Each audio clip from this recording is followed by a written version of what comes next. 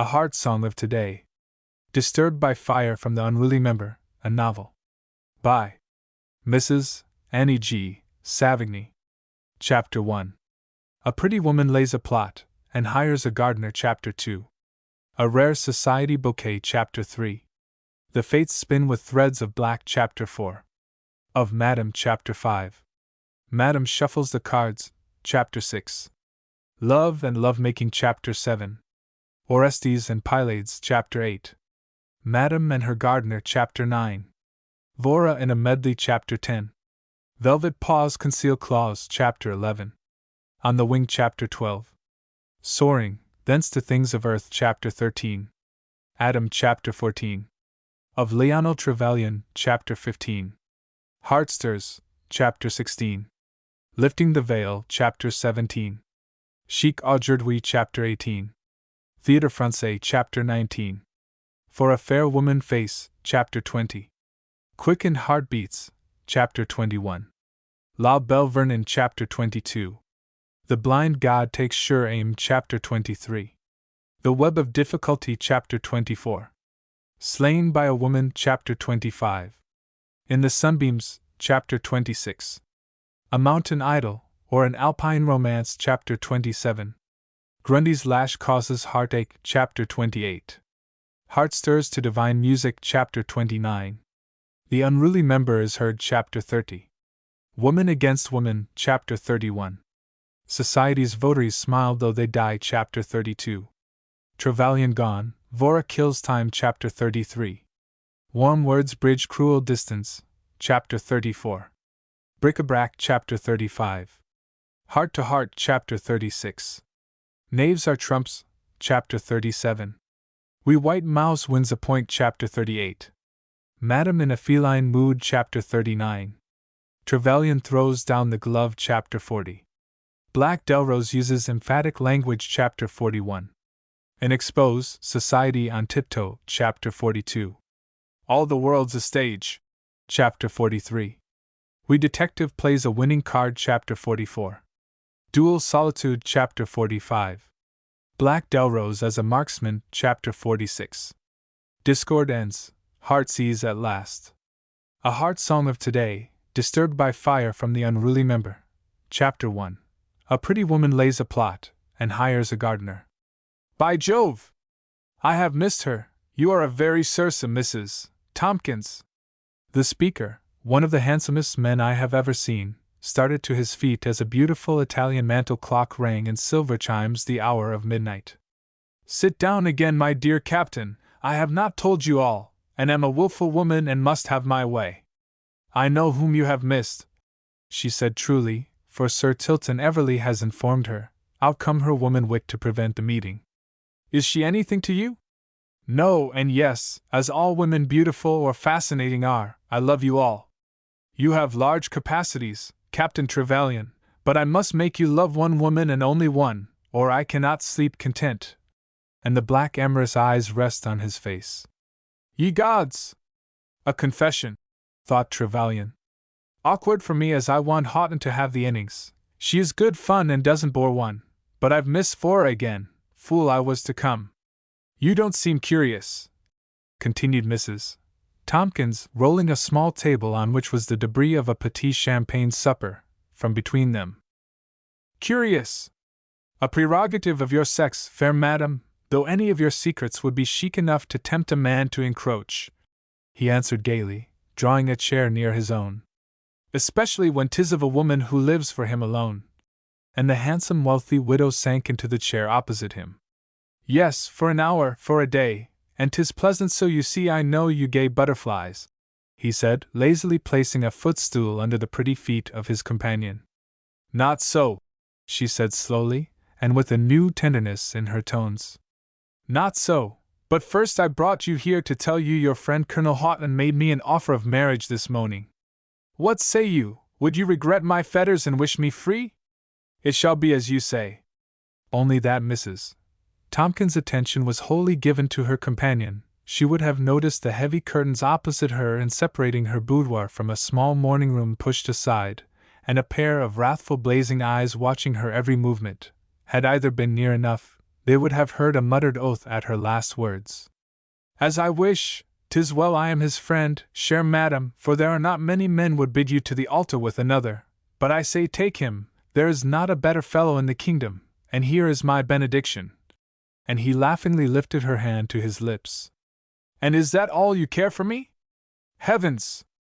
What different stuff we are made of, you can bid me to another, while I could kill. Nay, don't start.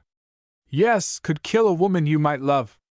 And the speaker looked her words, while there was almost a sob in her voice as her bosom heaved convulsively. My dear Mrs. Tompkins, you honor me too much. Believe me, 'tis but a passing fancy on your part. Passing fancy, never. Listen, you say you love no woman in especial, wed me, love begets love. I am the wooer I know, but you are as handsome as a god, and I have been always one to speak as I feel, and get what I want most days. She added, leaning forward and smiling into his mesmeric eyes. Come to me. And her heart was in her words. Come, you are poor in wealth, men say I have millions in gold, try and love me and what next, Kate? By gad, a pretty speech, allow me to congratulate you. How do, Trevelyan, at your old game of slaughtering hearts? The speaker had come from behind the curtains and was the owner of the wrathful eyes, a heavily built man of medium weight, a bold man with a handsome black beard, though the top of his head was bald. You were always a good shot, Trevelyan, when the target was a heart, he repeated savagely. 'Twas you who bagged the delicate game, if I remember you aright, Delrose, said Trevelyan, with the utmost sang-froid as he leaned backwards and with his right hand fondled his long tawny mustache. George Delrose, what makes you here? You are Lucifer himself, I believe, said Mrs. Tompkins wrathfully, pushing his hand from her shoulder and starting to her feet. I gave strict orders to Peter to admit no one to my presence. I shall discharge him, and at once. Take it easy, Kate, I have promoted him to my service. From gold low brass is no promotion, he knows not the value of metals. Jove! How like they are, the same bold handsome style, reckless to the last degree, thought Trevelyan. They are both a passport to society. All a man wants today. So, my pretty Kate, don't look so severe, I have one, you have the other, said Delrose audaciously, and attempting to take her hand. No, I won't take your hand, go away this moment. And a decided foot went down. Leave Captain Trevelyan and myself to conclude our interview. You forget the proprieties, Kate, and though I like not the fruit, I'll play gooseberry. And seating himself, he coolly poured out a glass of champagne. Shall I make my adieus, Mrs. Tompkins? It grows late? Said Trevelyan, about to rise from his chair. No, stay a while, said his hostess softly, for she thought Delrose might go, and she might so act on the feelings of Trevelyan by the magnet's love and gold as to win. In the meantime, he thought as he stroked his moustache lazily. A dashingly handsome woman, pity she has let that daredevil Delrose get some hold over her. Major Delrose drank like a thirsty man, then folding his arms glared defiantly at Kate, who returned his gaze while trembling with wrath, her eyes flashing. George Delrose, you are a coward to force yourself into a woman's presence. Go this moment. I command you, or I shall summon the household. Are you going? No, by the Horse Guards. I am not. And the flush of anger deepened on his cheek. I tell you, Kate, I am not a man to be made a football of. Don't, if you have a remnant of pity in your heart, drive me mad by talk of marriage with another. And why not, pray? Inquired Mrs. Tompkins recklessly, the next instant regretting her foolhardiness, and before the eyes of the men, one of whom she had a passion for, the other who had a passion for herself, that she had outlived, and now with quick resolve and latent meaning, knowing the intruder's love for coins, continued. Even did the Sultan of Turkey fancy me to adorn his harem, when I pined for freedom, he would not despise the American eagle done in gold as an exchange for my liberty. Cold, glittering metal versus warm, loving heart of woman, and such an one as you, never, he answered, following her cue and looking her in the eyes. I care not, he cannot afford to offend me, thought Mrs. Tompkins, and so only showing a velvet paw, making a step towards him, her rich crimson robes of velvet trailing after her, now offered her hand. "Here is my hand, George, bid me good night, and like a good fellow go at once, and I forgive you." "Dismiss Trevelyan first, I am an older friend than he," he answered sulkily. "I shall not. This is my boudoir, and, thank fate, I am my own mistress." "Then, by the stars, I stir not 1 inch." Both reckless, both determined, how would it end? And so Trevelyan thought, as he said coolly, "What is the use of acting like this, Delrose? You certainly made your entree later than I, if you are making a point of that, but a soldier is usually more yielding to woman's wish." "Not often, Trevelyan, when her wish is the will of a rival," he answered hotly. "The fancy of a woman a present," thought Trevelyan. "But I must end this, for he won't. I am in no mood for trifling. I have again missed seeing Vora. Mrs. Tompkins is charming in a tete-a-tete, but with the entree of a soldier on the warpath." And stepping towards his hostess, he said gallantly, "So fair a foe, dear Mrs. Tompkins, surrounded by soldiers, is unfair. I beat a retreat. May I carry a comforting message to the gentleman who called upon you this morning?" And the blue mesmeric eyes rested on her face as he bent his handsome Saxon head for her reply. Her dark eyes met his in a pleading way, but she read no weakness there, and thought as she gave him her hand, "A man with an unsatisfied longing for another woman is difficult to subdue, but if George had not intruded himself, I should not have let him go till I had brought him to my feet, but I shall be revenged on him, and win my love yet." And her hand lingered in his, while she said, "You may, he is your friend, you will be much with us. Thank you for the twofold kindness. Now gladly shall I be your Mercury. Good night." And lifting her hand to his lips, he was gone. "Then you really mean to wed Colonel Houghton?" inquired Delrose in unsteady tone. "Come and sit beside me, Kate, you sat beside that other man. Gad! I feel like shooting the fallow. Mere bravado, gentlemen only meet their equals. Don't take that tone with me, Kate, or by heaven he shall suffer. Good night, Major Delrose," she said mockingly. "I leave your presence, sans ceremony, as you entered mine." And with the gaslight lighting up red robes, jewels, coal-black tresses, and a smile all cruel, she was about to leave him. "Stay, Kate, I command you.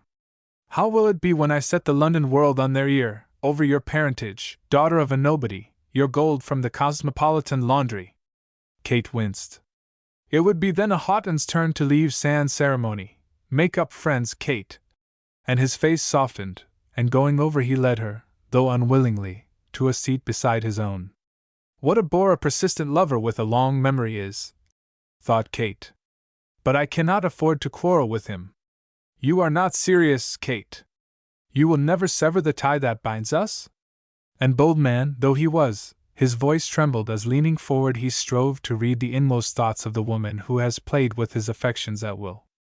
"You said you loved me once, Kate, but I fear your heart had no part in the matter. My devotion amused you, my bold wooing was a novelty, the soldier in me was a change after the king of laundry?" "How dare you name the source of my wealth and to me?" she said haughtily. "Because, my dear, I know your weak point, and even though I anger you, anything to turn your thoughts to myself, you must admit, Kate, that it is hard lines for me. Marry me, dear, and I am your slave. My love for you will never change, it is as fierce and passionate as ever." And leaning forward his hands on her knees, he strove in vain to imprison hers. "While mine has changed," she said coldly.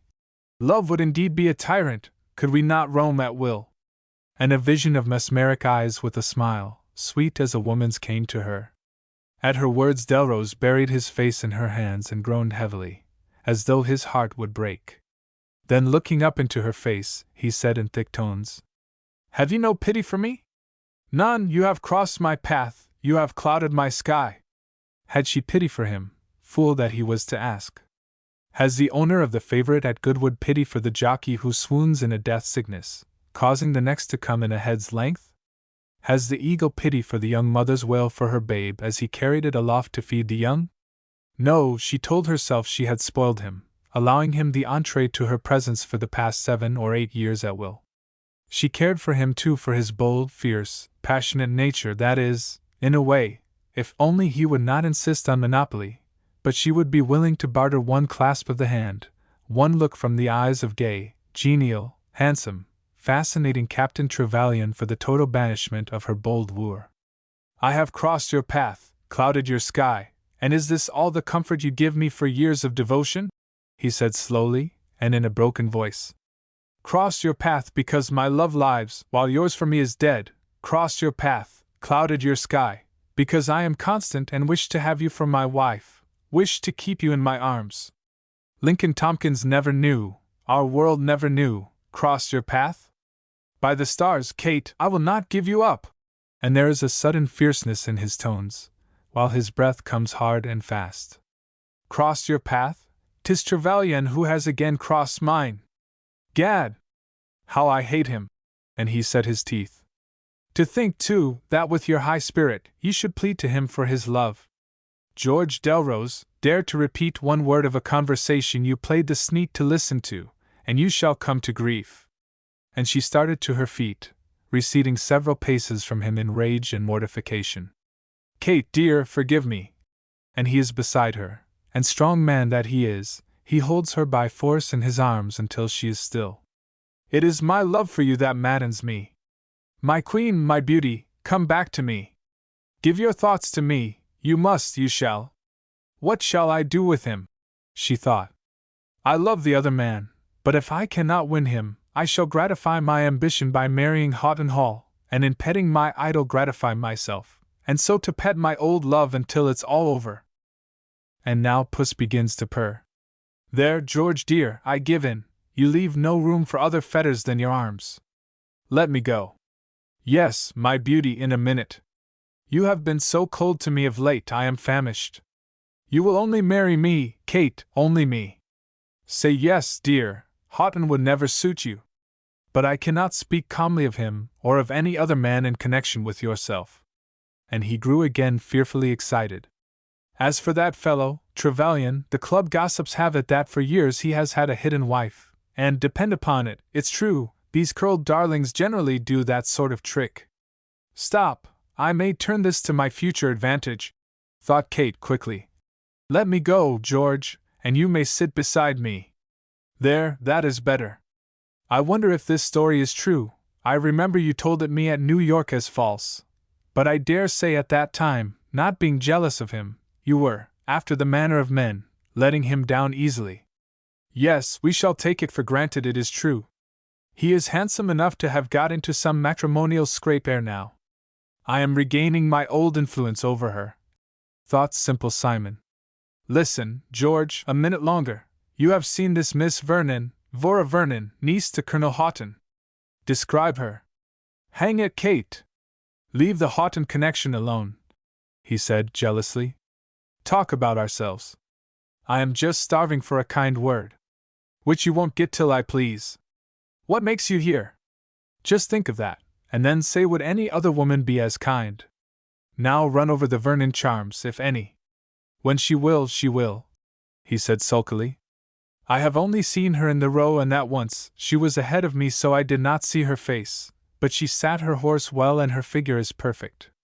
I overheard Wingfield at the Russell Club rooms, telling Chaucer of the Guards, who is wild to meet her, that there is nothing to compare with her in the kingdom, that she is a perfect goddess. Now are you satisfied? Yes, let me think a minute. Just the woman to attract. I must get her out of my path and separate her from my haughty handsome idol, my king, my love. She thought slowly, her black eyes wearing an intent look, her large lips tightly compressed. Her companion did not break upon her reverie. He sat quiet, studying her profile as he had often done before. There was a certain witchery in the hour, the lateness, the stillness, the roseate lights above them, then what we have all felt, the sweet bliss of sitting in enforced quiet beside a loved one. Our brain is quiet, our hands idle. We dread to break the spell, we then as at no other time literally live in the present. Delrose scarcely moved a muscle. From shoulder to elbow the red velvet of her gown mingled with his black coat sleeve. For some time she had seemed to be drifting away from him, and their present tete-a-tete, though compulsory on her part, was to him paradise. During the season when the London world knew no monarch, save the king of revels. She had laughed at his prayers for a quiet half-hour, tossing him instead, as she did to her parrot, now a few careless words, now a sugar plum. At present the season is waning, and a great dread has taken possession of him, lest she should slip away from him altogether, for Dame Rumor has given the widow of the American millionaire in marriage to more than one. The demon of unrest hath gat hold on him, and every night ere going to one or other of the many distractions open to him, he paces the square opposite her windows to see who is admitted. More than once Colonel Houghton and the man he most fears, Trevelyan, have alighted from the handsome dog-cart of the latter. Tonight, as we know, he, with the madness of jealousy upon him, on seeing his hated rival enter at 11 p.m., bribes a servant to admit him 1 hour later. Eve had not confided in him that Trevelyan had come only on a written invitation from herself couched in such terms as he could not refuse. And the woman beside him thought silently, seemingly oblivious of his presence. I fear I have no chance with him. He is preoccupied with her. A man always is until he tires of one. I must marry the colonel. Household gods are permitted in Christendom. He is my god and shall be then as now my idol. And with a little laugh and a sigh she turned her face quickly, brushing his beard, he was so near, and had laid his hand on hers as she sighed. My queen, he whispered eagerly. Of whom have you been thinking all this time? Say of me, and not of him. You men all go in for monopoly, George dear, but who is the obnoxious he this time? Trevelyan, of course. Did I not hear you? Stop! Or we shall quarrel. If you must know, my thoughts were of you, and I thought you were not such a bad fellow after all as Trevelyan. It would be a terrible thing, George dear, did he inveigle Miss Vernon, for whom he seems inclined, into a marriage with him. What the deuce need you care? She is nothing to you. Ah, I begin to see, he continued thoughtfully. You would not regret had he a taste of the Tantalus punishment. I have some conscience left, she said merrily, which is paying you an indirect compliment, and if you wish to please me you will revive this old scandal, so as to prevent this naughty fellow posing as bigamist. And now promise me and tell me good night. And you forgive me everything and restore me to favor, my queen, while I swear he shall never marry Miss Vernon nor any other woman he covets. Yes, you may come to me for your reward, if you effectually prevent Miss Vernon posing as his wife. I shall be sweeter than honey in the honeycomb to you then. But till then, pleasant dreams. Before I leave, you must tell me when I may see you alone, for this banishment is killing me. Killing you? Indeed, all gammon. Never saw a man look as though he enjoyed his beef and beer better. No, go do my bidding, and in your effort to keep out Mormonism you will punish your foe and I shall reward you. But when, Kate, when? You don't tell me. May I come tomorrow? Persisted her lover, eagerly. No, I am steeped to the lips in engagements. But I must, Kate. A soldier is accustomed to daily pay. Don't be persistent, George, or you shall be off duty forever. You know you have your foot on my neck, dear, and you take advantage. Most men would not object to its shape or weight, she said saucily, drawing her robe, exposing a very pretty foot encased in cream hose, and a black satin boot fitting as perfectly as any Madame Vestris ever wore. I am conquered, my queen, he said softly. Only let me come, and in your own time. Well put, and now be off. I'll write you, as the letter writer says, at my earliest convenience. Good night, may it come soon. Remember your mission. I shall revive it with a vengeance. And bending down, something very like a lover's parting took place. Passing into the hall, he stepped noiselessly out into the night. The closing of the door roused the sleeping footman, who, as he locked the door and saw his mistress pass from her boudoir to her sleeping apartments, thought sleepily as he put out the lights. Peter won't get the sack for letting him in after all. My lady is sweet on him, I'm thinking, and I'm not in for Pete's place. Chapter 2. A Rare Society Bouquet. Come now and unroll with me one corner of the still, the silent past, and I shall read you a few pictures in the old-time life at Houghton Hall, County Surrey, England. This one, a Twelfth Night scene of 1854, will interest us. Scene is one of the drawing-rooms at the fine old stately mansion of grey stone, Elizabethan in its grandeur of tower and pinnacle, its spots of decay lovingly draped by the hand of Dame Nature, ivy constant, and clinging as though its robes of green loved the old grey stone. The south wing, built by a Haughton 200 years ago, for his Spanish bride noble as beautiful, an Espartero by birth, alone is lighted. We shall glance through this window. Ah! A priest of the Anglican Church. Before him stands a girl beautiful as an angel. Beside her a handsome man, dark and bronzed. On the third finger of her left hand he slips the ring of gold which binds them as closely as its unbroken circle. A sweet woman lying on a lounge with the seal of death on her brow before whom they kneel and receive her blessing. The actors are Ethel Houghton, Captain Vernon, Th. Light Cavalry, and the poor invalid who only lived to give her daughter in marriage. On the March 27th, same year, the British Lion and Russian Bear met in combat. Our troops went out, and among them Captain Vernon. When, sad to relate, his name was one of the first of our brave soldiers on the death roll at Petropavlovsky, we met with a repulse and he fell. His sweet young bride did not long survive him, dying of a bitter loneliness called heartache, leaving a lovely infant, the child Vora. Tableaux vivants. Number 2. 14 years later, bringing us by the hand of time into 1868. Same scene, Houghton Hall, morning, and ah! What a dream of beauty, a child woman now. In the sweet, somewhat sad pleading of her expression, one catches a glimpse of the tender, loving woman of later years, and so her companion, to whose arms she clings, sees her, judging from the half-wondering, wholly loving sympathy in his eyes. Her movements are rapid, graceful, and lithe as a young gazelle. She has evidently expected a loved guest who has disappointed her. For now her eyes are suffused with tears. She looses his arm and clasps her hands appealingly as she points to an open letter on a table. A vacant chair, slippers, and a petit dinner untasted. He consults his watch, strokes caressingly the bright brown hair reaching to her knees, and fluffy as the coat of a water spaniel.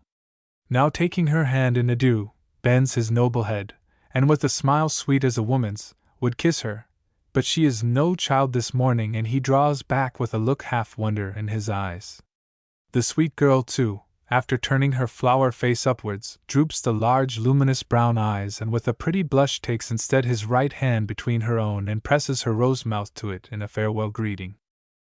The actors are Vora Vernon, the infant of last scene, who has been expecting her loved uncle, Colonel Houghton, who is at Baden-Baden held in the fascinations of its gaming tables. The handsome man to whose arm she clung is Lieutenant Trevelyan of the Middlesex Lancers, but lately returned from the East, where, at Delhi, N.C., his many daring acts of bravery are still in the public mouth. By invitation he is at Houghton, but his friend cannot tear himself from Germany. It is his ruin, and he yields to the importunities of his bewitching little friend to go and bring him home from this evil. Tableaux vivants. Number 3. Trevelyan gone. Vora, weeping bitterly, is discovered by a handsome youth who, bounding in at the open window, throwing himself at her feet with many caresses, bids her be consoled, points to the dilapidated hangings, seems to contrast her surroundings with his own wealth, displaying his diamond jewels, his watch, his well-filled purse. She seems to be half frightened at his words, when gazing up at a portrait of her uncle, showing him a little worn and sad, a sudden resolve seems to seize her. She evidently consents to his wish, for his face glows and he embraces her, while drying her tears. She now leaves the room, returns in outdoor costume. He, laughing and excited, braids her lovely hair. Her sweet face is a trifle pale. A jeweled comb holds together the heavy braids. She now pets 2 or 3 dogs, feeds her birds from her hand, climbs onto a table, kisses the portrait of her uncle, the tears starting afresh, picks a few blossoms from her favorite flowers, and they make their exit. Tableaux vivants. Number 4. A few days later, same scene. Enter a lady, purely the Gaul in face and gesture, excited though decided in manner, with her 2 Frenchmen, the one a priest, the other a man of law. Following, and looking grief-stricken to the last degree, comes the youth of last scene. Vora follows pale and sad, her uncle's arm around her. Priest takes a ring from Vora's finger, with a sharp instrument cuts it in twain. Lawyer takes a paper, reads, holds it in view of all, then tears into smallest fragments. Youth grows fearfully excited, tries to snatch it. Lady says a few words to him, her teeth set. He yields in despair. They all then kiss the book, evidently making oath. The past is again veiled, and we love the actors too well to endeavor to solve what they have apparently sworn shall not be revealed. The following 8 years of Vora's life have been spent chiefly at Paris, at the seminaire of Madame Rochefort, bringing us to 1877, the intangible present, a mere cobweb dividing as it does our past, as it silently recedes from our winged future. Chapter 3. The Fates Spin with Threads of Black. We now return to Captain Trevelyan, as he leaves the residence of Mrs. Tompkins, No. Eaton Square. He quickly seats himself in his dog-cart, still standing at the door.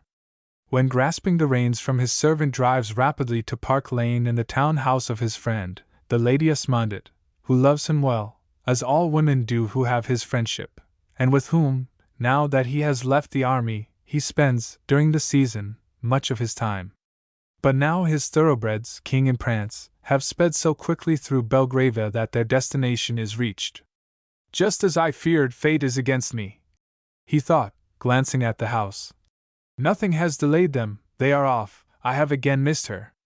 Aloud he says to his servant, Sims, go to the door and inquire if Lady Esmondit has really gone. If so, has she left any message for me?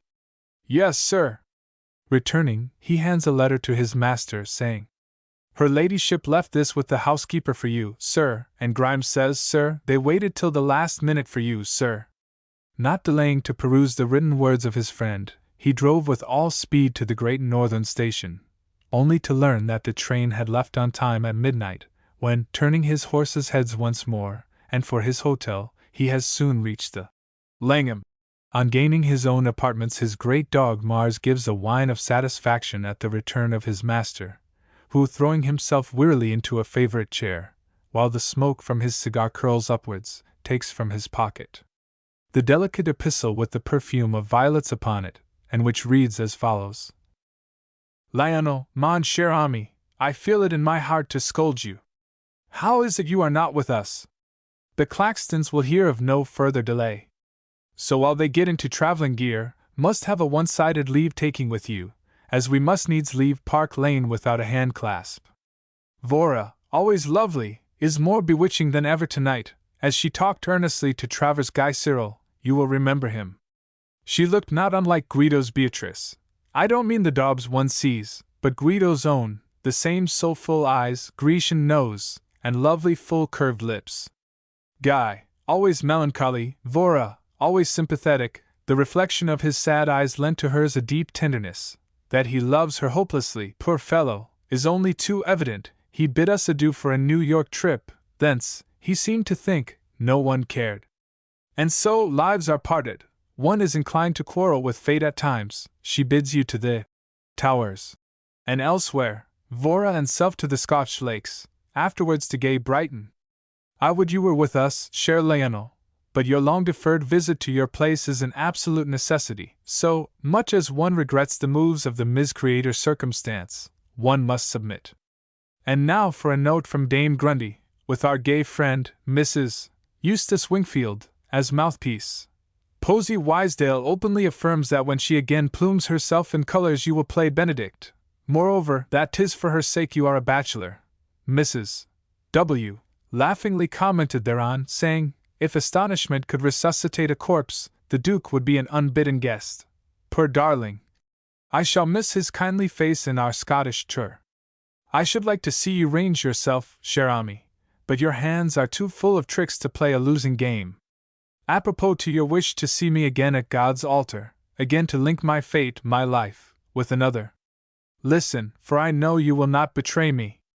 In my youth I loved, in my prime I loved the same man. My dead husband comes in between.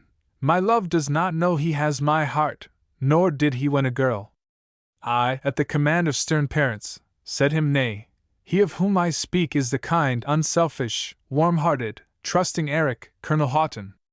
I write this as I cannot speak of it, and so that you will understand my resolve to remain single. Also, Vora tells me that on her arrival from Paris on this afternoon, her uncle informed her that he has made an offer of marriage to the wealthy Mrs. Tompkins. Vora is full of regrets, as from what our friends say, his choice is extremely outré. For myself I shall try and be content. And now adieu to the subject, the pain at my heart will be more keen, my smile, for a time, forced, that is all. 'Tis well that our life teaches us to wear a mask. Adieu, the bustle of departure in the hall bids me hasten. Trusting you will find your tenants more satisfied, for 'tis their comfort we must think of today, and I really believe under Simpson they will not grumble. Farewell. Vora has just appeared at the door to bid me come. I asked her if she had any message for you. Tell him, she said laughingly, to think of me sometimes if he has time, and then perhaps he himself will travel by the same road his thought has gone before, for I should dearly love to see him again. For myself, do not forget me, for I feel particularly lonely tonight, Eric lost, and you not here. Ah, well, the cards have been against me, that is all. Join us somewhere when you can. Au revoir. Alice Esmondit. Park Lane, June 15, 1877. Captain Trevelyan. The Langham, London City. Jove! How sorry I am! He exclaimed thoughtfully as he finished reading, then puffing his cigar, now vigorously, then allowing it to die out, he thought silently. Detained on this afternoon by Simpson, my new steward. Then my club dinner having guests I could not go to Park Lane, afterwards the crush at the Delameres when I missed them in the crowd, then the peremptory summons to Eaton Square when I went, thinking it would be to Houghton's interest. Yes, the fates are decidedly against me, and that gay little message from Vora Vernon. I shall conquer destiny and meet them somewhere next autumn. And Alice Esmondit, confessing a tender passion for Houghton. She would have been just the woman for him. How dull of him not to see it, but for a soldier and a society man he knows less of the women than any man of my acquaintance. Now for a man who has, I may say, forsworn matrimony, I take pride in my knowledge of the sex, the sweetest bit of humanity we have. I wonder what manner of remembrance Vora has of me, if merely as an old-time friend of her uncle and herself. I have not seen her, I may say, since, as a young officer, I went to the hall as to my home, a returned hero of Delhi, in newspaper parlance. She was the loveliest little child, woman at that time, I had ever seen. Jove! How fast one's thoughts travel backward 8 years. I remember Houghton Hall was heavily mortgaged and my friend at Baden-Baden getting deeper in debt. The life of a country squire palled upon him. When at his father's death he returned at his mother's wish as heir. Pity he was obliged to leave the army. The outcome is this marriage for gold to redeem the place from the Jews, lost for distraction's sake. However, something occurred on my yielding to dear little Vora's wish to go and induce him to return, and he has been a saved man ever since, giving up the dice from the time of his hurried return in consequence of a telegram he received before I reached him. I don't know what the motive power was, as he did not confide and, as a matter of course, I did not force his confidence. The hall is still in debt, but he manages to keep the Jews quiet and to make a decent living out of a few tenants. The lovely Vora has her mother's portion. 'Tis an ill wind that blows nobody good, and his becoming a slave of the ring will be for my good, as the old place will again be open and Vora Vernon, the woman now, will again grace it by her presence, and until she marries, lend a new brightness, a new distraction to my life. Jove! Now I come to think of it, she will surely marry next season, and I shall not have her long, with her face, form, coloring, eyes and the sweet siren voice that the men are raving of. Some one of them will make her say him yeah. Then the spice of originality about her is refreshing, also having had so much of the companionship of Lady Esmondit, she is a woman of common sense and of the world, no mere conventional doll. Had Houghton not been blind and have married my friend, what a paradise the hall would have been to me. Until Vora married I must always remember that contingency. 'Tis absurd of dear Lady Esmondit wishing me to range myself, she knows my resolve not to wed is as earnest as though I was in the garb of a monk. I feel bothered and unsettled. How I wish I had been at Park Lane tonight. A trip to the Highlands would have been the very tonic I require. Sir Andrew Clark could not prescribe better, but it is too late now. It's a horrible bore to go up to Northumberland and the Towers alone, though when one has had as much trouble with one's tenants as I, one must victimize oneself, I suppose. 'Tis a grand old place, picturing as it does the feudal times, if only it were not so desolate. I wonder what Lady Esmondett or Vora would think of it, how lovely she would look standing in the tower windows with the fresh air blowing her beautiful hair and her gown close about her. But I forget it is late, and I am dreaming. Her hair will be confined in some womanly fashion, and she is not for me. No, Mars, you and I are lonely wanderers. And the dog is patted, the lights are out while the weary man throws himself on his couch to pass a restless night with heavy sleep at sunrise. Chapter 4. Of Madam. At 11 o'clock the following day Mrs. Tompkins leisurely sips her cocoa as she breaks her fast in the pretty morning room at No. Eaton Square. Her stepdaughter, an American born and bred, is her companion, a tiny young woman all pale tints, colorless face, sharp features, sharp little eyes always watery, always with a red rim about them giving the paleness of their blue a pink shade. When off guard the mouth is resolute, the eyes wearing a stealthy cunning look, the mask on. 'Tis an old child face with a wondering expression of innocence about it. The grasshopper in the park yonder might claim kinship and Darwin there find the missing link in the wee figure clothed in its robe of grass green, all waist and elbows. She had no love for her stepmother whom she had been taught by hirelings to consider her natural enemy, and with whom she could only cope with subtle craftiness. Mrs. Tompkins' maid now enters with a note upon a salver, on reading it her mistress simply writing the word "Come" on the reverse side of one of her cards, seals with her monograph, addressing the envelope to Colonel Houghton. She smiles as she thinks, "I shall soon seal with my crest. Take this to the servant, Mossoff, and give my strict orders to Peter to admit only Colonel Houghton or Captain Trevelyan until after luncheon." "Yes, madam." And Mason, bid Sarah be in readiness to attend Miss Tompkins, who will drive to Bayswater in half an hour for the day. John will have the close carriage at the door. "Yes, madam." Here is the heart wish of Blanche fulfilled, but she does not show it, saying, "Why must I go to that stupid place, stepmamma? Such a mean crowd." "Because I wish it. At all events, you pretend such affection for your old schoolteachers when with them, that to cover your aversion to visit them it is my duty to insist on your going there when a drive would benefit you. Should their nephew, Sir Tilton Everley, be with them, tell him, as I want him tomorrow, he may as well return with you."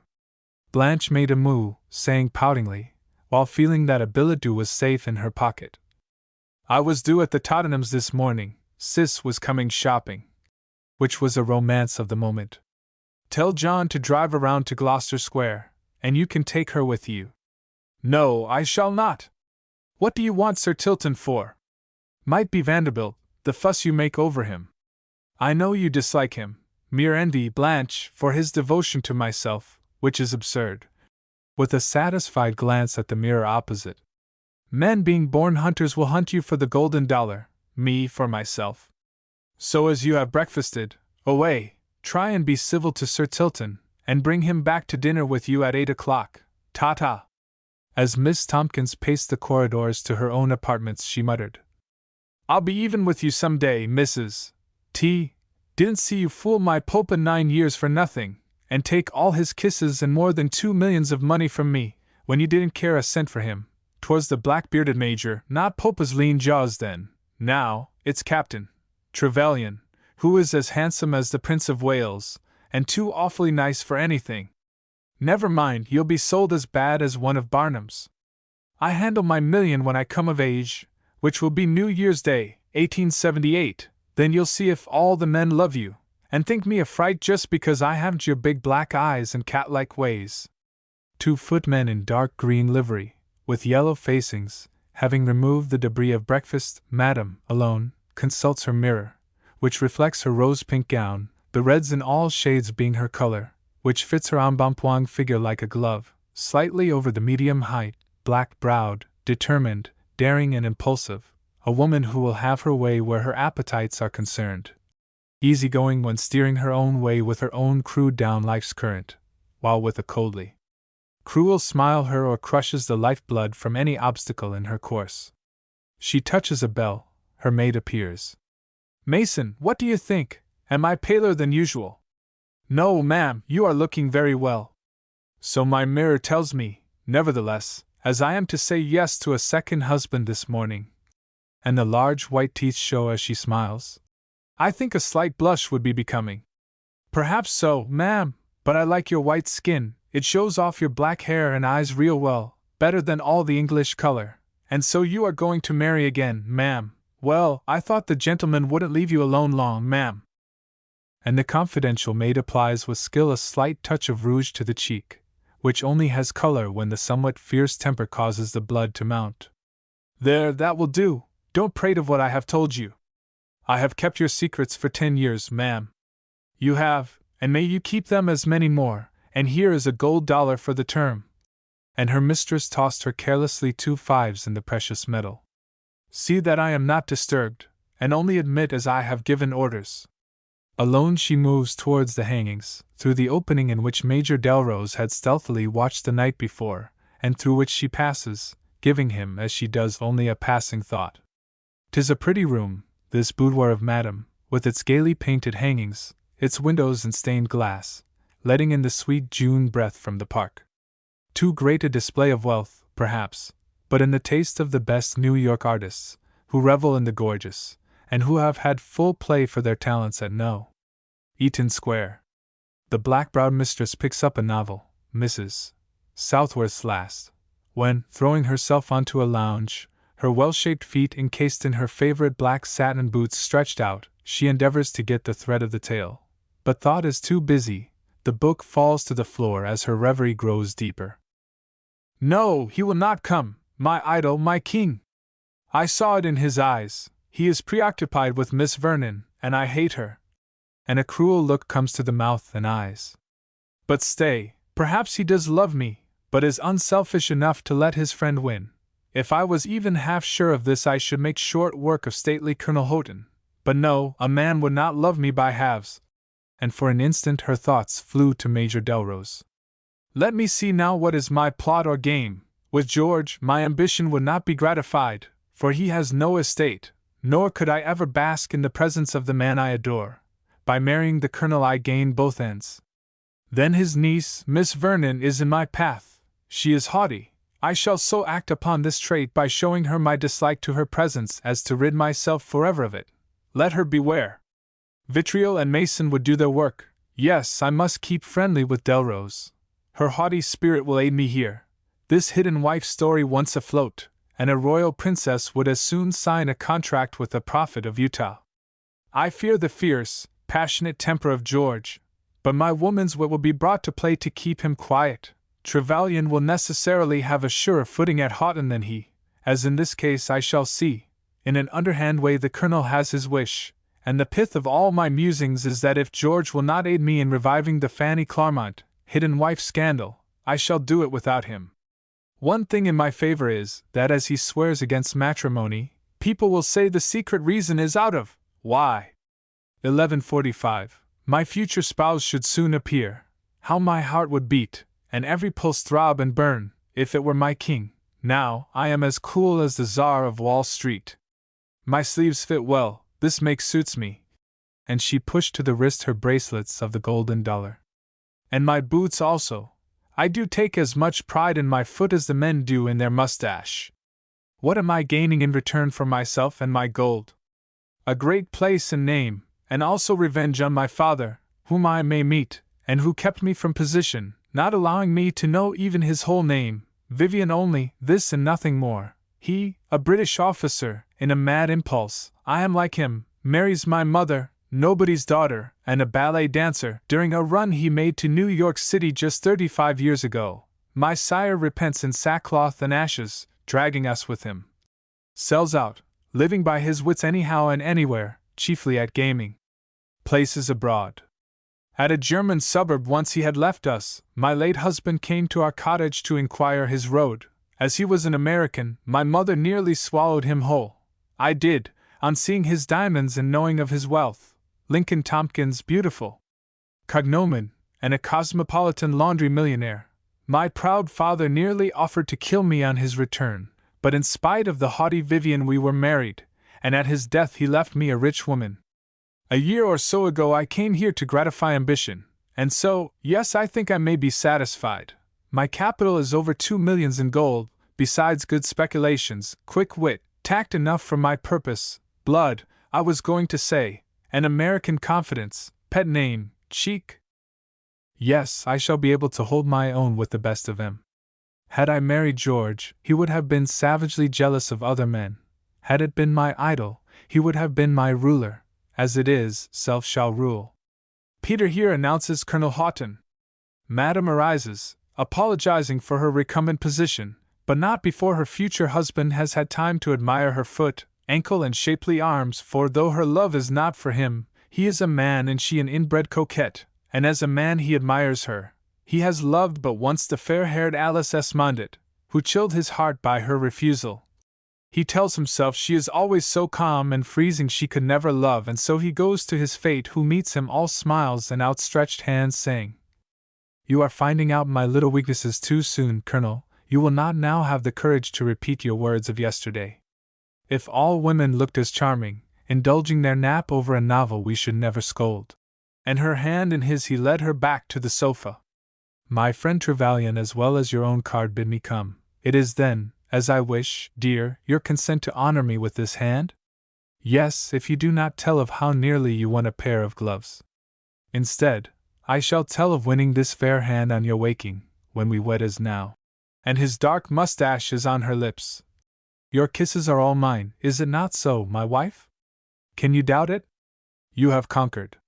You will think me impatient, dear, but I want you to take my name at once. At once. And still, have your own way, my lord. I, like yourself, have only myself to please. At last I shall feel settled, Kate. The dear old place will again ring with happy voices, old friends will be there." And he whispered low and tenderly, "In time, I trust, an heir will prattle at our knees. How happy would my dear mother be could she see our union consummated, my life arranged for. This Lady Esmondit, Colonel, is she a very old friend?" "Very. And I am one of those men who must lean on some woman. I fear at times I have tried her patience severely." "What kind of woman is she?" "Well, I can scarcely describe her." "How do you mean, dear? In personal appearance?" "No, for you have seen her?" "Yes, we have met. I mean in other ways, saint or sinner?" "Neither, a happy medium, quite the woman of the world though, exclusive in her choice of friends, but true as steel when she does care for one, gentle, kind, and sympathetic." "How is it she has not repeated the experiment matrimonial?" "Well, I do not know. With me she invariably changed the subject, and I did not press it, for I fancied she loved her husband so well she had no heart left for another. 'Tis all very well to love a husband, Colonel, but to be faithful to his corpse is unnatural, while men with beating hearts are above ground." "True. And now about our own plans, how soon may I claim you, dearest, say this day week?" It was just her wish. She would be nearer Trevelyan, while Delrose would be effectually shut out unless he consented to a friendly alliance, when he could aid her in forever separating the man she loved from the fascinating Miss Vernon. "Is not a week from today too awfully soon, Colonel?" "Not a day, dear. Everyone is leaving town. We can take our trip together. When he will, he will. You may have your way. But I have a will too, my lord, which you will find out some day," she said with a hearty laugh.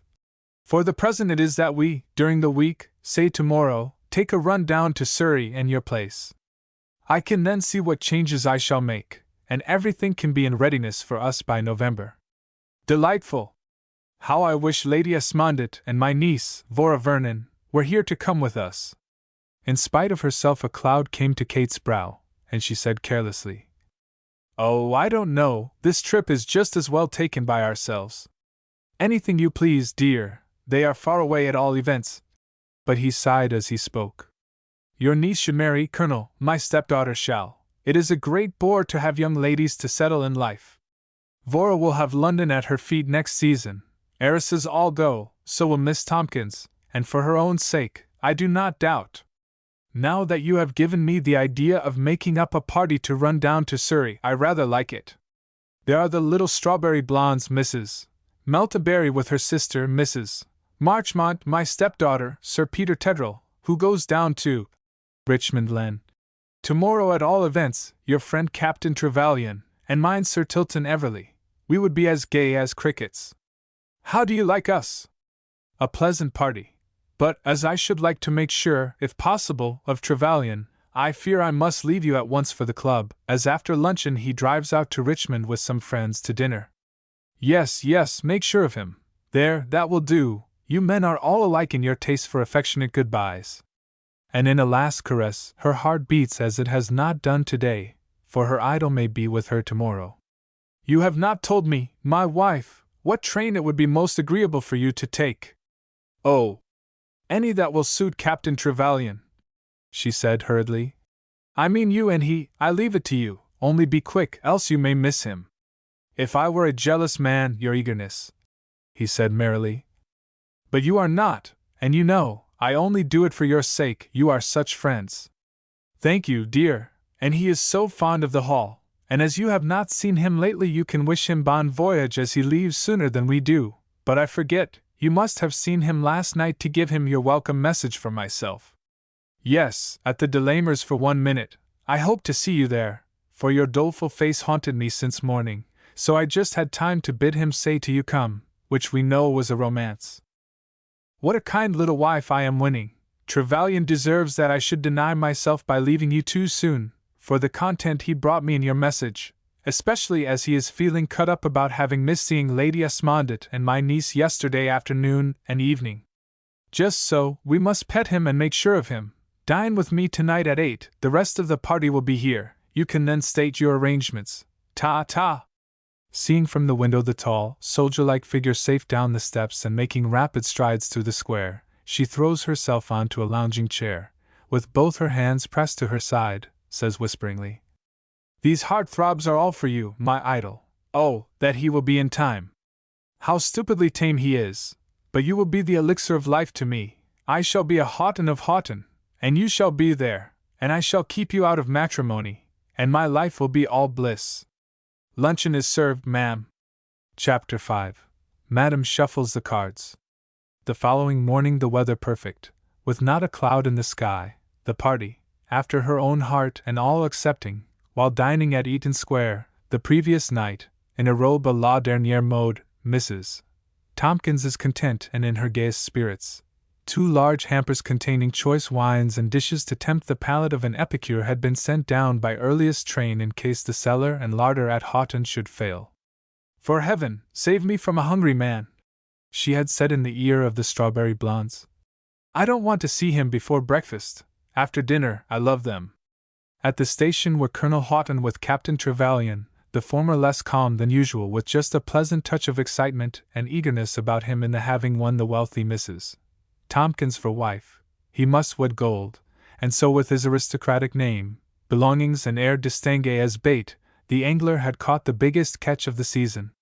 Captain Trevelyan's handsome face is lit up with pleasure, his mesmeric blue eyes now smiling, would draw the heart from a sphinx, for the friends have been congratulating each other over the coming opening of Houghton Hall, over the intense pleasure of again being under the same roof daily with Lady Esmondett and Vora, with their charming knowledge of human nature, causing a great charity and pleasant cynicism with no malice in it of the shams and pet weaknesses of society.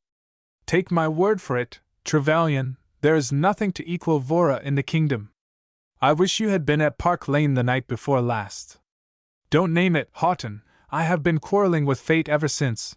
Promise me that the next time you see an opening to my joining them you will let me know. That you are in earnest your face tells me. Though 10 years my junior, you loved my darling as a child as much as I, and I promise. But I's right, old fellow, here comes the carriage and the green and gold livery of my bride-elect. Attention is the word. And plenty of it, laughed his friend, as they stepped to the side of the carriage and shook hands with the 4 ladies as they alighted. Madame could not have chosen better foils for her own voluptuous style than the 3 women, all angles, looking as she always did, as though she had been visiting Vulcan, and feeding on the red-hot coals beneath his hammer, while quenching her thirst from a canthorus given her by the hand of Bacchus himself. The strawberry blondes, as Mrs. Tompkins made their hearts glad by naming them, are decidedly red-haired, in common parlance, and robed in sky-blue suits and hats, all smiles, frizzes, bustles, elbows and pinbacks. Blanche Tompkins, poor little thing, looks cold and pinched in her steel-gray satin suit and hat, with silver jewelry, the red rim around her eyes more pronounced than ever. As they drive into the station yard, she peers intently about, and a wee smile just comes to her face as her hand is taken by Captain Trevelyan. "I need not ask you how you are, dear Mrs. Tompkins, your looks tell me," said Colonel Houghton. "No, I am not one of the ill kind, Colonel," laughed his bride-elect. "Nor yet one of the lean kind," said Trevelyan gaily. As the other ladies gathered about, a small London swell, who had come forward with a beaming face, saying, "Here we are again," and whom Mrs. Tompkins presented to Colonel Houghton and Captain Trevelyan as Sir Tilton Everley. "Excuse me, sir, the carriages are filling up, sir." "My man is right, we had better secure seats, allow me," said Colonel Houghton, giving his arm to Mrs. Tompkins.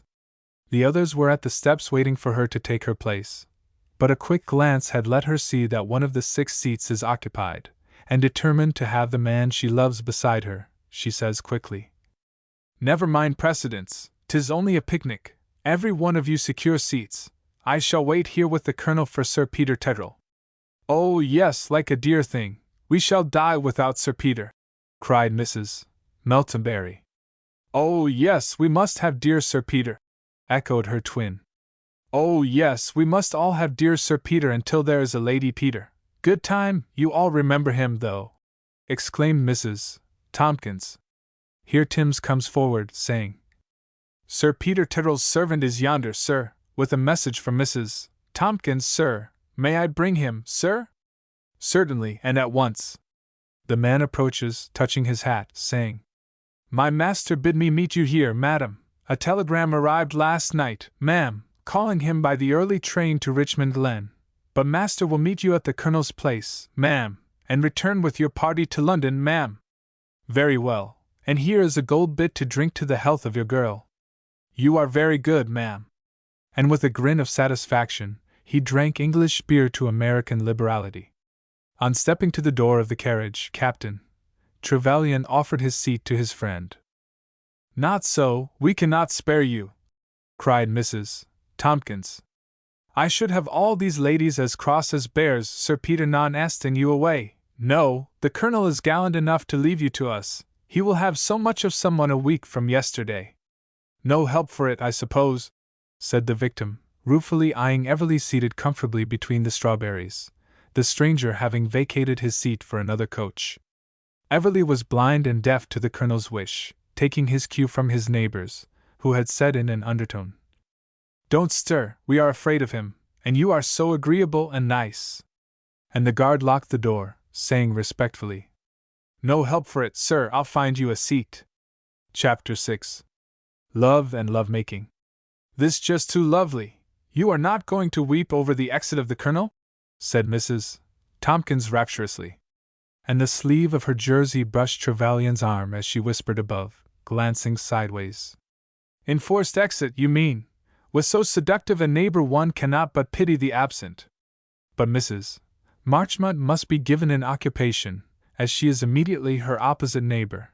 Trevelyan will then not feel it incumbent on him to notice her, and will then be hers as though in a tete-a-tete. And so with the imperiousness that newly acquired wealth lends to some natures, she says, 'Here, Fairy, is Agnes Fleming's latest.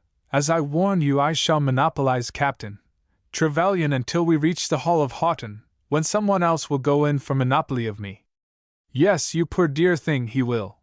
And she tittered. 'But when the cat is away, Mousie can play. Consider me asleep over my novel.'" The absurdity of her remark struck Trevelyan so forcibly that he could not restrain a laugh. "I don't believe you pity me one bit," said Mrs. Tompkins in a low tone, looking into his eyes reproachfully. "Not one bit. Even after what I have told you?" "Even after that," he answered, in lowest of tones, for they are in such close contact she can see what he would say as his lips framed the words. "You are the only man who has been cruel to me." "How so?" "Oh, because—" and the eyelids droop, for the lashes are long and black, though she would fain look forever into the blue eyes above her. "Oh, because it is simply a woman's reason. Give me your own." "You are cruel, because to whom much is given, of him is much required. You flatter me, but let us look on the reverse side. I am a lonely man, I may say without kith or kin.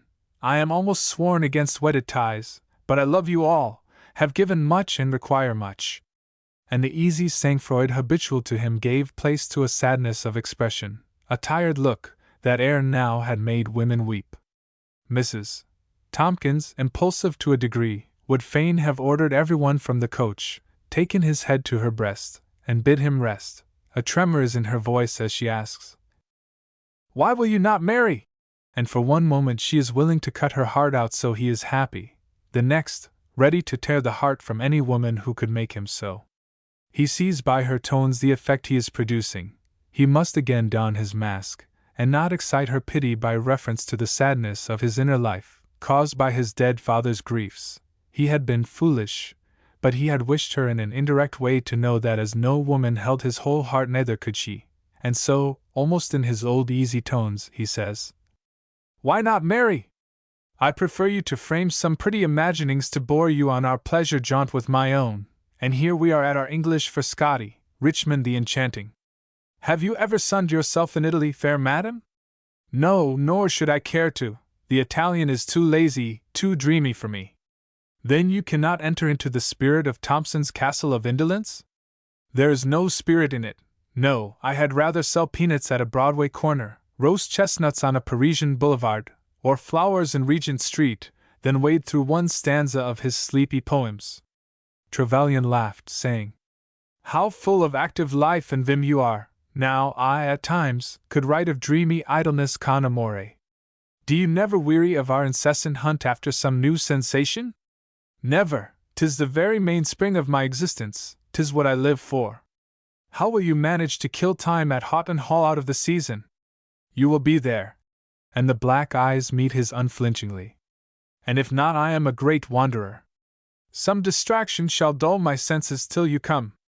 But you poor little fire-eater, supposing your liking for me to be real," and no ear but hers heard his whispered words, "with my knowledge of Houghton's noble nature, I should curse myself did I cause him one jealous pang."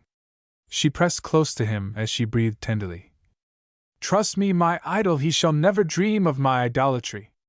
And the passionate face is transfigured in a tenderness new to it, for her passion has grown doubly strong in this drive from London, and she hugs to herself the thought that her love will beget his. All shame for its avowal is foreign to her breast, reckless and impulsive, her wish is her will.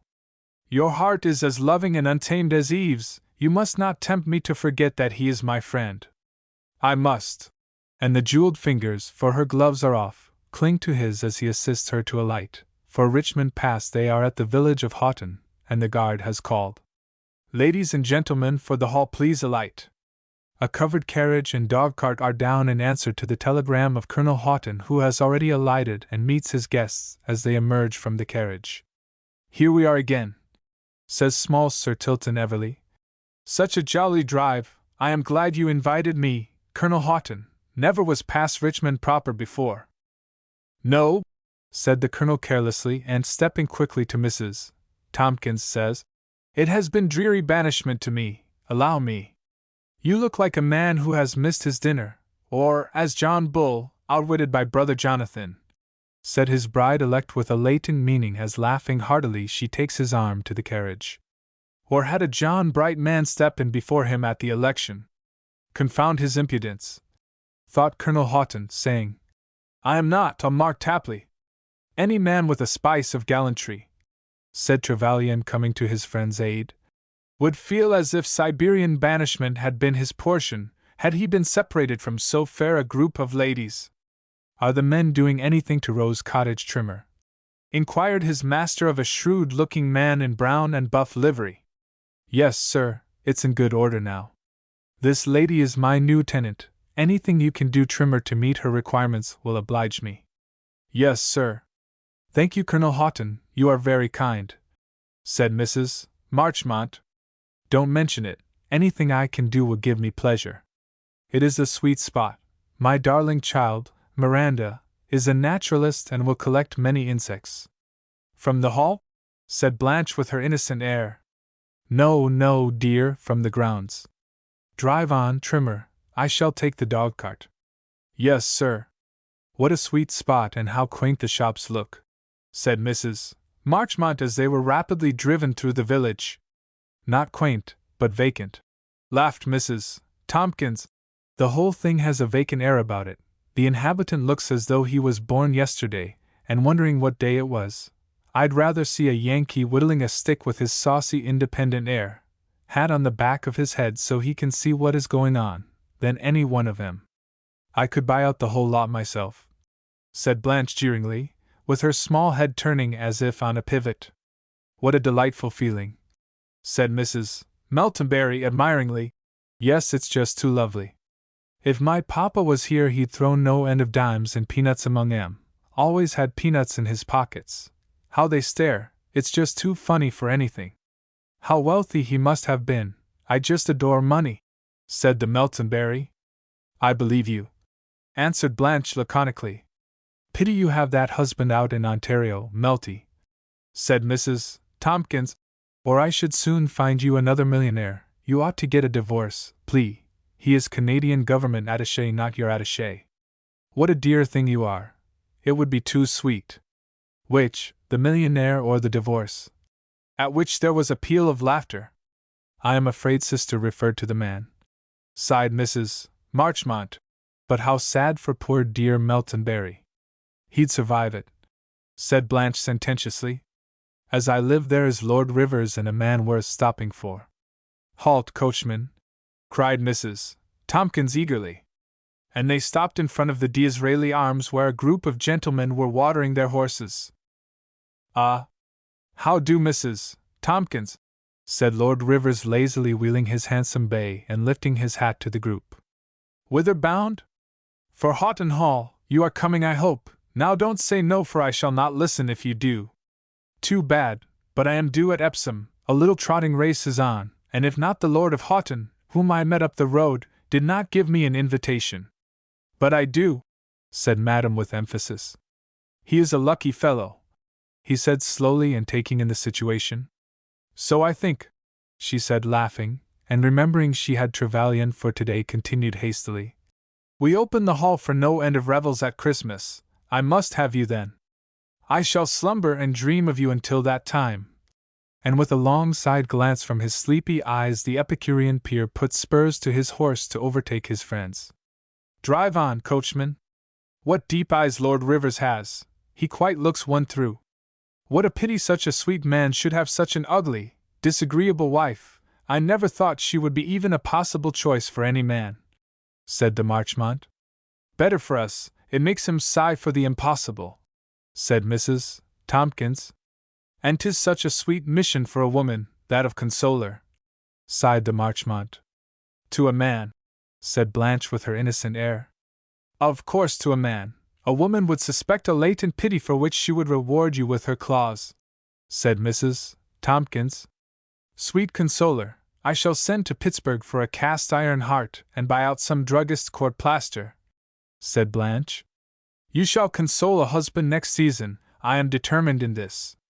Indeed! Who have you got me ticketed for? And the pink eyes turned towards her stepmother. Little Sir Tilton would be just her height, dear Mrs. Tompkins. And Mrs. Meltonberry clasped her hands in ecstasy. Mrs. Tompkins will tell you how I love him, said Blanche disapprovingly. Yes, Melty, Blanche cannot endure him, and besides he is my little beau, said Madame with an air of proprietorship. But the hall of the Houghtons is reached, and the carriage rolls through the wide open gates. At the pretty lodge door stands the keeper and his wife. He pulls off his cap while she curtsies low. Their future mistress tosses them a gold bit, at which more curtsy and bow. What a magnificent avenue through the great park, the oak and elm mingling their branches and interlacing their arms overhead, through which a glimpse of blue heavens with golden gleams of sunlight are seen. A turn in the road and the grand entrance is before them, on either side of which are flower beds in full bloom. A conservatory is all around the octagon south wing, now bereft of its floral beauties excepting its orchards and ferns. It is really a fine old place, large and massive, in grey stone and with the grandeur of other days about it. The arms and mottos show well in the sculptor's work over the entrance, the words, "Always the same," and loyal unto death, standing out brave and firm, as the Houghtons have for generations unnumbered. On the steps stand the master of Houghton, beside him his friend of years, Trevelyan, behind them their acquaintance, small Sir Tilton Everleigh. In the background, on either side of the hall, are the household, only a few, for their master has an uncomfortably small income, but they love him and will not leave him for filthy lucre's sake. But they are glad of the news that their master will marry, and that a good time is coming for them. "Thrice welcome to Houghton Hall, my dear guest," said Colonel Houghton, taking the hand of his bride-elect and leading her up the steps. "Your future mistress, and if you are as faithful to us both as you have been to myself, you will do well."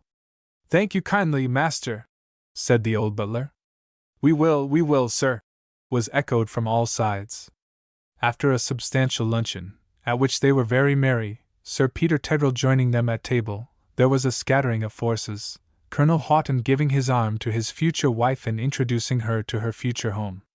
"You say I am to make all things new if I please, Colonel. Even to remodeling myself, my dear Kate. Wise man, for I am accustomed to get my way most days," she added, with a side glance at Trevelyan.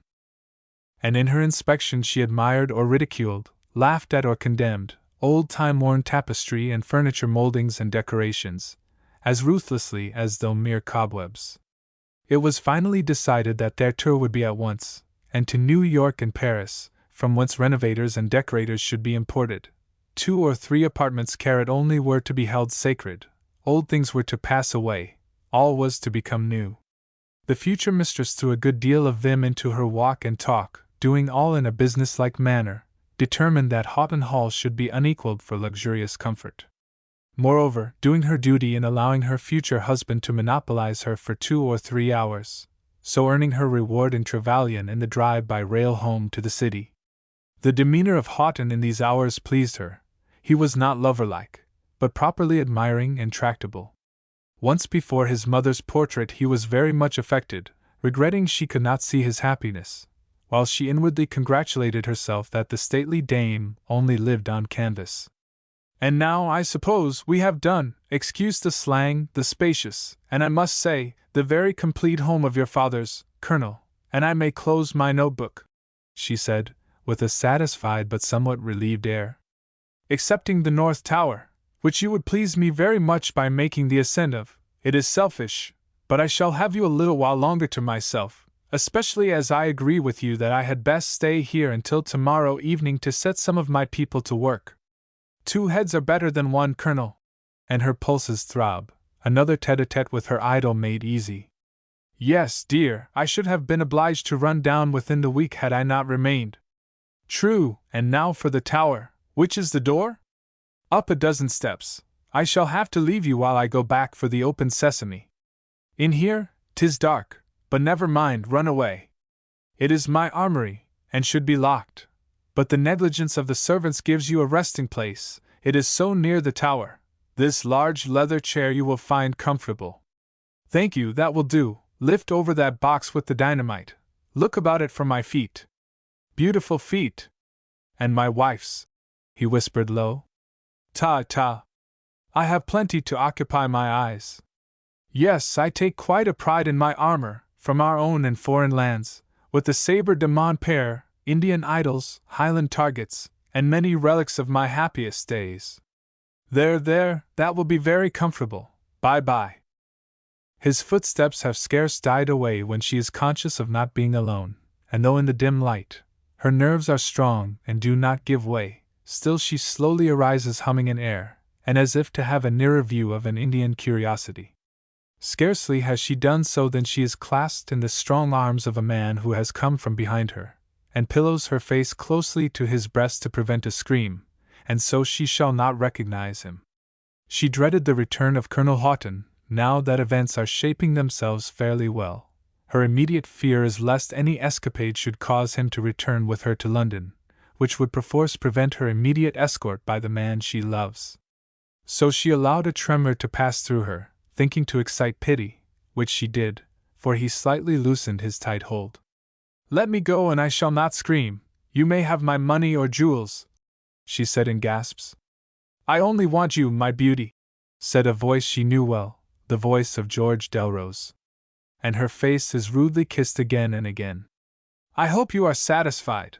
I shall not ask you how you came here, for as I have before had occasion to remark, you are Lucifer himself, she said in cutting accents. Kate, don't, or you will kill me. I must know your moves or I shall go mad. And the strong man groans for his weakness, pressing his forehead with both hands. Tedrow met me at the Russell Club after dining with you last night. He then told me he was coming here at your invitation. Seeing how dreadfully cut up I was, he changed his plans, and to give me a chance of a word with you ran down on first train to his place. We then rode over. He managed an entree to the hall and secured me a retreat here, loitering about the park himself until luncheon. He tells me you are to marry Houghton. I reeled at his words, and would have fallen. But courage, I told myself, she is not so cruel. Tell me, my beauty, that they lie. You could never love such an iceberg. You know me well enough for that, George. Had it been that other to whom I heard you. Overheard, you mean, but one word of that, and I scream out. I repeat. And his voice grew fierce in its intense rage. Had it been even said you were to wed him, I would have shot him. The other you would be wretched with, so I am safe there. I confess to the being curious. Did you hear the whispered nothings of the colonel as he left me? No, I was behind the coats of mail at the end of the room, but I should not have been jealous. A man must make love to you. It is yours for me I dread will change. Your words to Trevelyan are burned to my memory. But he shall never have you. I have sworn it. And in spite of herself she trembled, not for herself, but for the man she loved. But recovering herself quickly, and wishing to quiet him before the colonel returned, said, How could I possibly marry a man with a hidden wife? Delrose, taking her face in his hands, tried in vain to read her heart. Sighing heavily, he said, Oh, Kate, could you love me faithfully, devotedly, as I do you, what a life ours would be! But you are a slave to fancy, a creature of impulse, and I am now a mere barrier in your path, to be kicked aside at will. Yet knowing this, I love you as ever, with the same old mad passion, and should you desert me, heaven help me. And the ring of truth and despair in his tones would have touched the heart of another. But Kate, accustomed to eat greedily of life's sugar plums, only stamped her foot impatiently at his persistence, saying, You are just a great big monopolist, George, and don't want our world to look at me, even through a glass case. The idea of you being jealous of a man whom we both agreed to sit on if he play bigamist, you forget our partisanship. See how quickly a kind word from you calms me, my queen. But it's too bad, beauty, I must hide again. I hear him returning. I shall go and meet him so he shall not lock you in. You were not long, Colonel, but I am quite rested and now for the tower stairs key. Which way? This way, but I need not have left you. Trimmer tells me the door is unlocked and our guests in advance of us. Oh, how lovely, it will save time looking them up. 'Tis 4:45 now, and at 7 the up train is due. In 20 minutes the ascent is made and Madame stepped among her friends, her short navy blue satin skirt being just the thing to get about in easily. 'Twas a handsome robe too with its heavy fringe and jets with bonnet to match, black silk jersey, heavy gold jewellery and jaunty satchel with monogram in gold slung over her round shoulder. She looked well and carried her head high, and had her under jaw and mouth been less square and heavy she would have been handsome. What a band of idlers you look, she said, after my hard pilgrimage. Refreshingly dolce far niente, I should say, said Trevelyan lazily. How do you like the view, ladies? Inquired the colonel, which gave Sir Peter Tedrell his opportunity. Have you seen him? He said in an undertone. I have. Thank heaven, it's over. You look so calm I feared it had to come. I don't wear my heart on my sleeve. The colonel did not see him. He again asked? No, I did, and alone in the armory. Where I left him, poor fellow. That will do, the others may hear. Allow me to adjust the telescope for you, Tedrell, said Trevelyan. I know it well, now, Mrs. Tompkins, you have a fine view taking in as you see a ravishing bit of Richmond, a very embodiment of rest, at least where you are gazing, with the music which you are to imagine of the Thames at its feet. Enough, she said. I am no poet, and with me a little of that sort of thing goes a long way. Turn it on something practical, if it will range so far. Shall it be London, Guildford, or chic little Epsom, fair madam? Give me London. Our gilded Babylon, versus ethereal skies, with lights and shadows that would send an artist wild, said Trevelyan, gaily readjusting the telescope. Why, Trevelyan, such sentiments from you! Exclaimed the colonel, while the others gathered around. 'Tis a practical age, I like his view, said Everly. Do you? Well, take it, my eyes pain me, cried Madame. I wish I could take the pain too, he answered gallantly. You have taken both, sweet child. We had better all be off, everybody. Time flies. He does, it tires one to think of him, said Trevelyan, consulting his watch. 'Tis so sweet up here, sighed de Marchmont. I am feasting my eyes on Rose Cottage. 'Tis near dinner time, Mrs. Marchmont, said Blanche. When you will sigh, fish of sea, fowl of air versus Rose Cottage, said Tedrell. Though following Sir Peter's lead from the depths to the heights, 'tis only to feed the inner man, therefore as we grow prosaic we had best descend to the level of Rose Cottage, said Trevelyan. For he felt that he was losing himself in memories of the past. Here he had sat many hours with Vora and his friend, now everything would be so changed. He knew it was foolish, but since he had seen a colored miniature of her in her uncle's possession in all the beauty of womanhood, he craved for her living presence, and he felt that the first step as he now made it down the old stairs brought him nearer the consummation of his wish. He was glad his arrangements to leave London at sunrise were complete. He wished the up trip was over. He did not pine for another tete-a-tete with Madame. She was capital company, but she belonged to his friend. He only hoped he would be able to hold her, that was all. On their descent, after a few minutes' adjournment to the dining room where delicious tea with walnuts and sweet butter and salt and scraped Stilton cheese and rich French pastry were duly relished, besides cold ham, chicken with sparkling hock and momsey. And now again, merrier than birds, away to the station. This time Mrs. Tompkins and the Meltonberry take the dog-cart with Colonel Houghton. They outstrip the carriage, but now all alight. Gentlemen and ladies, for the carriages, please take seats at once, sang the guard. How are you off for room, guard? Inquired the colonel. Seats in this one for two, sir. Sir Tilton, might I trouble you to take charge of my stepdaughter? I know it will be a bore, she added in an undertone. But I shall reward you, my dear little poppet. Seats for 5 more, guard, shouted Tedrell, for the engine was almost off. This way, sir. The Strawberries with hasty goodbyes are on board with Tedrell. Dine with me tomorrow evening, Colonel. Bye-bye, said Mrs. Tompkins pleasantly, for he was so easy and she would have Trevelyan up. But the latter, lifting his hat, said, It is not au revoir with me, dear Mrs. Tompkins, but bon voyage, and, he said, lowering his voice, imagine the rice and slippers, for I heartily wish you every happiness. What nonsense! With a frown and little stamp of foot. Wish me your wishes up, you are coming. And her eyes showed both anger and disappointment. Carriages, carriages! Shouted the guard, and with a pardon Madame almost locked the door on the skirts of Mrs. Tompkins as the colonel was saying hurriedly, I persuaded him to wait for the midnight and keep me company. Chapter 7. Orestes and Pylades. And how glad I am you did, dear old friend, said Trevelyan warmly, as they took the dog-cart for home, talking by the way long and earnestly as they drove slowly and absently. After dinner they stretched their limbs on rugs on the lawn under the peaceful June sky. They had not been here many minutes when their mutual friend the rector, Mr. Douglas, strolled across the park to smoke his pipe with them. You see, it did not take me long to hear of your advent, he said, taking the easiest of attitudes on a garden seat. And I need not say I am glad of it, Douglas. I am only sorry you did not come over and dine with us. Had Trevelyan not been with me I should have found you out ere this.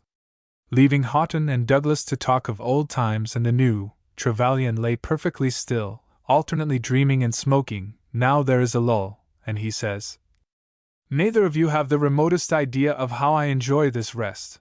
I have been a good deal bothered lately, and have had an unsettled feeling. Here he noticed the rector give him a searching look. And this is paradise. In fact, I doubt if we earn Elysian fields by comparison.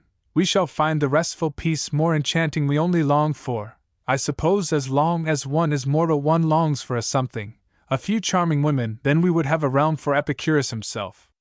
Evening, and pure, soft tints everywhere, the long shadows blending to disappear in the dark, like the last waves of unrest, the young moon languidly rising to lighten loving faces of those in this haven of peace, the fragrance of yonder blossoms as they sip the dew, the graceful forms from the sculptor's hand standing in their whiteness amid the green grass, and the soft sighing leaflets stirred by the air above them, seeming to breathe to them their evening song of love. Houghton, dear fellow, you have a magnificent place here, and God grant, he added with fervor, you may be full of content and happiness. God grant it, said his friend earnestly. Amen, said the rector. Then the gossips are right. You are about to come to God's altar, to join yourself in matrimony with a wealthy American. I am. Do you think I am right? Tell me as an old and trusty friend, he said gravely. Every man should marry. You should know whom to choose, being a cosmopolitan as you are. The hall should be occupied. You are a good and faithful steward, giving to the poor with no niggard hand, and out of your present small income. Yes, you should decidedly marry, and you should as decidedly have an heir, he added, smiling.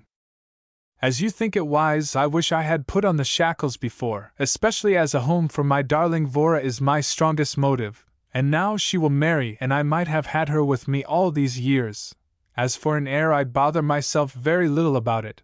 In my early manhood I loved, and had I been loved in return, he said bitterly. Heirs would now, I expect, have been numerous, and now it is all her fault, he said weakly. If my venture does not bring me happiness. Never mind the past, my dear fellow, we have done with it, said the rector kindly. Be true to the wife you are taking, loyal unto death, your own motto, or dishonor, which, God save us all from, we have nothing to do with.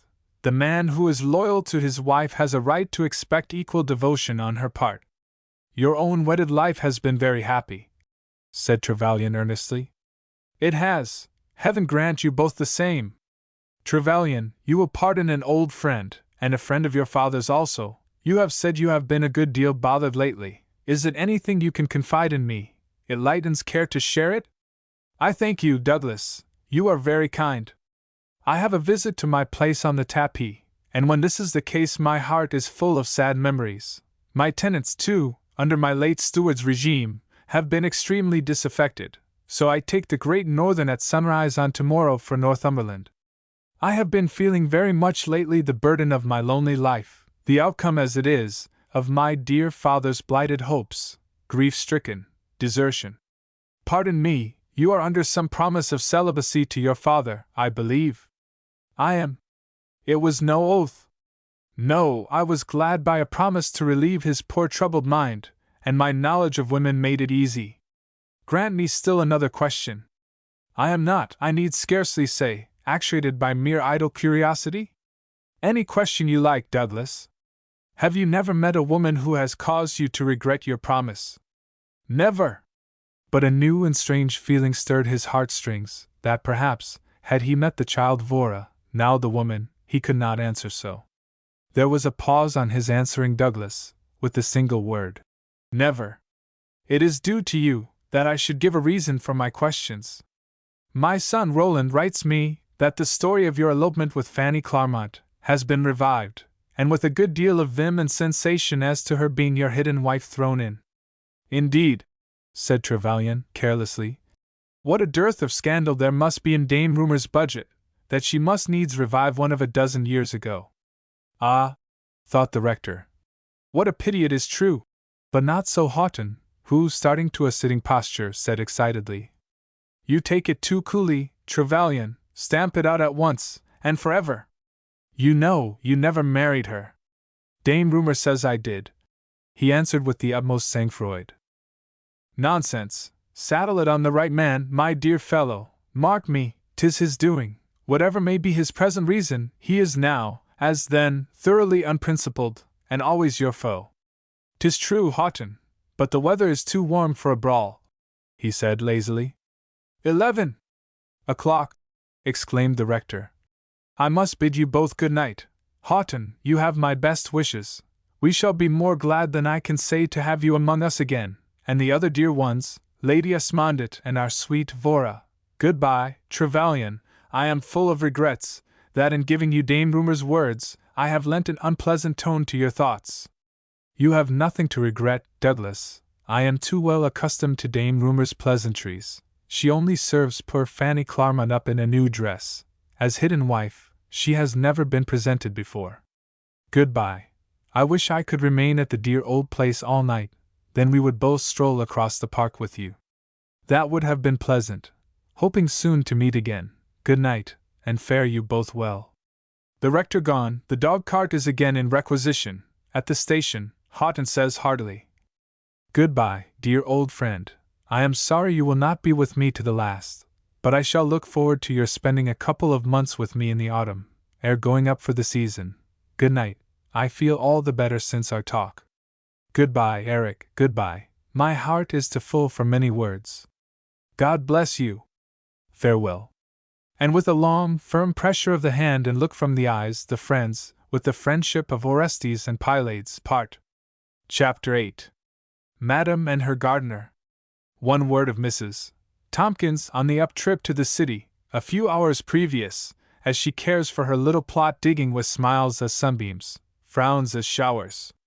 On the guard locking the door, she was astonished to find, besides the strawberries and Sir Peter, her head gardener, who smiled as he stroked his beard in satisfaction. He loved this woman, so like himself, with the strongest passion his heart had ever known, and here she was coming in to him, making his heart throb with joy, while she, more in love with his rival than ever, by this day's social contact still, in pique at his falling into Houghton's plan to remain, and so, though he knew she loved him, letting her return in other company, gave her a certain relish for this man's bold love-making, and whom she could also use in nourishing her plot to keep Trevelyan free.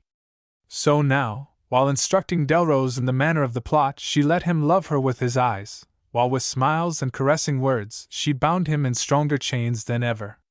When may I come, my beauty? He whispered feverishly, at the door of No. Eaton Square? No, she said impulsively, she would so perfect her plot. And you, my dear little strawberry blondes, with Sir Peter and little Tilton, to whom I owe a sugar plum, for taking care of Blanche. Who yawning said, I just hate an English rail car, locked up like Oscar Wilde's blue china, with only Sir Tilton to talk to. Major Delrose was in a fool's paradise, all night, and swore to leave no stone unturned in effectually preventing the marriage of his rival with Miss Vernon. Madam him, such was the wish of Trevelyan's heart. Tedrow favored Delrose's suit in every possible way. Houghton Hall was 4 times the size of Richmond Glen. Sir Peter represented his division of the county only on sufferance, and he knew it right well. Should Houghton marry money, he would be persuaded to stand for Surrey. He had refused, heretofore, on the plea of absenteeism and lack of gold, and so he, Tedrow, greatly preferred that Delrose should win. But his fierce passions would not brook his, Tedrow's, coupling any man's name with hers. But after this run to Surrey, he knew she would wed Houghton, while, as now, throwing dust in his friends' eyes. And so it was in 4 days, the announcement of the marriage of Kate Vivian Tompkins, relict of the late Lincoln Tompkins, Esq., of New York, U.S., to Eric, Colonel Houghton, of Houghton Hall, Surrey, England, appeared in the Court Journal and Times, at which Major Delrose raved and swore, said some queer things, which went the round of the clubs, for the usual 9 days. Then for the time, it was forgotten in the newer scandal of Captain Trevelyan, one of society's pets, having a hidden wife. Well, the darling is handsome enough to have half a dozen, said gay Mrs. Eustace Wingfield. I am ready to bet a box of gloves, 12 buttons, that a dozen women have as good as asked him, laughed another butterfly. Forestalling the advanced method in Lytton's New Utopia, said Mrs. Claxton. There would be an absence of the usual mother-in-law difficulty, lisped a young government attaché meekly, who had recently married the only child of her mother. Or if so, she would pose not as Mark Twain's, but as M. Thiers, said Wingfield, jestingly. I don't believe a word of it, said Posy Wisedale, weeping profusely. It is invented by some person who is jealous of his overwhelming love for me. but I'll let them see I shall marry him all the same. Give me your attention, young ladies, said Madame de Lancey, privately, and with a businesslike air, to her 8 daughters, who were out. It is commonly reported that Captain Trevelyan has a hidden wife, but as it may be a complete falsehood, I wish you all, remember, for we do not know his style, and one of you will doubtless suit him. I repeat, I wish you all to be tenderly sympathetic and consoling in your manner towards him. It is unfortunate that the season is just about over, but much may be done in one meeting. And I shall tell your father to invite him to dinner tomorrow. I shall have no one else to distract his attention from yourselves. And in her own mind she decided that Mrs. Trevelyan should have at least 4 of her sisters on her hands to settle in life. Chapter 9. Vora in a Medley. The mighty god, Society, having descended from his London throne, and with a despotic wave of the hand bid his slaves forth to some resort where fashion reigned, as a matter of course, you and I, mon ami, must go with the stream if we would not be ostracized altogether. We should dearly love to take a lazy summer jaunt with some of them. Our dear Lionel Trevelyan, in his lonely pilgrimage to the North Country, would be glad of companionship. I wish it had been his pleasant fate to make his exodus with his old friends, the Lady Osmondet and Vora Vernon, but it was not to be. And so, through the moves of the miscreator circumstance, we are all separated until now, when I am more than glad to tell you that Lady Osmondet, with Miss Vernon, have arrived this day, November 2nd, 77, at Dover, having come up from gay Brighton, and are hourly expecting Colonel and Mrs. Houghton, who had left by the White Star Line for New York immediately on their marriage. Thence, on sending home the most artistic of American fresco workers and decorators, they spent a month amid the gay revelers at Long Branch and Saratoga, back again to the old shores and Paris, choosing from this great storehouse of the beautiful gems in art, both to please the senses and delight the cultured and refined. With the face of Trevelyan seldom absent from her thoughts, Mrs. Houghton unconsciously chose much that would have been his own choice also. A page, in the hotel livery, tapping at the door of the sitting-room, and suite with the sleeping apartments engaged by Lady Osmondet, coming forward, hands a telegram. This has just arrived, your ladyship. Any answer, your ladyship? No, it merely states they have left by one of the new lines. We are looking for one to come in very shortly, your ladyship. That is convenient. It will allow of their dressing and dining with comfort, and boy, see that their rooms are warm and lighted. Will it please your ladyship to dine here, or at the table d'hote? Here the room is large, warm, and will answer our purpose very well. Yes, your ladyship. How delightful, Vora dear, that we shall not be detained, but can leave on tomorrow. Yes, godmother darling, the fates have golden threads on their distaff for you and I today. I trust your uncle will not deny me, said Lady Osmondet, a little absently. If so, I shall feel doubly lonely just now. He has married a wife, therefore cannot refuse to lend me to you until we both go to Houghton Hall hand in hand. Do not think for one moment that I shall allow you to go alone to Italy. You belong to your uncle as well as to me, dear. Yes, she said slowly. How much I wish. And she was beside her godmother caressing the smooth bands of fair hair. How I wish you and he had had enough of love between you to blend your lives in one.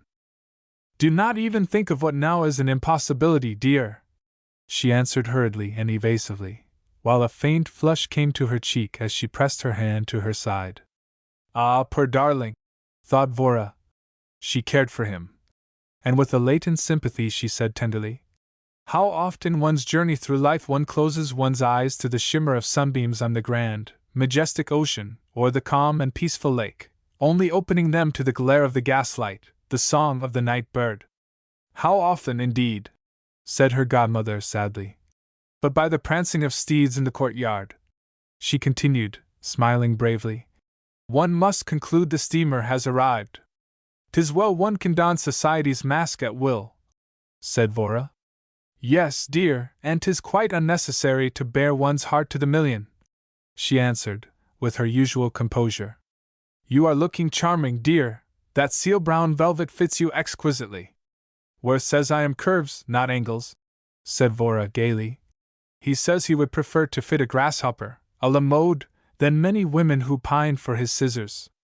You should always bare your arm to the elbow, the shape is perfect, and your old gold jewelry blends both with the warm brown of your gown and the roses and lace at your throat. I wonder a little what Mrs.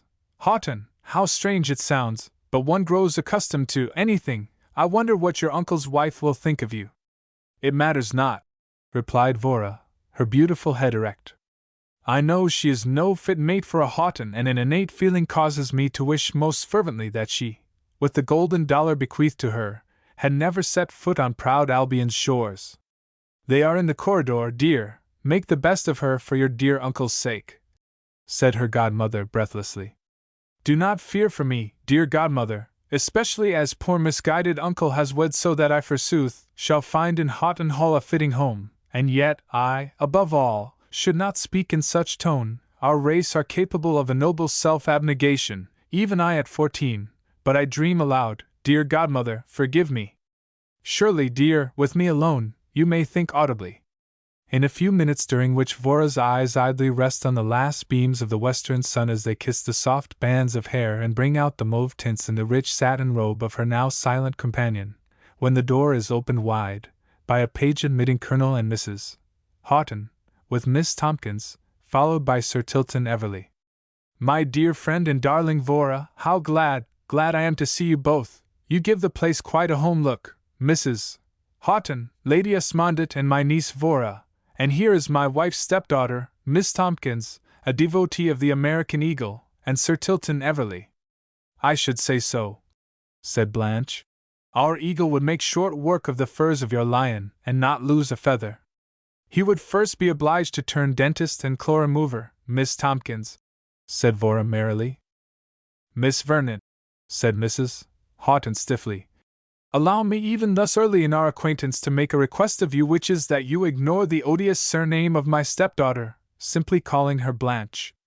Certainly, Mrs. Houghton, though it is out of order, if your stepdaughter also wishes it. Oh yes, it don't make 5 cents difference, Miss Vernon. Popa had to give up Annabella Elizabeth, my real name, Mrs. T. Didn't take to it, she only took Tompkins because it was set in diamonds. This was said with the most childlike expression on the wee white face, but one could detect venom in the tone of voice. For answer there was a frown and an impatient stamp of foot as her stepmother says coldly, Lady Esmondett will excuse us, Blanche, while we change our travelling dresses. Certainly. Sir Tilton flew to open the door, the Colonel seeing them to their apartments, and their maids in attendance, returned to the loving rest of his home birds. Well, uncle dear, how do you feel after your run to and fro? Said Vora affectionately, and going behind his chair, drew his head backwards, kissing his face in welcome. Passing well, dear. Here, take this chair beside me, and let me look at you. The Scotch lakes and sea bathing have agreed with you, and with Lady Alice also, he added kindly. Eric, what did you think of New York? Inquired Lady Esmondett, to divert his attention from her personally. Oh, it is just a large handsome city, with cosmopolitan cut in its very corner store, representing much wealth in its many fine buildings. There is a good deal of taste displayed in its burying grounds, and parks, and nearly all has a look of rapid growth about it, so different to our London, as our old slow-growing oak in comparison with their pines, said Vora. And what of the people generally? Just what we know them to be, dear, full of energy and active life. Sleeping never, I do believe, or if so, with eyes open. So full of mercury that it tires one even to think of them, said Vora lazily. A great people though, Miss Vernon, strongly imbued with the spirit of the age progress, said Sir Tilton, who, from his corner, had never withdrawn his gaze from Vora's face since the exit of the other ladies. True, but what a spirit of unrest is progress, always flying, only resting on the wing to scatter to the winds of something new, to take the place of the old, said Vora, thoughtfully. But Vora, dear, said Lady Esmondett, it is astonishing how comfortably we en masse keep pace with your flying spirit, eager to pick up its novelties. True, ladies, and elbow each other in the race, said Sir Tilton. I know I am old-fashioned, remarked the Colonel, a little sadly. But our life of today does not come up to my ideal, as when a soldier on furlough I used to return to my dear old home. There, if anywhere on this lower sphere, peace and happiness reigned. You may well say so, Eric, with your noble father, sainted mother, and Vora's mother, my dear friend, your sweet sister, Ethel, as inmates. And in that instant their eyes met, full of sympathy. And be it what it may, an electric spark, the true speech of heart to heart, or what? The knowledge came to him for the first time of what he had lost, and a nervous tremor ran through him such as he had never felt at Delhi or Inkerman under shell or rifle fire. And the woman who had been too proud to show her love unasked, did not know whether she was glad or sorry that he had at last tasted of the tree of knowledge. Mason here threw open the door for her mistress and Miss Tompkins, who enter, both having made elaborate toilets, the former in a gown of rose-pink brocade, the latter wearing sky-blue silk, each lavish in their display of jewels. "Dressed before you, after all, Miss Vernon!" cried Mrs. Houghton, with latent malice. Even small Sir Tilton raised his eyebrows. For one moment Vora was nonplussed. "Underbred poor uncle," was her thought as she said quietly.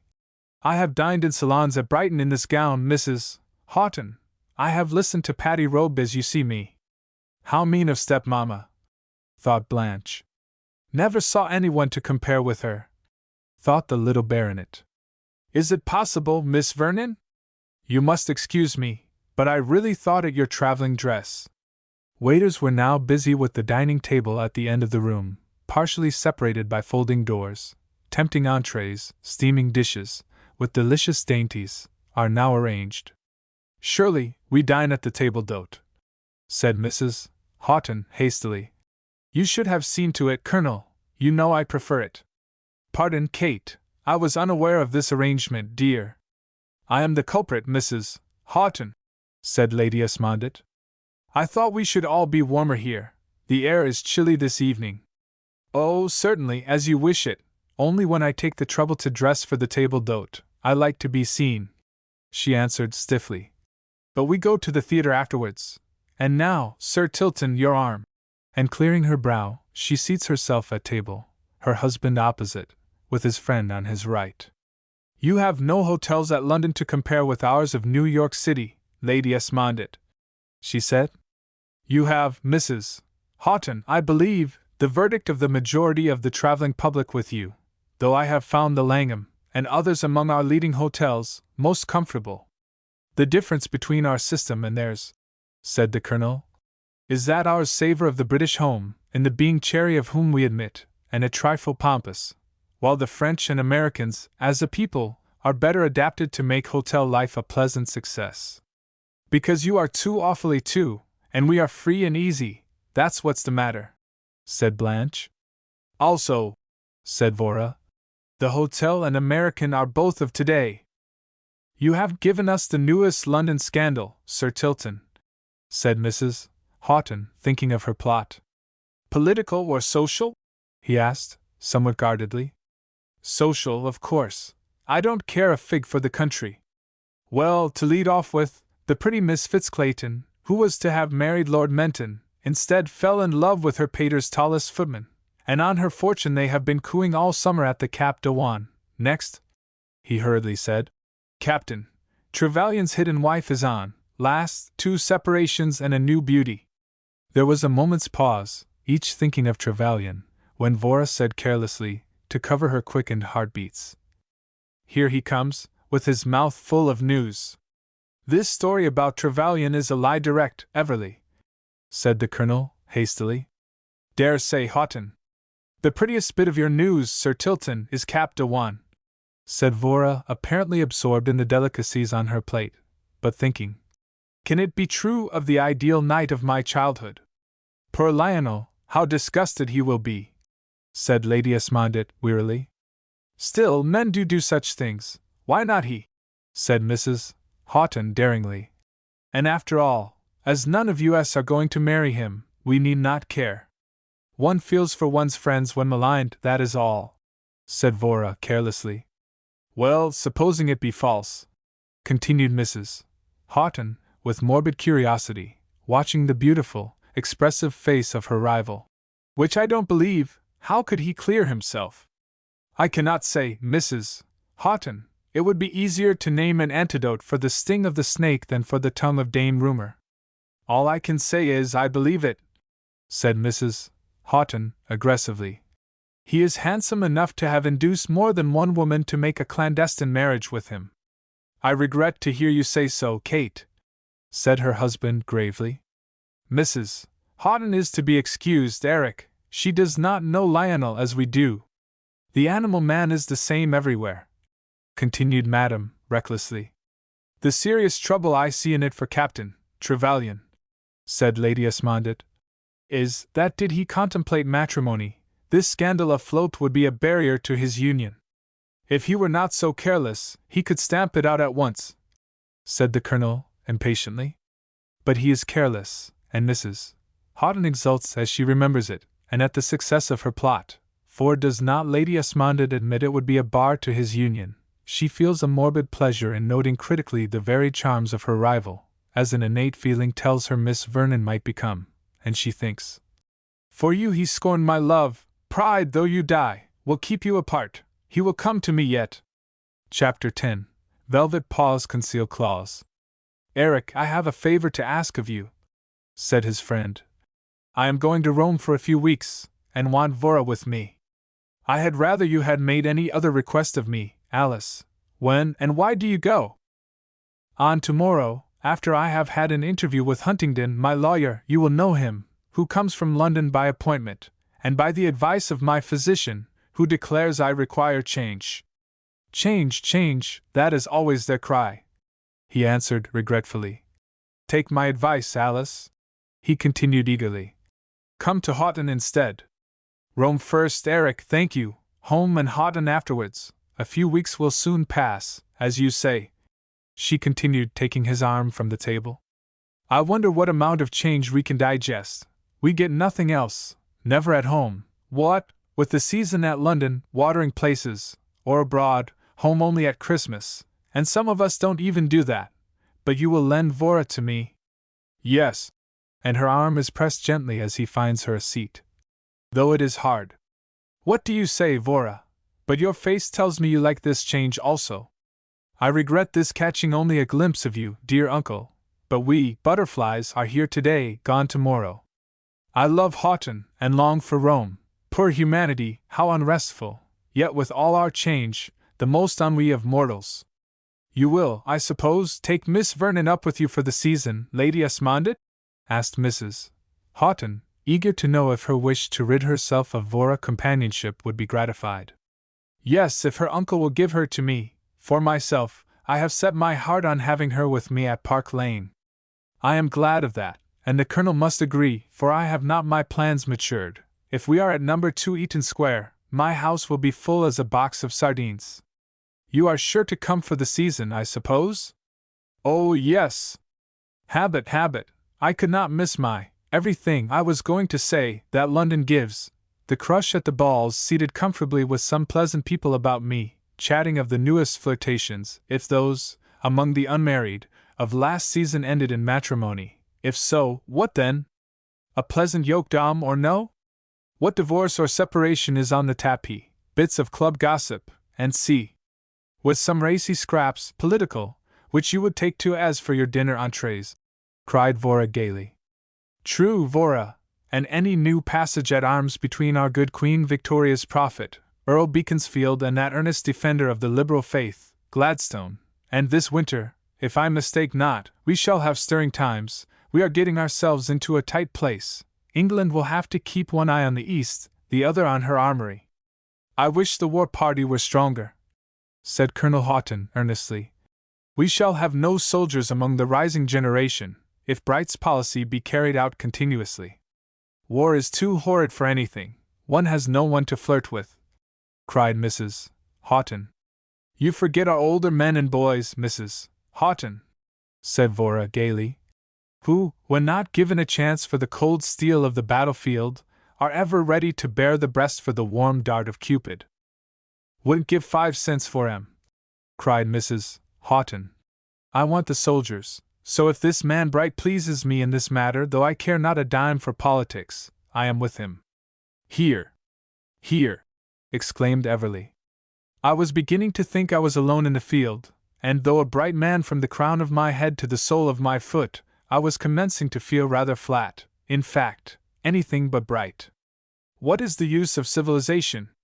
If we are to go on butchering our neighbors, or allowing them to make targets of us for every imaginary cause, why be civilized in some matters, and in others remain savages?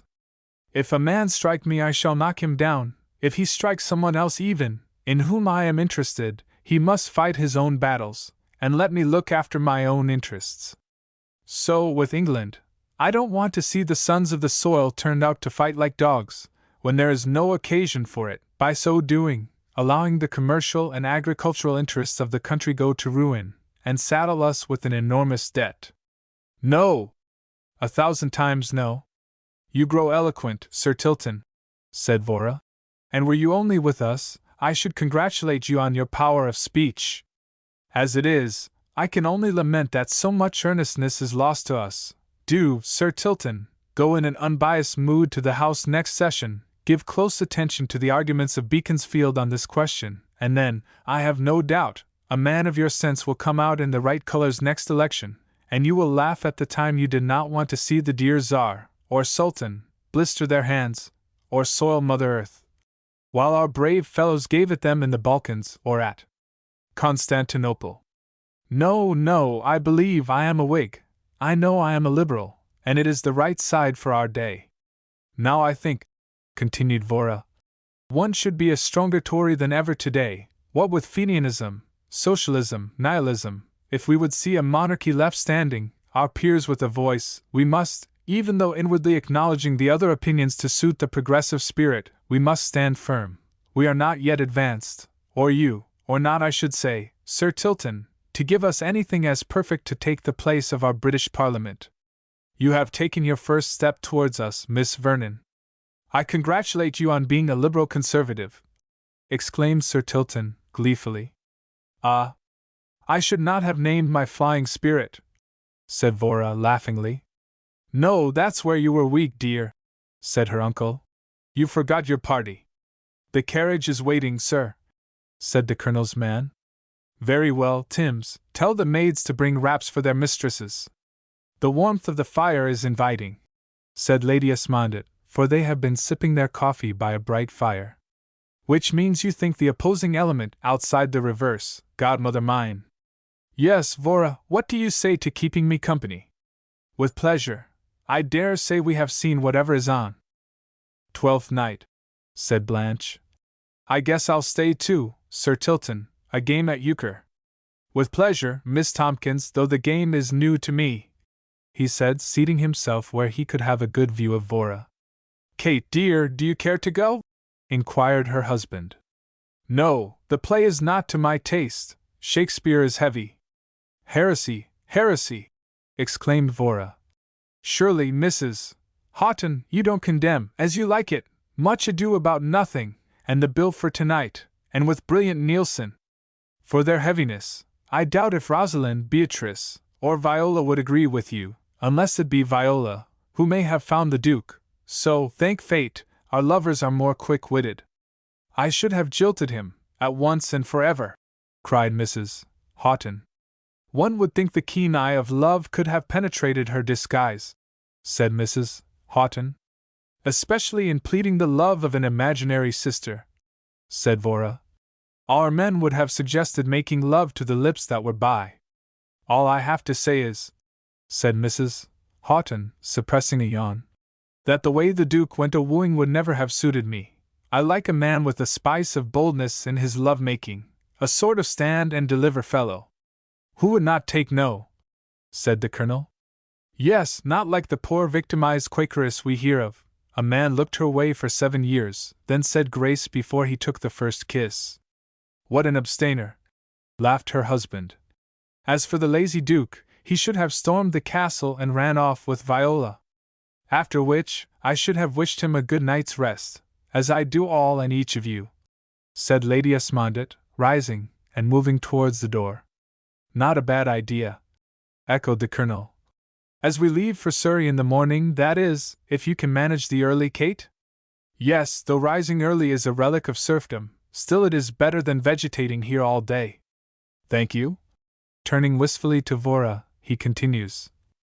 I am really sorry you are not going with us, dear, but promise me, Alice, that you will both be with us for the ball and Christmas festivities. It's a long look till Christmas, Eric, but should the miscreator circumstance not prevent, consider us with you. And now good night, you and all, and a restful sleep. Good night, everyone, said Vora. Pleasant dreams, my own dear uncle, good night. And with a soft, white hand on each cheek, her beautiful face is turned upwards for his kiss. Blanche, you little gambler, away with you, said her stepmother. Good night, Sir Tilton, think it over, and what merriment you will miss, and of how I shall miss you, if you don't come down with us. Don't think it possible just yet, but first day I can, with thanks yours, good night. And now the small baronet alone, and not yet inclined for rest, throws himself back in an easy chair, his hands in his pockets, and shoulders in his ears, thinks himself into such a deep thought that the clock striking 2 causes him to start. So late, he murmured, mechanically winding his watch. What a reverie I have been in! 3/4 of an hour since they left me. Ah, Tilton, this wandering will never do, one cannot have everything, and the other one is true, and make sure of me. What a ripe, rare loveliness! Tut, tut, keep your eyes from her, my boy.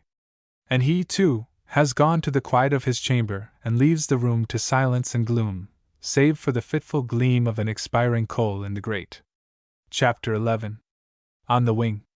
The god of slumber did not long hold sway over the senses of our friends, but even so, time, the relentless, striding ever along, did not leave them any spare minutes.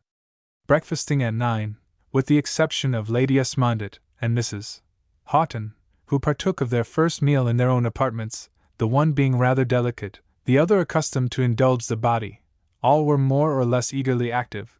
Poor Lady Esmondett in sympathy with her old love, each now thinking by change, to divert the mind from the might have been. Mrs. Houghton loved the prospect of her throne at the Hall, and of daily wooing the love of her idol to be domesticated there. Blanche, the wee white mouse, longed for the greater freedom to be alone, or to play detective over others, that a large estate would give her. Everly just now had so many conflicting emotions he scarcely knew which was uppermost. As for Vora, she looked forward with intense pleasure to a lengthened sojourn in the immortal city, knowing life at Houghton under the present regime would be distasteful to her. The gentleman from London, my lady, said Summers, entering and presenting the card of Mr. Huntingdon. Very well, he is, I suppose, in our sitting-room? Yes, my lady. Now, Vora, ma chère, take flight to Pepingues, and bring your maid, who can carry my parcels. You will find what I require at his shop. I am so glad to know you are with me for some time, dear. Au revoir. I shall be fleet as a deer. Now Lady Esmondett, turning her steps in the direction of the Houghton apartments, entering, said, I have come to wish you bon voyage. My lawyer is here. I know there will be a general exodus of you all soon. While I am closeted with him, he is a little bit of a tyrant and cross as a bear, if interrupted. A man would be a bear if he could be cross to you, Alice, said Colonel Houghton, noting, regretfully, how delicate she looked. So that he does not give me a bear's hug, I shall survive it. It would be very pleasant this raw morning. Farewell, Lady Esmondett, a gay trip to you, said Mrs. Houghton. Goodbye, Alice. And her hand is held tightly. Take care of yourself, I know you will of Vora. Remember Christmas at Houghton. Farewell, Eric, I shall not forget. And the blue eyes met his kindly. Awful fuss you make over that woman, Colonel. She is a very old friend, Kate. Yes, I know, and as cold and polished as your grandmother's diamonds. If she does respond to your warm invite, she will freeze us all, so we shall have to use all the timber to thaw out. You do not know her yet, dear. Vora only returned in time to say a few hurried words of parting. The carriage in which Mrs. Houghton and Blanche are seated is waiting her uncle at the door, watch in hand. Only a minute, and we are off, he cried, on seeing Vora and her maid appear. God bless you, darling, goodbye, goodbye, he said, kissing her affectionately. Do not fall in love with any Italian. I want you to marry at home. Not even Garibaldi, said Vora archly, though a tear glistened. Just fancy my home, alone out of the sea. Goodbye, dear uncle. Take good care of him, Mrs. Houghton. Goodbye, Blanche. There is a mine of pleasure in store for you at Houghton. Bon voyage all. She is lovely enough to win even Garibaldi from thoughts of Italy, past and present, said her uncle lovingly. Colonel, I wish you would press Sir Tilton to come with us, said his wife. I have grown so accustomed to him, I could do without Mason easier. It was rather of a bore to the colonel, this running in couples. When he married a wife, he did not marry this acquaintance of hers. But just now he feels that he himself deserves the lash as the fair face of the lost Alice arises before him, and knowing that the hall would not now be opened for guests, only for his wife's gold.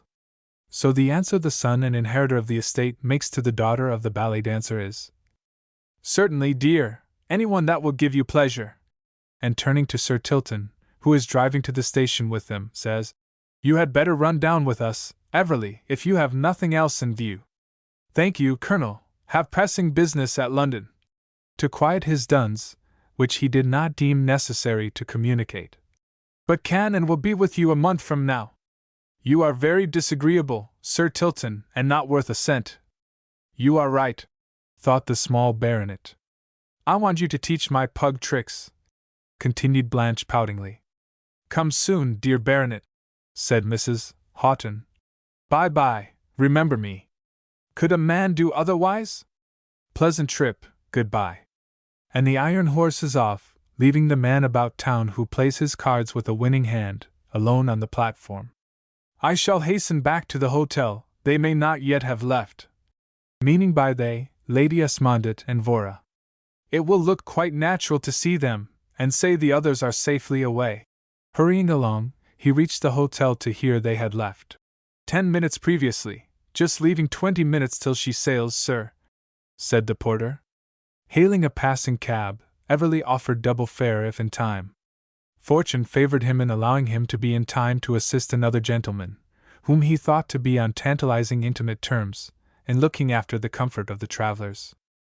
Delighted I'm in time to be of any service, Miss Vernon, he said heartily.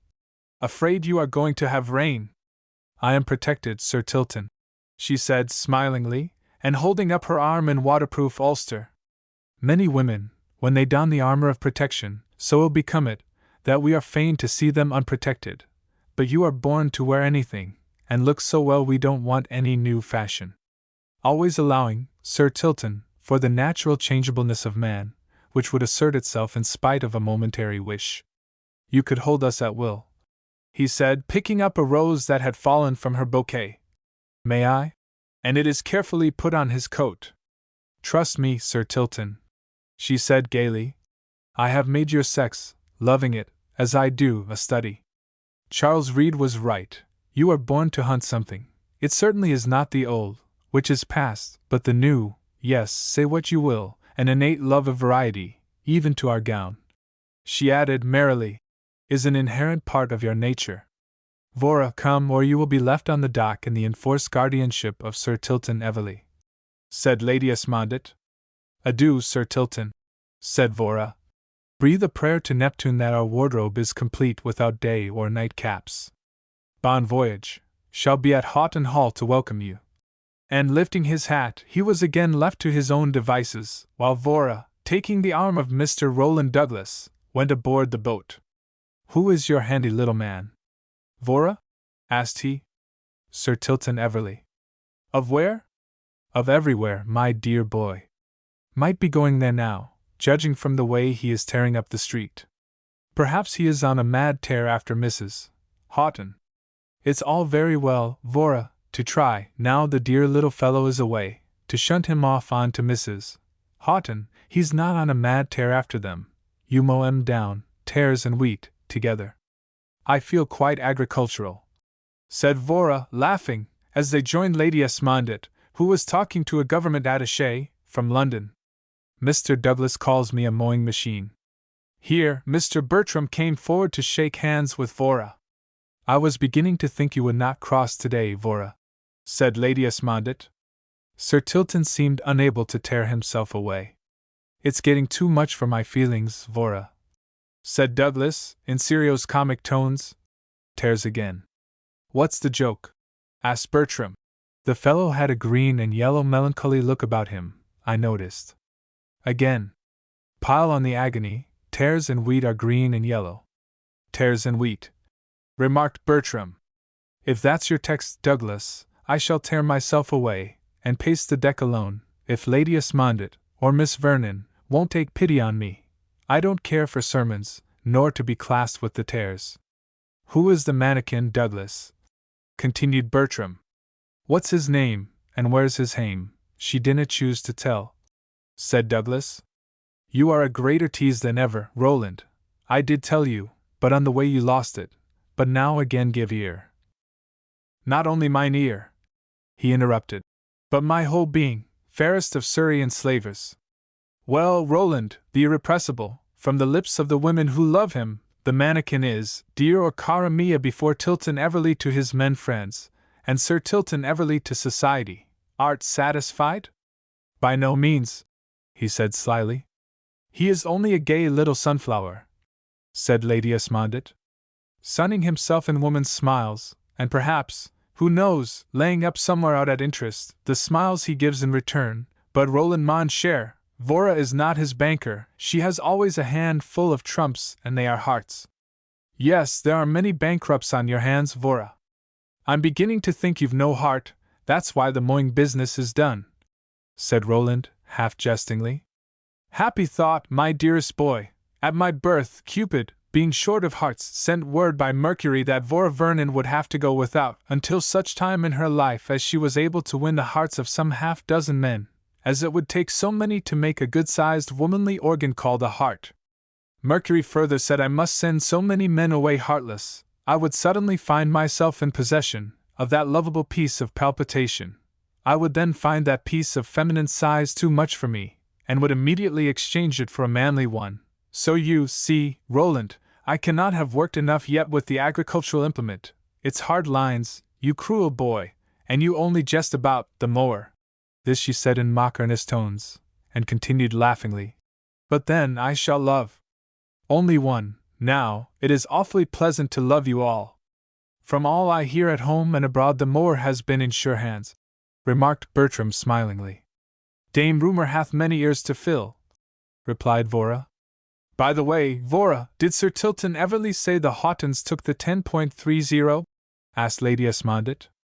Yes, Dover has been deserted for Surrey, and the untiring little baronet follows in a month, and confided to me that he would be at my uncle's to welcome us. The plot thickens, laughed Roland. But Roland Douglas, said Lady Esmondit, he should be there. He belongs, in some sort of way, to the wife of the lord of the manor, in a do-as-I-bid-you kind of way.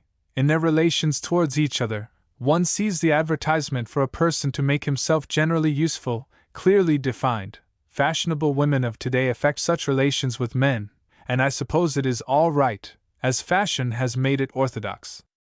We find it a too pleasant fashion to object to it, answered Bertram. Still rumor has it that Mrs. Houghton has been a great flirt, and if I were in Houghton's shoes, I should turn the cold shoulder to this Everleigh, or any other man, should they stay much at the Hall. Time may, with the ponderous hospitalities of the county, hang heavy to one who has lived at New York pace, and just for pastime, she may flirt. I should think no woman married to Colonel Houghton could, or would, think to kill time with any other man, said Vora warmly, a slight curl on her perfect lips. Bravo, Vora, said her godmother. A woman is of very slight value if, when she marry a man worth going to the altar with, she, after a few moons' wane, looks about like Moore's Lesbia, for someone to keep ennui at bay. Hear, hear, said Bertram. But today we have so many marriages of convenience that the society of some affinity is sought for distraction's sake.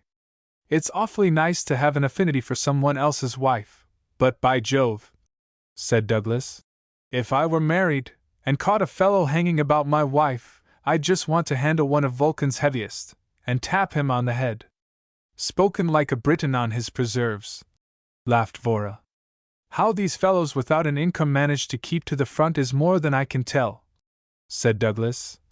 "Now, this Everly, though he doesn't exactly wax fat and shine, he isn't one of the lean kind either." "I'd bet my life," said Bertram, "he is angling in his aunt's flower garden for a goldfish." "A boarding school would be a good field," said Lady Esmondett. "Just the spot," cried Douglas. "And the gilded fair who would pay his debts would win all the school prizes from the gushing aunts." "I read," said Bertram, "the other day, a good story in the Scottish American, entitled Endless Gold. A fellow, Brown hadn't a sou, but always declared he would win an heiress. His friends laughed at him. But one evening, on a great cotton lord, Sir Calico Twill, making a speech, he put in here at the right time.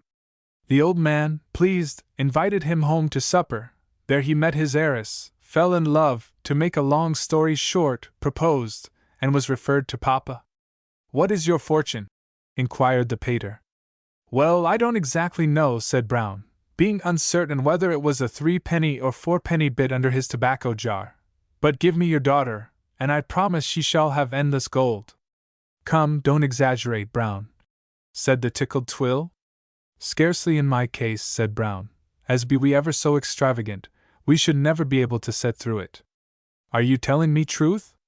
"Truth, I swear it." "Then take her, my boy, and her 8,000 a year. How pleased I am she has been saved from fortune hunters." They were married. Brown made the money fly. Bills came in. Scene: Sir Calico in a rage.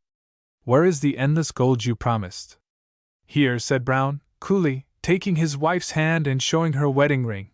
"And what just fits one of my wife's taper fingers I am quite sure we could never get through."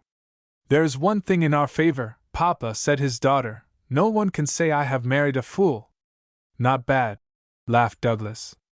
"Henceforth," said Vora merrily, "I shall, in imagination, see small Everly and his kind labeled endless gold." "That little Tompkins will be in the market again this coming season," said Bertram. "I wonder who the successful angler will be."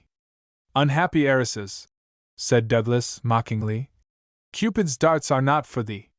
"Thank heaven," said Vora. "The man who takes my hand for the walk through life will not take it for the gold he will find in its palm." "The knowledge that the soft hand in his was his own," said Bertram, "would so fill him with ecstasy, with one look at the face, that the precious metal would be only in his thoughts as a setting for the pearl he had won." "Bravo, Bertram," said Douglas. "Merci, monsieur," said Vora, smiling. "You flatter my poor charms, but we cannot deceive ourselves. This is, as Mark Twain says, the Gilded Age, and in going to the altar one of the two must have the yellow sovereign." "Yes, Vora, you are right. One or other, it matters not, must have a full hand," said her godmother. Chapter 12. Soaring, thence to things of earth. "By the way, Roland, cher garçon, have your people yet returned to Surrey?" inquired Vora. "The first detachment, consisting of the governor, with mother, now delight the flock with their presence, and the pater's pipe, flock, and sermons again occupy his attention. The damsel Isabel is still at Paris, whither yours truly is journeying to carry the child home to our parents." "I suppose Robert is still at Oxford?" said Lady Esmondett. "No, at Rome. By the way, you and Vora will see him. He is incumbent of St. Augustine's. How strange it will be to see my old playmate, sad, wound up in himself kind of boy he was, doing clergyman's duty," said Vora. "You should have heard," said Douglas eagerly. "The pitched battles he and I fought at vacation over the vexed question of high and low church. I just went for him, and anyone overhearing would have thought me an itinerant peddler of theology. In the vulgar tongue, street preacher, scorning all form as papal. One would have thought me encased in Gladstonian armor of disestablishment, to have heard my harangue. Poor Bob!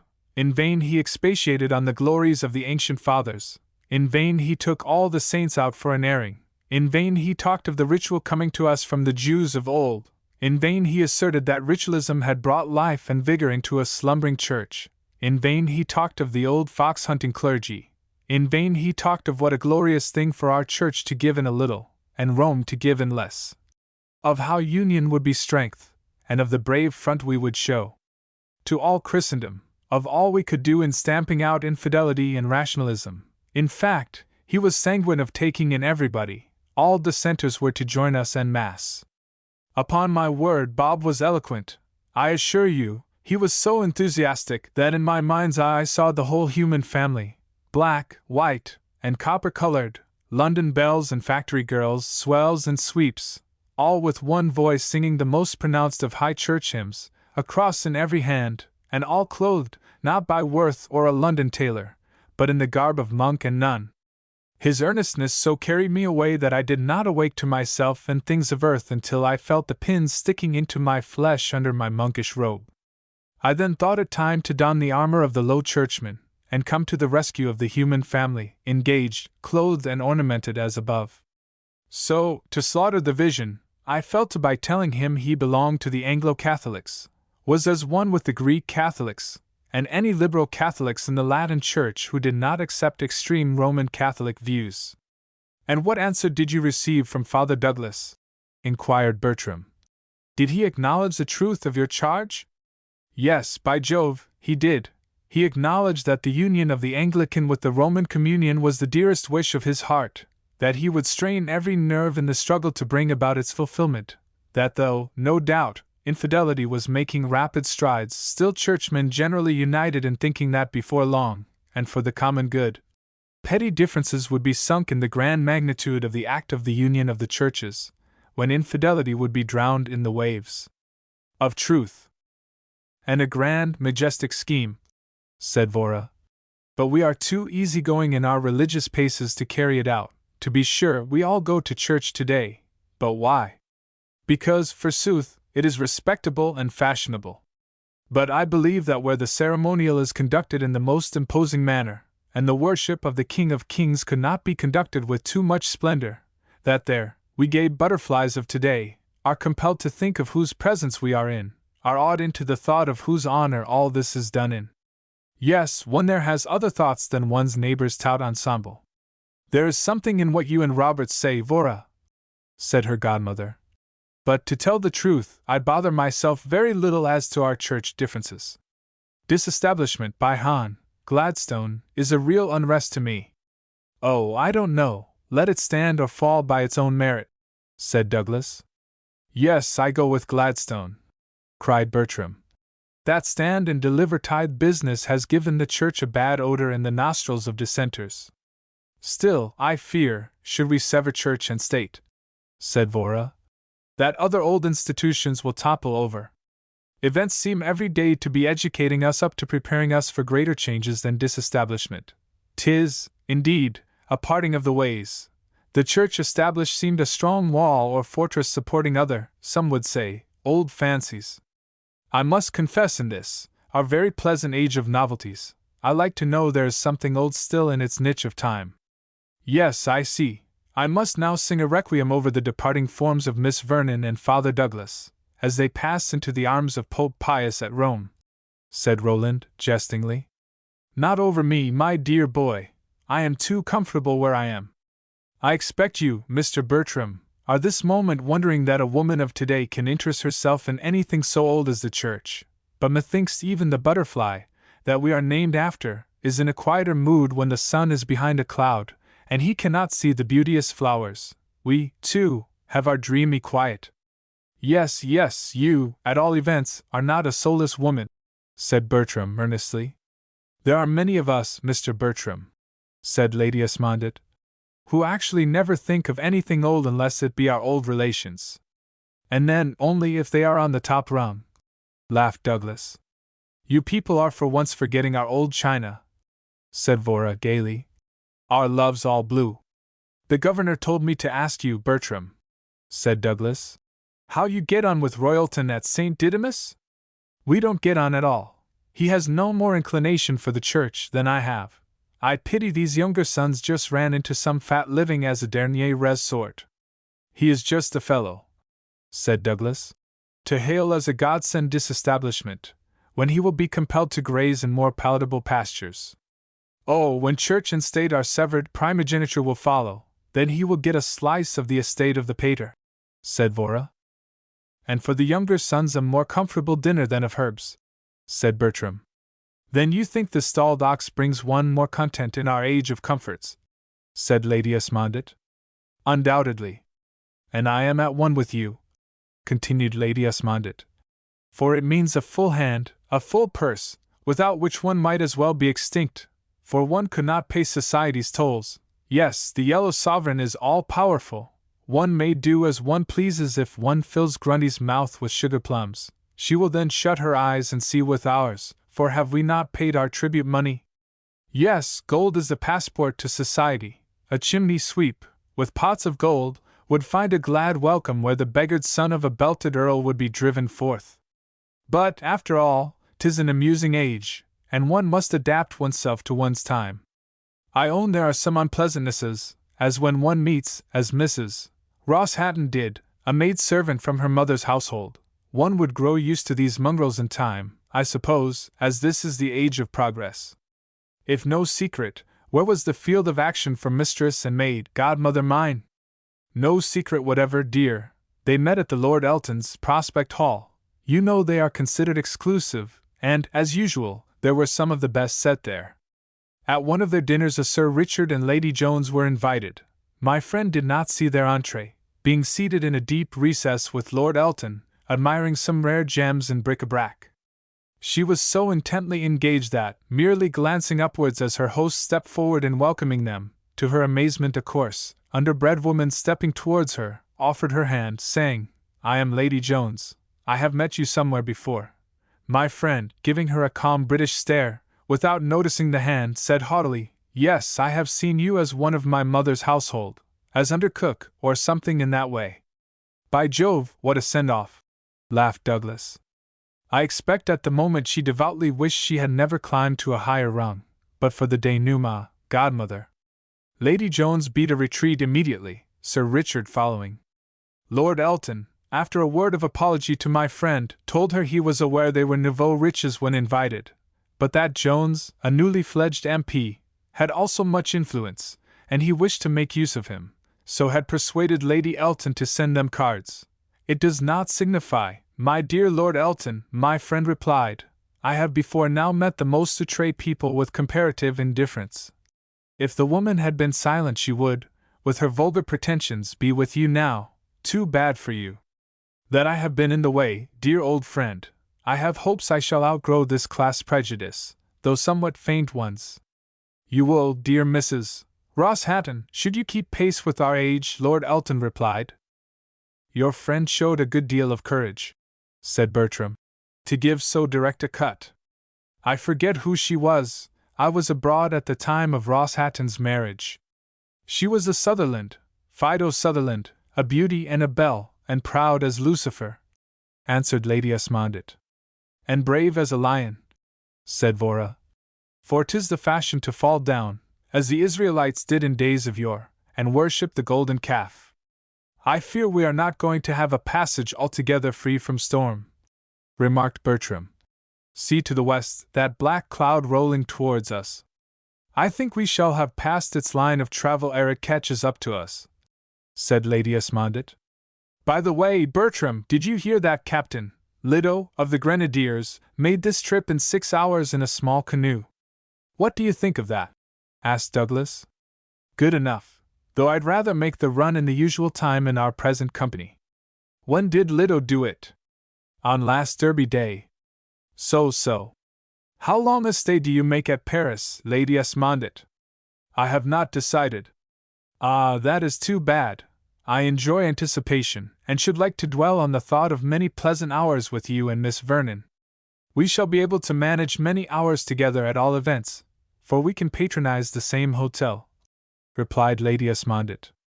"It is that I know such pleasant arrangement to be impossible that I speak, some friends having taken a French flat for me." "Ah, I do regret this is the case," said Lady Esmondett. "At all events, Bertram, we can enter the gates together hand in hand, four in hand, so cheer up, old fellow," cried Douglas. "Roland, mon cher," said Vora, "you must bring Isabel from Madame Rochefort's to our hotel, even for a few days, ere your return to Surrey." "Exactly my plan, fair demoiselle. That is," she continued merrily, "if you promise to be submissive, and not become a monopolist, for when you, Isabel, and myself are together, I feel as if I had lost myself. I don't know to whom I belong. You want me, Isabel wants me, until I don't know where I am. Belong to me, Vora dear, he said earnestly, and only heard by her. And all will be well. Aloud he said, submissive. Yea, as a lamb, by the beard of the prophet I swear it. It would not be such a long look to swear by your own, you have a very handsome one. Merci, dear Lady Esmondit, I shall take greater pride than ever in it, now it has developed a new use. Or, being a true believer, you might have used errands, said Vora. Only that then would the prophet have no rest, even in the tomb. One requires rest there, said her godmother. For the demon of unrest hath got us in this lower sphere. And it's quite right that it should be so, godmother mine, and in keeping with our ceaseless song of I'd be a butterfly. You are a clever actress, Miss Vernon, said Bertram. But I am inclined to think there is a latent depth of character, a womanliness in you that our gay butterflies of fashion lack. You flatter me, Mr. Bertram. Not so, Miss Vernon. In our day there is much to make even a woman think. You are a thinking woman, still one has but to look at your eyes to know that in spite of your graver moods you have a keen zest for what is pleasant in this vale of tears, put in Douglas. Vora's bright expressive eyes smiled, as looking upwards she said feelingly, yes, even though much salt water here doth go to waste, one must, some think, not I, support the weeping human who named our pleasant world a vale of tears. No, 'tis better to let one's thoughts dwell on the song of the nightingale than the voice of the night bat. We fear too much, and hope too little. 'Tis best to dwell in the sunlight while we may. Yes, 'tis better to laugh than be crying, said Lady Esmondit. And though one must go through life with one's eyes open, one need not follow the example of Matthew Arnold's sick king in Bokhara, and keep them only open to the saddening sights of sin, sorrow, and despair, that the world we know, somewhere, has so much of. One can only do what one can for those in distress, give one's might, and give it with a kindly smile, in our world of so much to do. So many worlds so much to do, so little done such things to be, half sang Vora. But here we are at the French port, and so soon. One does not often find this a short trip, said Lady Esmondit. But time has flown, all because of congenial companionship. Yes, he has gone too quickly for once, said Bertram. Everyone for his own pleasure, so, as I have a through ticket, I trust none of you wish to linger. By no means, with fair Paris our goal, cried Vora.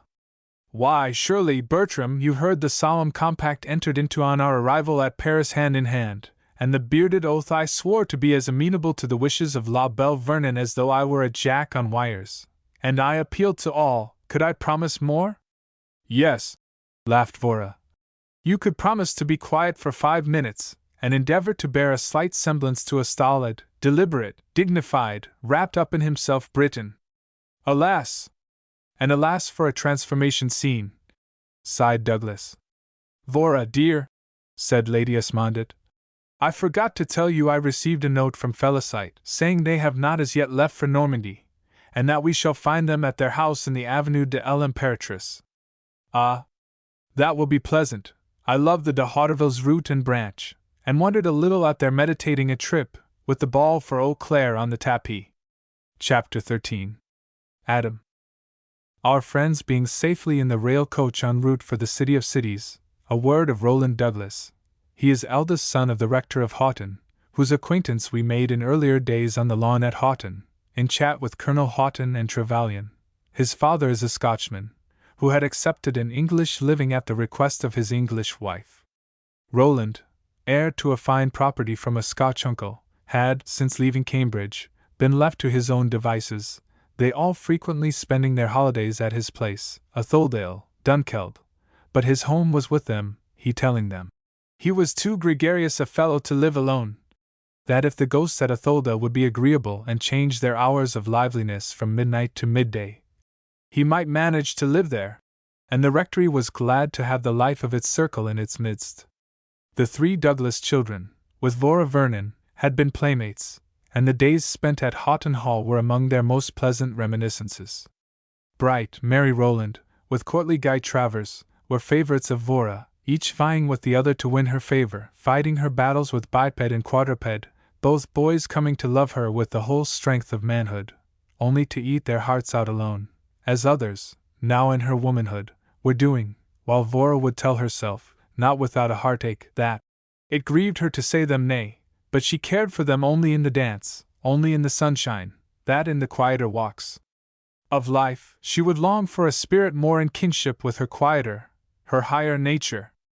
Vora had spent so much of her life with her uncle and godmother, that the men they loved to have about them had probably spoilt her taste for the very young men of today. Both she and her godmother had many friendships among men, believing the interchange of thought to be mutually improving.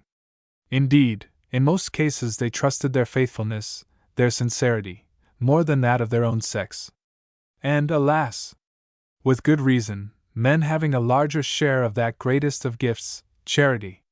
Their knowledge of human nature making them rarely censorious, their education giving them larger, broader views. How many women, alas, are essentially censorious, uncharitable, and narrow-minded? Yes, nature has been lavish in gifts to Adam, as opposed to Eve. Roland Douglas had not as yet told his love to Vora, a great dread mastering him lest he had not won her love, for her merry banter and kind sisterly manner led him to fear her heart, that he coveted beyond all that earth could give, was not for him. But he told himself he must speak, and that soon, for longer suspense was more than he could endure. He hoped that her sympathetic nature might tell in his favor, and that in pitying his great loneliness, she would come to him. Chapter 14. Of Lionel Trevelyan. Meanwhile our friends are rapidly nearing Paris, and even as we speak, their train is at the depot. Ah, here we are, and our pleasant journeying pour le present a thing of the past, said Lady Esmondit. How long a stay do you make here? Asked Bertram, giving her his arm to a caress. The fates only know. La Belle Paris offers so many attractions, that I have decided not to make up my mind in the matter, for I always am seduced into staying a much longer time than I had previously intended. There is always so much to amuse one. And such a legion of people to see, said Vora. There is no place like Paris for enchaining one, and causing one to love one's chains. Look, quick! Cried Lady Esmondit, hurriedly. Someone, is that Captain Trevelyan over there, evidently looking for someone, or is it his spirit? It is he in the flesh, and looking anything but spirituel, said Vora as she thought. Yes, she would know him anywhere, her knight, so different to any other man she meets. Yes, Vora, so we all think when our king comes. Beware, guard your heart, if you would not yield to this fascinating man who slays at will.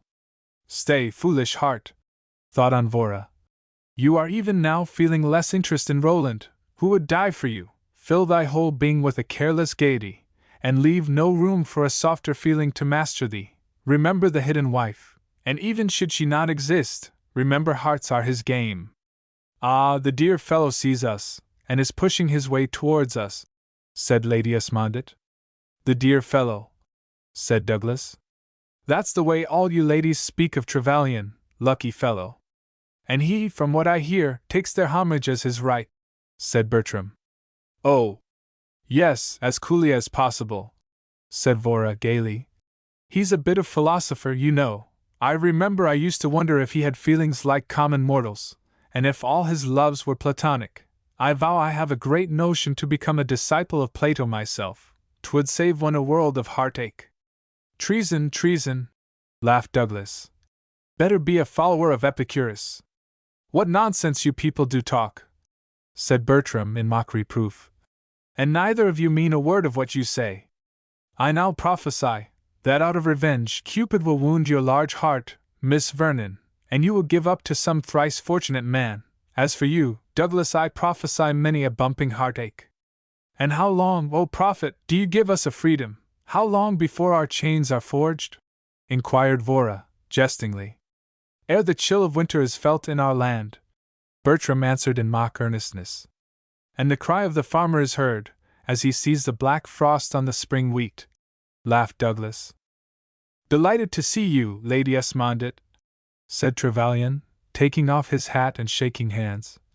And you also, Miss Vernon, It is more than ages since I have had any more than a glimpse at you. Allow me to welcome you all to fair Paris. Colonel Houghton assigned me the very pleasant role of attendant cavalier during your stay here, as also bodyguard to your Royal Highnesses on your journey to the immortal city, whither I too am bound. Why, Douglas, you here, and wherefore? I thought you had not yet deserted your winged loves at Atholdale. Any good shooting this season? Yes, pretty fair, answered Douglas, disappointed at the way things were turning out, and wishing Trevelyan at South Africa, or anywhere, so he was not by Vora's side. He knew Trevelyan to be a man of cultivated intellect, with a fascination of manner all women succumb to, with fully 10 years more experience of life than his own, and with a nice knowledge of all types of women. He knew him to be the dread of all mothers with marriageable daughters, both for themselves as disturbing their calm resignation as to what husband fate had given them, as also the sad havoc he made among their brood, of how they plumed their feathers at his coming and drooped them at his going, causing many an eligible suitor to retire from the field. Society wondered that Trevelyan did not range himself, seeing so many beautiful women his conquests. He shrugged his shoulders when chaffed by his men friends as to his flirtations and cruelty, and would say, "A slave of the ring is not a role I have any wish to play. At all events, none of the pretty women I have flirted with so far have had the power to hold me as her own. And until I meet a woman who can hold me, and keep me from a wish to rove, I shall keep my freedom." Then he would laugh and say, "After all, mon ami, I am not as cruel, cold, or flirting as yourself. Your motto after as well as before marriage is, Si l'amour de ailes nsc pas pour Valtiger. Better to act on that principle prior to, as you say I do, than after marriage, as I know you all do. Better not put the shackles on until one meets a woman who will cause one not to feel them. As to your charge of heartlessness against me, trust me, you say I know them. Under the amiable exterior of some of the most gentle-voiced and loveliest, there throbs a cruel heartlessness. After all, there is a good deal of the feline in woman. Witness the many marriages. 99 out of every 100 are made by our fashionable women, for money or position. Yes, they like the warm corner, it matters not who gives it, and the man who loves them, and whom they love, in a way, may eat his heart out alone, for no, they will not listen to his pleadings, he has no gold. And they marry a man to whom they are perfectly indifferent, not so to his belongings. These they love with all the love of their feline hearts. No, I am not cruel, I only amuse myself as you do, and in the way each likes best. He acknowledges there must be women who are heroines, and perhaps he may yet meet them, but as yet, he only knows in God's world there must be women men might worship. Sans doute, he says, when petticoat does remain tender and true, it is hard upon her that her lord should prove false and fickle. Given the warm corner, our fair sisters, cousins, and our aunts are content to purr. They shine in society, and have gained what is the very end and aim of their existence, a wealthy marriage. It is no wonder that poor Douglas, knowing the manner of man Trevelyan was, dreaded his companionship for Vora. What if she should charm, as she certainly could if she would, the game would all be up for him, and even should Vora, knowing his reputation as a successful male flirt, be on her guard. If Trevelyan determined to win her, the many fascinations of manner he was master of, he having made woman a study, would cause her, he feared, to succumb at the last. He felt unmanned, and decided to leave them and go at once for Isabel, and proceed back to England. For of one thing he felt sure, and that was that Trevelyan would be attracted by Vora, if it were only for her originality, the freshness of her thoughts, her gay droll cynicism with no malice in it, merely showing she went through life with open eyes, her sunny temperament and gay conversation, to say nothing of her dear lovable self, and as he turned to look at her, her laughing gray eyes looking like stars, and a smile on her perfect lips, as she chatted gaily, he inwardly moaned at what he might never call his own. "Come, Roland," Vora cried, "there's room for thee, most grave and reverend seigneur, for you do look as grave as an owl this moment. Is thy favorite pipe missing, or hast lost thy pet brand of that panacea for thy every ill, tobacco? No, I am not bereft of my old friend, my meerschaum pipe, but, being only a mere sham," he added with a forced laugh, I don't expect it to develop qualities that will console me at parting with you and Lady Esmondett, whose remembrance of me, I hope, will prove more than a sham. A pretty speech, Roland, said Vora, stepping from the carriage to speak to him. But I protest against this parting. You forget, Vora, what my mission, at least my avowed mission, was, he said in an undertone. In coming to Paris, I shall now go for Isabel. And away, you have a man with you now who never thinks or cares for the hunger and thirst of the men near him. He drinks the cup of sweets to the dregs himself. Goodbye, think of me sometimes, for you must know you are always in my thoughts. And stepping forward with Vora, he placed her in the carriage, and wishing all goodbye and much enjoyment, saying to Vora and Lady Esmondett, Don't fail to make the hall blithe and gay at Christmas by your presence. Lifted his hat and was gone. Trevelyan was not slow to see this little byplay, and his mental conclusion was, Another fellow gone, stricken by a fair woman face. Well, I don't wonder, by Jove, for the beautiful little girl has developed into a lovelier woman. A man need not be ashamed to be the conquest of a face figure, and I've heard men say, mind, like Vora Vernon possesses. Heaven be praised for the retreat of the Douglas, though had the Douglas been wise he'd have kept the field, or tried to, but now I, while guarding my heart, shall talk to her. It will be a pleasant way to kill time, and her vivacity, merry banter, chit-chat, or grave to gay, or who knows, tender humors, will be a pleasant study in Rome for the next month or two. Well, here we are snug at last, said Lady Esmondett, as they rolled along to their hotel in a comfortable carriage. And I am not sorry, for je suis très fatigué. But I am really sorry Roland has gone. You will have to exert yourself, Lionel, if you don't want us to miss him, for we shall be altogether at your tender mercy. It is such seductive happiness the knowing you are leaning upon me, that I, Trevelyan, warn you both I shall do all I can to cause you not to regret the Douglas. You forget, ma chère godmother, said Vora, that we also have Mr. Bertram. He is a man of weight, she added laughingly, and can surely share the weighty matter of our amusement with Captain Trevelyan.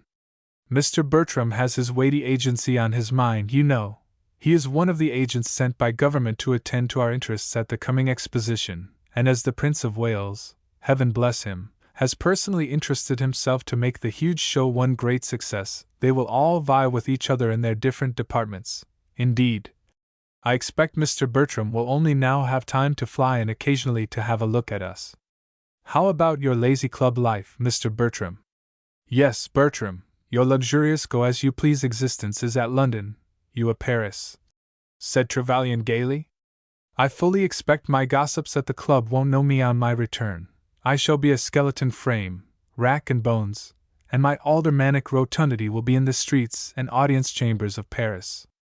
A man of your size, Bertram, won't regret a few pounds of flesh weighed in the balance as against the success of our exhibits, said Trevelyan. Not while I remember, answered Bertram. Gladstone's remarks in the Fortnightly Review, his almost prediction, unless we bestir ourselves that England's daughter, the great United States of America, may yet in the near future wrest from us our position in manufacturing of head servant to the household of the world. Many of we British want a rough reminder like that. Yes, said Vora. Some of our manufacturers forget that younger nations are wide awake and eager to pass us by at a hand gallop, while we go dozing through time with our nightcaps on. We are England, that's enough, and we cannot realize that the world moves. We plume ourselves upon the time when we handed from our docks everything to poor indolent Europe, or only for the ignorant colonies, said Lady Esmondett ironically. And import, chère Lady Esmondett, answered Trevelyan merrily. Our manufacturers will wake with a start in 1878, and forego both nightcaps. They won't have time to brew the one or don the other in surprise at exhibits from the poor colonies and the ingenious Americans. I have no doubt our manufacturers with myself will not be off with our old loves, while we can keep them. My comforts are safe, for I seduced one of the cooks from the club to come here with me, so night or day caps are to the fore, said Bertram. I thought, replied Trevelyan, for a man of your taste, you had a most contentedly jolly look. No wonder, when we know the way to the aldermanic heart is through the aldermanic stomach. Captain Trevelyan, laughingly said Vora. Besides the recherche little dinner Mr. Bertram has bid us to, I want you to cater to another sense and let us see the immense Hotel Continental. Consider the Continental on the program, my dear Miss Vernon. Mr. Bertram's chef de cuisine will cater to the inner man, answered Trevelyan.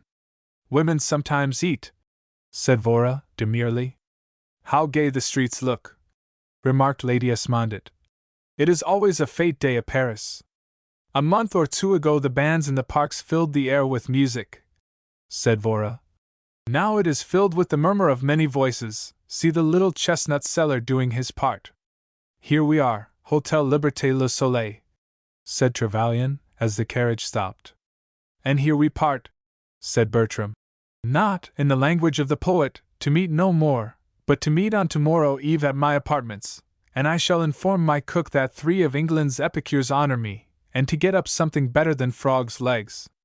We shall expect ambrosia, laughed Lady Esmondett. Très bien, I shall not forget, said Bertram, as he made his adieus. Au revoir, Bertram, cried Trevelyan. And for your life don't forget a dish of turtle's liver from Voisin's. We have teased him enough at all events, said Lady Esmondett. But as for turtle's liver, I am rather chary of it as yet. But do my eyes deceive me, or is it petticoat government here? Yes, feminine rule is the order of the day, replied Trevelyan. How important we look in possession of office, desk and stool. I was not aware we had mounted so high anywhere outside the United States, said Lady Esmondett. Here a man in neat livery stepped forward to show them to their suite of apartments, which Trevelyan, at the written request of his friend, had secured, who now seeing his companions en route for their rooms, bent his steps in the direction of the office to complete the necessary business arrangements. Chapter 15. Heartstirs. As our friends followed the servant, a child's cry proceeded from one of the salons as they passed. The page had a comedy face, and Vora, thinking his reply might amuse, asked, Do the babies take care of each other? With a farcical expression, the man answered, unlocking the doors. Oui, mademoiselle. Women crow everywhere, for men are nowhere, and babies anywhere. The maids seeing to bath and toilette, their mistresses met in the comfortable salon which was entered on either side from each sleeping chamber and small boudoir, soon in pleasant converse, or pauses of quiet, as friends who know and love each other can indulge in. Lady Esmondett and Vora passed the time until the entree of Trevelyan to escort them to the salle à manger and table d'hôte. As he sees them he thinks, how charming they look, refreshed and re-robed, each wearing gown and neck-gear, artistic in draping and color. How is it that some women have, Vora always had it, some innate gift in robing, causing one's eyes to rest on them and not tire? Again, both possess a subtle charm of manner. Vora has as veil a voice that woos one as she speaks. Houghton shall have my warmest thanks for giving me such companionship. Dear old fellow, he did not forget my request. And stepping to Vora, he hands her a bouquet of sweet tea roses, saying, You see, Miss Vernon, your Knight of the Lion Heart, as in days of yore you dubbed me, has not forgotten the buttonhole bouquets you used to make as child hostess.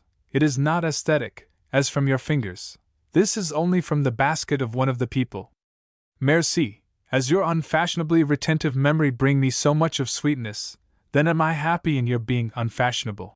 And as she fastened a few to her corsage, placing the remainder in a vase, she continued, See, godmother dear, my sweet tea roses with their perfumed voice will remind us of our usual excursion on tomorrow.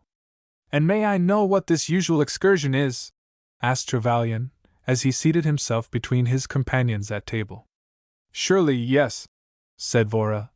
One we almost invariably make on coming abroad, should we be located at an hotel for many days, where they don't as a rule cater to one's olfactory nerves. We journey to some of the conservatories and rob them of many odorous blossoms, to brighten our temporary home.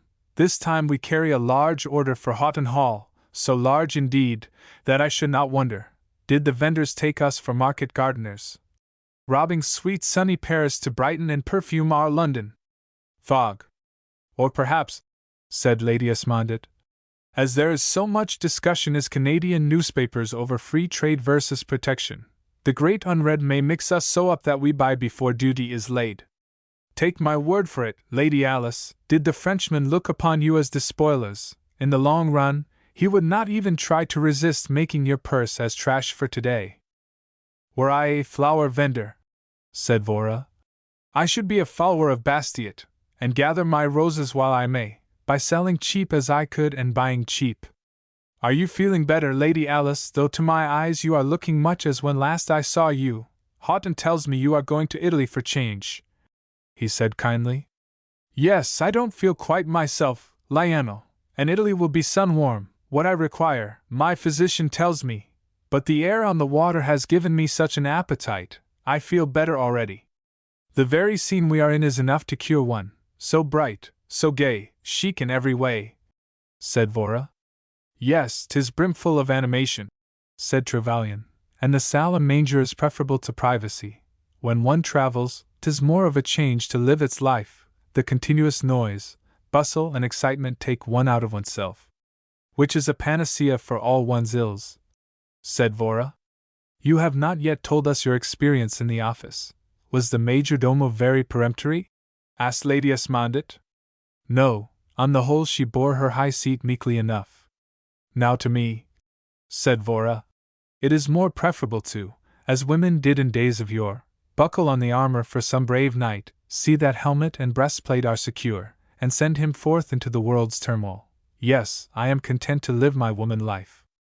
Because you know your power and feel it sweet, is why you are content, he said in low tones, letting his mesmeric eyes rest on her beautiful face.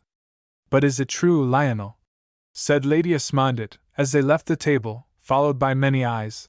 Is it true that at Bordeaux, Lyons, Marseilles, and C, women fill manly offices? True, 'tis true, and I must tell you a funny incident bearing on this question. My friend, Ross Halton, was over at New York immediately after their recent monster elections. A friend of his was defeated, his agent telling him there was foul play somewhere, for numerous votes promised him were eventually polled for the other side. Passing the house of a party man, out of curiosity he went in to ascertain if he had been true to his colors. On asking him, the man, looking sheepish, hanging his head, said, The wife's Democrat, sir, while a quick, determined, little woman stepped forward, saying, He, pointing to her husband, sees you or your agent once a year. When you come to buy his vote, he lives with me. Whither are we drifting? Said Lady Esmondit, sinking into a chair. Whither are we drifting? Echoed Vora, with animation. As sure as fate, into the GY ending of Bulwer's New Utopia. But talking of woman's rights, reminds me of the rights of man. Did you say dear uncle gave you your charter to meet us so opportunely, and locate us so pleasantly? I did, ma belle, but you scarcely heard, as at the time you were listening to the adieus of the Douglas. Ah, yes, poor Roland! And Trevelyan saw that a little sigh was given, but there is no sadness in the dark eyes turned again to him, as she says, And poor uncle, I wonder what the county people will think of Madame.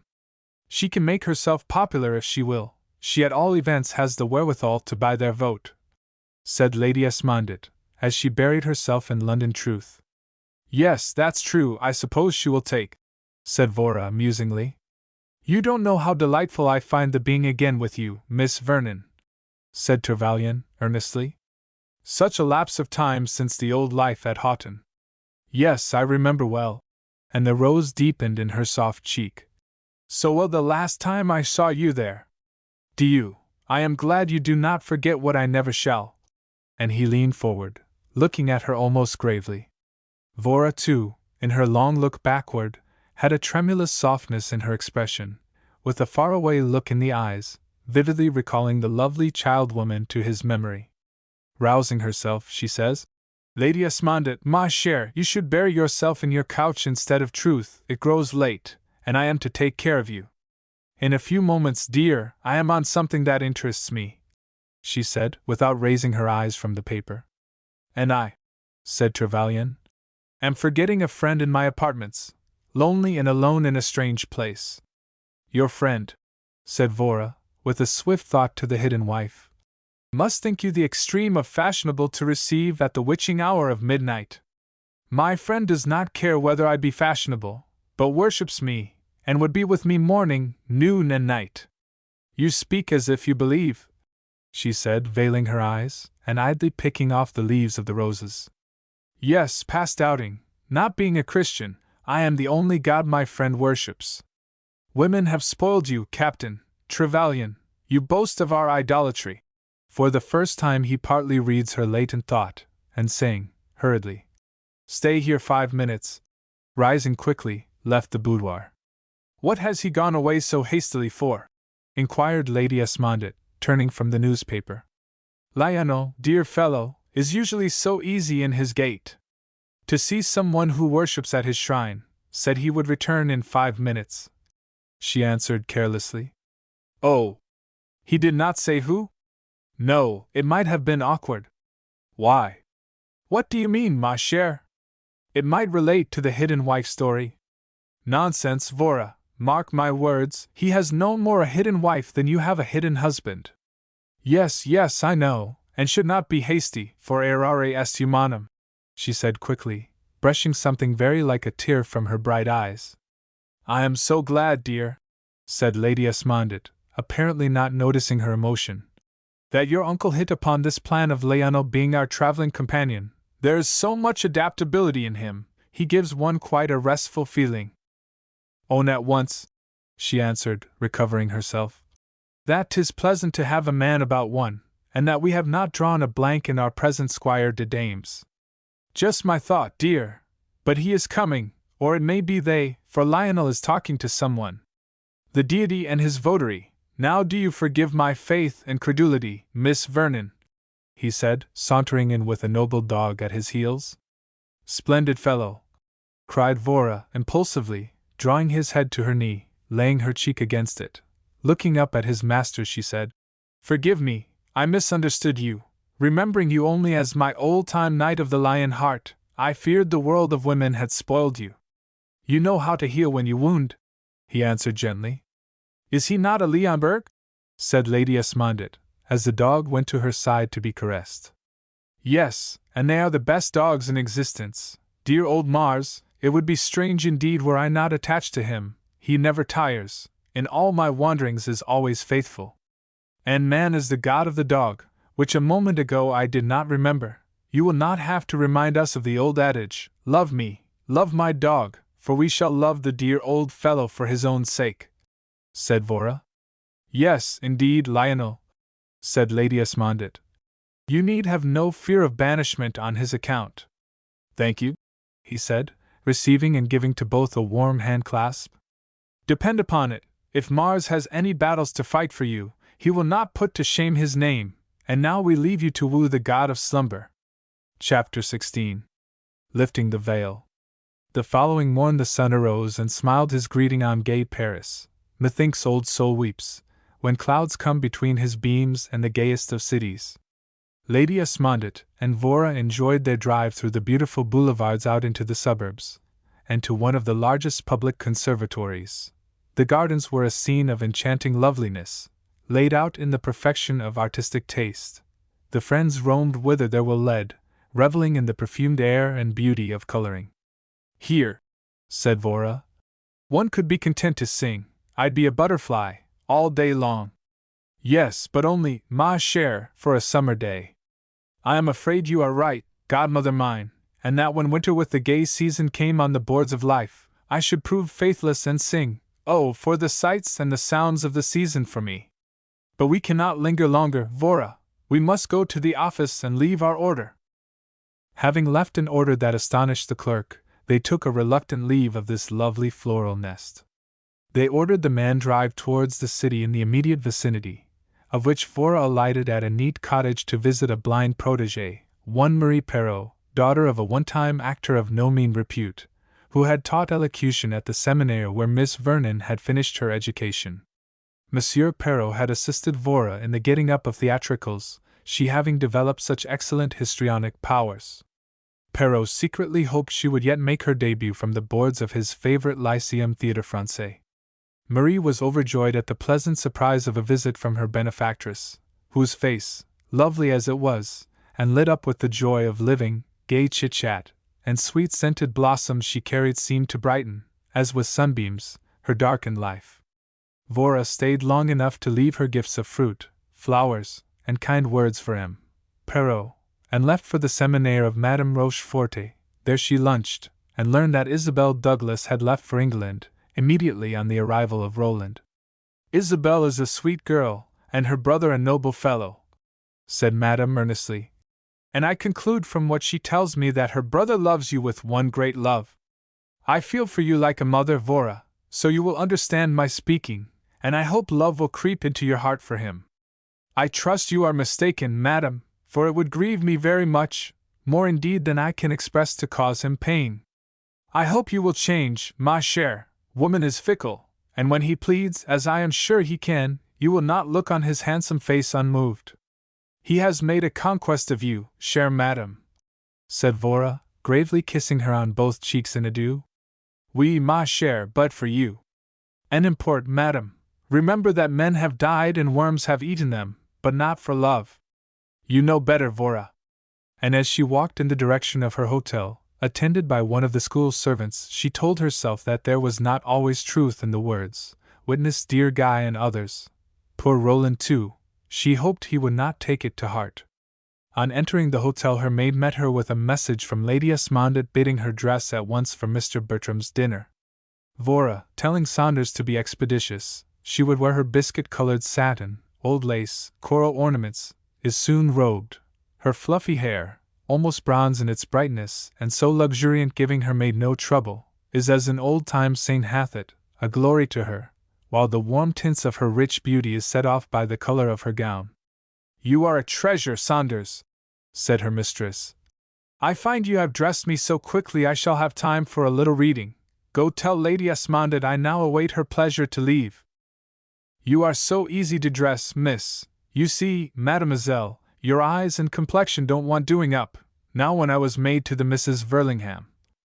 Spare me the mysteries of the toilette, Saunders, and do my bidding. Mysteries indeed," thought she, half laughing. "What would the poor men say could they see the war paint putting on for their slaughter?" And picking up one of W. H. Mallock's novels, she sank into a cozy corner. In half an hour Saunders returned, saying that Lady Esmondett with Captain Trevelyan were waiting in the salon. Enveloped in a carriage wrap of white wool, with the dainty hood of satin of her gown covered with old lace, she joins her companions, with a "May I?" Captain Trevelyan loosens the fleecy wrap and fastens with a diamond pin some damask roses and yellow pansies to her corsage. As they roll speedily along, Lady Esmondett calls on Vora to give an account of herself in the hours of her absence. "I was beginning to think, dear, that M. Perrault was renewing his entreaties that you should take to the boards of the Théâtre Français. I did not meet him, else doubtless he would," she answered. On Lady Esmondett's remark, she thought, in the flickering light, a cloud came to Trevelyan's brow, and now that a converse sweet, broken and changeful was taking place between Vora and he, Lady Esmondett gave herself up to thoughts of the past engendered by the cloud on the brow of her friend, usually so calmly careless, and she thought he naturally would dread one so lovely and gifted living the life of theatres. If it were only that in his interest in her, she would drift away from them, and home life and the fascinations of an actress' existence. And a divorce suit of some 30 years ago, which as a very young girl of 14, she remembered, all now came again to her memory, in which the principal actors were Lionel's father, Hugh Trevelyan, and his beautiful wife Nora. Both were passionate lovers of the drama. The Trevelyans frequently wintered at Paris, where they made the acquaintance of one of the principal actors of the day. He was a handsome man with a charm of manner none could resist, and as fate would have it, living at the same hotel, he so ingratiated himself into favor with both, who in their admiration of his talents almost deified him, that he was the recipient of an invitation in his idle days to the Towers, while there, an overwhelming passion for his beautiful hostess completely mastered him. She, always fascinated by his seductive manner, when he pleaded, gave way, feeling that she had met her master. Accustomed to worship his talents, she simply felt she was his if he willed. Finally, at the close of a night of revelry, ball and theatricals at the Towers, she gave up, consenting, nay willing, to elope at his wish, with only a passing thought to her little boy and once loved husband. She was his, he was her God. and she never dreamed of the man she had taken for better or for worse. Her husband sued for and obtained a divorce, the actor marrying his love at once, but she only lived for 2 short years, passing in her beauty and frailty from the judgment of society to the judgment of high heaven. "Poor fool!" said many a fair dame with a contemptuous shrug of shoulders. "Why was she so verdant as to elope? With a husband as adoring she might easily have kept her place in society, and her actor too. And so when they met they passed her by, she not having the wisdom of the world." And Lady Osmonded from the corner of the carriage thought of how Lionel's father on his wife's desertion of him had gone to the dogs, rushing into all kinds of mad dissipation up to the time of his wife's death, when he became a confirmed misanthrope, living in absolute seclusion until his own death some 2 years agone. While going to destruction for distraction's sake, poor man, he had reduced his income to about L8,000 per annum. Before his death he had imbued Lionel with a distrust of women, endeavoring to extract an oath of celibacy from the son whom he loved, and who loved him. "Never trust one of the frail sex with your name and honor, my son," he would never tire of saying. Lionel did not make an oath as his father prayed, but said wearily, "Never fear, father, I shall trust none of the gay butterflies further than I can see the brightness of their wings, much less give them, any one of them, the chance to sully our escutcheon with another blot." And continuing, he would woo his poor father to quiet by saying, "No, I know them too well, our motto is theirs, they are always the same, always. Tot et tandem idem facis." And again he would woo him to quiet by, "No, do not grieve for me, father, I shall not wed unless an angel descends for my benefit. But did she would be then a fallen angel." And the poor, broken-hearted man died in his son's arms, contented in his wish.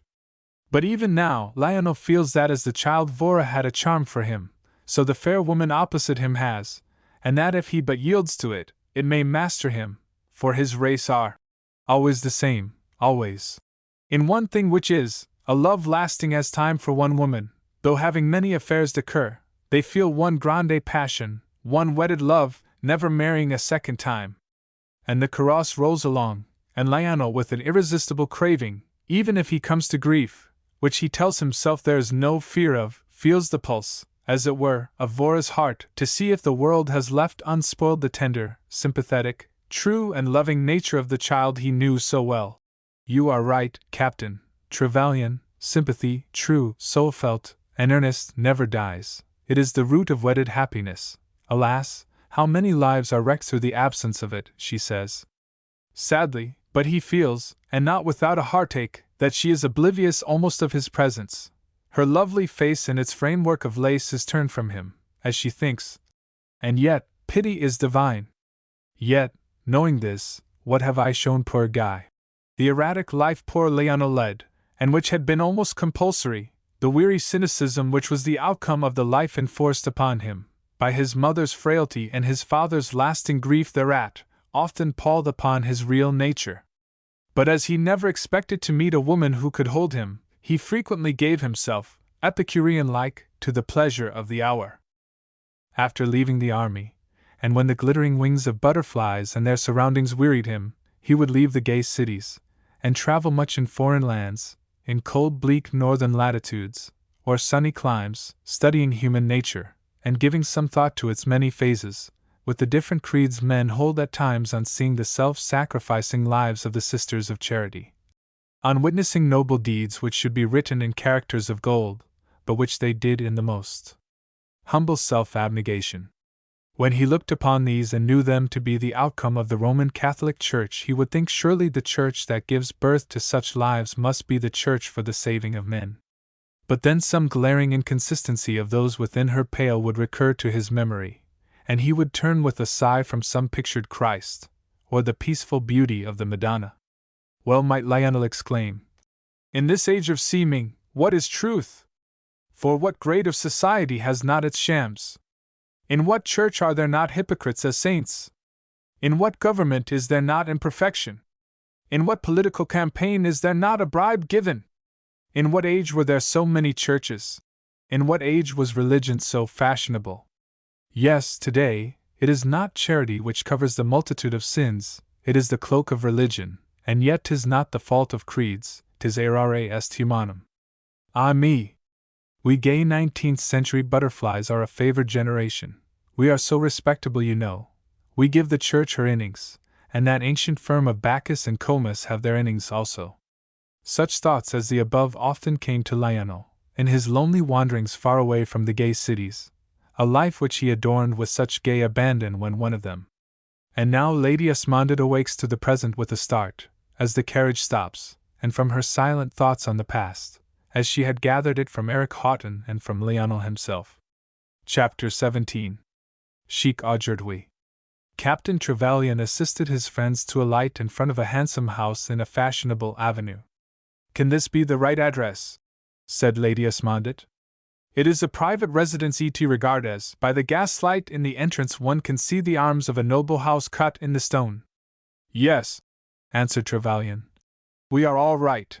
A patrician mansion knocked down by the hammer, now simply numero troisième, Avenue de l'Impératrice, and if Bertram is as comfortable inside as he is fashionable outside, then we may expect turtles' livers à la Française, the choicest of wines in this hotbed of grapes, this land of vineyards, dishes that would tickle the palate of a Lucullus, the coziest of after-dinner chairs, French coffee, which means a good deal, the brightest of fires, and faces, sweet notes of song," with a glance at Vora, "and the most delicate of cigarettes, so delicate as not to entail the punishment of banishment from two ladies fair."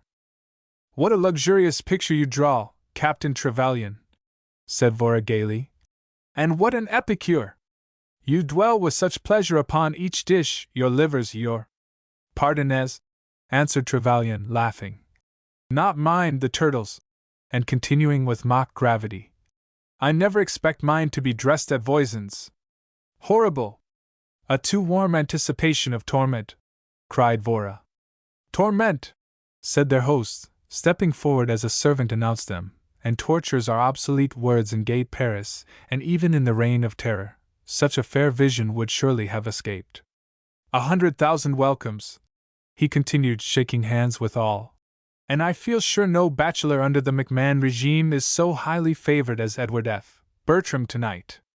"Listen," cried Vora. "Mr. Bertram will put to shame the gay gallants of Paris, in the making of pretty speeches. I believe the air of this room is conducive to that sort of thing. I feel inclined to say something complimentary on the beauty and comfort of our host's surroundings myself." "Relieve my curiosity, Mr. Bertram, and tell me where you are," said Lady Esmondide, as she leaned back and placed her feet on the softest of fender stools. "We came to dine with a bachelor and something of bachelor, live by myself style, and we find ourselves in a noble mansion." "Yes, Bertram," said Trevelyan. "I was aware of the capacity of a London alderman in catering to the comfort of his pampered body, but I repeat Lady Esmondide's question of where are you?" "And I answer," said the voice of gay Mrs. Eustace Wingfield, as she entered, "in one of the most fashionable of French flats on Avenue de l'Impératrice, the fourth flat of said number. Eustace and I are fortunate denizens of, and I can assure you, the inmates are such pleasant people that, yours truly, with Eustace, are oftener to be found in these sunny quarters than at Eaton Square, London." "You are happy," said Vora. "Never out of the sunshine." "Yes, I like it," said Mrs. Wingfield. "I can't live in the shade, and Mr. Bertram has me to adore for giving him the sunlight of this dwelling. I saw by the papers he was to make his exodus from London, so I telegraphed him to come here and bring on a box of French novels we had forgotten. One does sometimes forget the most important part of one's luggage," said Vora. "But," said Trevelyan, "I'll wager Bertram did not forget your mental food." "Not he, with his aldermanic taste for spicy dishes," said Vora. "No, the temptation would be too much for him, with the piece de resistance, an uninteresting husband, side dish, paragon lover, entree, neglected wife with flavorings thrown in, scandals, duels, etc.," said Trevelyan. "How well he knows the condiments," remarked their host in sly tones, and rubbing his hands softly. "But talking of condiments, reminds one of dinner, and that Everly should be here. I hear a footstep on the hill which doesn't grow fainter still," said Mrs. Wingfield. "Here we are again," said Sir Tilton Everly, entering, and shaking hands with all, continued, "I hope, Bertram, I haven't kept your dinner waiting." "No, no, my dear fellow, my dinner waits for no man. You see our gallant host makes an exception in our favor, Sir Tilton," said Lady Esmondett. "He considers the length of our toilette," said Mrs. Wingfield. "And train," laughed Vora, as Trevelyan caught his foot in her trailing skirts, in crossing behind to offer his arm. "Go where one will," said Trevelyan, covered by the hum of voices, "one is sure to fall in with Everly. Yes, Uncle Eric says he reminds him of the clown at a circus, with his cherry cry of 'Here I am again.' He seemed to me to be a sort of pet monkey of Mrs. Houghton. I hope he will not deem it necessary to transfer his little attentions to you, or I shall feel inclined to tell him that I am your knight pour le present, and show him my colors, in shape of telegram from your uncle, if I may not wear yours," he added in persuasive tones. "You can still be my knight errant." And her soulful eyes turned to his face. "He, one of my retainers. No divided honors for me, ma belle." Here their chit-chat is interrupted by the subject of their converse, addressing Miss Vernon, across the table.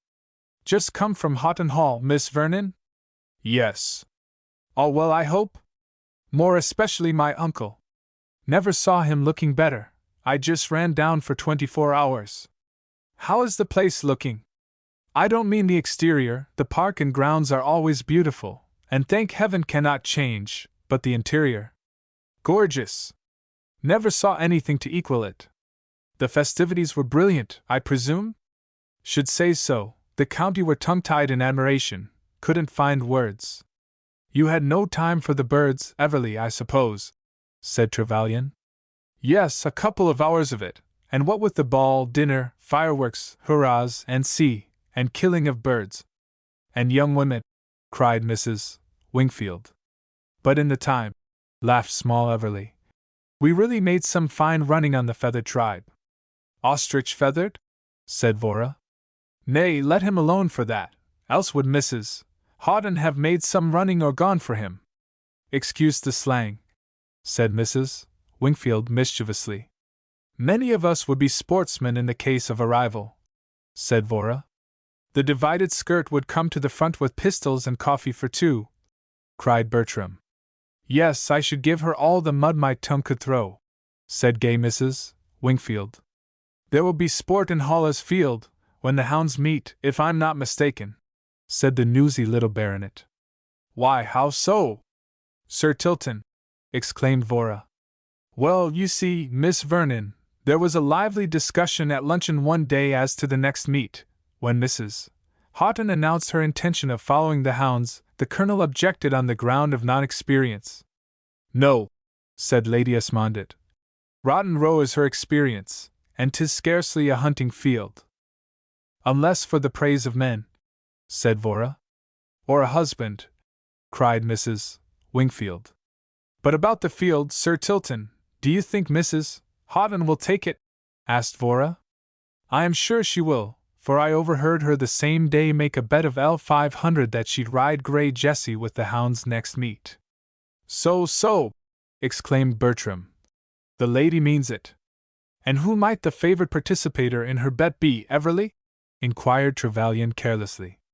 "With Major Delrose, late of the Th. Middlesex Lancers." "With Delrose!"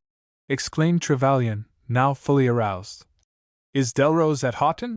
And as he spoke he gave a swift glance at Lady Esmondett, who thought silently. "Delrose, the man who was mixed up in some way with Lionel in the Fanny Clarmont scandal. There will be mischief." "No, left same train as I did, very unwillingly though, extracted a promise from Mrs. Houghton that if time hangs heavy he may return, amusing fellow, though the Colonel doesn't seem to take to him." "Not the same stamp of man," said Bertram. "But Houghton is right about the field, Everly," said Trevelyan. "One requires other experience than the row."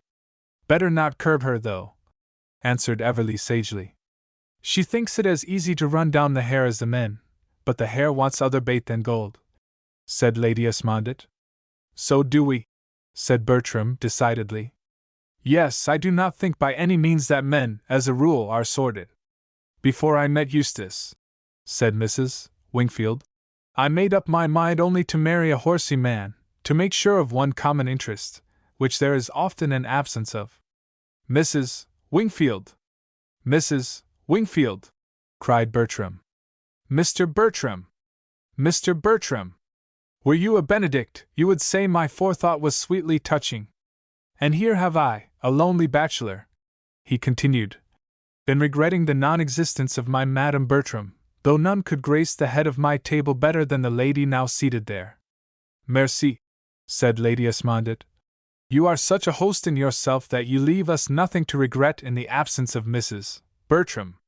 Why, said Trevelyan sadly, in a low tone to Vora, why will we continually make a jest over those poor creatures unequally yoked together? Very frequently, I think, she said softly, to hide a deeper feeling, though it hurts us painfully to do so. I vow I'd rather be a jolly old bachelor like Mr. Bertram, with plenty of money, than husband to the Queen of Sheba, were she not defunct, exclaimed Mrs. Wingfield. What a boon to men and society is a woman without marriageable daughters, laughed Vora. Yes, said Everly. She can air her private opinions on the marriage question. With the right one, what a restful paradise it would be, said Trevelyan to Vora's ear alone. And there was such a weariness in his tone, that she gave him one swift sympathetic glance, for in spite of herself her heartstrings were stirred, but she must not give way, so says lightly, as following Lady Esmondette's signal, they leave the table, the gentleman refusing to linger. To say marriage under any circumstances to be bliss, is rank heresy to your well-known views, but I understand your present impulse is engendered by seeing our dear friend playing hostess. Not so altogether, you also are near, and her arm is involuntarily pressed to his side. Well, ladies fair and gallants gay, said Mr. Bertram, as he found a comfortable lounging chair for Lady Esmondette. We have just time for a cup of coffee and a cigarette, ere we roll away in a carrosse to the Théâtre Français. To the theatre! Exclaimed Trevelyan. I was not aware this was on the tapis for this evening. Yes, said Lady Esmondette. Mr. Bertram and I arranged it. Octave Feuillet's play, the SBHYNX, is on. I begin to think it was selfish on my part, you all look so comfortable. Perhaps we had better abandon it. Put it to the vote, cried Mrs. Wingfield. And no bribery, echoed Vora. I fear if it is put to the vote, said Lady Esmondette, mine will be bought, by the beseeching look of Captain Trevelyan, for a stay at home. See what it is to have an expressive face, Trevelyan, said Everly. It has gained you one vote, in spite of the rule Miss Vernon made of no bribery. I thank you for your sympathy, Lady Esmondette, but I fear yours would be the only vote recorded in my favor, so the SBHYNX must needs make us her own, as she did many an unhappy mortal in days of yore, in her Theban home. I wonder if they looked as resigned in their martyrdom as poor Captain Trevelyan does, said Vora. I used to think Oedipus finished her, said Trevelyan. Only for his day, said Vora. 'Twas too long a look till Octave Feuillet. He should have asked Lynceus to give a glance. The Cyclops might have lent him an eye, said Bertram.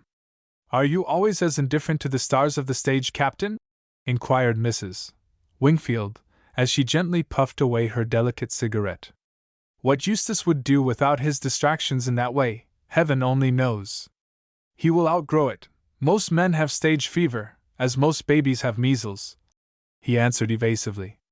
And now for our mantles and away, said Lady Esmondette, rising. And may the mantle of resignation fall on the shoulders of poor Captain Trevelyan, said Vora, taking his offered arm, and as the hand leaning on his arm pressed closely, she said in low tones, You had my unregistered vote. Merci, he said, pressing her hand. Chapter 18. Théâtre Français. They found the theatre crowded from pit to dome, and the advent of our little party, as they took possession of their box, caused no little sensation even in that galaxy of beauty and fashion. By the lilies of France, said a Parisian, putting up his glass, though not the three graces, one of them is there. Yes, by the memory of Bonaparte, she is worth a long look, said his companion, gazing at Vora. and 2 of the occupants of Mr. Bertram's box were indulging much the same thought. Lionel's handsome face wore a warmer look than ordinarily, as he chatted to Vora, leaning on the back of her chair. She has the vivacity of the Frenchwoman, with a beauty all her own, he thought. Her voice holds me, and my love of the beautiful is satisfied, as I look on her sweet mouth and warm eyes. But pshaw, she is a flirt, and I am almost in her toils. What is coming over me? And he gave a start as he almost spoke the last thought aloud. Why, what is the matter, Captain Trevelyan? Asked Vora.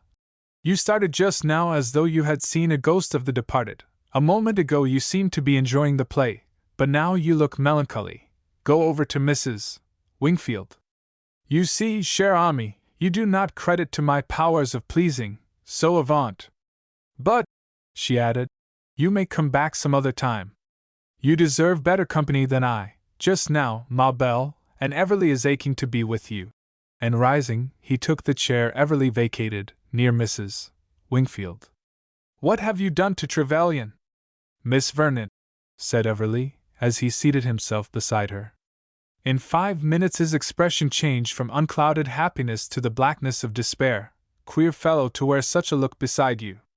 What a flattering tongue is yours, Sir Tilton, but I shall not be astonished at any outpourings of that sort from you, considering you have come from Houghton Hall, and the practice you have had in soft nothings while there. Had you been there I should have been inspired to say something original. It would be a treat, for compliments do grow so hackneyed. I sometimes agree with the poet, she added gaily, that there is nothing original in us, excepting original sin. Your uncle wished for your presence often. I take it quite as a compliment, and his bride so new. And many others wish to sun themselves in your presence. I am glad they remember me, and if old Sol will give England plenty of his gleams, and we have a mild winter to suit Lady Esmondit, we shall be at Houghton Hall for the Christmas festivities. If the clerk of the weather be a decent fellow, who will take a bribe, Tilton's the boy to stuff him, and my reward will be a waltz at the ball, and do please let me make sure of it now. Taking out his tablets. Just write your name and the date here. Oh, thanks abundantly, and I'm sure the weather fellow will be all square. And now I incur the jealousy of woman. Cruel man to bring upon me such punishment, but I forgive you as you know nothing of womanly sweetness to woman, so here is my name for number 4 waltz. But regard as we have missed a point, every eye is turned to the stage. Mli, Croisette looks for the moment as though transformed into one of the Furies. So fierce her looks, such terrors from her eyes. Poor thing, so she does, said Sir Tilton laughing. But really, Sir Tilton, I wish we could guess what it's about. Another riddle from the SPHYNX, you must be a second Oedipus and guess for me, or go over and ask some of the others, they look as though they have been feeding ravenously of the tree of knowledge. Draw your chair a little this way, Vora, ma chère, said Lady Esmondit, who came over as Sir Tilton arose.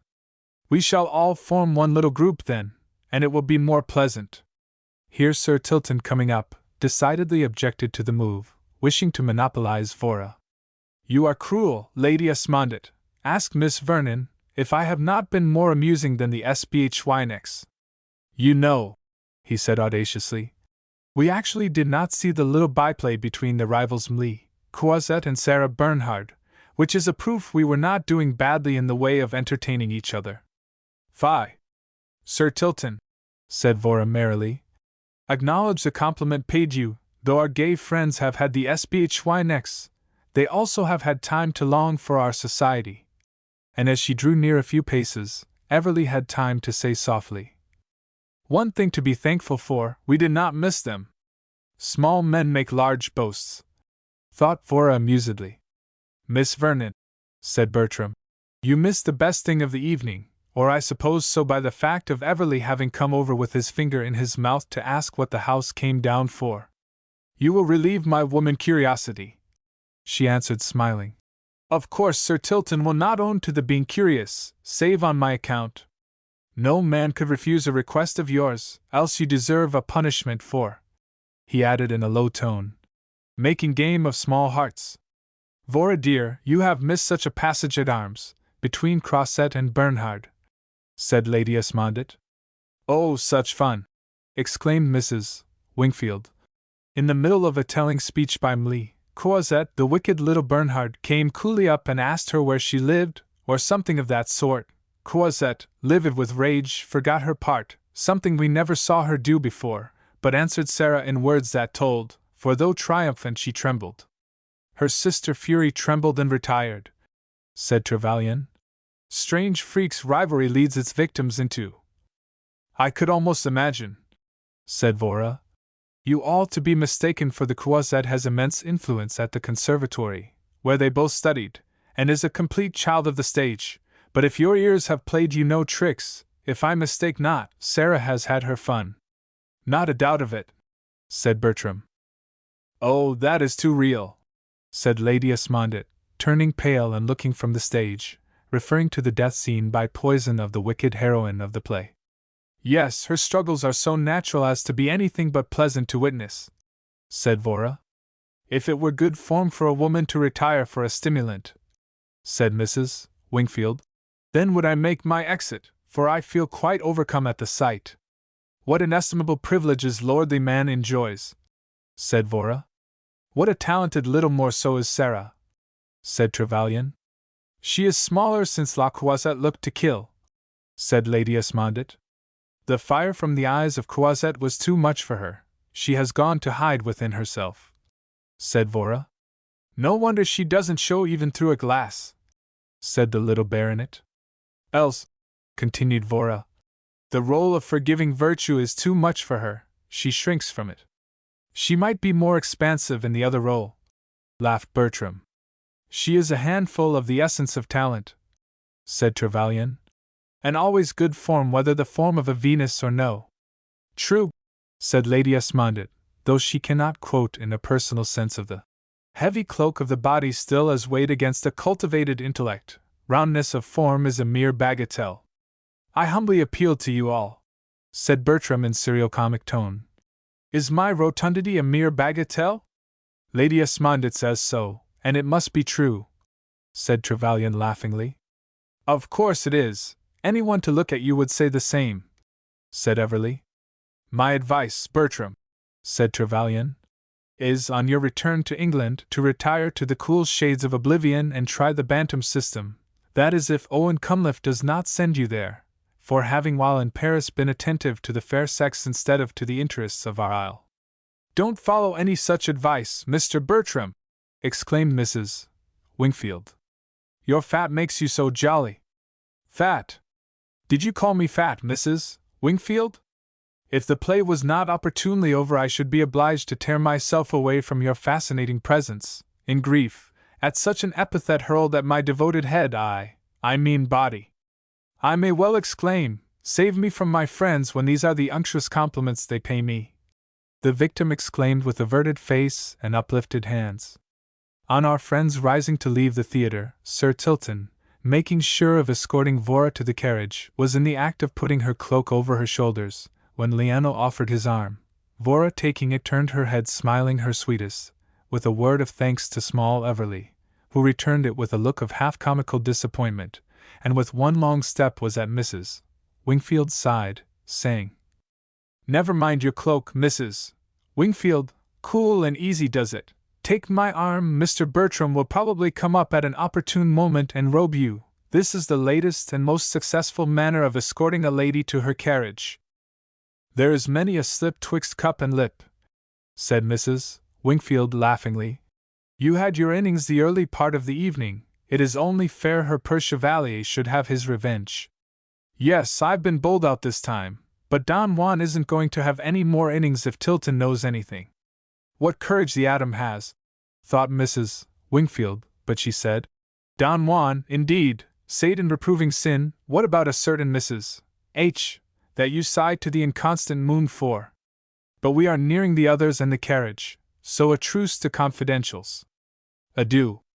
On the ladies entering the carrosse, the gentlemen bidding adieu pour le present, saying they would walk, Sir Tilton, stepping back a pace, inquired of Vora if he should have the pleasure of seeing her on that night week at the de Hauteville ball?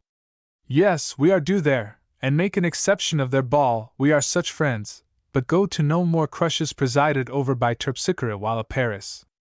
Au revoir. Chapter 19. For a Fair Woman Face. What an irrepressible fellow Everly is, thought Trevelyan, as he sauntered along the avenue towards his hotel, having heard his question to Vora, as to the ball. He manages to get a card for everything. I should not regret his departure for anywhere. Our little coterie was perfect without him. Vora is extremely lovely and fascinating. She, of course, is the magnet that draws him. What a presumptuous little poppet he is, a mere fortune hunter, hanger-on of society to dare turn his eyes in her direction. But am I not taking too deep an interest in this sweet Vora Vernon? I must guard my heart. She is a flirt, I must beware. Another tender billet from Mrs. Houghton, and full of this hidden wife falsehood. I have been careless, never even having told Houghton the truth of the matter. Every 7 years, it seems to me, there is a rehash of bygone vilifications. One must only grin and bear it, but I do feel it terribly just now, not because it is what it always was, a lie direct, but because of my close companionship with my dear friend and bewitching Vora. Let us now follow small Everly, and read some of his thoughts. With rapid steps he is soon at his destination, where, seating himself in a huge easy-chair which almost hides his small body, draws a table to his side, on which are placed his pipe, glass of punch, with some letters. Gad, a missive from Aunt Martha! He exclaimed. Whether it be sugar or vinegar it will keep until I do the others. One was from his lawyer telling him the Jews were after him, with a muttered exclamation of, "They must wait." He threw it aside. The others were from acquaintances, mere chit-chat. And now for the old girls, he thought, which on opening a bank draft for L50 dropped out. Gad! Almost a holocaust, he said, picking it from the dying embers in the grate. And now for the letter. My dear nephew, enclosed you will find a draft for £50. It is extremely inconvenient to remit you even such a small sum, but I promise your mother on her deathbed to give you all the assistance in our power, as also did your sister Amy, and so please heaven we shall, as we are quite aware that the trifle you inherit from your father is extremely small for the maintenance of an English baronet. Moreover, considering it an honor to the house of Morton that an Everly should have linked himself thereto, we have decided to let you have Johnston's rent for the future, and regularly. But, dear nephew, remember you cannot afford to make a mere love match. You must marry an heiress. Your setter Hecate has had pups, which we shall nurse tenderly for you, as they represent money. But the school bell rings me away, and, dear nephew, from you I go with my pupils into the mysteries of pounds, shillings, and pence. You will laugh and say you and they are always associated in my mind, and it is so, for you are both things of worth. When you marry some rich young lady, you know whom I tell you can win. I shall pay a master to take the arithmetic class. Make your old aunts glad with the news of a wealthy marriage being arranged for you. Acknowledged draft. With much love, from your affectionate aunt, Martha Morton. Sir Tilton Everly. Paris, Hotel European, November 2nd, 1887. It will please the aunts if I write instanter, so here goes. Dear Aunt Martha, draft received, came in handy, can assure you. You are a jolly pair of relations for a fellow to have, never wanted the needful more. I know I shall have to marry money. I expect I guess correctly as to the girl you mean, but tallow candles are out of fashion. I know the gilding is thick, and debts are a bother. But you never fear for Tilton, he may yet win a glorious beauty and great expectations from a titled relation. Eureka! I can tell you, else you have no idea what a fuss society makes over me. Glad Hecate has done something for a living, or rather for mine. Good night or morning, for it is 1 a.m. Your devoted nephew, Tilton Everly. Miss Morton's Seminary, Bayswater Suburbs, London, Ing. Nov. 5th, 1877. Yes, 'pon my life, the old girls are right. I must have the sovereign for my name. Pity I was born with a taste for the beautiful. My father was wanting in forethought on my account, or he would never have wed penniless Rose Morton. Here am I over head and ears in love with a peerless beauty, with not much or not enough of the needful to keep us both in style. There is not a doubt, though, that she will inherit from that stately godmother of hers. Never say die, Tilton, my boy. She smiled on you tonight. Go in and win. Why, the very thought of her sends the blood dancing through my veins. Splendid figure, perfect as a Venus. She knows naught of my relations to that young schemer, and if my love by a stern fate says nay, she is too much accustomed to conquests to boast, and the other who is ready to marry me any day will never know anything to erect her spine about. A week from tonight the de Hauteville ball, I shall there know the best or worst. If I fail it won't be because of aught wanting in myself, but because I cannot win over the Lady of Esmondit, then. If so, I shall hide my groans under an MP and the gold of my lemon face, to whom I shall not exactly play count to her, Miss Kilmansegg, for I could not act such a villain's part, but I must have some hobby to ride, to make up for the sacrifice of self, and now to bed and sleep or dream. Chapter 20. Quickened Heartbeats. On the morning of the de Hauteville ball, Trevelyan broke his fast somewhat earlier than usual, purposing to indulge in a long ride. In passing the salon of Lady Esmondit and Vora, the door of which had been pushed open by his dog Mars half an hour previously, Trevelyan made a momentary pause. He could not see Lady Esmondit through the opening, only our sweet Vora, who, listening to her godmother, idly ate of some fresh fruit, while the other fair hand caressed Mars. She looked a very child of the morning, so charmingly bright, in a pale blue quilted satin dressing gown, with low turned-down collar. Not wishing to interrupt her godmother, who read aloud an English letter, she spoke to Trevelyan silently, standing in the opening doorway, only with the eyes and her own siren smile. The temptation to linger was too much for him, and he was about to enter when, turning, as he heard a step coming quickly along the corridor from the visitors' grand elevator, saw Sir Tilton coming towards him carrying a huge bouquet. And knowing for whom it was intended, preferring not to be a witness to the presentation with a "Bonjour, Everly," and "How do, Trevelyan?" they went their different ways, the one into the light of woman's eyes, the other into the lights of the streets of Paris. Sir Tilton, with a laughing, "Any admittance to a devoted subject," and a gay entrée from Vora, was in the boudoir. "I thought I heard Captain Trevelyan's voice. Was he not with you?" inquired Lady Esmondit, as she shook hands with Everly. "Yes, Lady Esmondit, he was outside and lingered a moment, but was able to resist the temptation to enter to which I had to succumb," with an admiring glance at Vora. After half an hour spent in gay chit-chat, Lady Esmondit, consulting her watch, reminded Vora of their purposed drive, and with a promise asked by Sir Tilton, and given by Vora, that she would wear one of his flowers on that evening, they parted. In a short time Lady Esmondit and Vora were seen driving along the fashionable parks and streets of Paris, and no carriage attracted more attention than the one in which they were seated. They met many friends and acquaintances, among whom were Mr. and Mrs. Eustace Wingfield. "One does not often see them together," said Lady Esmondit. "Still, I am sure, they suit each other better than most married people." "What a queer world it is," remarked Vora. "Even ma chère godmother is rather cynical as regards the happiness of most married lives. What is the reason of it all? Is it that man who, as Charles Reade says, is born to hunt something, is no longer happy when the chase is over? And woman, what of her? Is it that 'tis only the excitement of the hunt we care for, that our heart has no part in the matter?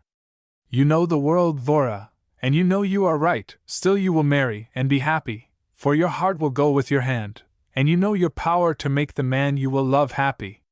Sympathy, so felt in earnest, is more than love, which sometimes changes, or passion and fancy which always evaporate," answered Vora seriously.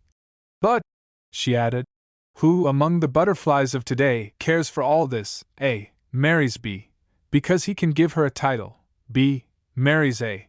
because she brings him money. It's all a debit and credit system." "Yes, Vora, dear, Tennyson says truly, we men are a little breed." But a warmer light deepens in Vora's eyes as a vision of a handsome face, wearing at times a weary look, flashes across her memory, and she thinks some men are worth loving, and are not of the little breed. "What a bold-looking woman!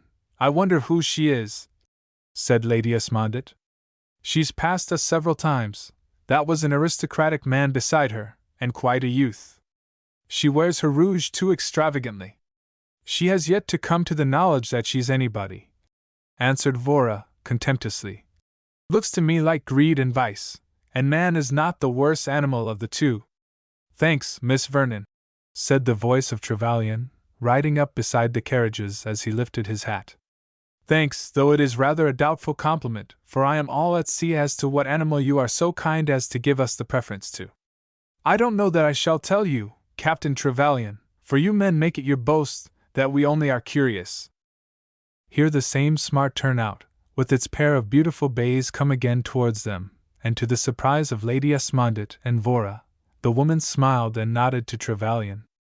Vora, turning quickly towards him, saw that he took no notice of the recognition, and that his face wore a stern look. Everly, driving with a friend, passed them at the moment, saw the nod and smile and of how they were received. That little smile from Nina Antoinette puts a spoke into your wheel, my fine fellow, he thought. No matter though your face did look as though hewn out of stone. Aloud he said, Miss Vernon will see he is donning the garb of modesty in her honor. So Vernon is mademoiselle's name, said his friend de Vesey. I saw her at the theatre the other night, and by the lilies of France, she is lovely enough to make a man play the saint for one look from her eyes. There was a second or two of rather an awkward pause, which Lady Esmondit broke by saying, The bays are lovely, but I'd rather keep the woman at bay, Lionel, or perhaps she thought you an acquaintance. Yes and no, chère Lady Esmondit. A dozen years or so ago, I was going through my stage fever, which most men take to in a natural sort of way, though I scorn to make it any excuse for my folly, for you, dear Lady Esmondit, he added with a weary sigh, are aware I, above all men, should have given way to no such weakness. It was not that it bore any fascination for me, on the contrary, I was as one who never lays his opera glass aside.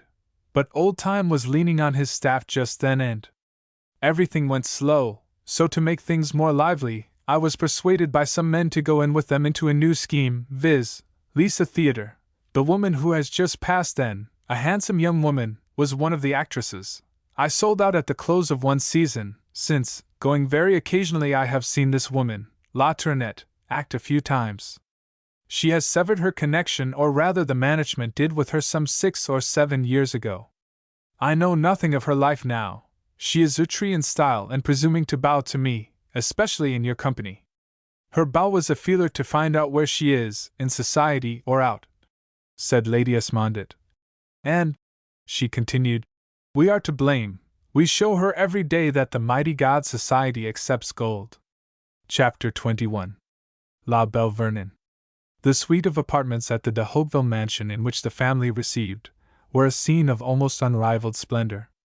The host, Monsieur Henri Auclair de Hauteville, as he stood beside Madame, receiving and welcoming their guests, being a very small and very pale, quiet-mannered man, was almost lost beside the large, handsome woman, and merely bowed like a Chinese mandarin, looking like a tired schoolboy, who wanted to be in bed and tucked in comfortably.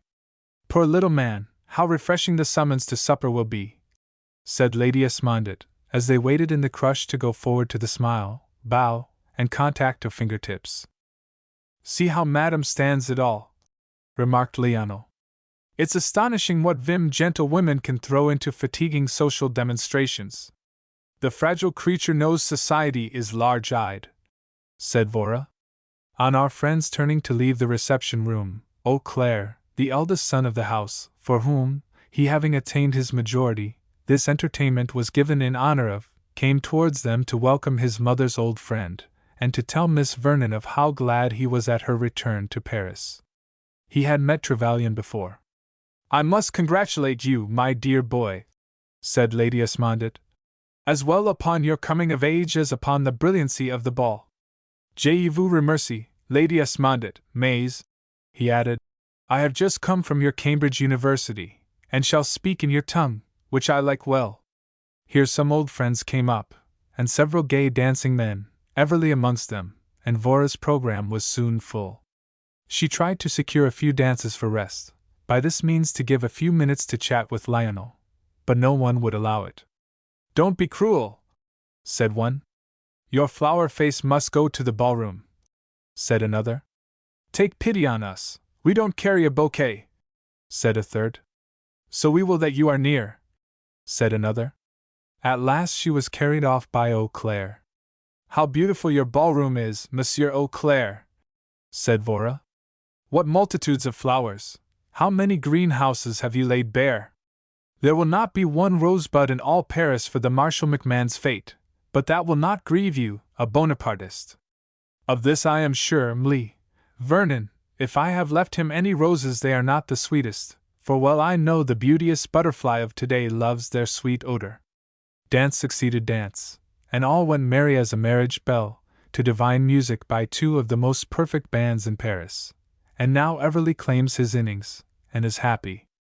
"Have mercy on me, Sir Tilton," laughed Vora, "and forgive me this dance. Besides, we have another together, and you don't know how sweetly amiable I shall be, if you'll find me a seat beside Lady Esmondit. Consider yourself seated, and your martyred subject not far off, fair mademoiselle." They found Lady Esmondit with Mrs. Wingfield and Trevelyan in an ideal refreshment room. "Glad you've found us, ma chère," said Lady Esmondit. "I need not ask how you are enjoying the ball," remarked Trevelyan. "Your eyes tell me. And they say true, how could it be otherwise, Sir Knight? With music that thrills one, and a light foot treading a measure to the sweet notes," answered Vora. "Is not this a charming room, Miss Vernon? Invisible music, birds and flowers. The Parisian is born for this kind of thing. It is just a poem, Captain Trevelyan. And Bob Fudge in the flesh brings us back to reality," said Mrs. Wingfield, and following the direction of her eyes, they saw a very young man devouring with admiring glances the delicacies around him. "I am quite sure," laughed Vora, "he will go through the bill of fare just as Moore's Bob of one pâté of larks, just to tune up the throat, one's small limbs of chickens, dun and papillote, one's erudite cutlets dressed all ways but plain, and see, oh dear, he fatigues one," she added gaily. "Yes, and ice, Sir Tilton. Depend upon it," said Trevelyan, laughing. "Dick will receive a letter from Bob, that there's nothing like feeding." Here Eau Claire joined them, having missed Vora from the ballroom. "Have you seen the Claytons this evening, Vora?" inquired Lady Esmondit. "Yes, godmother mine, and dancing with vigor and a sublime indifference to time that was amusing. They exchanged partners with another Quakerish-looking couple, and have been in the heat of the fight ever since," said gay Mrs. Wingfield. "Merrily danced the Quaker's wife, merrily danced the Quaker," sang Vora.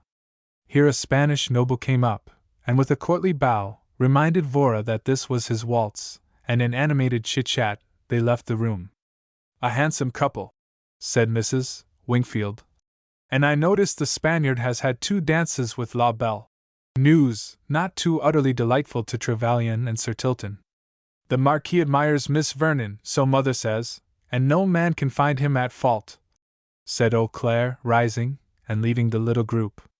"Would you ladies like to go to the ballroom?" asked Lionel, anxious to be near Vora. "Thank you, yes," answered Lady Esmondit, divining his motive. "And will you take pity on me, and a risk on my waltzing powers?" asked Sir Tilton of Mrs. Wingfield. "I would not risk anything so important as a waltz, Sir Tilton, but as I have already tested your capabilities as a dancer, away I go on your protecting arms." "Or into them," laughed her partner, as entering the ballroom they went careering at full speed down the small spaces. "Beg pardon, Lord Lissaville," cried Sir Tilton, as he dashed against an ancient beau with a long renroll, who with his fiancée, a pretty little French girl, who had been trying to put him out of step in order to dance with her young Lochinvar. Sir Tilton, knowing the circumstances, pitied the little Parisienne who had been dolefully doing her duty all the evening, so determined to come to her aid, hence the collision, which, throwing the noble lord almost on his back, sent his wig flying several yards off, which the dancers swept with their trains. The gay petite was wicked enough to put her handkerchief, not to her eyes, but to her mouth, to veil her smiles as she gave herself up to her young lover who had been eating his heart out all the evening. Lord Lissaville, with inward curses on Everley and his own temerity in attempting to dance on a waxed floor, with his gouty leg and bought curls, was a droll figure, as with his handkerchief tied over his head and his face a whirlpool of wrath, he was knocked hither and thither by the dancers in the vain attempt to recover his gay tresses. Vora and her partner laughed heartily over the amusing scene. How innocent Sir Tilton looked, and one could see it was intentional, laughed Vora. No more dinners at the ancestral home of Lord Lissaville, no more shooting for the culprit, she continued. How happy the betrothed looks now, said Del Costello. Cupid's bow is powerful. I know myself, said Vora, of several cases where young girls have been persuaded to marry old men from the fact being pointed out to them of the happy marriage of M. Thiers. Madame Dazem, poor little Emily's mother, was the woman born for him, only she, unfortunately, was encumbered with a husband. It was a most singular household, said Del Costello. Thiers, though undoubtedly a superior man, had no claims to divinity or to be enshrined on the Dazem altar with 3 adoring women ever worshipping, while there are many men, could they gain one woman, would be to her alone as constant as the sun. Pardon me, but I am Spanish and cannot be cold with you. I ever think of Venus and my breast is bare for Cupid's dart. The boy is blind, said Vora archly. I feel him an unerring marksman though, he said passionately. Here Sir Tilton, with Mrs. Wingfield, passed them, when Vora called out gaily. Don't you tremble, Sir Tilton, when you think of the wrath of the witless Adonis? Like an aspen leaf, fair Belle, but never mind, I've given him a wigging. They are now beside Lady Esmondett, and the strains of music changing from the waltz. That means our waltz is over, Marquis del Costello, and I have enjoyed it thoroughly, thanks to your perfect step. Your own fairy step had much to do with making our waltz one I shall never forget. May I call tomorrow? You may. Trevelyan, coming up at the moment, and seeing Vora in all her loveliness, for lovely she was in cream white satin, sleeves merely a band, neck low, a circlet of gold of delicate workmanship round the throat, fastened in front with a diamond large as a hazelnut, bands of gold in same design, on perfect arms midway between shoulder and elbow, and the poor fellow hungered to have her all to himself for even a few minutes. So with forced gaiety he said, Now, mademoiselle, I, as your guardian, must insist on your taking a little rest and under my protection, for, should I allow you to take it with any other, the gay gallant would have the queen of the night back amidst the revelry. But what am I to do, Lady Esmondett, Captain Trevelyan?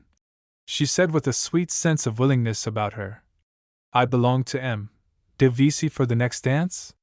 Go and rest, said Lady Esmondett, and if your partner cannot find you it will be his loss.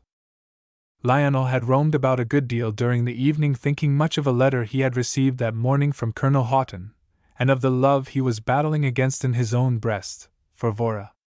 In his walks to and fro he had come across a small conservatory on the other side of the house, far from the busy throng, and entered as well from the grounds as from a boudoir of Madame's. Thither he led Vora, not unwillingly, a sweet sense of being taken care of, a nameless feeling of passive languor, a sense of completeness pervaded her whole being, as Lionel, putting her hand through his arm and for a moment holding it there in a protecting sort of way, led her through long corridors until they reached the luxurious boudoir of their hostess, where, seating Vora in a lounging chair, the perfection of comfort, and placing a soft footstool for her dainty slippered feet, he quietly seated himself near her. He longed to take her to his heart, and tell her of his great love for her, which had grown so strong as to completely master him. He could scarcely refrain from crushing her in his arms and telling her she must be his. He had suffered much this evening in seeing her, even in the dance, in the arms of other men, ever since he had left Lady Esmondett's side, an hour ago. He had done nothing but pace through lonely corridors thinking of the letter from Eric Houghton, which ran thus. Trevelyan, cher ami, must go to the point at once, as what I hear has troubled me. Mrs. Houghton tells me there is no doubt you are married to Fanny Clarmont, and as Delrose is frequently here and lounging about with her, I suppose he has told her. I know he was mixed up in the affair. I'm sorry for you if it's true, old fellow. She also says, but it's a woman's mistake I am sure, that you are half engaged to Blanche. Be careful that you don't make Vora love you. You were always a sort of hero with her. She is too lovely and lovable to have her life spoiled.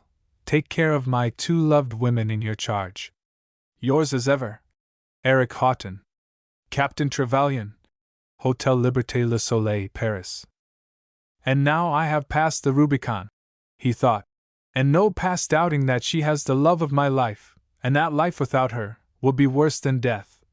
This he thought, seated near this fair woman, near and far, for he must not speak to her with this cloud upon his name.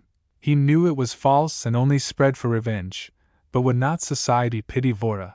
Pity, and he writhed with inward pain, at the thought that his wife would be pitied for having gone to God's altar with a man, whom Dame Rumor said had a hidden wife. One moment he thought he would fly to England and make Delrose tell the truth at the point of the sword, but he knew his man, and that threats would not avail. Again, if he left Vora now, there were many men about her, one of whom she might choose, and the thought was maddening. If he could only get them into Italy, they would be quieter there. He must mature his plans, see how it was best to cope with his enemies. Would he write hot on the facts? No, he must try and find out Fanny Claremont's address, and get her to write such a letter as he could publish, exonerating him from all act or part in her elopement. But how to do it, unless he could work on Delrose? But the man never had any feelings, save for himself. He must see. And as he looked on Vora, as she sat, her head thrown back among the cushions, lips slightly parted, and looking at him from dreamy eyes half closed, a pain came to his heart as he thought, if he could not get Fanny's confession, Vora would never rest in his arms, for she would not go to him with the truth unproven. And still he thought, she shall love me, for, look what she has done for me, she has done what no woman heretofore has been able to do, she has inflamed me with a passionate love for her as untamable as the lion, she belongs to me. And as he thought this he rose, but almost staggered with conflicting emotions, as he stood close to her. Vora, my darling, are you rested? He said, his voice anything but steady. Yes, she answered dreamily. But why did you break the spell? It is so seductive here, I have thought you a magician and this a scene of enchantment. I broke the spell, darling, because I could bear no longer the... Here footsteps were heard, both on the gravel walk outside the small conservatory and in the corridor by which they had entered the boudoir. And though the occupants did not see Del Castello, he saw them at the same time as Everly with De Vesey, a gay Paris beau to whom Vora had been engaged for this dance, now over, crossed the threshold. De Vesey, on seeing the situation, and not caring to be de trop, was for retreating, but Everly was in no mood for this, now that his dance and his only one for the night was on the tapis.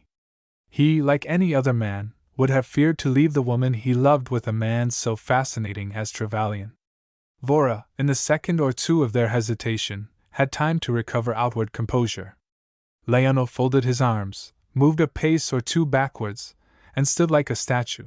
The muscles of his face throbbed, but in the dim rose-tinted light Everly and De Vesey, coming from the glare of the lustres and torches of the ballroom, did not see clearly. Pardonnez, mademoiselle, but Sir Tilton Everly would continue his search until our belle of the evening was found, said De Vesey, apologetically. Not so loud, Monsieur De Vesey, Vora answered in a whisper. This is the temple of the god of silence, and Captain Trevelyan and I have been worshipping at his shrine. I perceive you are both, she added, moving on tiptoe towards them, feeling the influence of the place, and you don't look as though you care to pour incense. So let us back to comas and revelry. Au revoir, Captain Trevelyan. Vora managed while speaking to detach from her corsage some violets and a crushed rose, which, when Everly and De Vesey were not observing, she dropped at Trevelyan's feet, and turning her head as she took Sir Tilton's arm, gave him her own siren smile from eyes and lips, and Leano was alone. Del Castello, who had been a witness to this scene from the outside of the conservatory, now entered, and coming forward stood facing Leano. One would look far before meeting two as handsome men as these two rivals for the love of one woman. Captain Trevelyan, with some of the best Saxon blood in his veins, of distingué bearing, tall, broad-shouldered, blue-eyed, blond, tawny mustache, short side whiskers, face somewhat bronzed by exposure on the battlefield and in travel, a manly man every inch of him, a man whom woman adored and man leaned on, unless when his foes and rivals. Del Castello truly the nobleman, tall, dark, and handsome. The Spaniard was the first to speak. Pardon my intrusion, monsieur, But I cannot rest until I know the truth. I have seen Mademoiselle Vernon several times walking and driving at places of public amusement, but never have been fortunate enough to obtain an introduction to her until tonight, though I have made repeated efforts so to do. Her beauty and grace had made a deep impression upon me, which now that I have had the great joy of conversing and dancing with her has ripened into love so strong as not to be subdued, and which, excuse me, monsieur, for saying, I believe only a Spaniard or perhaps an Italian could feel. You English are so cold, mademoiselle is not, but reminds me of the women of my own love-warm, sunlit land. It was my intention to have called upon Mademoiselle Vernon at her hotel on tomorrow ere the sun had set to ask her if she would be the light of my life by doing me the great honor of accepting my name, hand, and fortune. I had been roaming through the grounds meditating upon her many charms, and of how best I could make my offer so as not to agitate her by its seeming prematureness, when I was very much troubled on coming to the conservatory, meaning to enter, to see you, a powerful rival, in the blissful retirement of this boudoir with the woman I have, perhaps unfortunately, conceived such passionate love for. I was as if chained to the spot and, when you were alone, determined to enter and ask you if my worst fears are true. Are you a successful suitor for the hand of Mademoiselle Vernon? Are you, monsieur, anything to her? This had been, to say the least of it, a very trying night for Lionel, and it seemed his troubles were not yet over. He knew the Marquis del Castello to be a part one the bluest blood in his own land would be more than satisfied with. He was the possessor of a noble and princely estate, and this man, with all these advantages, was a suitor for the hand of the woman he loved with an overwhelming passion. And the Spaniard had said she could not be loved as he loved her. Ah, well! What does man know of man? Only this, what he chooses more than. Language, as Talleyrand says, was given us to conceal our thoughts. For we smile when the heart is breaking, we weep to conceal the joy we are feeling, and Lionel listened and suffered. He had never been a man to make his moan into the ear of men and women, for the sympathy of society is curiosity. And man listens and forgets, and woman listens and talks, she cannot help it, poor thing. Can the snake do other than charm, than sting? And Vora had conquered and enslaved him, but was still unsubdued, so he thought, and though peerless among her sex, she is only a woman. And how will it be if I allow this man to pour his love tale into her ear with all the impassioned eloquence his countrymen possess? Oh, darling! And he groaned inwardly. I cannot put you to the test, I cannot speak yet. And he must not. All this poor Lionel thought, as with folded arms he listened to the Spaniard, and to his concluding words of, Are you anything to Mademoiselle Vernon? He merely bowed. The temptation to dismiss this smooth-tongued southerner, with the warmth of the South in his words, with the looks of an Adonis, ere Vora should listen to his pleadings, was too much for him. Ah, well, though we love him much, this Lionel Trevelyan, he is only mortal. After I have made her love me, I shall tell her of this man's proposal of marriage, he said to his aggrieved conscience. After all, is there not an instinctive leaning in the hearts of most of us towards the Roman Catholic doctrine of penance? Immediately on our conscience becoming seared as with a red-hot iron through some act its sensitiveness shrinks from, we, feeling this inward shrinking away as if from our lower nature, invariably bring out the whip and lash our poor weak flesh by way of atonement. And so Lionel thought now as he bowed to Del Castello's question of, Are you anything to her? And thought while doing what hurt his conscience, I shall tell her after. Then my worst fears are realized, said Del Castello to Lionel's bow. But, monsieur, you cannot expect me with my heart's great loneliness fresh upon me to congratulate you on being before me in your wooing. Adieu, I shall leave Paris at sunrise, and it will be a sorrowful gratification to me to know that the incomparable Vernon will, from your lips, learn why I fly. And saying this, the Marquis left Lionel to the solitude of Madame's boudoir. Chapter 22. The blind god takes sure aim. After leaving Trevelyan, Vora, with her attendant cavaliers, bent their steps in the direction of the ballroom, the sweet sounds of distant music sounding louder and yet louder as they moved. Woe be to that incarnation of selfishness in yonder boudoir! Exclaimed Everly. if he be the means of my losing this dance with the fair queen of the revels. Looking admiringly at Vora's full and rounded neck, throat, and arms. You won't call it petty larceny, Everly, when you pour maledictions on his head. 'Pon my heart, it's too bad of him to carry off the most precious freight of the ballroom, thereby causing two forlorn individuals, whom he has defrauded of their rights, to wander about like disembodied spirits with distended eyes and white of visage. I can assure you, Vernon Everly, in our search for your fair person, peered into passages where the darkness might be felt. It was in this way. Passing one of the salons, I saw a group of ladies and gentlemen, and thinking you might be one of the number, and the music just striking up for my dance with you, la belle de la nuit, I entered the salon, gazing eagerly amongst them, coming away, as you know, disappointed. Sir Tilton in this way distanced me. I took no thought of the whereabouts of such an insignificant atom as he, continued de Vesey, laughing, but continuing my search for you, came suddenly upon a queer bit of architecture, a many-sided sort of landing wherefrom there were 3 staircases and 3 landings. Which was I to choose? I was meditating, when from the wall close beside me proceeded a most plaintive wail, rather, on my honor, like an infantine donkey. I listened going close to the wall, when I discovered the mellifluous accents proceeded from the throat of the missing giant, Sir Tilton. I put my ear to the wall and told the poor boy to speak in accents loud. He confessed that seeing a spring in the wall he touched it, it opened, he entered where he was mantled in Egyptian darkness, and could not make his exit. I was his deliverer. When he emerged, he looked like a ghost, and in feeble accents told me of why he had gone into solitude, which, as I see my partner seated like Patience on a monument waiting for me, I shall leave him to be the hero of his own tale, and as I hear, fair Mlie, that you are going to desert Paris and turn your face south, I must needs say bon voyage, though my heart aches at our loss. And lifting her hand to his lips, the gay Parisian left them to claim his partner. At last, said Everly, with fervor, and almost unconsciously, his face full of an agitation he could not conceal. Vora's practiced. I told her what was coming, and feigned to escape it, said gaily. Yes, at last, Sir Tilton, to relieve my curiosity by explaining M. de Vesey's words. Here a lively air from a French clock attracted her attention. Listen, Sir Tilton, 2 o'clock. Yes, fair queen of the revels, 'tis time I told you another story. My heart is aching for your sympathy, he said brokenly.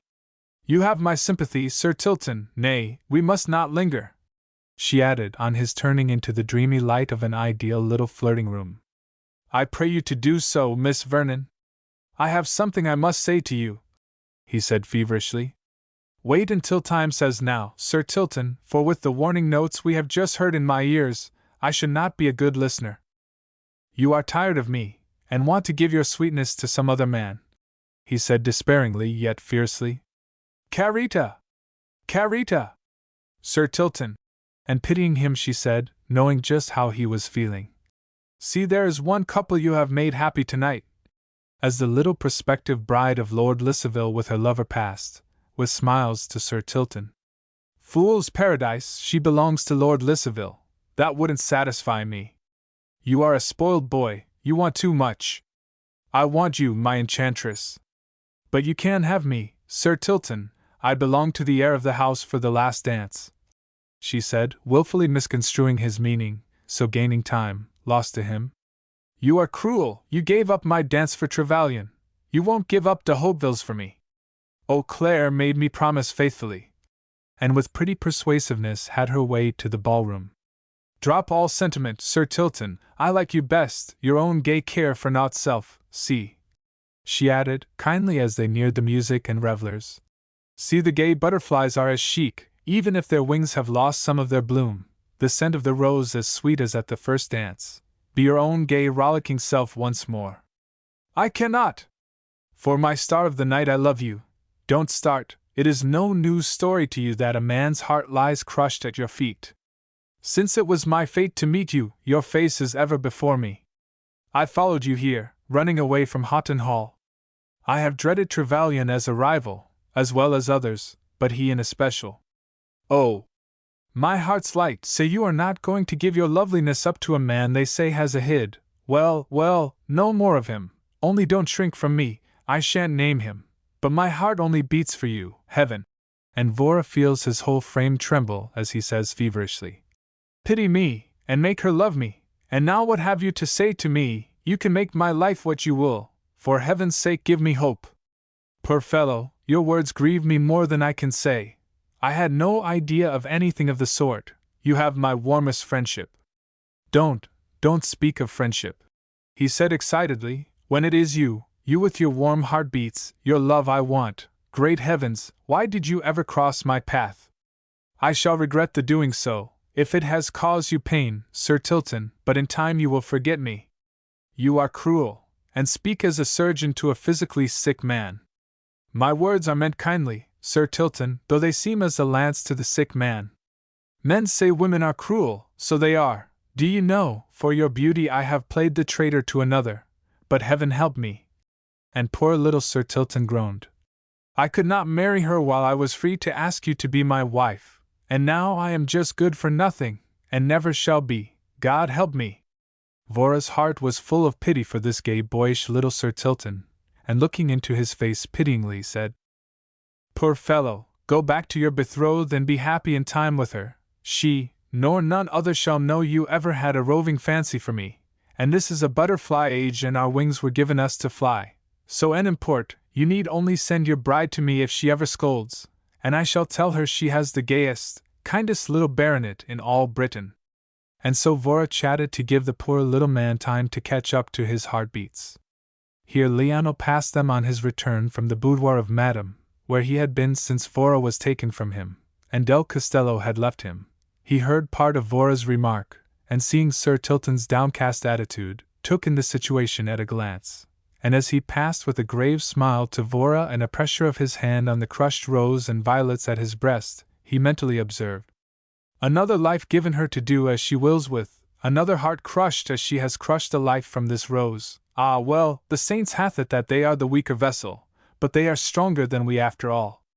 Look at me, year after year I have boasted of my strength, and now I am as wax in her hands, I, who thought to bask in her loveliness for an idle hour, only as I might bask in the loveliness on canvas, the creation of some heaven-born painter, I, who thought to coolly criticize her acquaintance with this actor who has tried to win her beauty and talents to the stage ere I asked her to be my wife, ere I put away the prejudices of a lifetime against wedded life.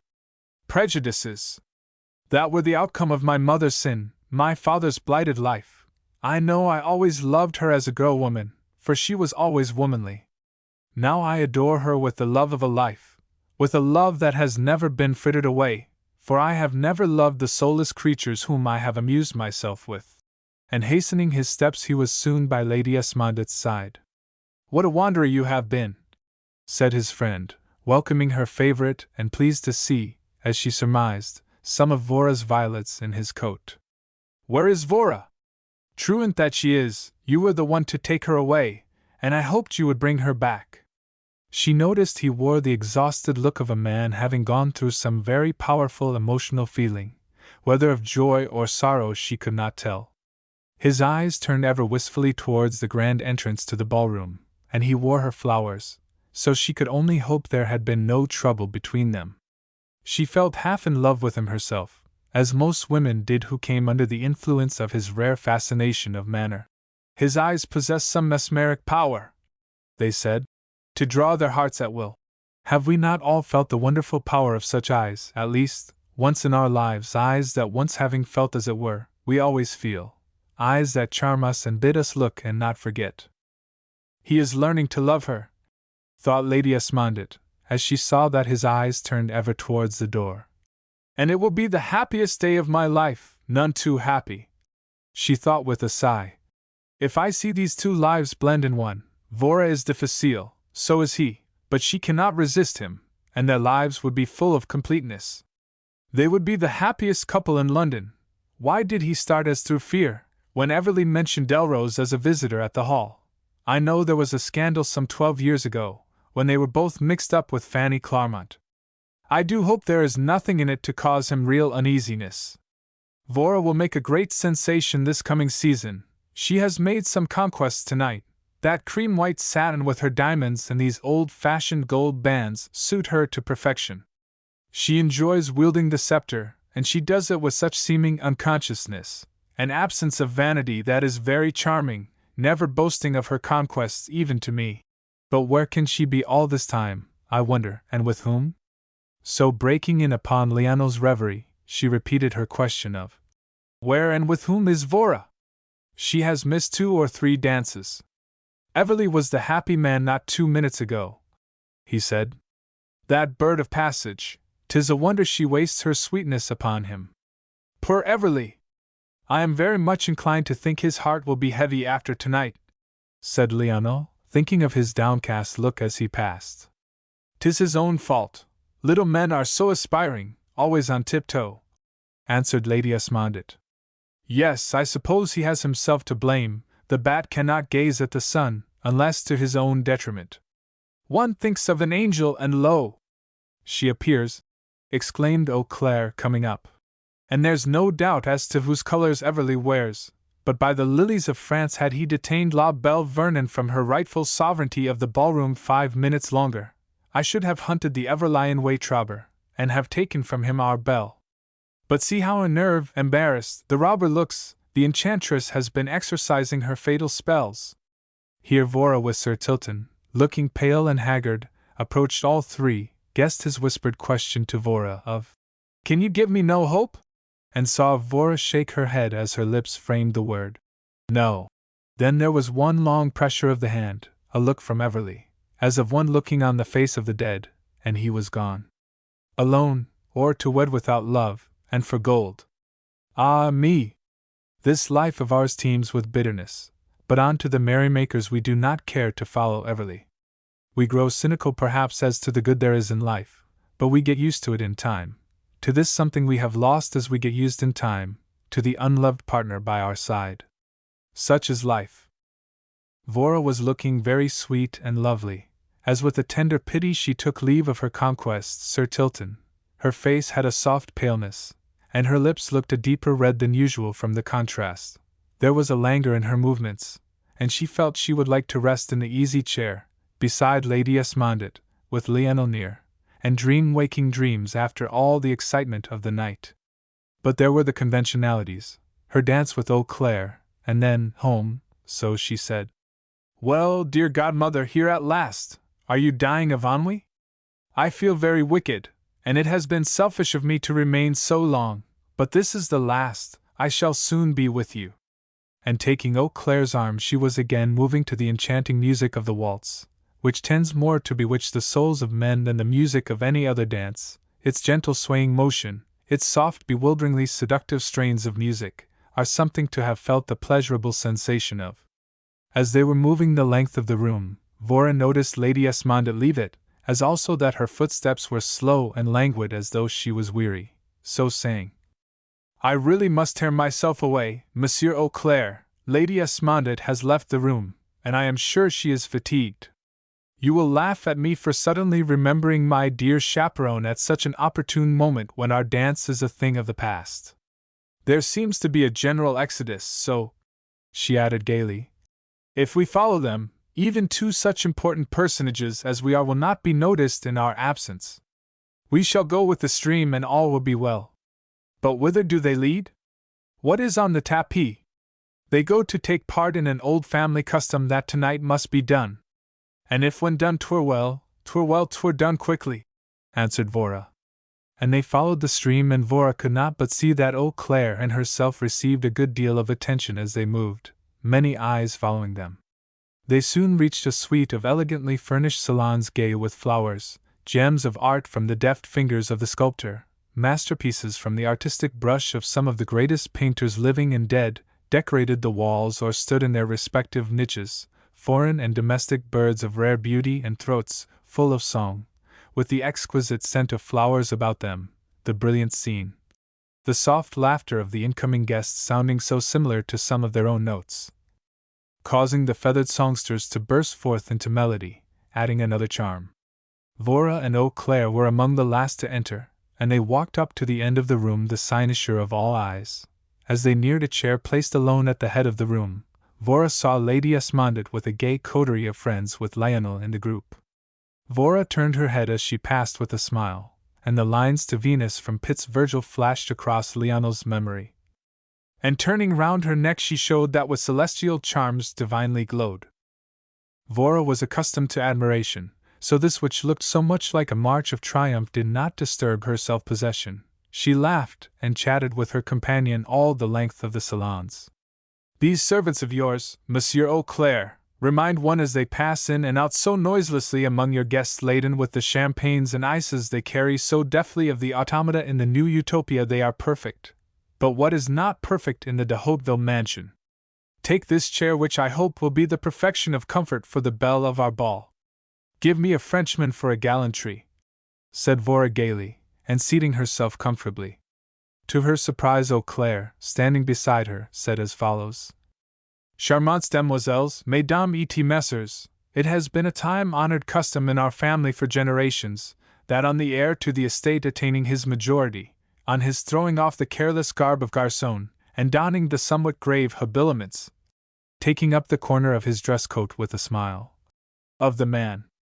It has been the custom, I say, at the revels given in his honor, that he should elect as the belle the fairest of the fair, a custom that has my warmest approval. Adieu any plays that any one of my descendants should be ungallant enough to discontinue it, indeed rather than our forefathers should father such an one," he said in gay tones. "I prefer that I, Eau Claire, should be the last of our name. I admit that my predecessors may have at times found the pleasant task of choosing somewhat difficile. But for me, Dieu merci, m'li, Vernon's advent in Paris has left me no choice. And without paying any point-blank compliments to her charms, I now present to her as is usual on this occasion, this bagatelle, at the same time expressing the hope that loving our city as she does, she will soon return to us, come with all her beauty and grace, and sojourn among us, leaving her own northern clime." And kneeling on one knee, Eau Claire handed a small box of rare Japanese workmanship to Vora. He then drew a small, elegant stand to her side and gently taking the box from her hand, laid it on the table, touched a spring when the lid flew open, disclosing to view a bouquet holder and fan, both works of art. The handle of the fan was of gold inlaid with precious stones, the fan of feathers of brilliant hues. The bouquet holder was of elegant design in gold, studded with diamonds, and on one side the words, "To La Belle Vernon, 1877," inlaid in diamonds of larger size, the whole one glitter of brightness. A small bouquet of delicate odor was here handed by a servant on a salver to his young master, and Eau Claire saying, "Let me be the first to fill the holder with fragrance," put the flowers into the golden receptacle. Vora, rising and taking Eau Claire by the hand, made a step or two forward. Now loosing his hand, said, "Cher ami Monsieur Eau Claire, mesdames et messieurs, I feel that a mere conventional je vous remercie would be too cold and lifeless and in every way distasteful to me, on this occasion, and though I have never made a speech heretofore, and this being literally my maiden speech, please forgive me what pleases ye not.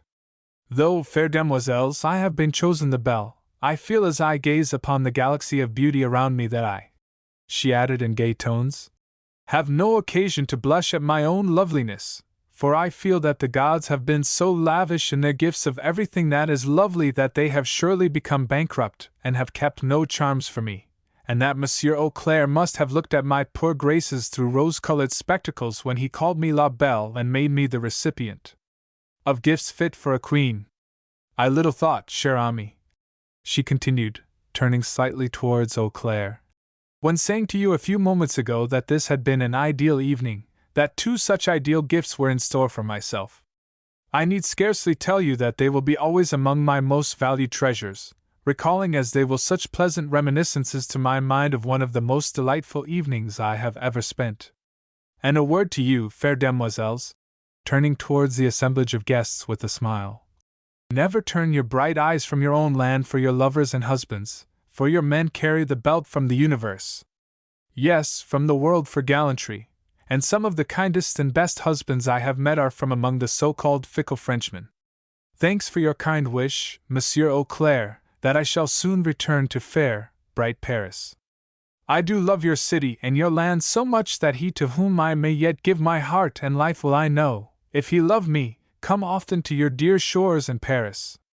Ere many more suns have risen, I turn my face southwards to that old art world, sunny Italy, which I love well.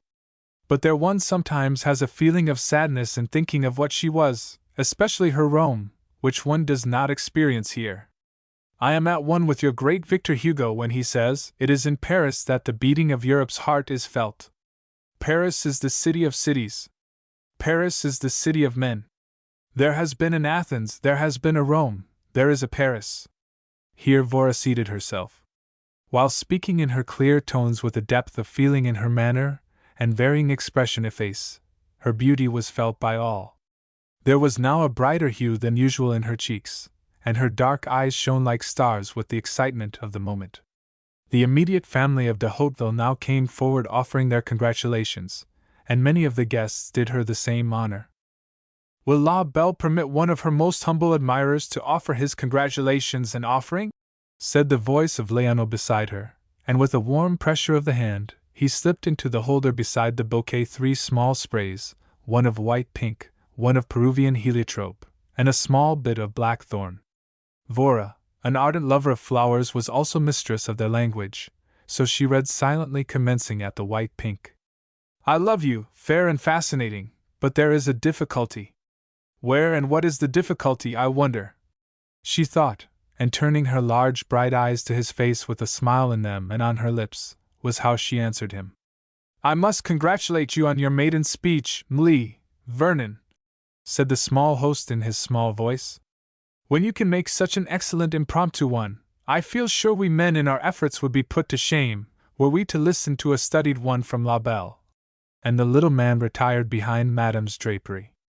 Merci, monsieur, my poor little speech did not show you half my gratitude for such undeserved honors. The guests, having drank the health of the air and La Belle de la Nuit, began to disperse, and soon after warm farewells to the family and heartfelt wishes that they should soon meet again. Our friends were in their carriage and rapidly driving to their hotel. Lionel was very quiet, saying little, but ever and anon with a careful hand drawing Lady Esmondette or Vora's wraps around them. Not that the night, or rather morning, was cold, but Vora had danced so often and there had been so much of excitement in the night for her, and besides it was delightful to him to have her at last near him where he could feel her presence and know that the others were all away. To feel that when his hand touched her cheek, neck, or arm in his loving care and keeping her from the night air, that she did not shrink from his touch, but rather leaned to it. And he was happy, and so was she, but he did not know it, he only knew he was near her. Chapter 23. The Web of Difficulty. The morning after the de Hauteville ball, Lady Esmondette and Vora met at the breakfast table, at noon, Lady Esmondette not looking paler than usual. Vora was pale, for she had slept none, her eyes looking larger and her dainty and flexible lips a deep red. She was quite like her own sweet self though, in spite of fatigue, and her soft cardinal silk morning robe, loose at the throat, and turned down collar of white muslin and lace. In her belt the pink, heliotrope, and blackthorn sprays, and Lionel was content with the picture as he opened the door and came forward.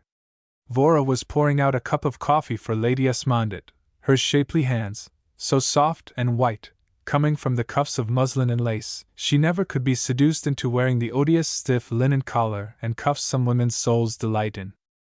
Lionel thought, shall I ever call her wife, and when I come in have a right to take these 2 dear hands in mine and press them to my heart as I bend down to kiss her sweet mouth? He said, Bonjour, ladies fair. I have come to see how you are feeling after the revels of the past night, and to refresh your own poor tired self with a cup of coffee, answered Vora, handing him one. You see, Lionel, said Lady Esmondette, we are waiting upon ourselves, the maids are doing the necessary packing, as we have not altered our plans to leave Paris at sundown. I hope we are not hurrying you away. Not at all. Did you leave me, I should follow by next express. There would be nothing to hold me here, if you were gone. Nothing, said Vora softly. And Paris so full of beautiful, brilliant women. Not now, he answered, looking into her eyes with a grave look. Vora gave one little sigh as she let her eyes stay on his. and this man felt that he must feel this woman in his arms or his heart would break. There was a tap, tap, at the door, and Summers entered, bringing her mistress letters. There were several from friends, with one from Colonel Houghton to his niece and one from Mrs. Houghton to Captain Trevelyan, which ran thus: My heart's idol. The Colonel has written by this mail to Miss Vernon, stating his wish that she and Lady Esmondett come without fail to the Christmas festivities. I am not partial to either of them. This is under the rose. They are too high-strung for me. But my king, I must have you. You don't know how jolly I can make life for my pets. Blanche won't look at Sir Peter Tyrrell, and I know it is you she wants. You may have her and her million. You will be near me then. The Colonel, poor sedate old fellow, would not like it, but that don't signify, because he wishes, now that your secret marriage to Fanny Clarmont has become public talk, that there were 1,000 miles between your handsome person and Miss Vernon. I wish you had some of the love for me that the black-bearded Major has. I cannot keep him away, but he shall if you will only come, my king. My king, if you were only with me I should thaw your proud heart in spite of yourself, my haughty, handsome god. Come at once on receipt of this. How can you stay with 2 icebergs, when burning lava, like my heart, is aching with its long waiting for you? In love, yours, Kate. P.S. Persuade the icebergs not to come here. Tell them Italy was made for them. On writing and mailing above, Madame was content, as she sat in her own boudoir with feet on a high stool stretched out. That will bring him. My plot is spreading. Ha! Ha! Ha! I planted it well. Nothing like getting scandal well rooted. He has been careless, and society doesn't forgive that. Had he only paid tolls, married somebody's daughter, given dinners and balls, society would have snapped her fingers at this story. And though Delrose had said to her, but he never wed her, Kate, at least he said so, but I dare say he lied. But she used the scandal, as we have seen, employing the useful firm of Mesdames Grundy and Rumour, giving them also whispers of how poor little Blanche was half engaged to him. If she could bring him to her feet she would love him. If not, she would make her revenge tell. He should not wed Vora Vernon. If a woman's tongue sharp as a 2-edged sword could cut their lives apart, she would be content to repeat the little act of barter that the young man did for Marguerite with Mephistopheles, for Lionel's love. She had learned and practiced society's creed, and paid its tolls. Surely now she was free to have her pets, and love them too. Whether it were a poodle dog or a man, whether it were a trip to her pet club at London of the cane and cigarette, or a drive to Richmond. And Lionel thought, as he again glanced over his letter, what a bore it is that I did not years ago clear myself. Delays are dangerous. This woman has already planted a doubt in Houghton's mind, and heavens, if she succeed in doing it here, my life will be as lonely as was my poor father's. And unconsciously he gave a deep sigh. Vora looked up quickly from a letter from Isabel Douglas, and Lady Esmondett said, No bad news, I hope, Lionel. No and yes, dear Lady Esmondett. My opponents hold some good cards, and the play is against me, that is all. But Miss Vernon has something pleasant to tell us from her home batch. Lady Esmondett had seen that the letter for Lionel was from Houghton Hall, and guessed his opponent is that woman, and the cards are against him, poor fellow. And Vora said, Isabel Douglas says firstly that she is going to wed the curate, Rev. Frederick Southby. Secondly, they are as gay as butterflies at Houghton Hall. That madam, newly installed though she be, leads the fashion to the old gentry, who were, when she was not, both in the cut of her garments, and in the novelties in the manner of her entertainments. She gives me Rowland's opinion. Mrs. Houghton is one of society's skyrockets, a high flyer, determined to make her world stare, bold in her daring ascent, but by her glittering colors leading their gaze from the steady quiet shine of the heavenly bodies, though she says all the country people cannot claim to be heaven-born. But I think Rowland's a good criticism, said Lady Esmondett.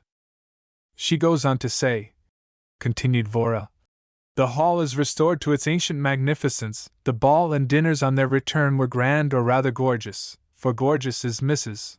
Houghton's style.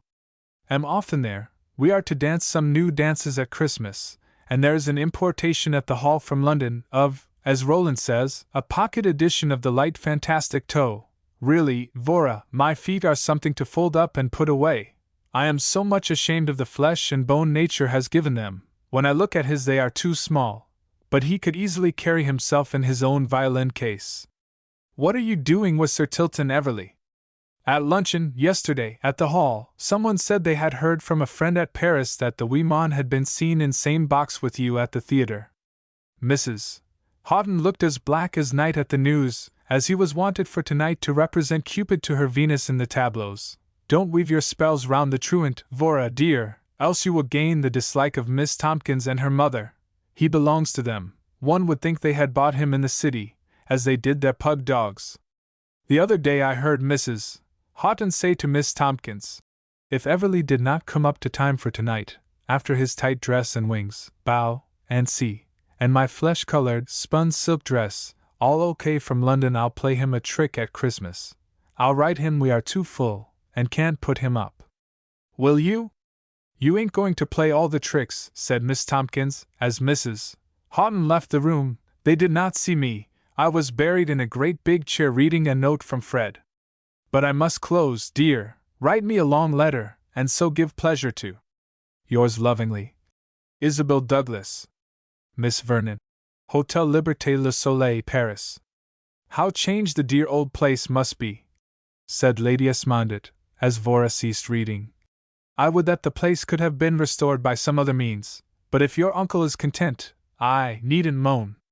Whatever else may be said, one thing is sure, that Lincoln Tompkins' gold could not have been put to better use, said Lionel.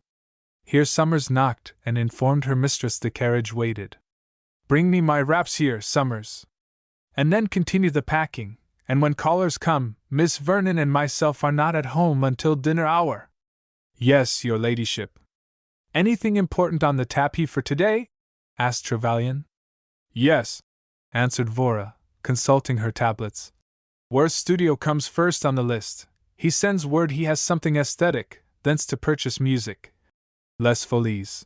Galop by Ketterer, duet from Il Trovatore, Vivre content Il Gibelot, Miradia Carbi, etc. You must sing with me when we fold our wings for a while in some temporary home at Rome, Captain Trevelyan. I shall. It will give me very great pleasure. Thank you. Oh, yes, I must not forget to look into Monsieur Perrault's cottage, and leave a parcel for Marie. So saying, Vora entered the adjoining room to robe for the carriage. And what will you do with yourself, Lionel, until we meet at dinner? I shall devote the hours to trying to find out the present home of Fanny Clarmont, said Lionel, coming beside his friend. I must clear myself. My enemies are on the warpath. Houghton's last letter shows by its tone they have influenced him. Delrose never liked me, and Vora entering ended the confidences. This letter, said Vora, my maid tells me, was given to your servant, Captain Trevelyan, by a man in livery, to be handed to me. It is in an unknown hand. I have not 1 minute to spare it now. Will you kindly pocket it, and on our journey you and it will be near me and I can read it at will. Thanks, but you look very weary. As she put the letter into his hand, she laid her other hand for a moment on his, and looking kindly into his face. For Lady Esmondett and my sake, go and rest until our return. I cannot, dear Miss Vernon, do you remember? He said in a low tone, with his hands on the flowers in her belt. The silent language these flowers speak? I do. Well, I now go out alone to try and unweave the web of difficulty. Vora returned the close pressure of his hands, and the look in his eyes, and he was gone, while she, turning to her godmother, said quietly, We had better go, dear. They also left the boudoir. Lionel, without loss of time, walked quickly to the lodgings he knew had been occupied by Fanny Clarmont some years before. But on reaching them, the landlady informed him that 5 years previously, Madame Rose, as she was known, had left her comfortable quarters, remittances not being so frequent, and had taken cheaper rooms, numero 5, Rue St. Basile. Thither Captain Trevelyan journeyed, only to find that Madame Rose had again shifted her quarters. After some difficulty, the address she had left in case Major Delrose should either call or send a check was found. It directed him to miserable lodgings in one of the poorest streets of Paris. On his inquiring for Madame Rose, a woman told him she was gone. she had been very ill and he could gain further information from Father Lefroy, and she directed a little urchin to go and show the gentleman the priest's house. Trevelyan, putting a sovereign into her hand, thanked her and followed the boy. They soon reached their destination, a small, white, many-gabled, old-fashioned windowed house, with bright flowers and boxes attached to the windowsill. Father Lefroy was full of hospitality and welcomed Captain Trevelyan, telling him he was ready to tell him of Madame Rose and her movements for the past 3 years.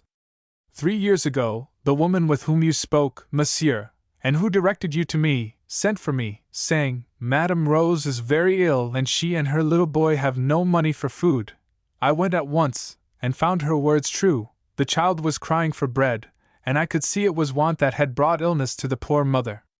I had food brought and stimulants to give her temporary strength, then conveyed her and her little son to our convent of St. John, where she was nursed by the good sisters, while there she became a member of our holy faith. You are a friend of hers, monsieur? Yes. Well, she told me her history, and of how 9 years ago, this Major Delrose, with whom she eloped. Lionel's heart leaped. Here is proof, he thought. Deserted her, she then left her comfortable lodgings, went to others and gained a scanty support for herself and boy by giving singing lessons. She has given her boy to us to be educated for the holy priesthood. She herself has taken the veil and is now Sister Magdalene in a London convent, not cloistered, but is one of the Sisters of Mercy. And now, monsieur, before I give you her address, tell me truthfully why you want it. Your reason will be safe with me. Trevelyan told him faithfully, and the priest's answer was to write on a slip of paper as follows. To the Mother Superior of the Convent of St. Mary, London, England. Grant Captain Trevelyan an interview with Sister Magdalene, Madame Rose, and assist him in every way in your power to gain his end, which is good. Lefroy, priest of St. John's Chapel, Paris. Here a tap at the door called the priest. Returning, he said, Captain Trevelyan, I must bid you adieu. My time belongs to the Church, and I trust you will find that the Church will aid you in making the truth tell. I thank you, Father Lefroy. Accept this gold for God's poor. Merci, adieu. Adieu.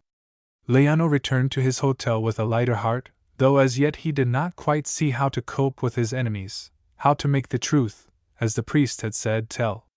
He must think it out. The 3 friends met at the table d'hôte in traveling costume, all in good spirits, each anticipating pleasure from the month's sojourn in Italy. Lady Esmondett was in hopes her health would be materially benefited, and was going, as we know, also for distraction's sake. Colonel Houghton, as a Benedict, was a new situation she had yet to grow accustomed to. A man who is in a woman's life for many years as he, chief friend, chief adviser, to go out from one suddenly into another life with another woman, gives one a terrible feeling of loneliness, hard, very hard to bear.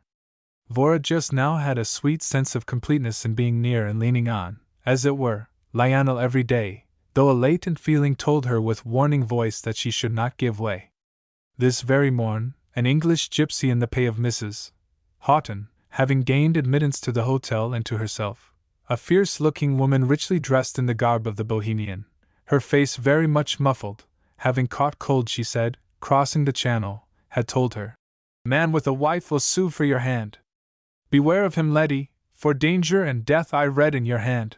Not that she paid much, if any, heed to the mere words of a gypsy, only this, that the hidden wife story would recur to her memory. But her dear old-time knight was drawing her nearer to himself every day, and because of the mental suffering he was undergoing on account of this very story, and it could not be otherwise with her intensely sympathetic nature, together with her pity for his past griefs.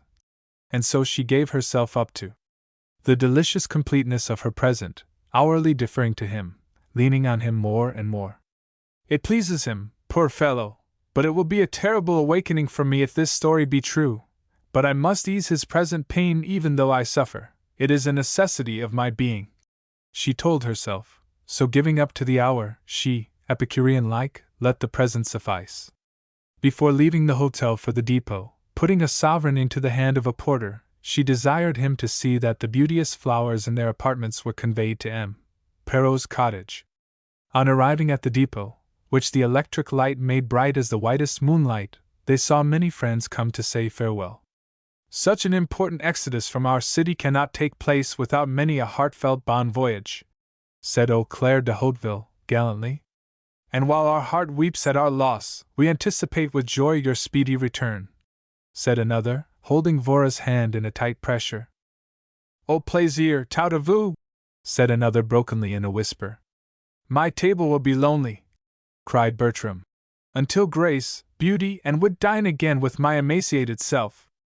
You fill one end of your table, Bertram, said Trevelyan, and you'll cook the other. To be sure, you have the sides, but wings are not bad when tender, and I have no pity for you with a Wingfield near. Ha! Ha! Ha! Laughed Mrs. Wingfield and Bertram, the former saying, Though I am always ready, Captain, to be sidebone wing or Wingfield to Mr. Bertram's soup, turbot, or mutton, Eustace is never very near, as now, but he is absent here because I told him he must show with me at a crush in an hour's time, and as he mortally hates slow crushing, he is truant and I shall have to appear alone. What a tyrant the mighty god Society is! Cried Bertram. Ignores a man's tastes, expects him to flatten himself at a crush immediately after a good dinner. Try and be ours again at Christmas, De Vesey was saying to Vora. Without fail, said another.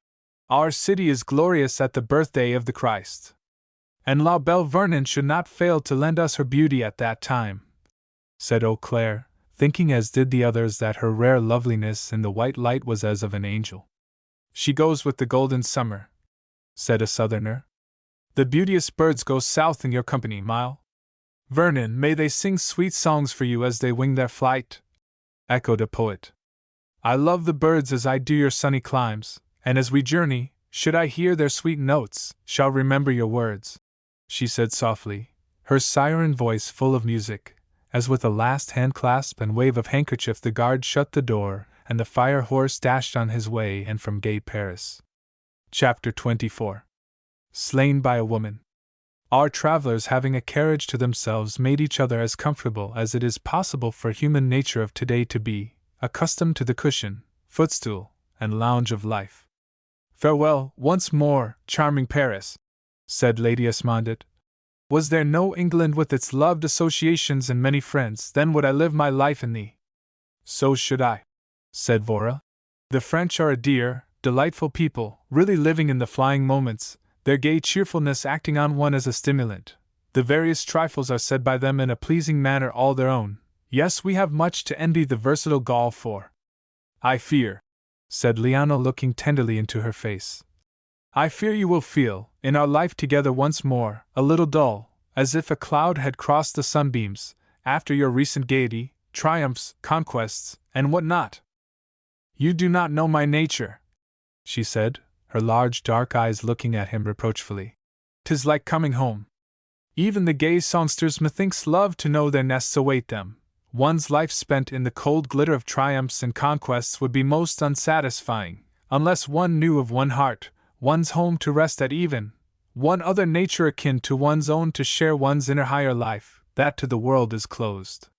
Yes, nature's akin, what bliss, said her godmother, dreamily, partly taking up the refrain of Vora's words, partly going with thought which had quickly sped the injurious distance, to Eric and the woman he has married.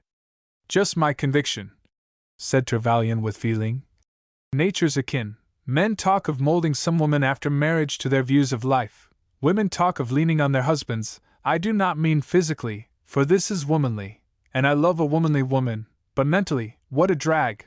Now I do not refer to education, for each could in that case give to the other, the information acquired from books being different, but to have constantly to instruct one's wife into one's tastes, habits, opinions in nature's akin. Each is perfect in the other, each goes out in the fullness of sympathy, heart to heart. What?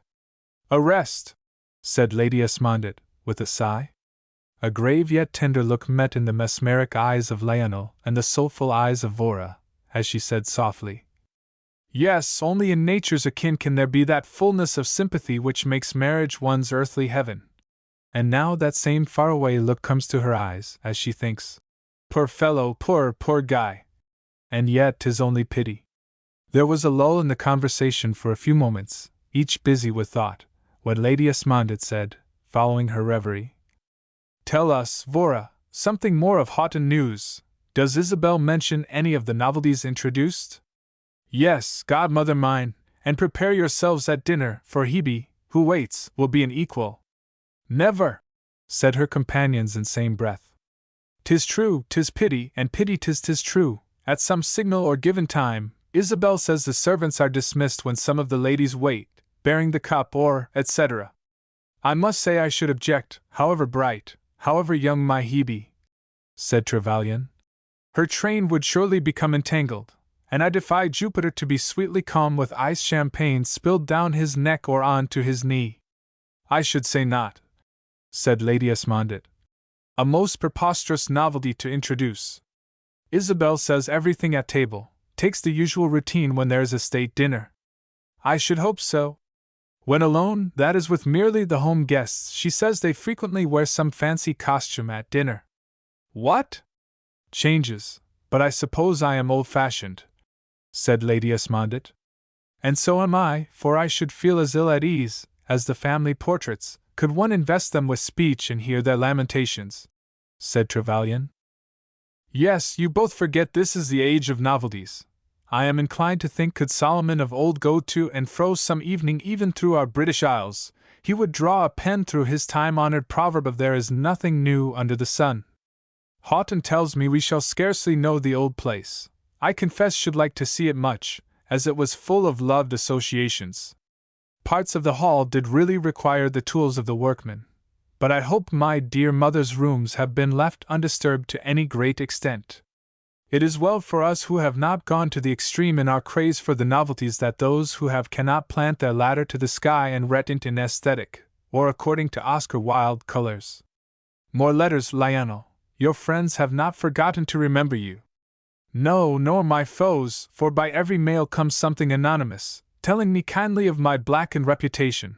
But I should not trouble either of you so much above and beyond the petty scandal-making and loving herd. But it is very wearying and wearing to me. I sometimes think I should leave you on account of it, and grapple with this difficulty at once and forever." The moisture was in Vora's eyes as he looked at her wearily with a long-drawn sigh. "You must not play into their hands, poor fellow, by seeming to notice their game," said Lady Esmondit musingly, "until you see your own way clear to face them, by telling them and proving it a lie direct." "Yes, dear Lady Esmondit, you are right, I shall not.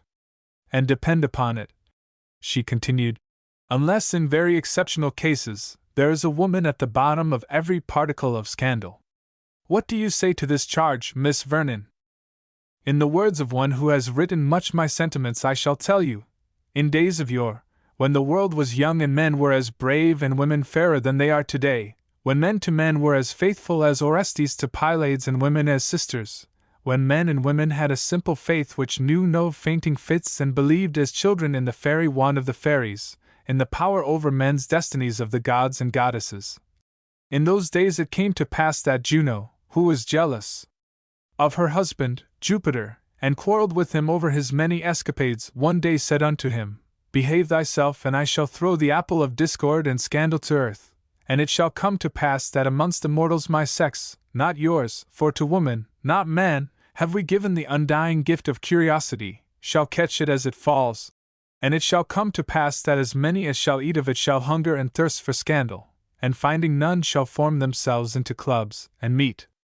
Not in the temple of truth, where Minos, son of Jupiter, sits as supreme judge, and where falsehood and calumny can never approach, but where she who has eaten most greedily of the apple shall throw most mud at all outside sisters who have not eaten, which the listeners with itching ears shall catch up, and repeat on the wings of the wind, and Boreas, Auster, Eurus, and Zephyrus shall carry the refrain over all the land, and so we, with the other immortals, watching the strife among mortals, shall learn to live happily together. And what then, fair Juno? You forget it will surely come to pass that the women who eat shall transmit to their offspring an undying thirst for scandal and power of invention therein. Amen, O all-wise Jupiter! But it shall come to pass also that she shall only transmit this taste to her own sex. So, en import, here goes, and with a gay bon voyage she threw the apple to earth and us, you see, Captain Trevelyan. But thank the fates there are some of us who have not eaten. And you stand out so bright in the loveliness of true women that one forgets that your sex do bespatter themselves with the mud they throw. What a pity it is, how many lives are severed by it, said Lionel wearily. But to something sweeter than my worries. Here is the letter you left in my charge, Miss Vernon, and a few lines to myself from my cousin, telling me she and Uncle Vincent have arrived at London and the Langham. Indeed, said Lady Esmondett. Quite a change for your cousin. Quite so, Judith has lived her life, I may say, at New York. Has Sir Vincent's health improved? I regret not materially, though he says, so Judith tells me, that he already feels the benefit of the change, he said somewhat absently, for he is watching Vora's changing expression as she reads. Her head is bent toward the letter, the fluffy brown hair in its natural wave meeting the brow, the lovely lips soft and full with a slight quiver in them. The small bonnet is off, the luxuriant hair in a knot behind fastened by pins of gold. Her cloak, which he himself had unfastened and removed, leaves her figure in its perfection of contour, robed in its gown of navy blue velvet, a sculptor's study. Her heartbeats are quicker and her cheeks wear a deeper rose as she reads the farewell words. Of the Marquis del Castello. Peerless Mle. Vernon, allow me, one of your most devoted admirers, the sad consolation of a last word of farewell. I have silently adored you for several months, and your own heart will tell you that now, suddenly coming to the knowledge that another life is to be made happy in yours, I cannot yet bear to look upon your loveliness as belonging to another. But I want to ask you to accept, from one who would give you all, the shelter of my Villa Iberia for yourself and companions during your stay at Rome. You will find it pleasantly situated, and at such time in the future that I may visit it, there will be a melancholy pleasure to me in the thought that the fairest of Saxon lilies, the most beauteous of English roses, with the warmth of the South in her nature, with the poetry of my own land in her heart, has been among my flowers, paintings, and my books. I feel sure, dearest Mle. Vernon, that your heart will not deny me this small favor, and may your life be peaceful as an angel's, and joyous as a butterfly in a garden of roses. Another captive. Yours, Ferdinand del Castello. Paris, November, 1877. Vora was more than slightly agitated on reading the farewell words of her Spanish admirer. It was so unexpected, and she, so sympathetic, feeling for him in his heartache, also feeling that had there been no Lionel Trevelyan this Spaniard might have won her heart, and glancing up she saw that the Saturday Review was laid aside, and the tired blue eyes on her face. When is it otherwise now? And giving one little sigh as she smiled, the sigh being for Del Castello, gone out in his loneliness, and the smile for him. But poor Lionel did not know her heart. Man cannot fathom the depths of woman's nature. They both may stand on the brink of a deep, clear river. As he looks with her into its transparent mirror, he only sees the reflection of her loveliness, for her heart is deep as the bed of the river. But when she sees his face reflected, his heart is laid bare. And so Vora Vernon, being only a woman, knew Lionel had come to love her, for his eyes followed her every movement. The strong man was slain, and she was content while he craved for more. He would fain be sure, by feeling her in his arms, and his lips on hers, and so he sighed, for had not her uncle forbidden him on his honor to speak? And she smiled, for she knew before long she would be held to his heart. She thought it best to tell her companions at once, in part, the drift of Del Castello's words, so saying, "Neither of you can guess whom the written words I have just perused are from, so I shall tell you. They come from the Marquis del Castello." The rose deepened in her cheek on meeting Lionel's eye, for she thought, "I wonder if the Marquis suspected the truth?" And a sharp pain came to Trevelyan's heart in his dread of what her answer would be. "In his billet," continued Vora, "he very kindly offers us the Villa Iberia during our stay at Rome, of course in the most gallant and poetic manner of speech, as befits one of his race. During our first dance at the de Hauteville ball he told me it was his intention to go at once to his Italian villa, but it seems he has changed his mind, for in his letter he speaks of going there at some future time. And so, what think you, godmother mine? Do you feel inclined to be a guest of the absent lord and master?" It is for you to decide, ma chère. Be it so. I feel inclined to please him in this matter, but perhaps our kind escort has made other arrangements. Turning to Trevelyan. No, ma belle. I had intended sending a telegram from Lyons to the proprietor of my favorite hotel, securing apartments, knowing him to be a very decent fellow. But now, perforce, he added with an intent look, trying to read her, my would-be landlord must go to the wall, while the doors of the villa obey the open sesame of yourself and its master. While we make our entree, said Vora. And now as to our route, said Lady Esmondit. I should say, said Trevelyan, through the Mount Cenis pass, to Turin, thence, by easy rail stages down to Rome, so that you will not be too fatigued. We should spend a day in the Virgin White, the spotless cathedral at Milan.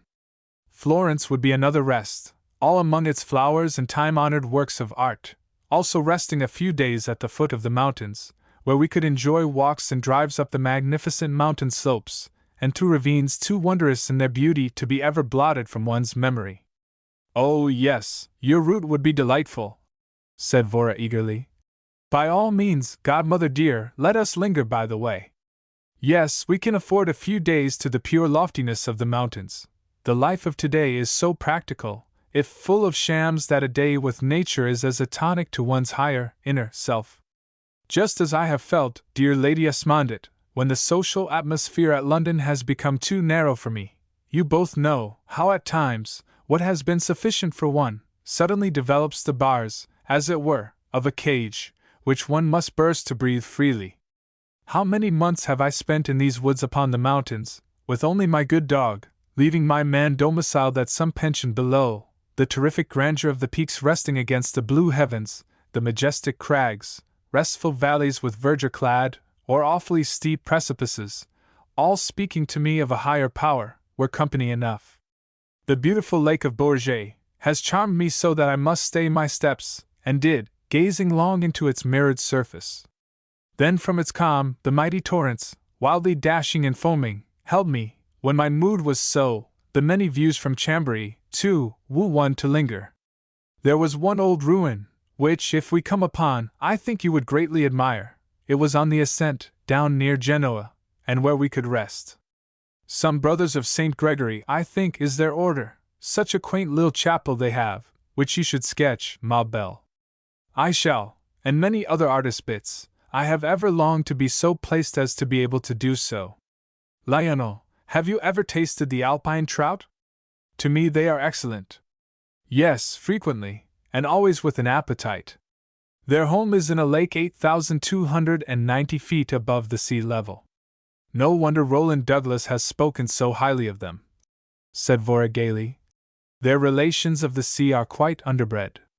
What stupendous pieces of work the mountain passes are, she continued.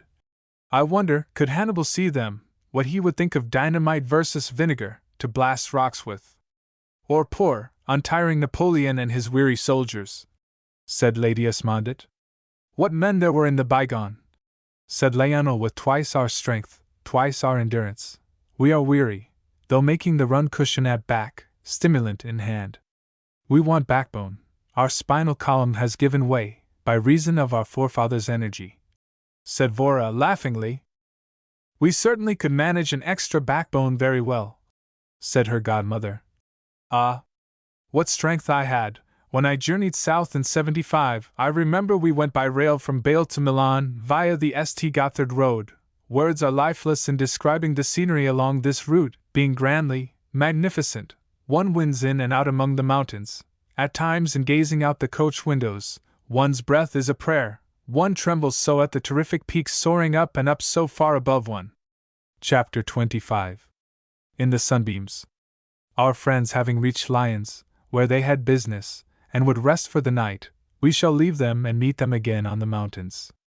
Suffice it to say they enjoyed the varied grandeur, beauty and magnificence of the scenes through which they passed, as natures alive to the beauties of natural scenery alone can. The weather was charming, the coach not uncomfortable, and three happier in each other, or handsomer faces, had never before looked out upon the many charms of landscape. The snow-topped mountains, the small white fleecy clouds chasing each other across the blue sky, and looking as though gathered from the snowflakes on their peaks. The very tints of the trees, looking from a distance like a huge bouquet in the hand of Dame Nature. Again, a mountain stream dashing headlong down, down, gathering strength as it rolls until lost in some sudden curve or wild projection. A gleaming crag with belts of pine now burst upon the view, in its rich dark dress, while here we have the delicate tints of the valley.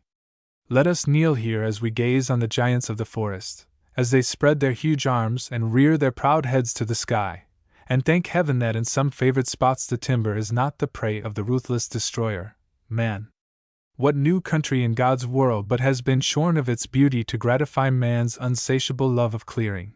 And the ignorant clod is not the only despoiler, for peer and peasant rivaled the great liberal leader in wielding the axe, the one to pay his debts, the other because he is only a clod, and Mother Earth is made barren, and her heart dry and hard, and she cannot give nourishment to the seedlings committed to her care. For a few days of pure mountain air and scenery, we again meet Lady Esmondett and her companions, lingering at a small town east of Genoa. On the last day of their stay, they have taken a conveyance, and Sims as driver. In descending by another road they came suddenly upon one of those medieval castles, or rather its ruins, the greater part having fallen to decay. "Eureka!" exclaimed Lionel. "The quaint spot I have wished to see again, and which you should sketch, Miss Vernon." The brothers of St. Gregory had, with tool and hammer, made the most of the ruins remaining, and here some 20 lived, sheltering the weary traveler. Our friends were almost close to the ruin ere observing it, it being hidden partly by a magnificent belt of pine, partly by a freak of nature, in shape of huge upheavals of rock thrown up as it were from the earth's bowels, and in the clefts of which rocks, beautiful moss, hardy trailing plants, and ferns grew luxuriantly. Here the brothers had built a tiny chapel, one side and part of roof being formed of these rocks, the other side, remainder of roof, and western entrance, were of stone and marble.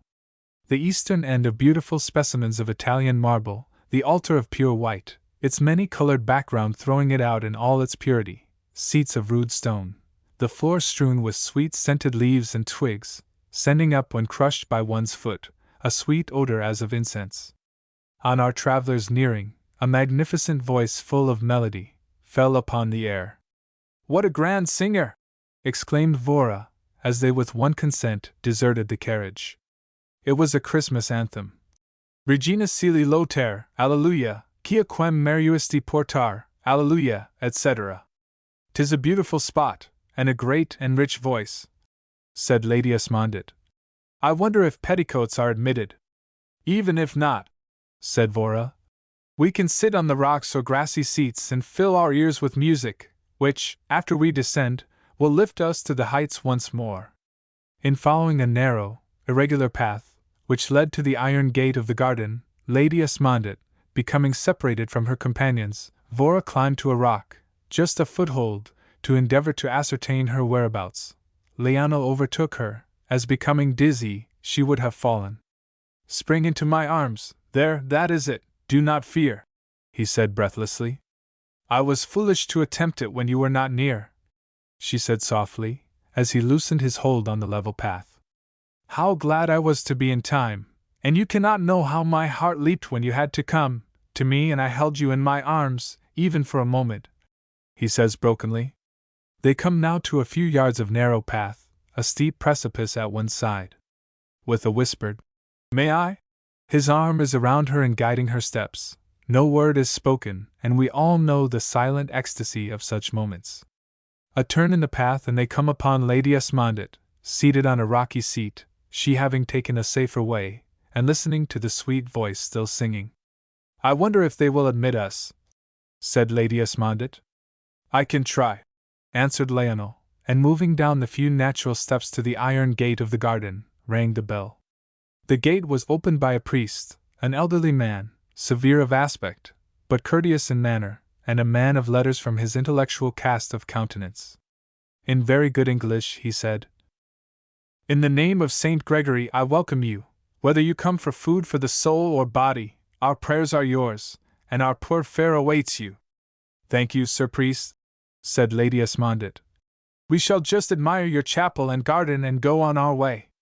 We were attracted from the direct path by a magnificent voice within your walls, said Vora. Yes, Brother Thomas is greatly gifted. Well for him that his great powers are given to good, rather than to evil. The sacred festival of the birth of the Christ is so near, and our brother sings at Paris the joyful songs of his nativity. This being a saint's day, some of the younger brothers of our order have begged our sweet singer of the churches to pour forth the notes of his melody, that they also may feel as the Parisians the wonderful power and charm of his song. Such melody stirs one's very soul, said Vora earnestly, her large eyes full of moisture as the music thrills her. What a lull there seems, said Lady Esmondit, now that his voice is still. Yes, said Vora, as if nature herself had been listening.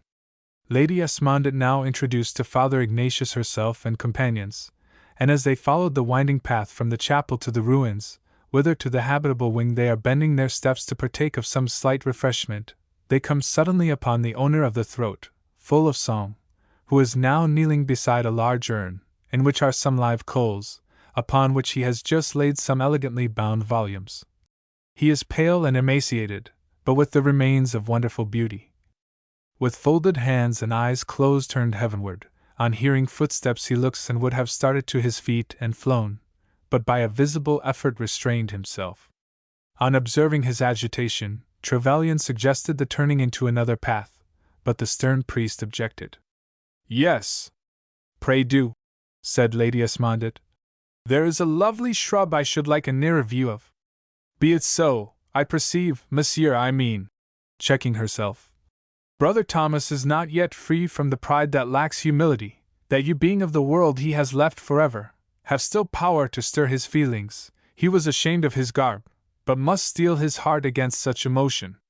Poor fellow, said Vora, in pitying tones.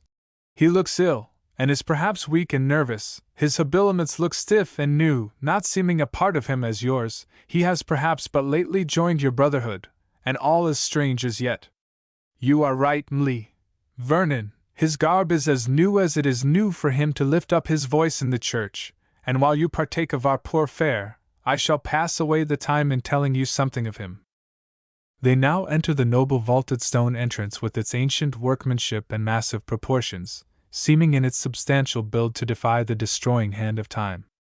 The spacious hall has been converted by the brothers into a refectory, the priest bidding them to the table on which were dried fruits from the northern, with fresh from the southern climes, English walnuts and biscuits, with a bottle of old French wine. Before his guests partook of the food, the priest kneeling, made the sign of the cross, asked a blessing, then seating himself a little apart, spoke as follows. Chapter 26. A Mountain Idyll, or an Alpine Romance. About 8 months ago at last Eastertide, and while the ladies of St. Marie were attending Mass in their little chapel, situated about a quarter of a mile east from the road by which you descend to Italia, a traveller was carried into their midst more dead than alive, in a faint, having been struck down by the fell hand of disease suddenly, and while making his way over the mountains, the hireling who drove the conveyance had carried him in. Well knowing the convent and hospital to be a harbor of rest for the sick and weary, having deposited his living freight upon one of the rude benches of the chapel, bringing also his luggage, left him in God and Our Lady's hands. The Mother Superior at the close of Mass hastily summoned the strong-armed portress, who with the assistance of the officiating priest, carried him to the adjoining hospital. You all doubtless observed traces of unusual beauty in Brother Thomas, but in the emaciated form you have seen, can form no conception of his comeliness, ere wasted by slow lingering fever. Yes, he was handsome, wondrously so. In critical cases of illness, the mother is wont to call me to aid. I, having studied the science of healing in the great schools of Europe and England, ere taking the vows of our order, in the character of physician I saw much of Monsieur, I mean Brother Thomas. As a penance for evil wrought by him upon mankind, he has permitted me to tell his story, but as he is dead to his own former world, and as a punishment, to no more speak his name. Suffice it to say he is a man of culture, a man of letters. You have heard his voice, and he was born among the great. Alas! When one sees to what base ends education is applied, one is inclined to regret the early days. At one time in the stranger's illness, he was so nearly passing through the valley of the shadow of death, as to make it incumbent upon me to open his luggage in order to ascertain his name and address, whereby to communicate with his friends. In an iron box I was horror-struck to find volume after volume, his own work, which rivaled Voltaire in its teachings. I trembled to think of such godless productions within the walls of a holy convent, and of the awful responsibility resting upon myself. Should I allow such instruments of evil to exist? Did it not seem providential, my being placed in such a position as to be able in a few minutes, by the aid of fire, to destroy the labor of years, and so give to the Church another victory over Satan? I saw him from time to time, and as it proved to be a low-wasting fever, he was with the sisters for long months. Among the nuns who attend the sick is a beautiful young English girl, of patrician face and mien. And now a word of her. 18 years ago, it was a fete day at Rome, and among the seductions offered to the senses of man was that of the stage. One of your most gifted of English stars held men chained in fetters wrought by her beauty and talent, night after night, in their boxes at the theatre, while the priests of the Lord wept at the altar, because of the deserted sanctuary. But it was carnival time, and men, at that season, forget the God who gave them power to enjoy. In one of the churches, at midnight, a lady closely veiled entered, carrying a bundle, and going up to the altar, without reverence and in haste, deposited her burden at the foot of the cross. The officiating priest directed one of the sextons to follow her in haste, but the lady was too quick for him. A carriage was in waiting, which a gentleman with hat over brow, and muffled about throat, speedily drove off. Almost before the lady was seated, they were soon lost in the maddening crowd, for humanity held high revel.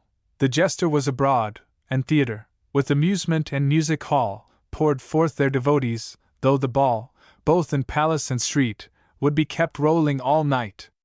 The emissaries of the church learned that your star of the London stage left Rome closely veiled, and attended by a stranger, a gentleman, at midnight. Enough said, only this, that her business manager and waiting woman had been sent on to Venice, the next scene of triumph, the morning of the same day. The child, a lovely girl infant, wore robes of wealth, rich muslin and lace, and was lulled in a carriage rug of the skin of the seal. £500, in English gold, was pushed loosely into the bosom of her dress, and 3 lines of writing were found there also, which read as follows: communicate, in case of infant's death, with giving name of banking house at London. Until that time we have instructions to pay L200 yearly, for her benefit, if not annoyed by efforts to ascertain her parentage. That child is the young Saxon nun, now at the convent of St. Marie. A convent has been ever her home, and she loves its life, early showing a strong inclination for the study of medicine. For the past 5 years she has been an apt pupil of mine. With great beauty, cleverness, and persuasive manner, she, at the sick-bed, has gained already many souls within the true pale.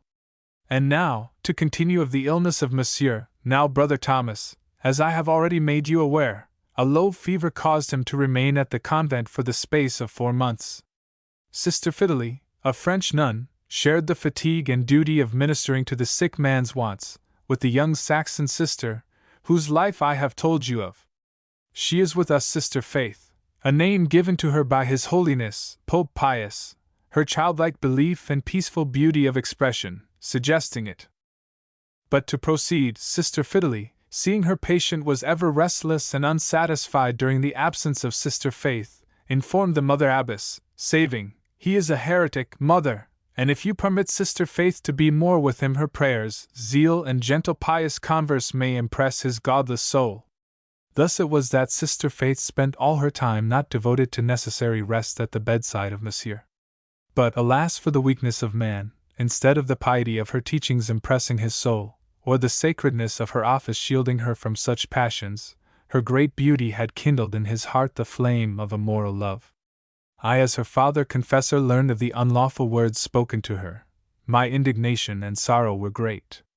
But when she assured me that to her he was only a soul to be saved, that her life was only happy in doing good for the beloved Church, that no earthly love could ever enter her soul, moreover, that she firmly believed the stranger was beginning to feel the beauties of our holy faith, I abandoned my resolve to bring him hither, and instead left him in her hands.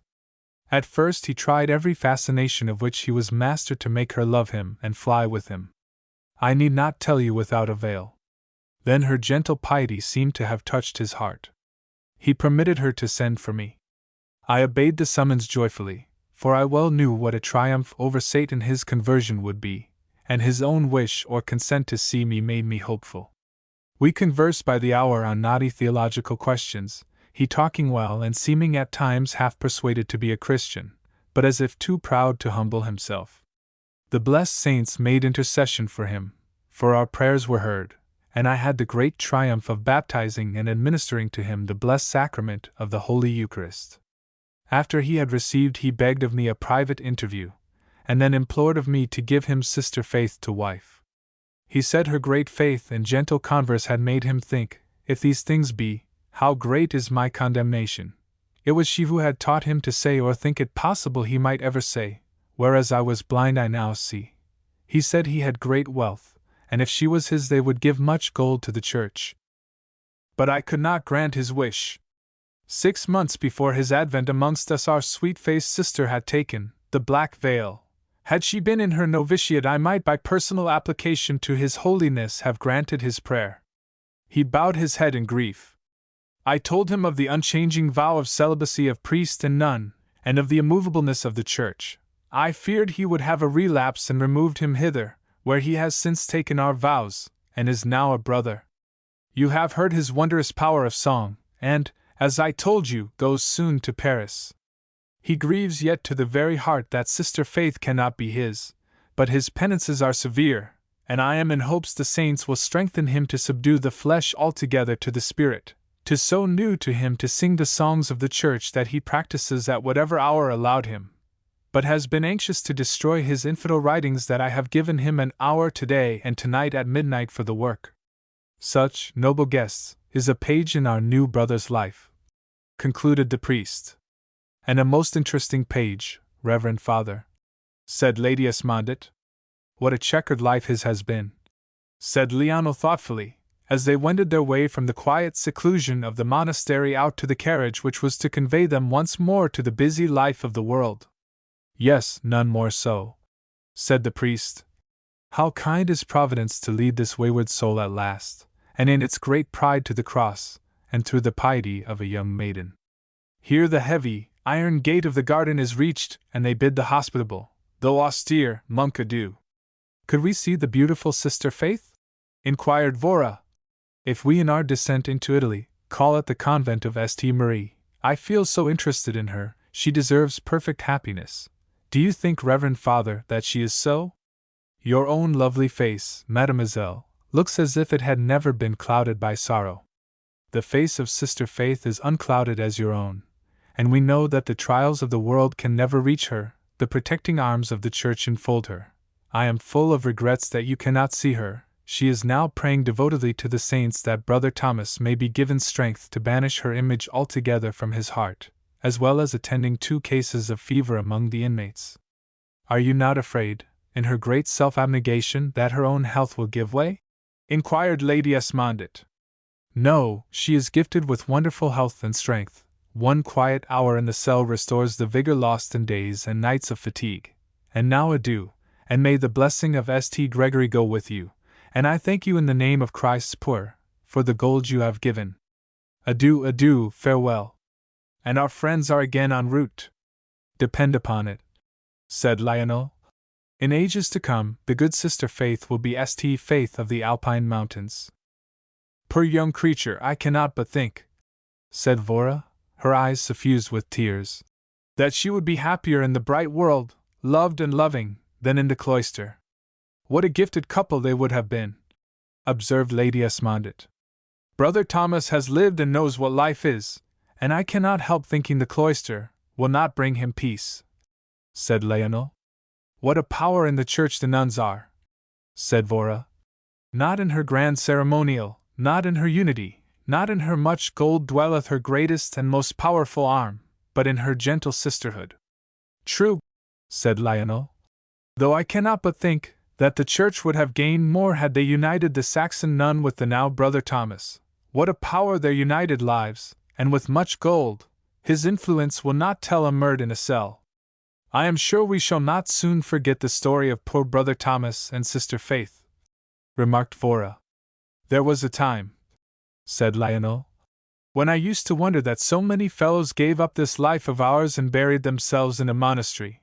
But as I listened to the priest I felt that if a man is feeling that the love of the one woman he craves can never be his, that, as an escape from the speculative eye of Mrs. Grundy, a cell might look inviting. So you give Mrs. Grundy credit for a speculative eye, Lionel, said Lady Esmondit, amusingly. What else is she but a speculator? She is ever busy, always alive and speculating with some unfortunate being's name or fame, said Lionel bitterly.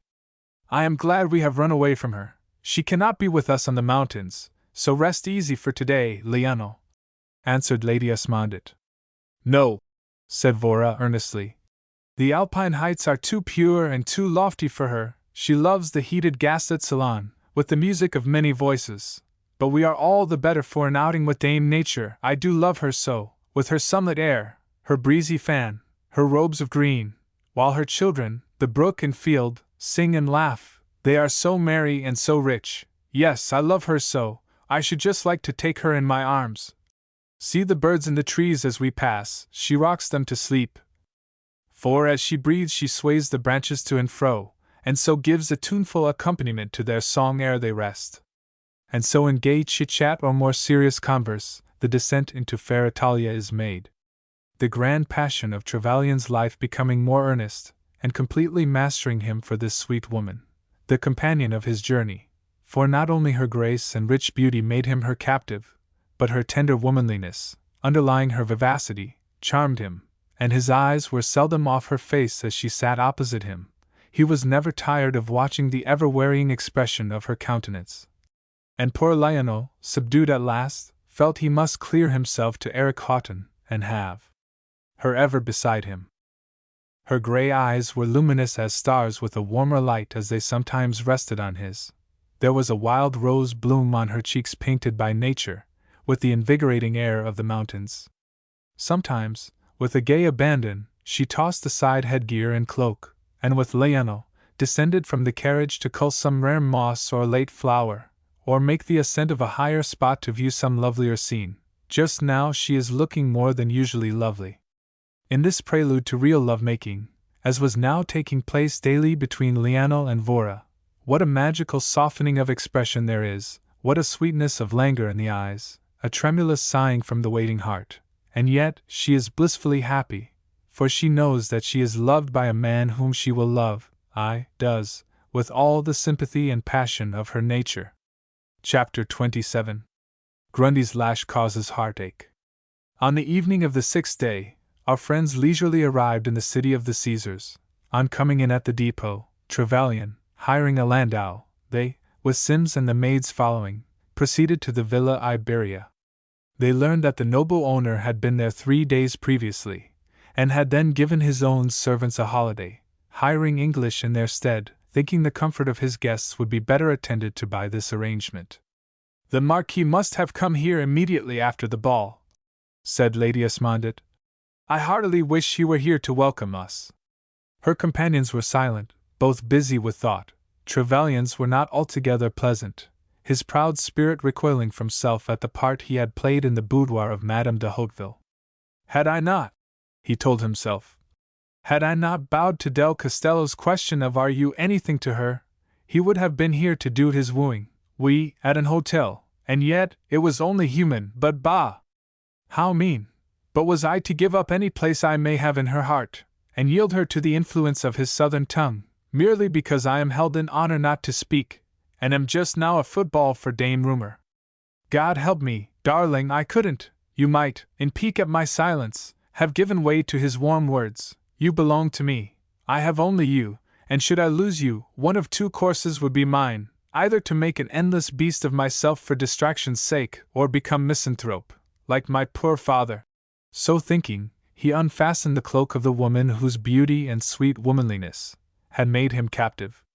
In the hall, the butler sang, Dinner will await your ladyship's pleasure in half an hour. Our master, his noble lordship, commanded cook to have it ready every evening, on arrival of 9 o'clock express, so your ladyships and the English gentlemen would find comfort. Your master is very thoughtful, said Lady Esmondit. One of the household now ushered them to their respective apartments. What an air of complete comfort pervades the whole place, said Vora. Yes, said Lady Esmondit. I am rather difficile in such matters, but I must confess the place is charming in its warmth and luxury. Here they parted to dress, Lady Esmondit being conducted to a luxurious room on the ground floor, opening on to a veranda. There was a suspicion of chilliness in the air, so a bright fire burned in the open fireplace. Fresh flowers bloomed in old Roman jars, while the walls were gay in the brightness of a few choice paintings. Yes, one could pass a winter very comfortably here, mused the occupant, as Summers fastened her robe of pearl grey satin. And that we are so well placed is all the outcome of the beauty of face and form of one woman. Miss Vernon was led by a maid up a few steps, covered in the softest of velvet pile, so deep and rich as to cause one not to feel the pressure of the sole of one's foot, and now into 2 rooms built out in a projection, and the Villa Iberia, being located on a knoll, commanding one of the finest views of the Eternal City. The occupant of these rooms feasted his eyes on a scene unrivaled in Italy. Here also, a cheerful fire glowed in the fireplace. The long, narrow windows were hung in a pale, blue-tinted satin, the walls painted in choice studies by deft Italian fingers. The opening between the rooms was hung in unison with the windows, and on the satin, clusters of the rose in every hue were embroidered. Easy chairs, lounge, satin bed coverlid, and soft carpet were of the same soft tint, with the warmth of the rose thereon. The air was fragrant, for the hyacinth, rose, and many a gay foreign sister, vied with each other in perfumed welcome to the flower face bending over them, and drinking in their sweets. And he has done all this for me, she mused, giving herself up to Saunders to have her hair dressed. How glad I am, she thought, looking dreamily at her reflection in the mirror, for a very passable loveliness. But Lionel was always my ideal cavalier, he loves me now. And she smiled softly. And has brought into existence in my heart a passionate love he little dreams of, poor fellow. I have hitherto played with men's hearts, so they say, but not intentionally. Heaven knows I merely enjoyed their free submission, their love, as my natural food. I always enjoyed dainties, and men's hearts were as such to me. I could never endure the bread and butter of life, but I wrong myself or I am of little worth. One is apt to have luxurious inclinations, at an hour and in a scene like this, she thought as she toyed with one of the gold perfume bottles, in the form of a cupid, standing on the breast of a sleeping man, and aiming for his heart. I know I have drunk in the pleasure the looks of love and warmth of words have given me, not thinking perhaps enough of to what end it might lead. But if I dream here any longer, I shall experience much the same sensation as sleeping Richard at Bosworth Field, while my ghosts of the departed rise up before me, and while I think pityingly of poor Cyril and many more. Let me also remember the deserved cut I gave Sir Edward Hatherton, when he laid his insignificant title, his supreme vanity and egotism, with his mean heart at my feet, while boasting of his broad acres, making too sure he had but to ask, and be accepted with thanks. Yes, though I have hurt some brave manly hearts, I have given a check to the vanity of that man that will send him into the corner to think that there are some women, even in this age of barter, who, though they love acres of the dear warm Mother Earth, they will not give their loveliness and powers of loving for the broad acres of which he is lord. And so fair Vora pondered, as Saunders with deft fingers performed her easy task of robing her mistress. And now she has finished, and both maid and our sweet Vernon are satisfied with the result.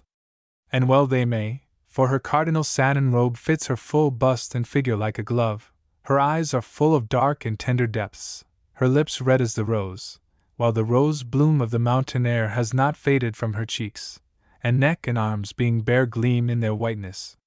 Trevelyan met her at the foot of the steps to lead her to the dining room whither Lady Esmondit has already gone. They immediately seat themselves. Ami do justice to the tempting little dinner awaiting them. The room is handsome and furnished with a mixture of English comfort and solidness with French brightness, the furniture being of carved oak, while the carpet and hangings are of a gay Paris pattern, the table bright with silver and decorated with flowers, its dinner service of old Sèvres china, each piece of beautiful delicate design, while the dishes would have tempted an anchorite from his cave. Over the mantelpiece of purest white marble was a painting, evidently the work of a master, representing Bacchus riding in a chariot, and on his head among his curls vine leaves, in his hand a cup. The whole painting had a warmth of color and gay dashing style, with a lifelike look about it very pleasing. "One almost expects to see the merry god lift the cup to his lip," said Vora. "He looks so lifelike." "It is a remarkably well executed thing," said Trevelyan. "The whole villa," echoed Lady Esmondit, "has a cheerful brightness pervading it that would dispel the chronic grumbling of a Diogenes or an Englishman. Even Gladstone," cried Vora gaily, "would here forget that Beaconsfield wants a war supply. And I, Trevelyan, shall so lose myself in the intoxicating sweetness of the hour as to forget that on my return to England I have to enter the arena of the strife of tongues, and combat Dame Rumor in facing a difficulty." At the last word Bea looked meaningly at Vora, and with quickened heartbeats she remembered his flowers, and knew what would come when the difficulty was faced and removed. "The absent Marquis likes well the form of the god of wine," said Lady Esmondit, directing her companion's gaze towards a group of statuary on a small inlaid stand, and reflected in a pier glass, representing Anacreon smilingly advancing, carrying in his arms the infants Bacchus and Cupid. "'Tis a pretty group, extremely chic," said Vora. "What think you, Vora, of the painting behind you?" inquired Lady Esmondit. On turning slightly she saw the pictured face of the owner of the villa. The eyes of her admirers seemed so steadfast in their gaze that a faint blush suffused her cheek as she said, "A true likeness of a true friend, for we are most comfortably placed by his kindness. Indeed, I think when the day comes to leave the villa we would fain remain." "It is a handsome face," said Trevelyan. "It is," said Vora, as she played with the dainties on her plate and sipped her glass of sparkling Moselle. "On leaving here it will be for either the crush of the London season or Houghton Hall under the new regime," said Lady Esmondit. "And I know just how I shall feel, as a man who, coming home after a day with the hounds, is enjoying a pipe and slippered feet when reminded by Madam of the state dinner he has forgotten. Either London or the dear old place will be an awakening," said Vora, as they wend their way to the salons. "Yes," said Trevelyan, "for nowhere could one better enjoy the dolce far niente of Italian languor than here. Del Castello, I fancy, lives his life. Dum vivimus vivamus," said Vora. The salons are a suite of 3, taken separately, of medium dimensions, but when the heavy hangings are drawn aside which divide the apartments they form one long handsome room, extending the entire length of the villa, at one end of which is a conservatory where bloom flowers of great beauty, the tiny structure being in miniature form of the villa. It was entered from the salon by sliding doors of stained glass. A smiling statue of Flora was placed near the entrance, and seemed to welcome one's approach. "It is a bower of beauty," said Vora. The moonlight streaming in from the heaven-illumined gardens outside, bringing into life the scarlet blossoms of the camellia and the satin of her gown, and lending to her beauty a transparent softness, her eyes seeming darker and with a tender light, as she says, looking out upon the garden. "It is a living idol in the white moonlight. Did I gaze long enough, strange fancies would come to me, the statuary would be living marbles, while the leaves of the palm tree and olive would sing to me of their story as given by the dead poets. We must revel in the beauties of the gardens, when tomorrow comes, Vora. I am going to be very early tonight," said Lady Esmondit. "It must have been a great disappointment to Del Castello," said Trevelyan, inwardly applying the lash, "to winter elsewhere." "And import," said Lady Esmondit, seeing the sadness of expression. "We have so much of the London fog. He has his villa in the south always. But he could have been here with all his elegant recherche surroundings, only for me." And as he silently thought the lash went down. In the villa, many things beautiful and rare occupied their attention. In the small library were some deep German and English books on philosophy, with Tennyson in every style of dress, also Byron, with novels of all tone and color, As Vora moved about among the treasures of the absent Marquis, Trevelyan, watching her intently, tortured himself by imagining that she handled everything lovingly, read snatches from his books tenderly. What a couple they would have been, he thought, as Vora's siren voice read aloud some marked passages from the poets. Even if I can clear myself of this hateful scandal, I have only the gloomy towers to offer her, while he has his sunny palaces in the lands or climes she loves so well. And Lady Esmondit, seeing his intent gaze following Vora, and observing his quiet thought, he is unhappy, and dreads lest she come to love the handsome Spaniard, while daily amongst his treasures, with his silent pictured face watching her from the walls. I wonder how it is, has she refused him, and accepted the villa as slight atonement, or is this the beginning of the end, and that she will give herself to him? Alas for dear Lionel if so. How selfish I am, said Vora, impulsively closing the book from which she had read aloud a few marked passages in the sadly sweet Prisoner of Chillon. You both look weary. How is it I did not notice it before? Come away, godmother mine. Uncle Eric would say I am not redeeming my promise to take care of you. Good night, Captain Trevelyan. Giving him her hand, the soft touch of which seemed as a new revelation to him, reinvigorating him as it were, but only in the contact, for alone he is again a prey to gloomy forebodings which crowd upon him, so as to seem to stifle him. Loosening his collar and tie, and throwing himself on the bed, he tells himself, what am I, in comparison to him? His unclouded life, at least as far as human eye can tell, with the looks of an Adonis, his immense wealth, his southern blood, eloquent tongue, and life in climes kissed by the sun, I fear he will woo her again. And is it in woman to come to me, even though I give the love of my life in preference to all that the fates given him? Alas! My knowledge of them tells me no. Yes, I know she has smiled tenderly on me, but is not this because of her old remembrance of me, as part of her bygone life in her loved home? Yes, I fear it is, or because she is playing with my heart as she has with others. Heavens, how unmanned I am, Father! And his hands are clasped reverently. Pity me, steep my soul in forgetfulness, and let me remember naught, save that thou ruleth all.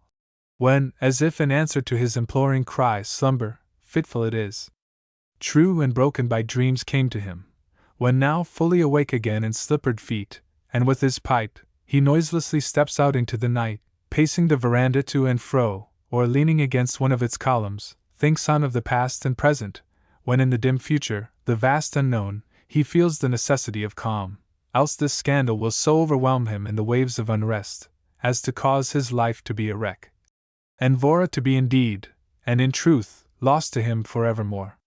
In the determined quiet of a man controlling self, he now again, this time undressing, takes to his bed and gains an hour's sleep ere it is time to rise for a new day. Chapter 28. Heart stirs to divine music.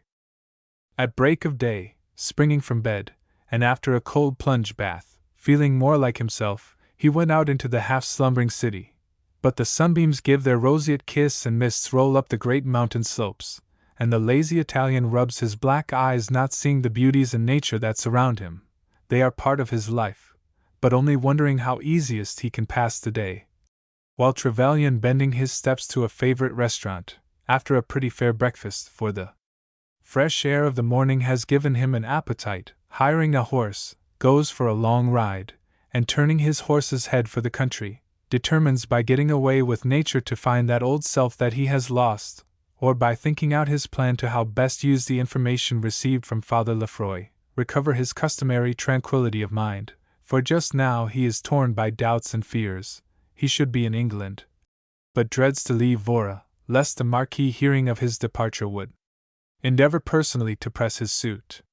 And so, putting spurs to his horse, he is nearer the pure lofty mountains on whose breast he hopes to find peace. While at the villa, the woman he loves, after a somewhat sleepless night in which she is haunted by the faces of her Spanish admirer and the hero of her early girlhood, descends from her room to find Lady Esmondit not yet up, though it is luncheon hour, and Trevelyan away for the day. The afternoon is occupied until it is time to dress for dinner by visitors. With dinner comes Lady Esmondit, Trevelyan not having returned. It is a tete-a-tete affair. Afterwards, in the salons, the conversation drifts from fair Italia, the after-luncheon visitors, and the London Times to Lionel. Poor fellow, one can easily see how unsettled and worried he is at times over this wretched scandal, said Lady Esmondit. I should treat the whole matter with perfect contempt, Vora answered haughtily. In this instance it won't answer. Why not? If he is sure it is false. Vora, you know it is false. The fact is, godmother, I know nothing about it, nor do I care to, unless he tells me himself. My life, that is my woman life as you know, has been spent at Paris, and so my ears have not been a receptacle for a London scandal. Dear Lionel has been too independent. Yes, godmother, that's just it. It's his character. Had he had a town house, a French cook, and given half a dozen big dinners during the season, he might indulge in secret marriage if his fancy ran that way, and society would smile at him through rose-colored spectacles. Too true, Vora, ma chère. Madame Grundy is an odd mixture of inconsistencies. Should a vulgar parvenu pay society's tolls in shape of boastful charities, balls and dinners, he is one of the pets of the season, and is allowed any latitude as to his little weaknesses. Had Lionel made atonement by marriage, all would have been forgiven, but he has dared to please himself, and so they at the first chance pelt their idol. Their idol, yes, said Vora musingly. Could this falsehood be the invention of some disappointed woman who has taken for her motto the words of Honorius, that there is a sweeter strain than that of grief revenge, that drowns it? As she ceased speaking, the voice of Trevelyan is heard quieting Mars, who is leaping wildly in welcome. And now he is with them, and as with smiles and warm hand-clasps he is welcomed, he feels that this is home. Vora, who has been coloring some photographs, lets her hands fall idly to her lap, as she listens to the manly voice which, coming in and joining its music with their own, she feels makes their life complete. Yes, I have dined, thank you, and do feel more like myself than I have done since the weight of this scandal has been upon me, but I shall not worry myself or you with naming it.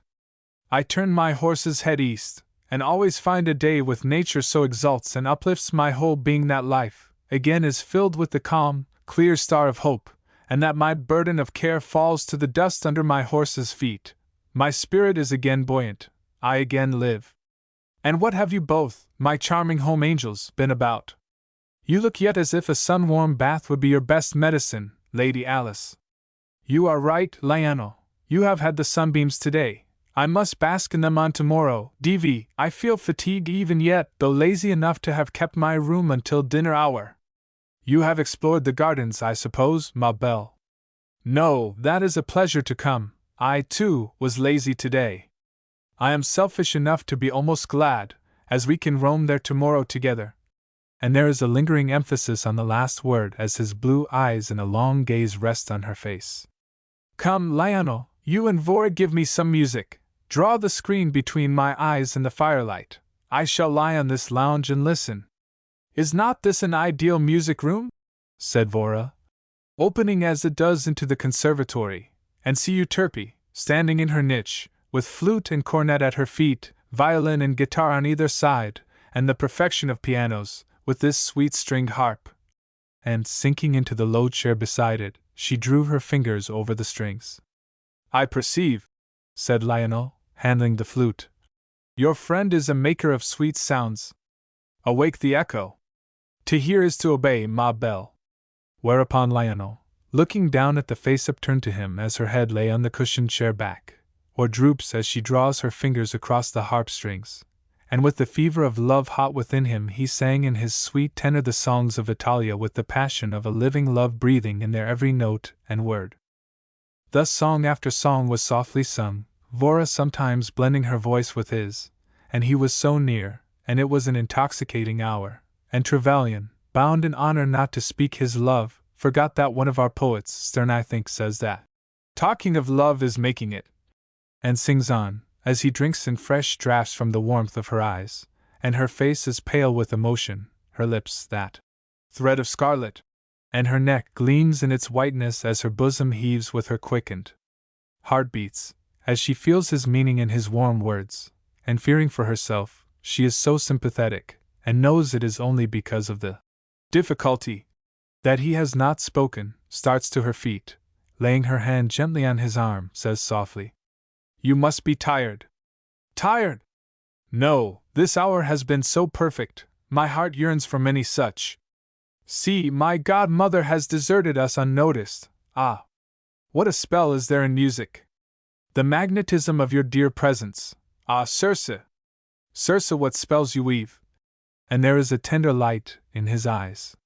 She lets him look so for a second, when she says gently, giving him her hand in good night, "It would not do to leave you all the power of witchery." And she lets him put her hand through his arm and lead her to the foot of her stairs, where, with a silent hand clasp, they part for the night, dismissing her maid, whom she found asleep on the rug before the fire. "I dare say you are tired, Saunders. You may retire. Give me my dressing gown. There, that will do. I shall comb out my hair." And arrayed in dainty dressing gown, of white embroidered flannel, the combing of the bright tresses is a lengthy affair, for thought is busy. Yes, this intense sympathy, this earnest tenderness, this languor and sweet sense of a new joy in living, all mean that I love him, and, as 'tis so, I am not at one with the poet when he says, "'Tis better to have loved and lost, than never to have loved at all." Lost! Lost! What a world of loneliness it would be to me, what a world of loneliness in the very word. My love, your mesmeric eyes seem to be on me now, I wonder. And a smile comes to the dark eyes and the sweet mouth. I wonder what you would think of me in this robe, but what nonsense I am dreaming. And the robe de nuit is on, the short, fluffy hair pushed up a little from the eyes, which close as the soft cheek presses the pillow, and Somnus, the sleepy god, claims his dues. Chapter 29. The unruly member is heard. The following morn is bright and glorious, the mountains, ah! The grandeur of them, their peaks in changing hues as the sun's breath grows warmer, cut the azure of the heavens, and rest there. One involuntarily feels on a morning like this one cannot love nature intensely enough.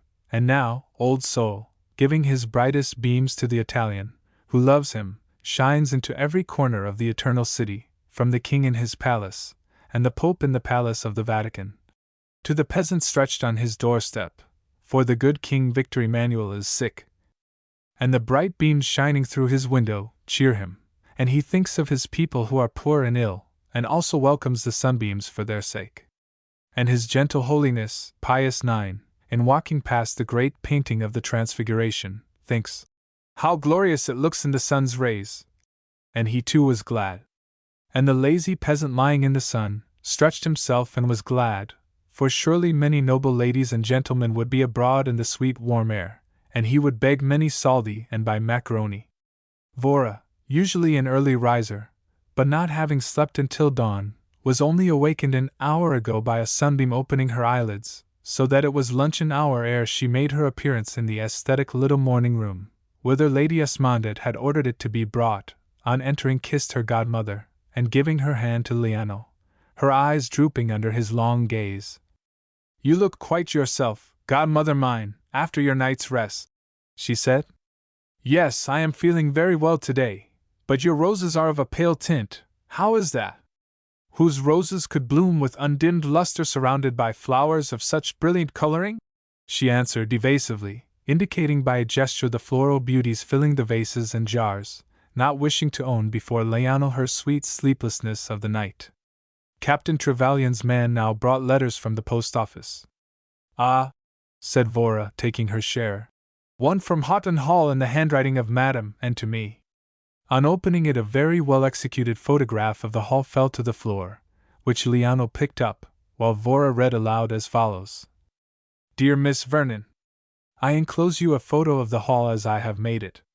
It was a perfect barracks when I saw it first. See what money can do. The American eagle is a great bird, eh? You must marry money. I shall have a gentleman here at Christmas with lots of land and a title. The Duchess of Hatherton would sound well. A bête noire of yours?" said Lady Esmondette. "Yes," said Vora carelessly, with a shrug of shoulders, going on with the letter. "I must also settle Blanche this coming season. You observed, I suppose, how much flesh she had. Well, she loses weight every month. Secret pining I expect for that naughty." And Vora stopped short as she saw the name, a curl of contempt coming to her lip as she read silently. "Trevelyan? She thought by his attentions that he loved her, poor thing, but the Colonel and myself would or could never hear of such a match, as he has a snug little wife hid away somewhere. I have Major Delrose a good deal with me. Your uncle doesn't care for him, either would you, but the Colonel, dear man, is considerate, and don't expect everyone to be cut after his cloth, and as you will never be able to come north in the cold weather you won't meet him. Give my love to the willowy Marchmonts. We are the gayest of butterflies. Your frolicsome Kate Houghton, Houghton Hall, Surrey, England. Miss Vernon, The Villa Iberia, Rome, Italy, November, 1877. To Delrose at Houghton, Madam, after mailing above, had said, I have settled Miss Vernon at all events, she will not show up at Christmas. I know she hates the Duke of Hatherton, so I told her he is coming, and I don't know as yet whether he is. It takes a woman to outwit a woman. I cannot see. Delrose had answered, why you don't want her, Kate. Because you are blind, you goose. If she came, Trevelyan might, and you don't want him, and I don't want her, and so I please you, you ungrateful man. To Trevelyan by same mail came, my own idol, come to me and Delrose shall go. I have written Miss Vernon that he is here, because I don't want her freezing ladyship. Everyone says you are so naughty in having a hidden wife. They will cut you, I am sure. But I love you all the more for your naughtiness. Only come to yours evermore. Kate Houghton. Trevelyan, giving a weary sigh on reading above, tearing it in two, tossed it into the fire. Now opening one from his cousin Judith, he read as follows. Dear cousin, father is not at all well. The trip across, as I feared, has been too much for him. The suburbs of New York, our home, suited him better than foggy London. However, dear father was obliged to come on business, as he has informed you when last able to write. He wishes me to enclose to you a scrap from the society columns of one of our New York newspapers. We give a tidbit of scandal, from a London paper, in brief, as the hero is a nephew of our Sir Vincent Trevelyan, of Captain Trevelyan, of the Towers, Northumberland, a gay society man, fascinating and handsome, is about to bring from her seclusion his hidden wife. Some years ago he had eloped with a friend's spouse, friend now has shuffled off mortal coil. Outcome, my Lady Trevelyan, who will be the sensation of the coming season. Father says to tell him on you honor, what truth there is in above, and I am yours very sincerely, Judith Trevelyan. The Langham, London, N.O.V. 77. Captain Trevelyan. The Villa Iberia, Rome, Italy. On reading above, Trevelyan, with sudden impulse, and craving for sympathy, handed it to his old friend. Too bad, Lionel. How grieved I am for you. At the same time, Vora, who had turned again to her lines from Madame, on reading over, said as she discussed her luncheon, this bit of duck will be a palatable morsel as compared with my letter from Houghton. Madame does not write to please, she merely pleases to write. Seeing Trevelyan very grave and silent, she said with kindly intent, and to change the current of his thought, I suppose, godmother, you have sketched out your plans for the day long before I joined you. No, we could come to no decision, so have left it for you to arrange. Très bien, if so, from the glimpse I have through the window, I suggest that our first trip be to the gardens. Happy thought, Lionel, will you ring the bell like a good fellow? Summers answering, her mistress said, bring me suitable wraps for the garden, please, and tell Saunders to do likewise for Miss Vernon. The maids now appear with outdoor robings. Lady Esmondett is made comfortable, when Lionel goes to Vora's assistance. 'Tis a pretty red riding hood and cloak attached, and contrasts charmingly with her soft grey cashmere gown. Her short brown hair and sweet face look welcoming from the warm red setting of the hood. Never mind it, it was never meant to fasten, she says, seeing his grave eyes on her face, instead of the fastening. He does not speak but only thinks. My enemies will not let me call her mine. She is sure he can see the color come and go in her face as her heart beats irregularly, and says gently, putting up her soft hands, never mind it. For answer he allows the hook and eye to fasten, holding her hands for a moment in his. They then followed their friend through the French window down the few stone steps to the gardens. There were many flowers in bloom, and the green of the orange and lemon trees was as rich as when the year was young. The villa of white marble was built on a gentle rising knoll, prettily wooded, at the foot of which running through a glade was a tiny streamlet clear as crystal, which with its ripple and the singing of the birds lent music to the air. On the highest garden site was built a tower from whence an extensive view of the city is gained, with its spires and palaces, together with the violet sea, and the ever-changing majestic mountains. The lower part of the tower is an arbor covered with roses and vines. The orchard was on the high plateau on which the villa stood, laying in part at the back and side of the mansion. The lawn and flower garden were separated from the orchard by a smiling wood nymph and grim satyr who each held an end of a chain of silver. The laughing nymph looks as if bent on making the grim satyr give way to mirth, said Vora. It is a pretty idea, said Lady Esmondit, the having one's orchard so laid out as to be an ornament to one's grounds, instead of as we do, merely as a place to grow fruit. Yes, I think so, said Lionel. And at my place the lawn is strewn by acorn, apple, and the pear. The apple blossom is beautiful, said Vora. But whom have we here? Catching sight of a statue through the trees. None other, said Lionel, than the powerful Populonia who protects the fruit from storms. And placed high enough, said Vora, to see the storm a-brewing. With us it would be a great dog versus a small boy. They now descend terrace steps arched by trellis roses and come to a fountain fed by a spring down in the deep cool dell. Shall we drink from the brook by the way?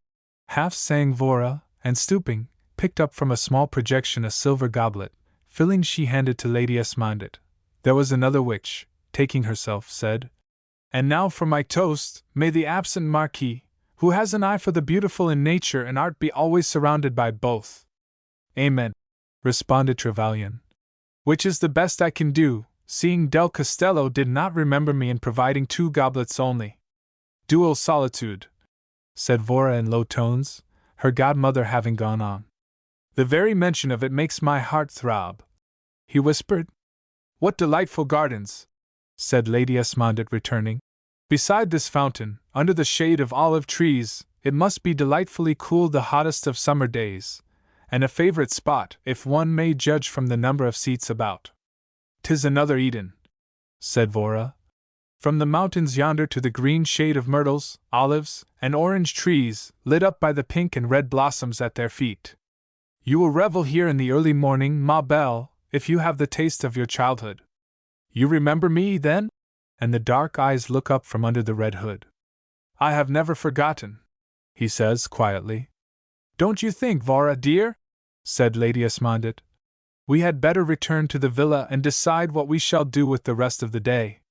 Yes, I suppose so, dear, though one would fain linger here longer. As they retraced their steps, Trevelyan decided for them that the air being delightfully warm and balmy, a drive up and down the Corso would be pleasant. The fresh air and new scene dispelled all Vora's languor, and heightened the spirits of her companions. The Corso is even gayer than usual, observed Lady Esmondit. And with its best bib and tucker on, if I am any judge of la toilette, said Lionel. To receive 3 distingués travelers, laughed Vora. I wonder whose society will jot us down as in her huge note-book. As the Briton abroad, said Lady Esmondit, to revel in the sunbeams, which our gold cannot buy from our leaden skies. A carriage now passed, in which were seated 2 ladies, evidently English, who bowed and smiled to Lady Esmondit and Trevelyan. Who are your friends? Inquired Vora. I have seen them somewhere, but forget when and where. They are the Duchess of Wysdale and her daughter, the Lady Evelyn Northington, answered Trevelyan, as Lady Esmondit bowed to other acquaintances. The little Duchess, who is insane enough to think Lionel in love with her, thought his friend, remembering gay Mrs. Wingfield's gossip, and that her name had been coupled with Trevelyan's. It was only that she was a foolish little woman, and let society see that she had a penchant for Captain Trevelyan. At that time the Duke was alive to bear the title and represent the estate in Wiltshire, the Scottish moors and shooting box, with the town house in London, very useful in that way, so his Duchess told herself, and in truth, only in that character, did the fair, frivolous Lady Wysdale appreciate her easy-going fox-hunting spouse. You can run the season very well without me, he would say. While I do a little shooting, you are just cut out for London, while the conventionalities bore me. And so it came to pass that at their London house, Irene, the Duchess, or, as she was commonly called, Posy, from her maiden name of Poseby, and from her habit of posing on all occasions, reigned in her own way. In the autumn of '76, the Duke had been called to his long home. He had been knocking down birds on the Scottish moors. Coming home late one night to dinner in high spirits, and exultant over his full bag, he found a telegram from his friend, Gerald Elton, a keen sportsman, asking him to telegraph him immediately at Edinburgh, if he was at the bird cage. If so, he would join him at once. Bless my life, said poor Wisedale to a friend with him. Elton is the very man we want, no end of a shot, and rare fun. But I must send my telegram off at once, or I'll lose him.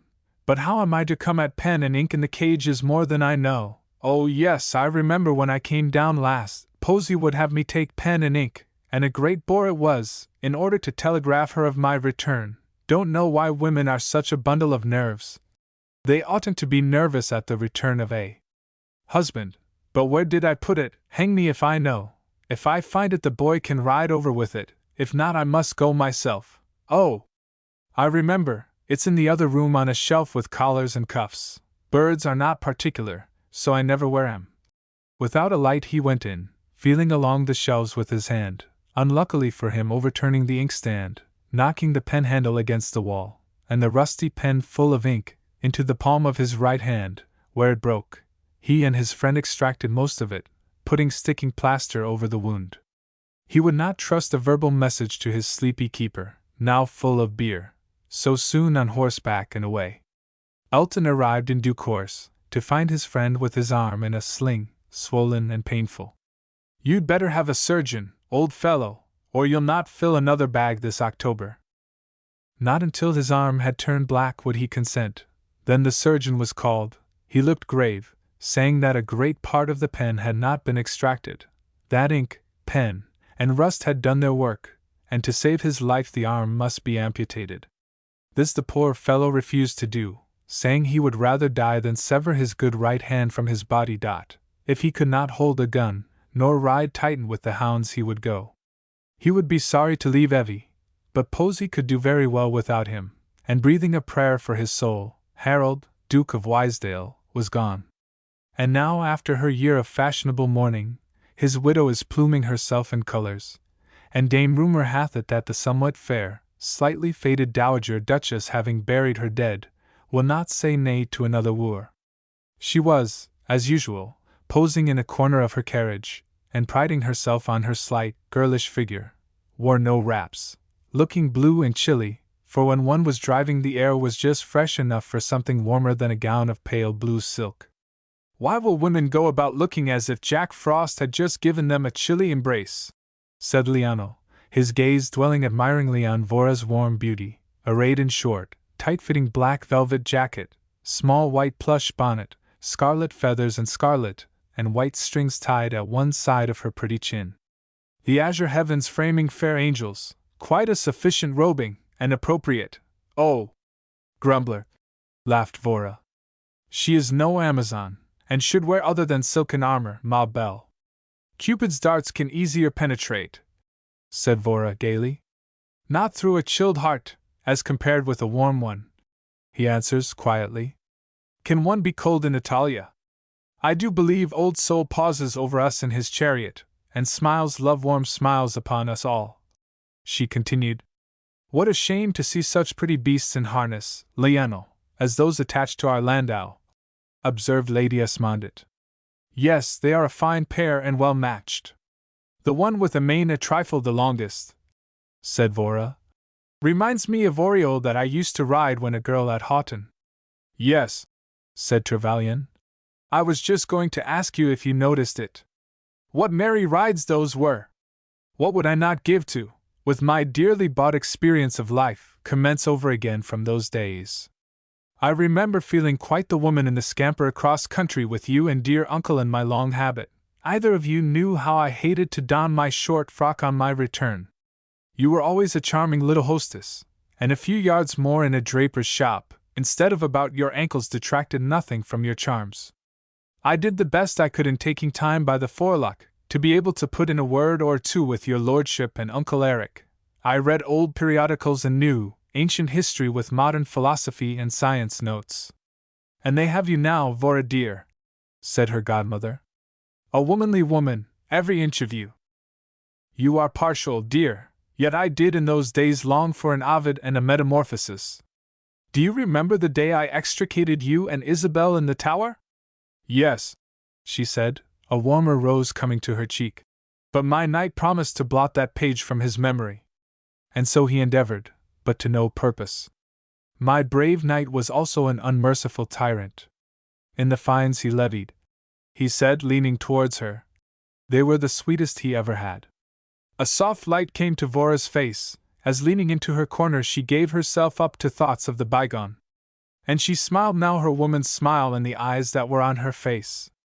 And yet sighed as she thought of the jealousy of her boyish lovers of bygone days, for Roland Douglas and Guy had rebuked her for so often in the tales she wove for their amusement, having Lionheart as the favored knight. My girlish days at Houghton Hall were very, very happy, she said quietly. And yet you would not go back to them and leave the dear present, said Lionel, looking into her eyes with his mesmeric look, and holding her hand tight as he assisted her from the carriage after Lady Esmondett, at the door of the villa.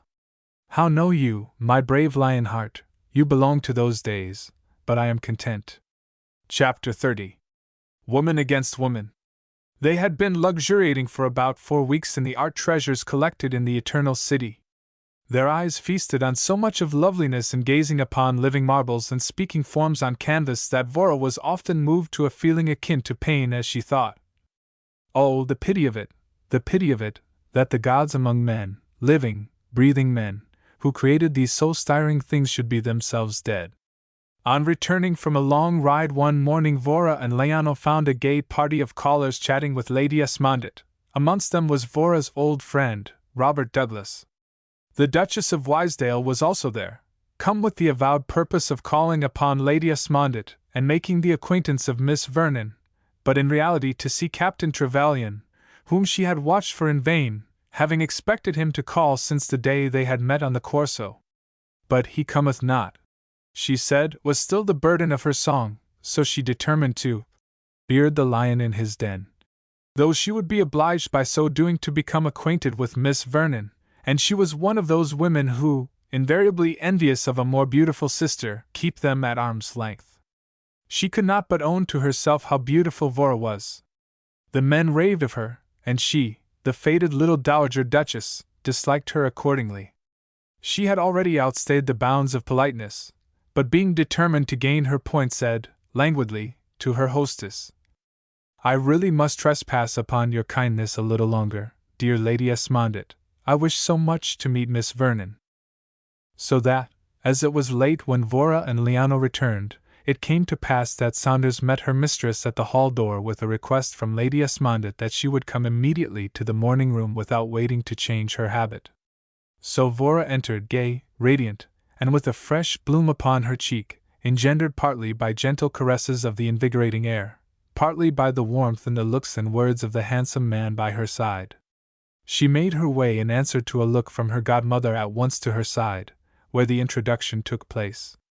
Her complexion is very well got up, thought the petite faded duchess, as she bowed carelessly, and who had used tints and washes ever since her 16th year. I wonder whose wash she wears. And with a conventional word or two she turned with empressement to Lionel, greeting him warmly, as Vora crossed the room to where her old playmates sat, giving only a passing word to acquaintances. Lady Esmondett thought, as she glanced at the Duchess of Wysdale, roused almost to animation in her reception of Captain Trevelyan. Lionel is the magnet that has drawn her here. She has not forgotten her old penchant for him. On seeing his hostess disengaged a young Frenchman, wearing the red ribbon of the Legion of Honor, won by a brave act in the Franco-German War, stepped to her side. He held in his hand a volume he had been admiring, Views of the Lovely Lake Scenery of the British Isles. They were soon descanting warmly upon their respective beauties, and became so interested that Lady Esmondett scarcely noticed that she was bidding adieu to the fashionable butterflies who had been killing time in her presence for the last hour or two. At last they are all gone with the exception of the Duchess, who has risen to make her exit, and Robert Douglas, who is remaining to luncheon. The Duchess is just saying to Lionel, "Oh, you are sure to be here, and you won't refuse me, I know. I'd rather be Juliet to your Romeo in my tableaux than. But oh dear, the others have heard us, and I did so hope it would have been a little secret between us, you know." And Lady Wysdale affected a childish look of terror as she turned to her hostess, saying, "You won't think us very dreadful, Lady Esmondett?" "Oh dear, no, there's nothing dreadful in a pictured love scene."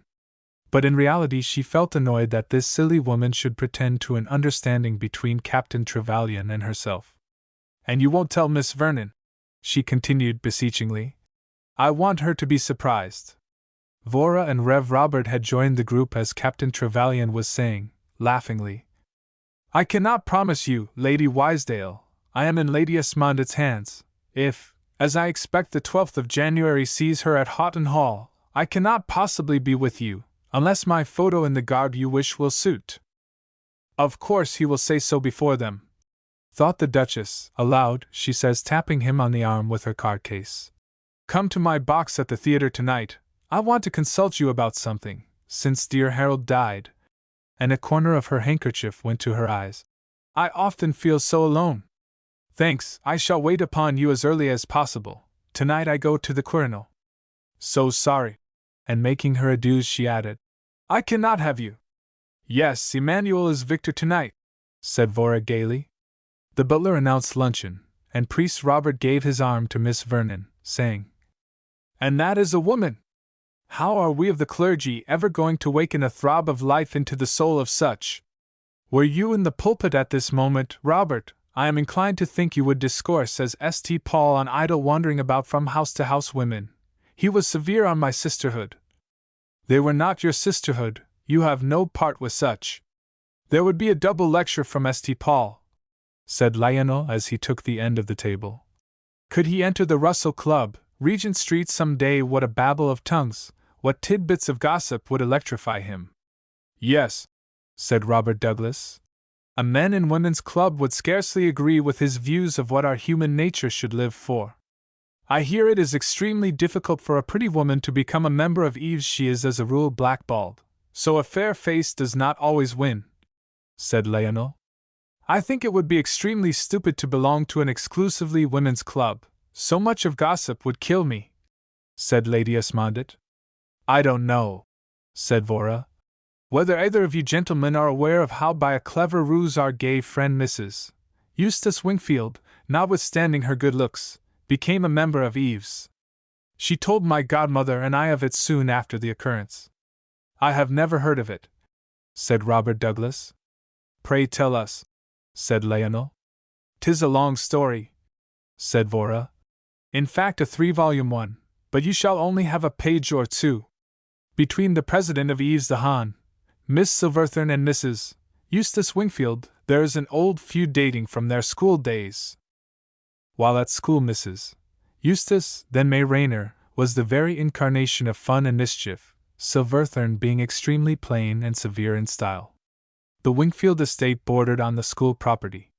Eustace, prospective heir to his uncle, often ran down from London, much to the dismay of the lady principal, for he was no end of a flirt. May Rayner's pretty face attracted him from the first, but Silverthorne had a soft spot in her heart for him. Jealous of May, she reported her to the principal. For revenge, Wingfield cast languishing glances at Silverthorne in church. She, never having had a lover, actually informed the principal that, when he came to her to sue for her hand, she, as her guardian, was to say him yea. On May being married and out of the schoolroom, to her adored, she, Silverthorne, vowed revenge, if ever in her power, so that, when 2 seasons ago, Mr. Wingfield bet May a box, during La Bernhard's saison, against an embroidered dressing gown, that she would be blackballed at Eve's, on Mrs. Clayton proposing her, the president, looking black, declared, on its being put to the vote on the following afternoon, she should have her 2 black balls, Mrs. Clayton informed May. Now what shall be my card? Exclaimed May. For my bet shall be won. I have it. And staining her face yellow with green glasses and unbecoming attire, she attended a woman's right meeting at which her enemy was chairman. Seated immediately in front of the platform, Miss Silverthorne gloated over her changed looks. She was made a member. Her enemy saying to Mrs. Clayton, "How hideous she has become! How he will hate her! What a green-eyed monster is jealousy!" said Reverend Robert. But our gay friend won her bet and a stare at the Bernhard, in spite of everything, laughed Trevelyan. But I fancy gay Mrs. Wingfield would not often be found at ease. Such an army of plain women would be too many for her, said Reverend Douglas. Oh, no, said Vora, taking his arm back to the sunlit morning room.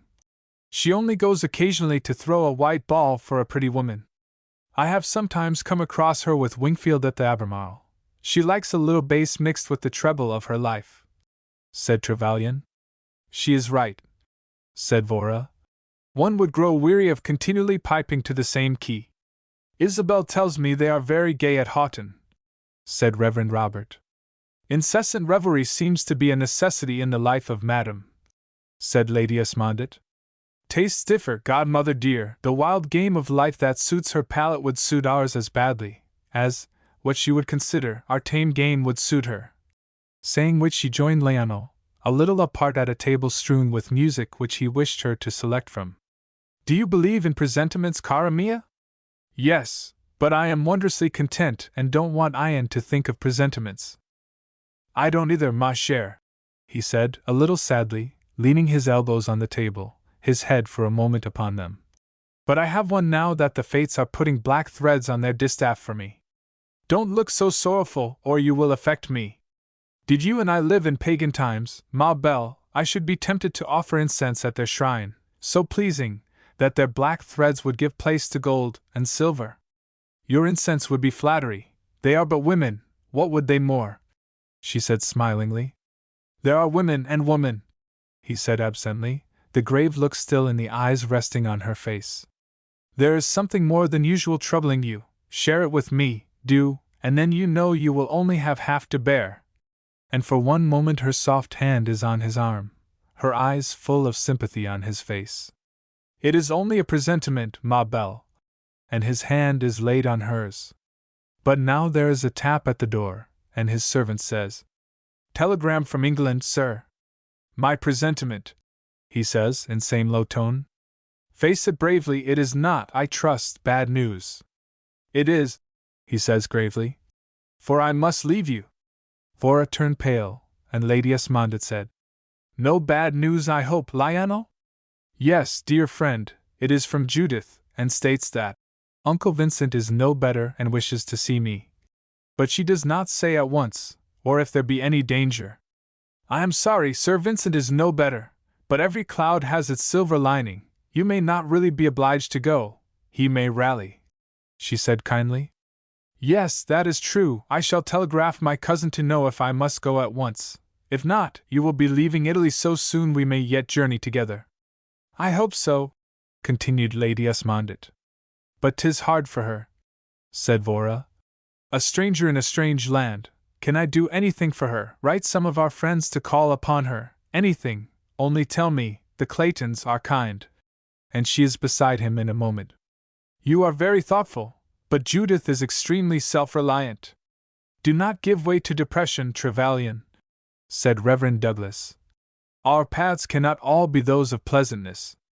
Don't go, Robert, I want you to dine with us at 7, only the Marchmonts." "Thank you, Lady Esmondit, I shall be with you, but for the present, au revoir, as I have even song."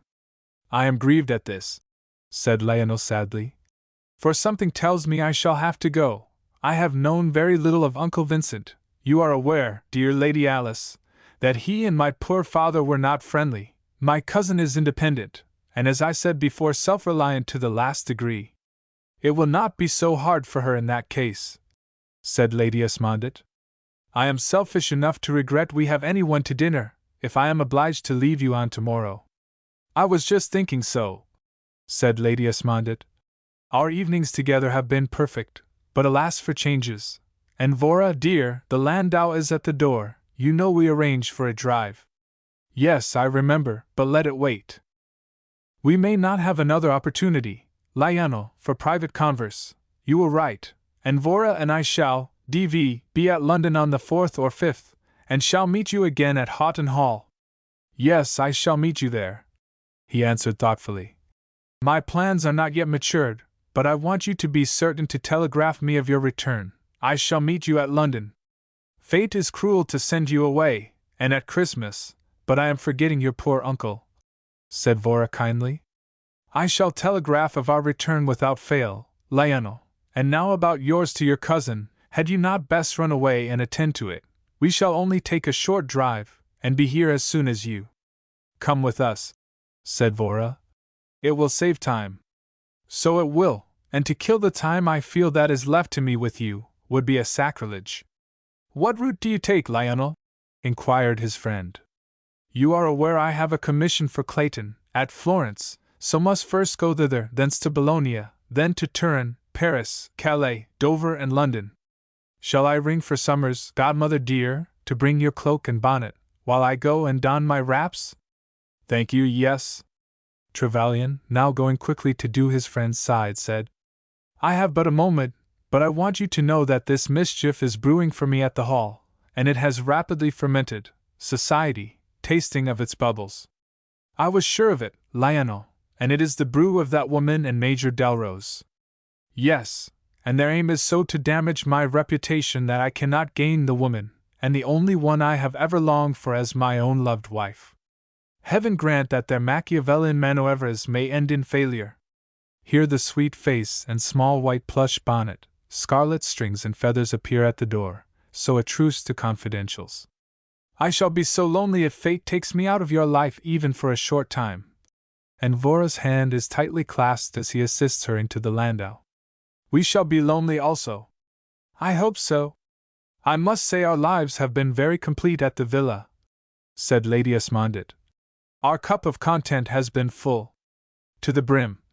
And his eyes turn at last from Vora's face as he says, You had better drop me here, at the telegraph office while you turn into the Corso. And stepping from the landau, lifting his hat, he was gone. I wonder, said Vora, should poor Sir Vincent die, if Miss Trevelyan will return to New York. I am sure of it. Lionel tells me his cousin dislikes English life as much as she likes that of her own country. Vora fell into a reverie. After some moments, waking to herself, said, I did not show you the interesting epistle I received from Mrs. Houghton, in which she says, Society hath it that Captain Trevelyan rejoices in a hidden wife. A pure invention got up to hurt him. But why?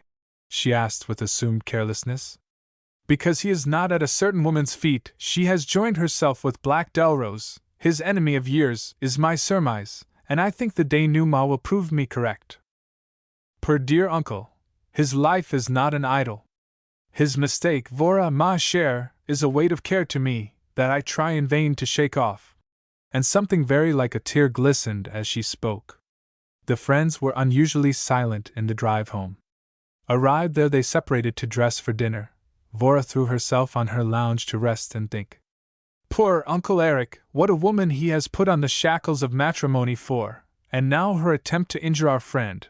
Poor Lion, my heart is full of pity for you, and you do not know it, because you cannot speak until the difficulty is overcome. Ah!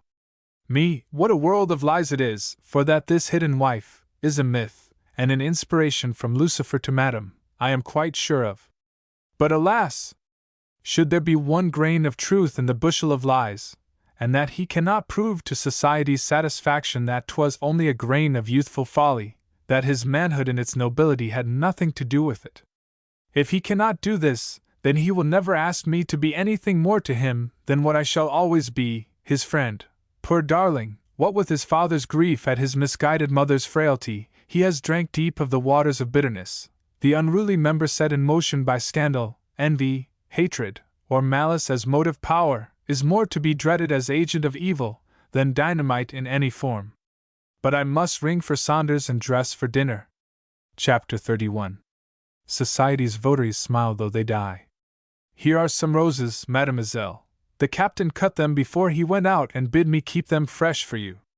Very well, Saunders, I shall wear them this evening. That is, the yellow ones. Put the others in a vase, or give them to me. I shall, while you get out my ruby velvet. I am pale. It is high waist and no sleeves. Take out my gold ornaments and bracelets. The plain gold bands, an old lace collar, with roses, shall be my neckgear. Hand me my vinaigrette. I have a slight headache, and please comb my hair gently. It will be pleasant, yes. That will do. Your hair is a fortune to you, mademoiselle, so long and thick. Yes, it is, but I like it best because of its fluffiness. It is no trouble, weatherproof and waterproof. So it is, mademoiselle. Now for my gown. It fits beautiful, mademoiselle. Yes, I am quite satisfied with it. And well she may be, for the robe might have grown on the perfect form, every curve and roundness of figure being followed by the close clinging velvet, and the arms, bare to the shoulder, fit models for a sculptor, shone fair as the flesh of a child blonde against the rich ruby of the velvet. The perfumed bath had refreshed her, and though a trifle pale, from heart emotion as to Leonel's probable leave-taking, her lips always wore a pretty redness. Her eyes had a tender look, while the fluffy bronze hair had its own beauty as it shaded the brow. You are looking charming, ma chère, said Lady Esmondette, whom Vora met in the hall. Thank you, dear, your eyes are partial, I fear. No, not as you imply. As they entered the drawing-room, Robert Douglas came from a comfortable corner where he had been studying a small work of Thomas à Kempis, which he quietly returned to his pocket, saying, smiling, You see, I am here to welcome you. I made myself at home and came here immediately at the close of evensong. We feel complimented that you prefer our society to those very ecclesiastical-looking quarters of yours, said Lady Esmondette, and where the ancient fathers look from the walls in wonderment at the priest of today, as he pores over printed records of their bygone lives. Why, Vora, how did you know that the pictured fathers graced the walls of my humble retreat? From Isabel. Ah, I wondered, for my study is never entered by a strange foot, it is my rest. Is not your rest a misnomer, Robert? For from all I hear, you literally rest nowhere, inquired Lady Esmondette. In my opinion, Lady Esmondette, a priest of the church should never rest, but always have his armor on, for there is so little done, so much to do. Thank God we are waking up at last. Look at the priest of today, I say it in all humility, as compared with the priest of 50 years ago. True, answered Lady Esmondette. But don't you think that the zealous low church clergy are doing as much for the human race as you are? Undoubtedly, for the human race, but not for the church, for their people often lapse into dissent. I don't believe in extremes. I respect the man who is thorough, said Vora, seeing that Captain Trevelyan had entered and seated himself beside her godmother, evidently wishing to talk with her, and so, to help him, taking up the thread of the argument herself. But Vora, said the priest, don't you think that in the ritualist you have the man who is thorough? Not exactly, he is extreme. The man who is thorough has no uncertain sound. He either culls from Rome her vestments, nor from dissent her hymns. Both Rome and dissent are thorough, why shouldn't he? But a truce to argument, a gentleman's trap stops the way, she said smiling. Is even now at the steps. His back is this way, so I cannot name him. He talks to his servant, in bottle green livery, who has a decidedly Hibernian countenance. Oh, said Captain Trevelyan, starting to his feet. Lady Esmondette, it must be an Irishman, an acquaintance of mine, Sir Dennis O'Gorman, who wanted very much to make the acquaintance of the ladies of the Villa Iberia. I had forgotten all about my asking him for today. It makes no difference, Leonel. 'Tis little wonder you forgot such a small matter in the many more important you have had. Here a servant announced Sir Dennis O'Gorman. Ah, O'Gorman, glad to see you. Lady Esmondette, permit me to present to you Sir Dennis O'Gorman. Miss Vernon, allow me to introduce Sir Dennis. Douglas, I believe you and O'Gorman have met before. Lady Esmondette and Miss Vernon shook hands with and welcomed their guest, Lady Esmondette saying graciously, Any friend of Captain Trevelyan is always welcome. Thank you, Lady Esmondette, but by my faith, Trevelyan's a lucky fellow, and one whom I have always envied but never more so than now. he continued laughingly, when with all my fascinations I am only welcomed by two charming women for his sake. Mrs. Marchmont and Miss Marchmont were now announced. The two ladies floated in the most approved style towards their hostess, who rose to welcome them. They were ethereal in every respect, clad in a thin material of pale green, neck bare and elbow sleeves, and looking more like sisters than mother and daughter.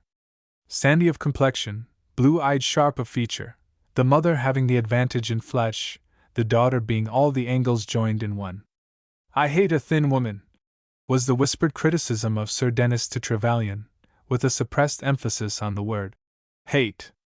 Trevelyan smiled, giving a side glance at Vora's rounded form, as she bent gracefully with extended hand in welcome. "Faith, you may well look in that direction," remarked the Irishman, detecting him. "She's fair enough to seduce a look from His Holiness himself."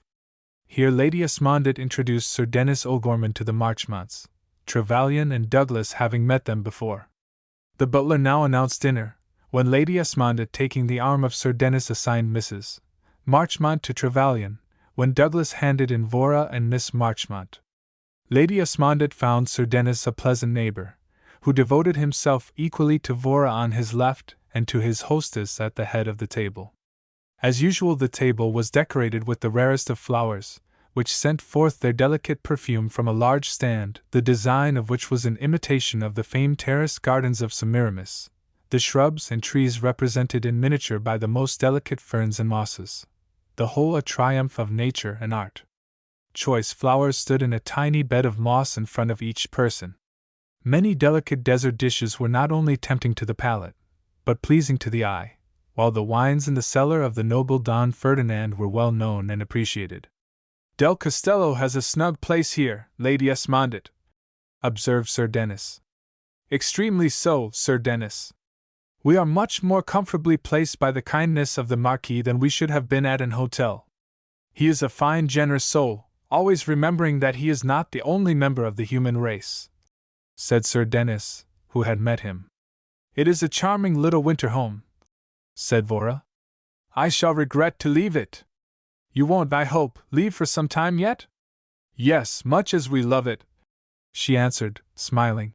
"We go north ere spring has thawed the scepter out of the frozen hand of winter." "I am sorry to hear that. But you don't surely go as soon as my friend Trevelyan?" Vora hesitated a moment, not wishing to be a messenger of death at a dinner table, when Trevelyan came to her aid, cutting Mrs. Marchmont short in a dissertation on the merits of shaded wool versus plain, by saying, "Pardon me, Miss Vernon. I may be obliged, O'Gorman, to leave for England sooner than I expected. If so, it will be alone. One of the penalties of bachelorhood, Trevelyan. By my faith, 'tis a lonely loneliness. I thought most of you glory in the freedom of winging your flight when you please, without having to say, by your leave," said Vora gaily. "Not always," said Trevelyan quietly. "What do you say, Lady Esmondett? Don't you think a fellow is happier and less lonely when he cuts bachelor life?" "Depends on the cards in his hands, and how he plays them, Sir Dennis," answered his host, laconically. "True, Lady Esmondett, and if the cards are his, the game is won, the difficulty over," said Trevelyan, with a glance at Vora. "And bliss secured." "Faith, you're right, Trevelyan." Here Miss Marchmont's shrill voice was distinctly heard above the general hum, an animated discussion, saying, "Oh, I'm sure he comes from the East." The Rev. Douglas was evidently much amused and disputing the point. Miss Marchmont continued, "The dear creature has such a beautiful color, so bronzed." "I'll lay any wager the dear creature means a soldier," said Trevelyan to Vora. Vora smilingly assented. "A soldier!" exclaimed Mrs. Marchmont in horror. "Oh no, Captain Trevelyan, nothing so naughty, it's Miranda's last pet.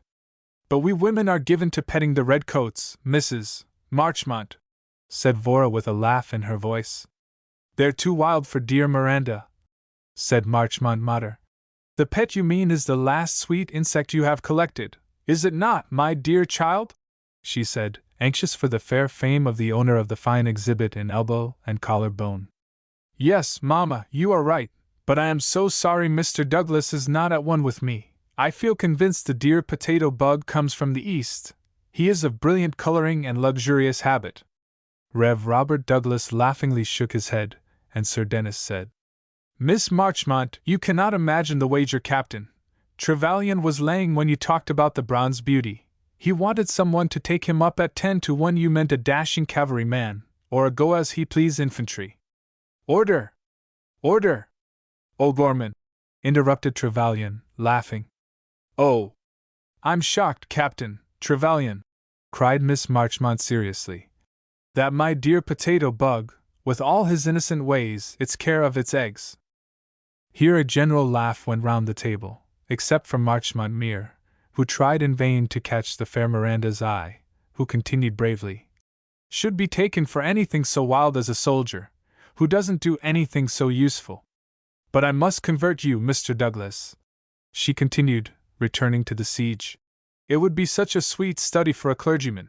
I shall lend you Cassell's Natural History, and you must promise to read it for my sake, she said gushingly. Meanwhile, Trevelyan tried in vain to catch the drift of conversation between Vora and her neighbor, but no, Mrs.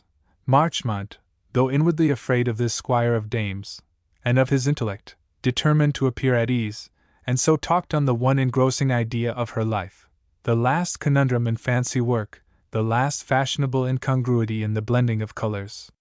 And poor, victimized Leano longed to breathe in Vora's refreshing breath of thought.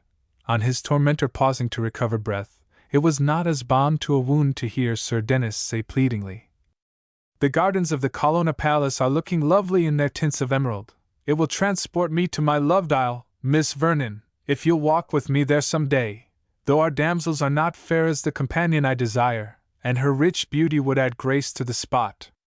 Come, come, Sir Dennis, no flattery. I am jealous for the beauty of those gardens, and do not want to hear, even in jest, my poor looks would add to their charm, she answered gaily, and evading his question. Here Lady Esmondett, feeling for Leano's torture, catching Mrs. Marchmont's eye, rose from the table, leaving the gentlemen to discuss the merits of bottles of no plebeian length of neck. How sweetly English the fire in the grate looks, observed Mrs. Marchmont. Yes, it does, but while at home we really require it to keep away cold, here it is more to remind us of the warm sun gone to rest, said Lady Esmondett. There's no doubt the dear Spaniard, the Marquis del Castello, has an eye for luxurious comfort, said Vora, as she sank into the corner of a tete-a-tete sofa and fell into a reverie of Leano's probable leave-taking. While Mrs. Marchmont seated herself in an Elizabethan chair, Miranda placing herself on a footstool by her side and laying her head with its thin sandy curls on her knee. What a child you are still, Miranda, said her mother sentimentally, as she fondled the high cheekbone. You are quite companions, said Lady Esmondett. We are bosom friends, more than sisters since the departure of my dear husband. Mr. Marchmont has been dead some time, I believe? Yes, some 12 years. But dear Lady Esmondett, Miranda will tell you that I always speak of dear Charles as departed, gone before, more as if he had gone out to buy me some new fancy work, you know, the word dead upsets my nerves so. And the sandy head drooped and a hand was laid on the forehead. Yes, dear mamma has such refined feelings. Yes, said her hostess absently, for she heard a messenger arrive, a tap at the door of the dining-room, and knew the message was for the temporary master of the house, an answer to his telegram, and wished the Marchmonts back to their own quarters, so that the complete little trio were alone. But she is forgetting Madame Grundy, so says. I believe you intend wintering in Italy. Yes, we have rented Rose Cottage to a friend of Mrs. Houghton's, a Major Delrose, late of the Th Lancers. Oh, it's your cottage he has rented, said Lady Esmondett, awaking to interest. Yes, Major Delrose took an awful fancy to it, and Mrs. Houghton, dear thing, took a good deal of trouble in making our arrangements. Either Miranda or myself are strong. Strong! What an odious word to apply to us! It smells of milk and milkmaids. We would be uninteresting without our pet ailments.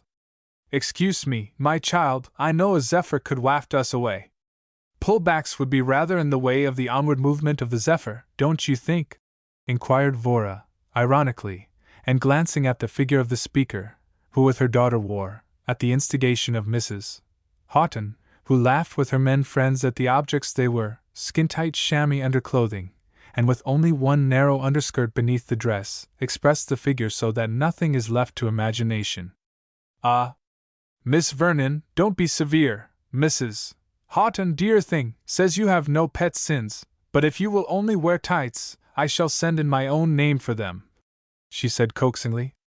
Merci, madam, said Vora lightly. But Worth has not yet told me my pleasure in life would be enhanced by the encasing of my body in tights, so I shall content myself with myself, as you see me. I'm so sorry you won't.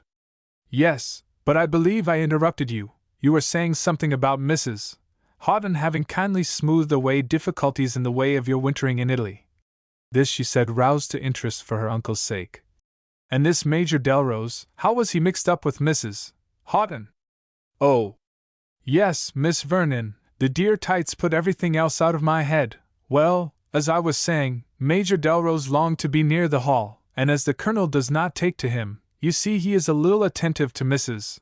Houghton, and the dear thing likes him. Dear Charles was just like the Colonel. If men have handsome wives they don't like men to admire them. So Mrs. Houghton, dear thing, hit upon this plan. And they both arranged it with us one day they were in.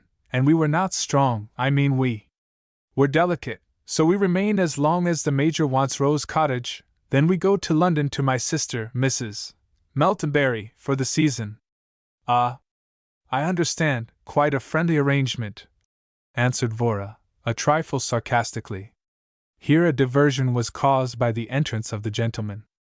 The fair Miranda raised her sandy head from her mother's knee and looked languishingly at the priest, who smiled as he took a seat beside her. I am so glad we have you in Rome during our stay, observed Mrs.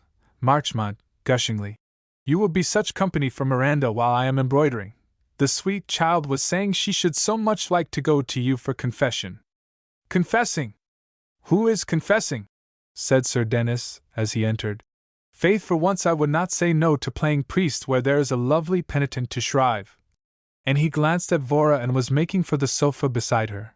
But Leano with one long step gained their mutual goal, saying, Priest Douglas will not allow you to entrench upon his preserves, O'Gorman.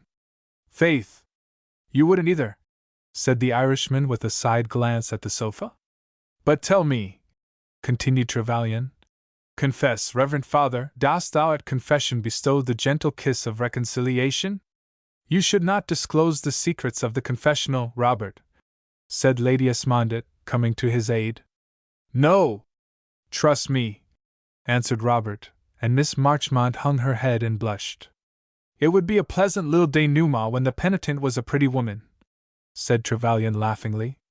Apropos of the confessional, did any of you ever come under the torture of that modern Inquisition, the confession book? Said Vora.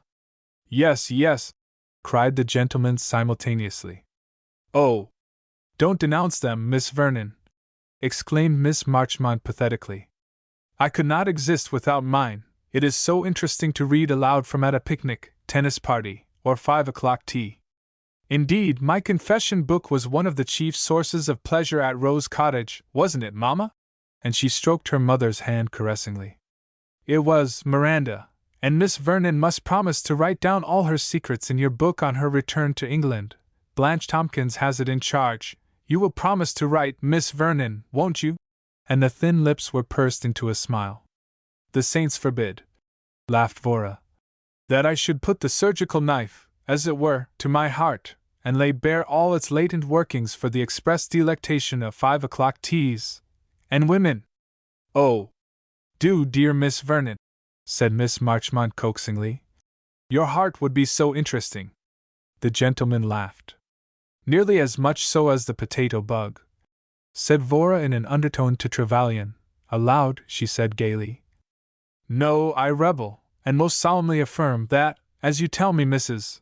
Houghton says I cultivate no pet sins, and as she is your oracle, I abide by her decision. With no pet sins, what could I say? That, as to colors, Worth supplies me. That, though I'd be ostracized by Mrs. Grundy, I still have the courage left in me to affirm that I don't and won't climb the dizzy heights or flights, to pour incense on that shrine alone. And that, were I on the rack, I should gasp forth that the woman who invented torture books has not my heartfelt love. Here, said O'Gorman, clapping his hands. When found, make a note on Miss Marchmont, and you have Miss Vernon's confession. Yes, now I should never have thought of that. You Irish think like lightning. Let me see if I can recall what Miss Vernon said. And the sandy locks are thrown backwards as the blue eyes dwell on the painted ceiling. But, Miss Marchmont, said Trevelyan, in pretended earnest, it would be unorthodox, and spoil your book, unless you extract a promise from Miss Vernon, only to pour incense at the feet of the brilliant Earl. Oh, certainly, thank you, Captain Trevelyan. Pardon me, Miss Vernon, cried the owner of the torture book, in great dismay. Excuse me, but everyone contributing to my book must admire the dear Earl more than anyone departed or with us, Gladstone after, if you wish, of course, she added apologetically. One does not care to remember he has Jewish blood, yet against that fact is, that he has never eaten pork, such a nasty, vulgar meat.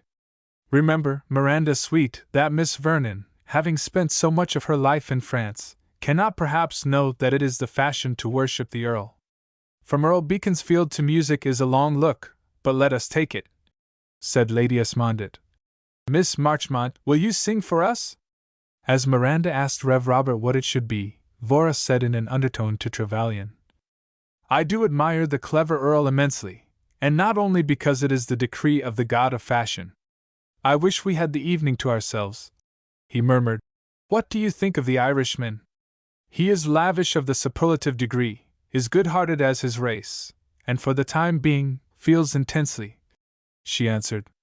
Miss Marchmont, now asking her mother to join her in the duet, Come where my love lies dreaming. They glided arm in arm to the piano, and now Miss Marchmont implored of someone to come where her love lay dreaming, in a shrill treble, while her mother repeated the request in a very fair alto. O'Gorman challenged Vora to a game at chess. Lionel fell into a brown study of his future plans to undo the mischief done by a woman's tongue.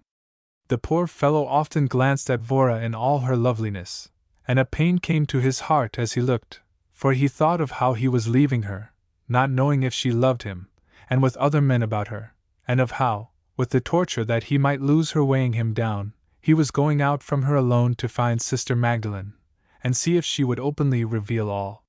She had been reticent and guarded for years, and he was not in a mood to hope much. But now he hears the clear voice of Vora cry, Checkmate! And O'Gorman leads her to the piano. Vora gave them a gem of Mozart's, then some gay opera airs, then, in response to their pleading for some song, gave Il Bacio, in her full rich tones. Sir Dennis stood by the piano and looked his admiration. You seem fond of music, Sir Dennis, said the fair musician, as she leisurely turned over the music with him in search for a song from Traviata. Fond of it? I adore it, and sometimes the musician. A double tax on your powers of adoring, said Vora gaily, as Sir Dennis placed the song before her, but though her notes were clear and sweet as a bird's, her heart was sad at the thought of the parting between Lionel and herself, and just now she had no sympathy with the free-from-care spirit of the song. Gaily through life I wander. During the song Captain Trevelyan was summoned from the room. It is a telegram, and runs thus. The Langham Hotel, London, England, December 24th. My father cannot live, and wishes to see you. Physician says come at once. Judith Trevelyan. Captain Trevelyan. Villa Iberia, Rome, Italy. Sims, this telegram calls me to England. You say there is an express at midnight. It is now 10:30. Go at once and take some necessary refreshment. Pack my luggage, leaving out my traveling gear. Get your own box, and have them conveyed to the depot. Express them through to London, to the Langham, and be ready to leave with me by the midnight train. And don't forget Mars. Yes, sir. And what time, sir, shall I order the trap to take you to the depot, sir? At 11:30 sharp, Sims. Yes, sir. Captain Trevelyan hurried back to the salons just as Vora finished her song. He made his way to Lady Asmundit, in order to get a word in her ear, as Sir Dennis monopolized Vora, but Mrs. Marchmont was full of a new folding screen Mrs. Houghton had ordered from London. The dear thing wanted something novel, so had the three Graces painted on a sky-blue plush ground, suspended in the air. Over them, as it were, hangs an open umbrella in rose pink. Oh! It's too lovely for anything, Lady Asmundit. You will be entranced when you see it, Captain Trevelyan. And she folded her hands and turned her pale blue eyes upwards. To Captain Trevelyan's relief, Vora asked him to sing something, and seeing it was hopeless just now to have a word with Lady Asmundit, he hoped when his song was over and their glass of champagne drank, there would be a general exodus ere it was time for him to leave. So he moved towards the piano, and playing his own accompaniment, sang one of Moore's melodies. Farewell, but whenever you welcome the hour. Vora sat at a small table near the piano. Sir Dennis, with the sanguineness of his race, thought she was interested in his chit-chat and in a book of Italian views, but her thoughts were with Lionel, for she caught his eye, and minds run in grooves. And he knew that she understood his silent farewell. She felt her heart ache, and would have risen and gone to him, but men may suffer and women may weep. But the conventionalities must be attended to, or the mighty god, society, stares and frowns, and so Lionel sung parting words to the woman he loved, and to his friend, and surely Moore would have been moved to tears had he heard the depth of feeling thrown into his words. When he was singing, the silver chimes softly rang 11 o'clock, so knowing he had no time to lose, he quietly left the room. Vora's heart throbbed quickly, for she thought, he has gone. But the Marchmonts, much to her relief and Lady Asmundit, saying they must really tear themselves away, a rather prolonged leave-taking took place between Reverend Robert Douglas and Miss Marchmont, into which Mrs. Marchmont was drawn. Well, I don't know, Miranda sweet, she says, that I can promise to take you to St. Augustine's service tomorrow afternoon. I am going to High Mass at St. Peter's, and shall be fatigued. Vora, who was standing near, listening to O'Gorman's adieus, and anxious to do anything to hasten their leave-taking, said quickly, I shall likely go, and shall call at your hotel for Miss Marchmont. Miss Marchmont was gushing in her thanks. Oh, don't forget, Miss Vernon, I wouldn't miss hearing Mr. Douglas intone the service for worlds. The creature, not the creator, thought Vora. But now at last the guests have departed and the friends are alone. Lionel sees them go from the garden walk which he is pacing up and down, ready to go and waiting for the trap. He has gone out urged by conflicting emotions, head aching, and in the air hoping to gain calm. It is now 11:15, 15 minutes yet. If I could only see her alone! Fortune favors him, for Lady Asmundit having heard from Saunders, while Vora is engaged with the Marchmonts, that Captain Trevelyan is about somewhere, as he does not go until 11:30, taking in the situation, tells Vora to go to the salons for a little while and she will join her after she gives some directions to her maid.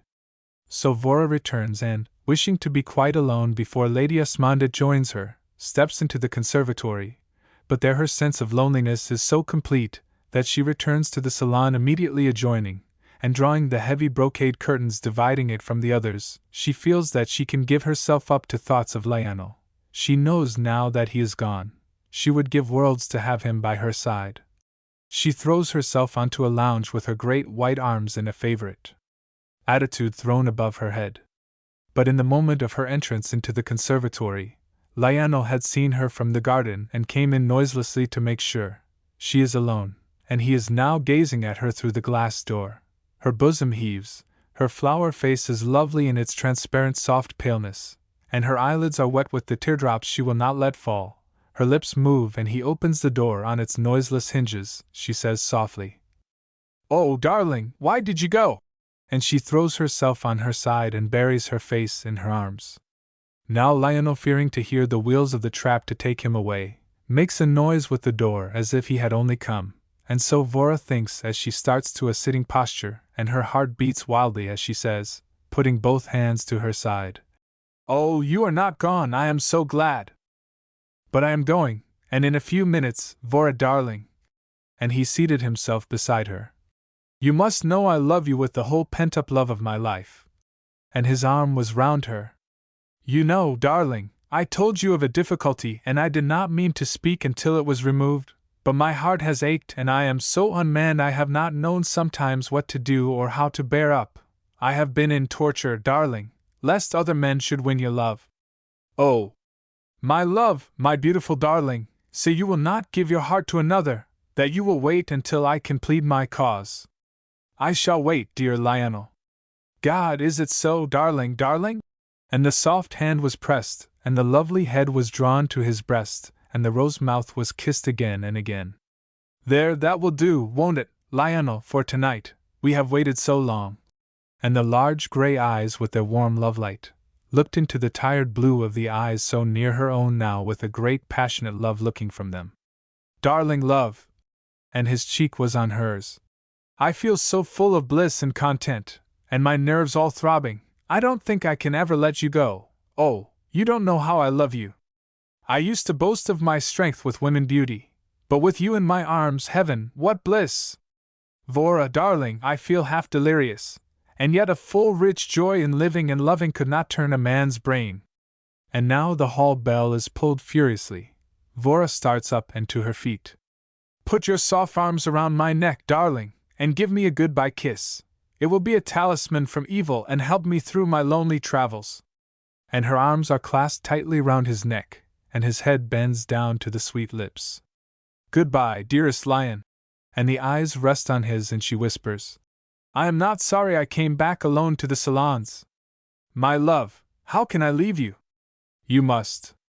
And Lady Esmondette calls and Lionel hurries to the ball, and with a tight hand clasp with his friend and a whispered, I shall and most conquer my enemies. You will, Lionel.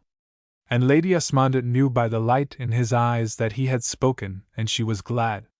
Having promised Vora to join her, she now turned her steps towards the salons, but thinking, No, she will not want me tonight, retraced her steps to her own room, and while her maid disrobed her, the lonely woman thought, What a perfect union theirs will be, both handsome, gifted, and with much gold, for I shall settle L3000 per annum on Vora.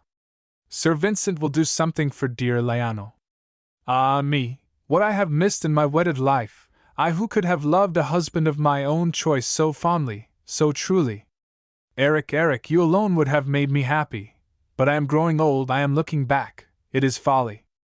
Alice Esmondette, you must not give way to melancholy, life is sweet to you even if you are not a winner of all good in life's game. Give me a few drops of red lavender, Summers, there, that will do, now leave me and go to rest.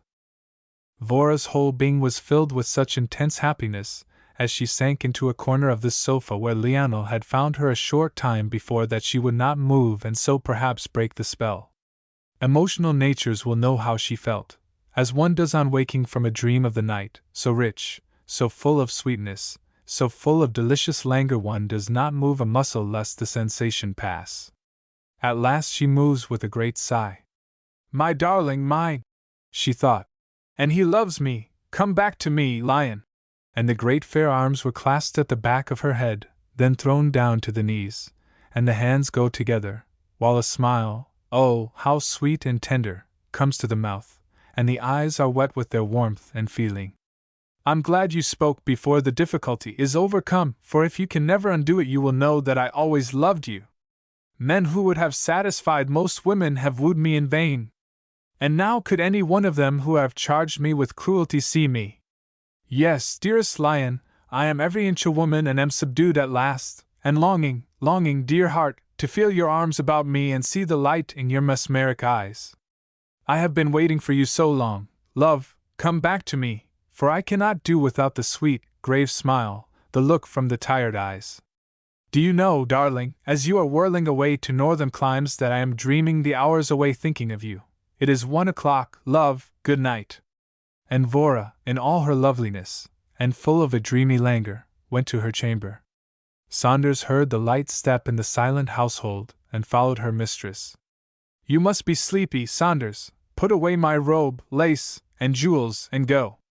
I am not tired, mademoiselle. I have just had a nap in the housekeeper's room. You'd best let me run the comb through your hair, mademoiselle. Very well, Saunders, but be quick. I am tired. The household are sorry, miss, that the captain is away. We were proud to have such a handsome master, and so free-handed. But it wasn't for what the captain gave. It was his own kind ways, and we'll be wishing his servant back too, mademoiselle. He was so merry. But his master was so kind, Sims could but be happy. Even the hirelings love him, thought her mistress. Aloud she says, I am quite sure Captain Trevelyan was a kind master, Saunders, and Sims was a faithful servant, and looked the essence of good humor. Good night, you can go now. Good night, ma'am. What time shall I call you for your bath, ma'am? At 9:30. Yes, ma'am. And the white-robed nude is on, and this sweet woman glances at the mirror, and smiles at the fair face with the bright brown curls on the brow, the throat as fair as the soft robe of muslin, all a mystery of embroidery and shapely clinginess. Chapter 32. Trevelyan gone, Vora kills time. Christmas Day, the birthday of Christ, dawned fair, beautiful, and bright, and was ushered in by many a peal of sweet-sounding bells. The heavenly east was so gloriously bright as Old Soul mounted upwards, as to cause many a devout Roman, as he wended his steps to worship the Creator, at the altar, in one or other temple whose doors stood wide open, admitting a gleam of sunlight onto the figure of the sleeping babe, and the adoring faces of the worshippers, to cause him to imagine as he gazed upward that the heavenly host caused all this flood of light in the warm, glorious east, by their smiles of approval at man's attempt to adore. Vora woke from a late sleep as Saunders tapped at the door. Slumber had only come to her by sweet snatches during the hours of the night, but she lay happy in the dreamy quiet, and the face of the man she loved was ever before her. On waking, as her maid knocked, her first feeling was that something was wanting, that something had gone out of her daily life, and she gave a long deep sigh. Then the sweet sense that she was loved came to her, not that the knowledge of this man's love was just come to her, she had known it for some time, but they had both reached that stage when mutual pledges of love were craved for, and which to fill their whole being with the fullness of content, with the fullness of a satisfied bliss, had become a necessity. The first thing that met her eye on rising were a few crushed flowers on the seat of her favorite chair. Tied around the stalks was a delicate point lace handkerchief. On the tiny square of muslin was written, in the handwriting she knew so well, Vora Vernon. Among the blossoms were a few written words. My heart aches at leaving you without a word of farewell, my brain is in a whirl. I feel as though I shall go mad if you give your love to another. Save me by writing me. Writing! How cold! God help me, your Lionel. Captain Trevelyan, not thinking to see Vora, had, before going into the garden, gone to her boudoir, and placed this mute farewell on her chair. Now my darling knows, she thought as she pressed them to her lips. There were warm Christmas greetings exchanged between the two women friends, on meeting in the breakfast room. When the servants were released from duty, Lady Esmondett said, Dear Lionel has left us something to remember him, at least for today, Vora ma chère, see here. And she held up two vinaigrettes she had been admiring. On the cover to the stopper of one was the name, Alice Esmondett. On the other, Vora Vernon. Both bottles were small and both gold. On one side of Vora's were the words, I am weary waiting L.T. in very small letters, while a tiny wreath of forget-me-nots encircled the words. Blue stones, inlaid, formed the flowers. Round each was a slip of paper, with the words, With love and Christmas wishes, from Lionel Trevelyan. For the crush at St. Peter's. Kind and thoughtful, for we shall feel his gift refreshing in the crowd, said Lady Esmondett. Poor dear, far away, we shall miss him on this bright Christmas morn, said Vora as she read the words. I am weary waiting. But I am forgetting my gift to you, and one from dear Uncle Eric. And Vora took from a small box a lovely locket. On one side was a miniature copy of Houghton, on the other the lovely face of the giver. And this from Uncle for you came to me on yesterday. And Vora presented a photo of Colonel Houghton. How sweet it is to be remembered, Vora, and it's a good likeness of your dear uncle. And here is a gift from myself, a mere bagatelle, but I hope you will like it. And she handed Vora an acknowledgment from Worth of an order for a ball dress, to be at Houghton Hall on the January 5th, 1878. Thanks, godmother mine, your thoughts are always of someone other than of Alice Esmondett. Not at all, dear.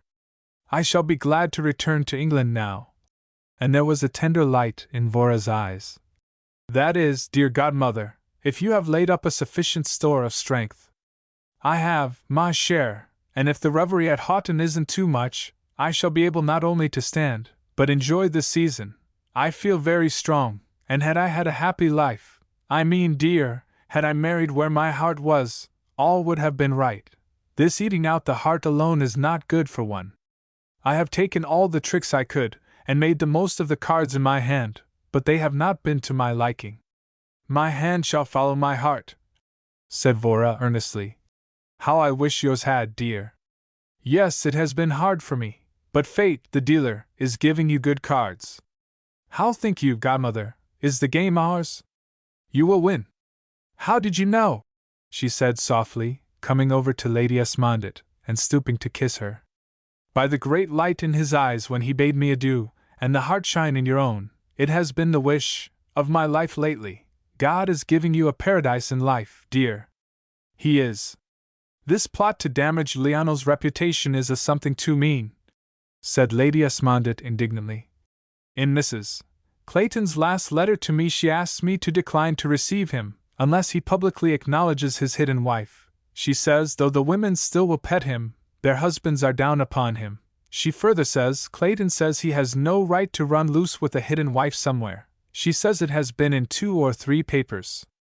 I declare, Vora, if it were not for the feeling I have that we shall be a comfort to your uncle, I do not care to go to Houghton. Poor Lionel, said Vora, thoughtfully.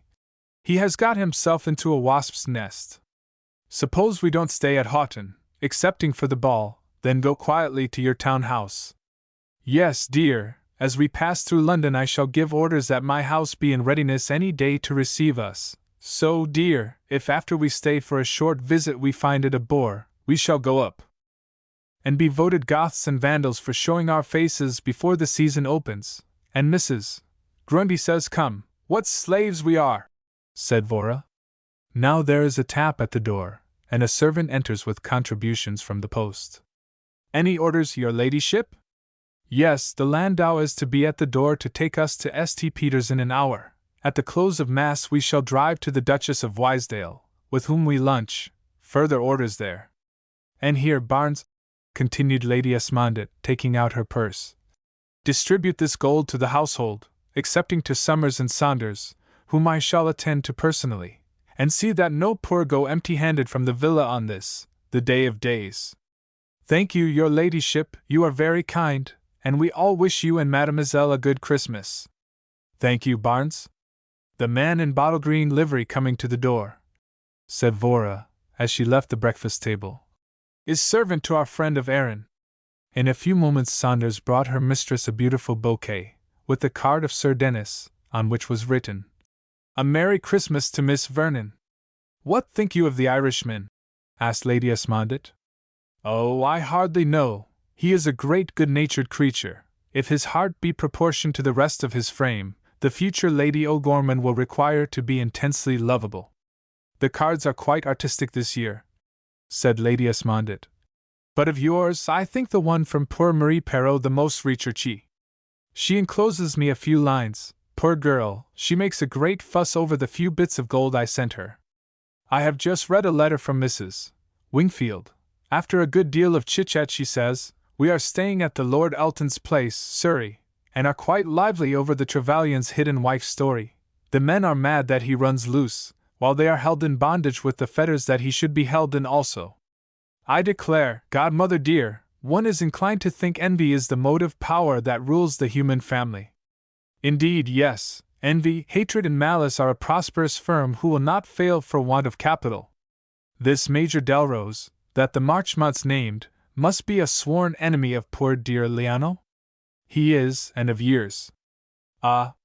An intuitive feeling told me so, and at Rose Cottage, and the woodland at the outskirts of our grounds hides it from the hall, and a man and woman could meet and plot unobserved. But godmother mine, let us away to dress. The first bells are sounding their sweet musical invitation, and I shall try to forget Mrs. Houghton, for, among Christ's gifts to men, I perhaps have not valued that most excellent gift of charity. Vora is first robed, but Lady Esmondett enters the hall from her boudoir in a few moments. They are now in the landau, and rapidly driven to that most stately of modern sanctuaries, a type in its magnificent architecture and strength of the pride, riches, and unity of the wonderful system it represents. Vora wears a robe of seal brown velvet and tight jacket of seal fur, a small ecru velvet bonnet with scarlet geraniums among the lace. Lady Esmondett wishes Lionel could see the sweet face, and the faraway look in the great expressive eyes. The vast building was crowded to the doors, the singing of Mass grand to sublimity, and the holy organ's rolling sound was felt on roof and floor, its vibrations thrilling the hearts of the worshippers. The majestic grandeur of the interior of this stately edifice, with its many altars, was on this holy festival, enhanced by many beautiful decorations, chaste in design and of costly value. Rare gems, vessels of gold, and vessels of silver, the gifts of princes, sparkled on altars of perfect workmanship, while beauteous flowers raised their heads from priceless vases, trying in vain, with their sweet odor to drown the fumes of incense, wafted from the censer in the hands of the acolytes. High Mass being concluded, Lady Esmondett, with Vora, slowly emerged from the sacred edifice. O'Gorman and a young Italian attached to the Quirinal having waited for them at the door, conducted them to their landau, when with warm Christmas greetings they parted to meet for lunch with the Duchess of Wysdale. On reaching their destination they found their slender-waisted hostess, with her daughter, the Lady Evelyn Northington, with a few English and Italian notabilities, assembled in the salons. The Duchess looked blank on seeing that Captain Trevelyan was not in attendance, for, to tell the truth, she had only invited Lady Esmondett and Miss Vernon because she could not very well bid Trevelyan to lunch and ignore his hostess. For though he had only given her a few careless flatteries, they were her food, still he had looked into her eyes and smiled. It was only a way he had, but she was a silly little woman, and vain, telling herself that in the old days she was sure he loved her hopelessly. But the Duke then lived, and British law was in the way, a woman could not marry more than one man at one time. She little knew that the mighty eagle, as he soars to his home in the mountain heights, with his bold glance wooing the sun, would as soon love the puny night hawk as would Lionel Trevelyan waste his heart's strongest feelings on such a frail butterfly as Posy Wysdale. So now, on the entree of our friends without Trevelyan, the Duchess, as she greeted them, called out in her thin treble, "Where's my truant cavalier? You have never come without him? That would be too cruel. We have, simply because he has left Rome and Italy." "Left Rome without bidding me adieu!" screamed Posy. "How cruel! Evelyn, ring for my drops. The shock makes me feel quite faint. Tell me how, and why, Lady Esmondett. His uncle, Sir Vincent, was dying, is now probably over the border. To a death-bed. How unfortunate! What shall I do without him for my tableaux?" She was moved to tears, for the tableaux. "What a pity the mighty angel of death would not stay his hand even for the tableaux of an English duchess," said Lady Esmondett, with veiled cynicism. "Yes, I think he was very cruel," sobbed the Duchess. "Never mind, Mamma," said Evelyn, soothingly. "Someone else can take his place, and perhaps Captain Trevelyan will now be a baronet, and that will be so nice. You like him, so it will make it all right." "So it will," said Posy, drying her eyes. "If it's so, is it, Lady Esmondett?" "Yes, Lady Wysdale, Captain Trevelyan succeeds to the baronetcy." Lady Esmondett's remark was carried with different variations to the end of the salon, where Vora Saturday she was immediately besieged with questions. "What is this rumor, Miss Vernon?" asked an Englishman. "Is Trevelyan to be raised to the peerage? For his looks of an Adonis and many fascinations," cried one. "No, for his many affairs de coeur," laughed another. "Or that his hidden wife is coming forth," said a London man, who read the news. "More likely for some knightly act by his queen rewarded," echoed a soft-voiced Italian. "Or his vote is promised for the war supply," said the London man. "Carita, carita," said Vora, laughingly, and turning to the London man. "You forget the party motto, no bribery, Mr. Howard, and if you all lend an ear, I shall tell you that instead of a peerage, our friend, as far as I know, is plain Captain Trevelyan." "Heresy, Miss Vernon, for he is not plain, and you women will have it that he is a peer in our age." "A peerless way of putting it, Mr. Howard," laughed Vora. "Luncheon is served, my lady," said the butler. "Somebody taken everybody," said the Duchess. "We always go to luncheon sans ceremony." And so fate willed Signor Castanelli, the young Italian who had accompanied them to the landau, to Vora. The table was gay with Sevres china and Majolica ware, but the viands were poor and scanty, and the victuals few and far between. One man of healthy appetite could easily have laid bare dishes that had been prepared for 7, when 5 morning callers having been invited to remain, so lessened the morsel for each guest. The Duchess, having decided on getting all her wardrobe from the magic scissors of Worth, had determined to retrench in the matter of wines, etc., not putting faith in the adage that the way to a man's heart is through his stomach. "Believe me," she would say to her butterfly friends, "I know men's tastes, and they would rather feast their eyes than their stomachs." You may be very wise, Posy Wisedale, but trust me, a man has no eyes for either you or your gown, if after a long ride or much calling he finally, in an evil hour, succumbs to your invitation to lunch and you give him a mouthful of chicken and 1 slice of wafer-like bread and butter, the mighty whole washed down with a cup of weak tea or thin wine. Rather would he, curled darling though he be, return to the primitive custom of his forefathers and feed the inner man at the much despised mid-day dinner on steaming slices of venison or beef, while he slaked his thirst in a bumper of British beer. But as O'Gorman said to Castanelli, on dining with him on that same evening, "Faith, all that was on the table of Lady Wisedale wouldn't add to the hips of a grasshopper. No, a fellow wouldn't have to try your larding system to get himself into waltzing shape, did your little English Duchess cater for him?" had laughed Castanelli. But let us return to the Duchess of Wisedale and her guests. It seemed to Lady Esmondett, who was seated near her hostess, who plied her with questions as to Captain Trevelyan's whereabouts and possible doings, an insufferable bore to be there. To Vora, who was more pleasantly placed, it seemed as though a few sentences were said, a few mouthfuls eaten, and the feast over. "How is your noble king, Signor Castanelli?" inquired Vora. "Our beauteous flowers will not bloom, nor our sweet song birds sing another summer for him. My heart weeps as I say it, Signora. Yes, he is a fit king for so fair a land, and I sincerely trust for your sake in Italy, your fears will not be realized.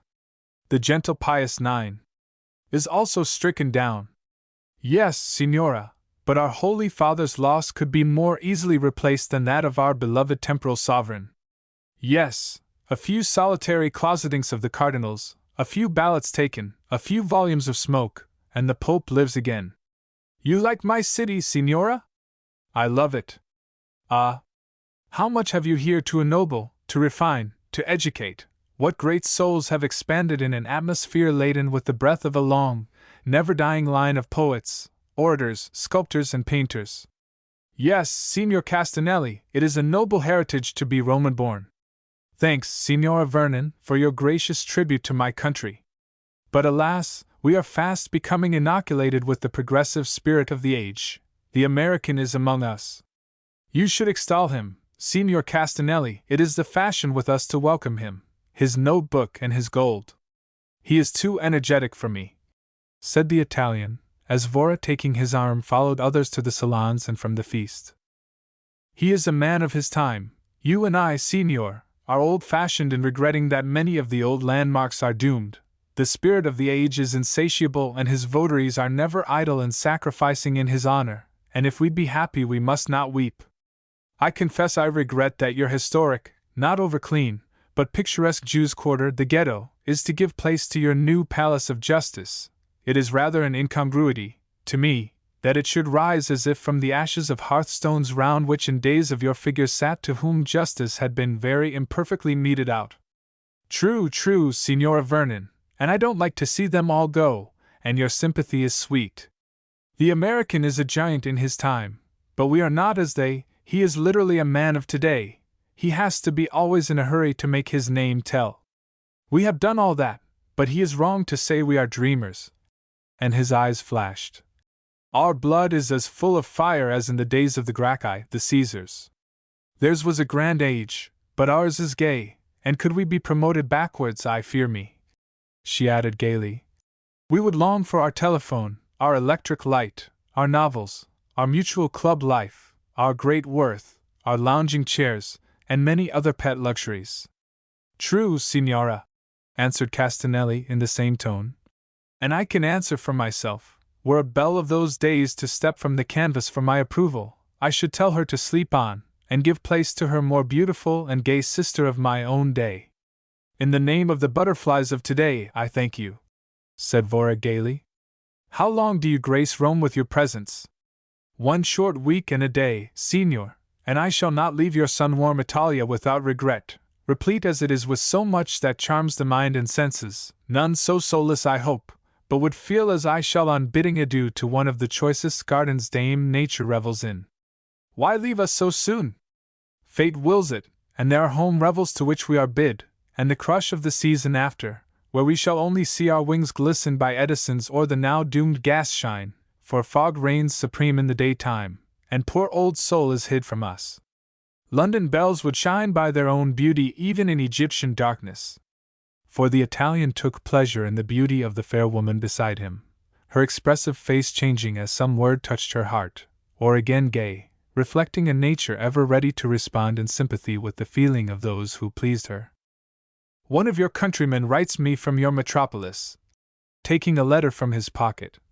I shall read you a line or two. Our city will soon be bright with the beauty of fair women, handsome men, superb robings, gay equipages, prancing steeds. Rumor hath it that one of our favorite belles is sunning herself in your land.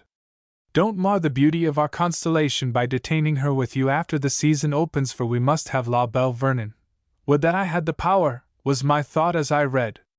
Your friend exaggerates my poor charms, Signor.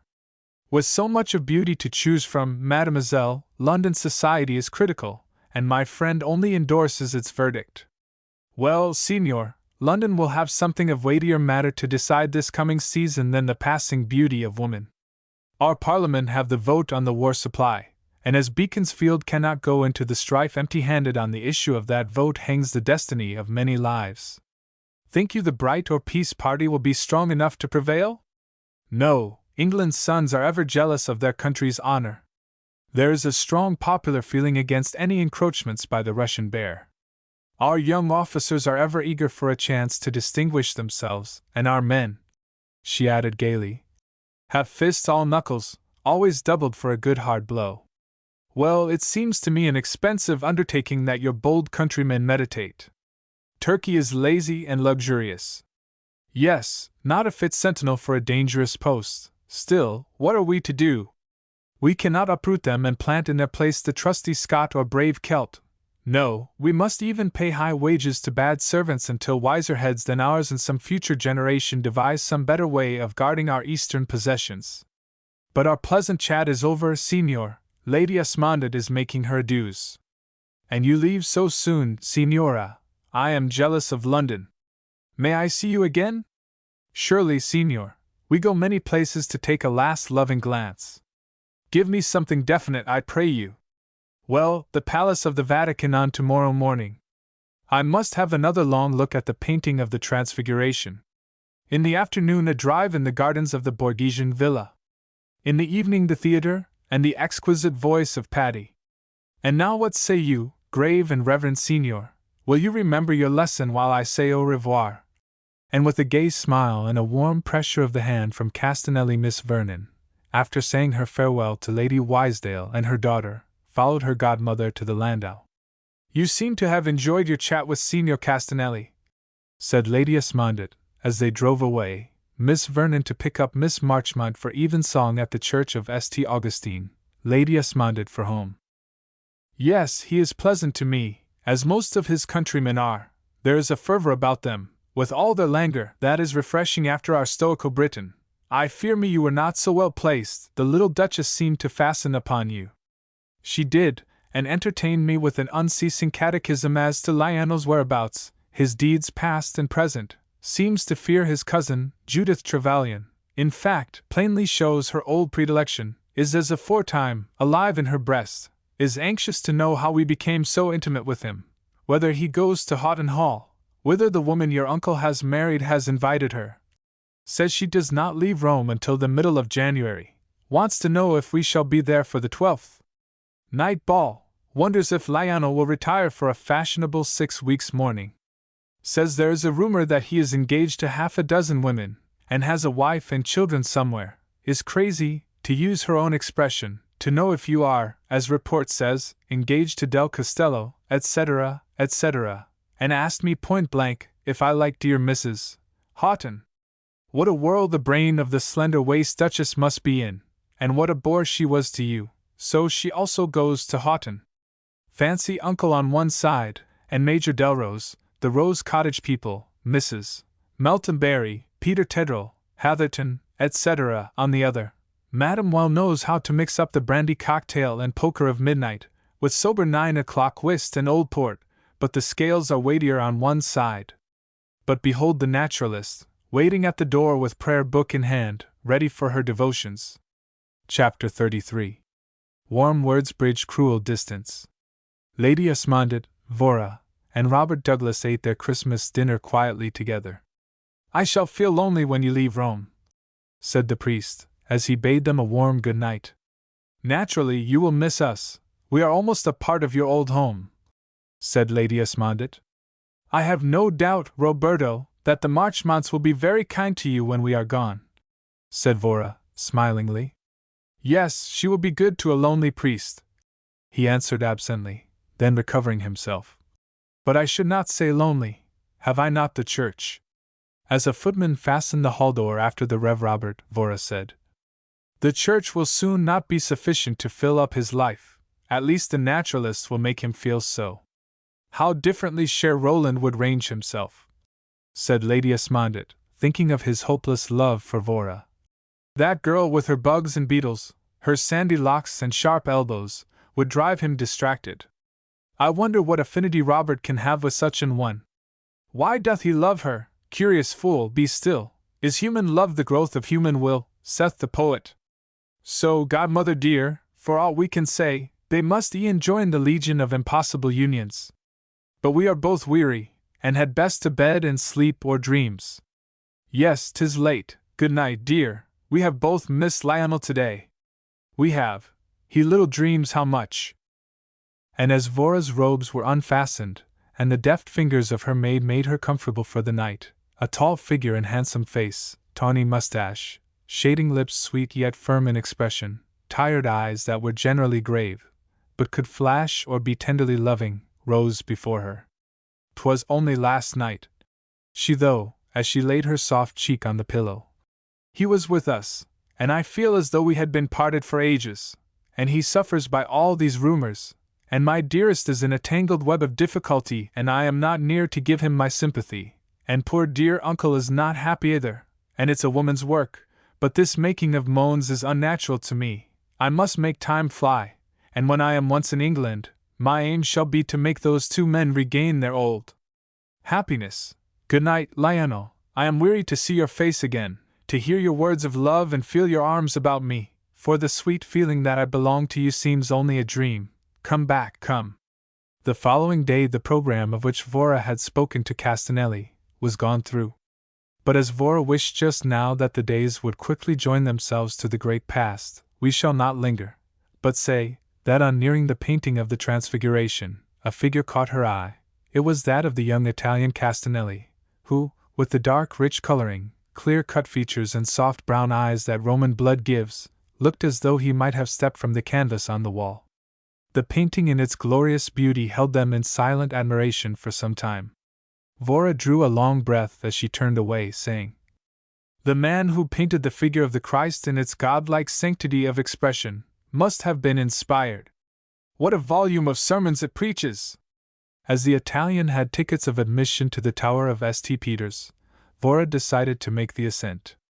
The double walls of the dome are passed through as quickly as possible, as Vora's time is short. But the view from the top. Who can describe it? Not I. My pen falls lifeless. It would take a Moore to sing of, a Byron to immortalize, a Longfellow, a Whittier or a Tennyson to make an idol of.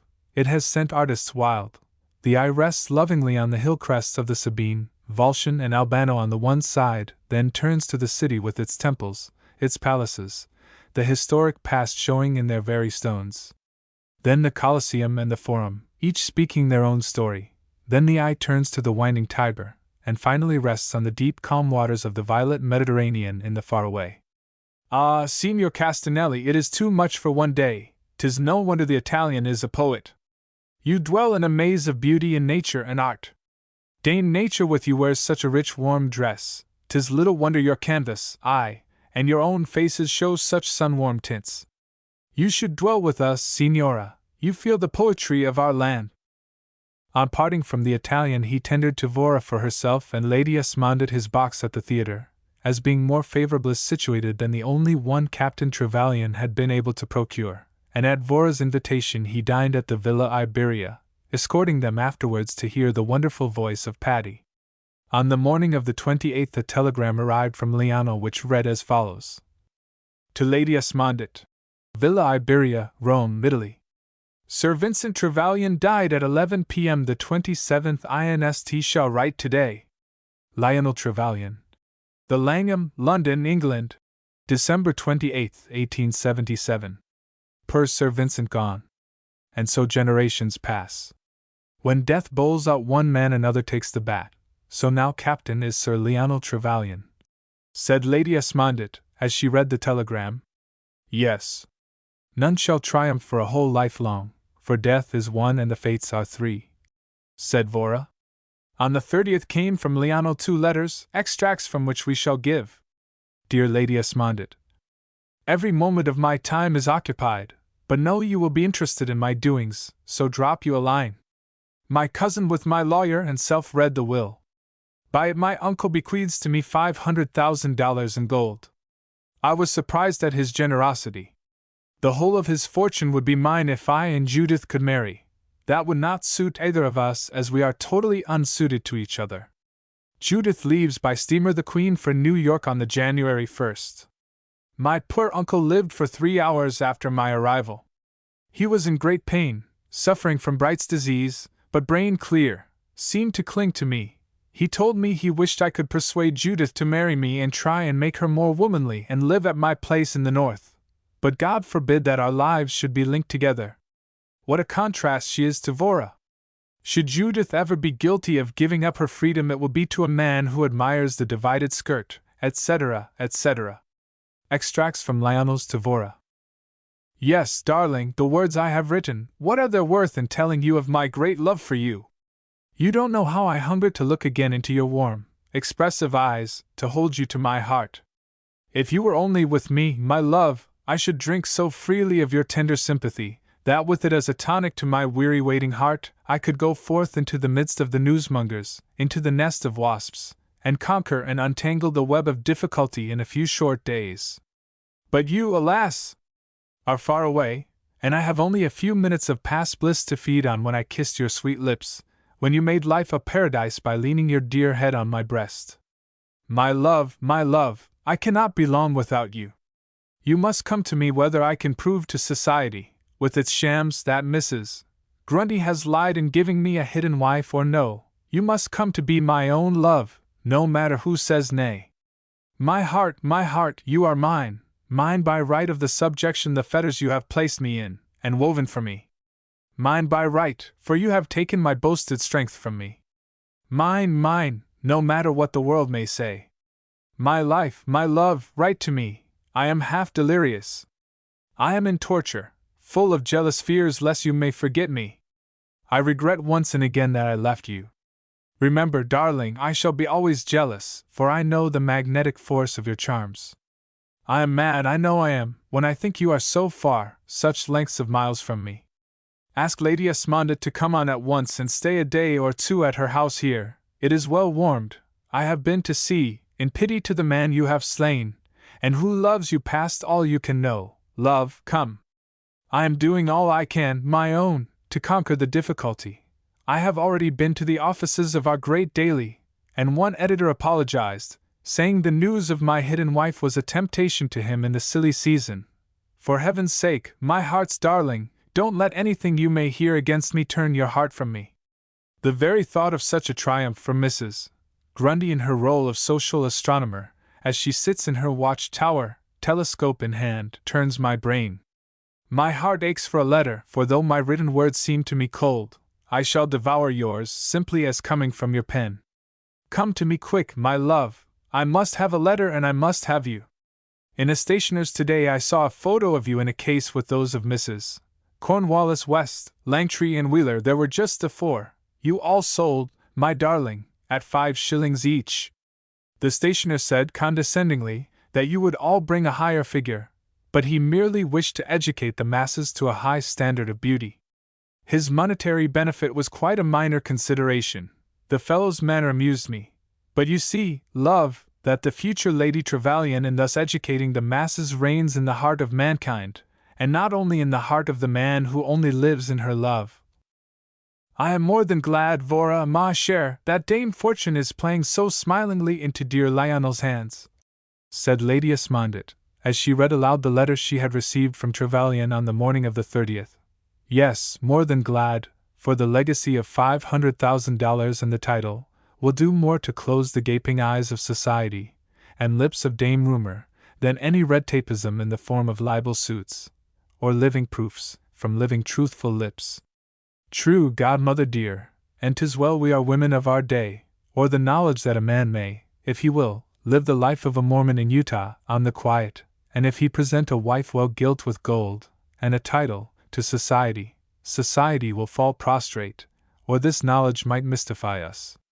Yes, we have eaten of the tree of knowledge, Vora dear, we know society's deal and the card she bids us play, no matter though we don't like our hand. Poor Lionel does not relish the play just now, manly, brave, and true as he is, said Vora, pityingly. Chapter 34. Bric-a-brac. The morrow dawned, fair and bright, and Vora looked as bright and fresh as a goddess of day, as she stepped from the door of the villa, robed in a gown of blue velvet, tight jacket of same, and a small bonnet of a lighter shade, with long tan kid gloves. Her cheek was warm with the color her quickened heartbeats gave, and the love light shone in her eyes, for she had again just reread Lionel's loving words, and knew her own would soon make his heart glad. O'Gorman came up the walk as she descended the veranda steps. Good morning, Miss Vernon. Bonjour, Sir Denis. Sorry I am deserting the villa as you are making your entree. Fortune favors me, in that you are not already gone. May I not be your escort, and attend you? Well, I scarcely know. I am not going to the Kelowna Gardens, she answered gaily. No matter, I am only too willing to follow you blindly. Whither thou goest I go, thy will shall be my will, thy goal my goal. Then to the dusty shop of Pedro, to the rescue of some trifles in the matter of bric-a-brac.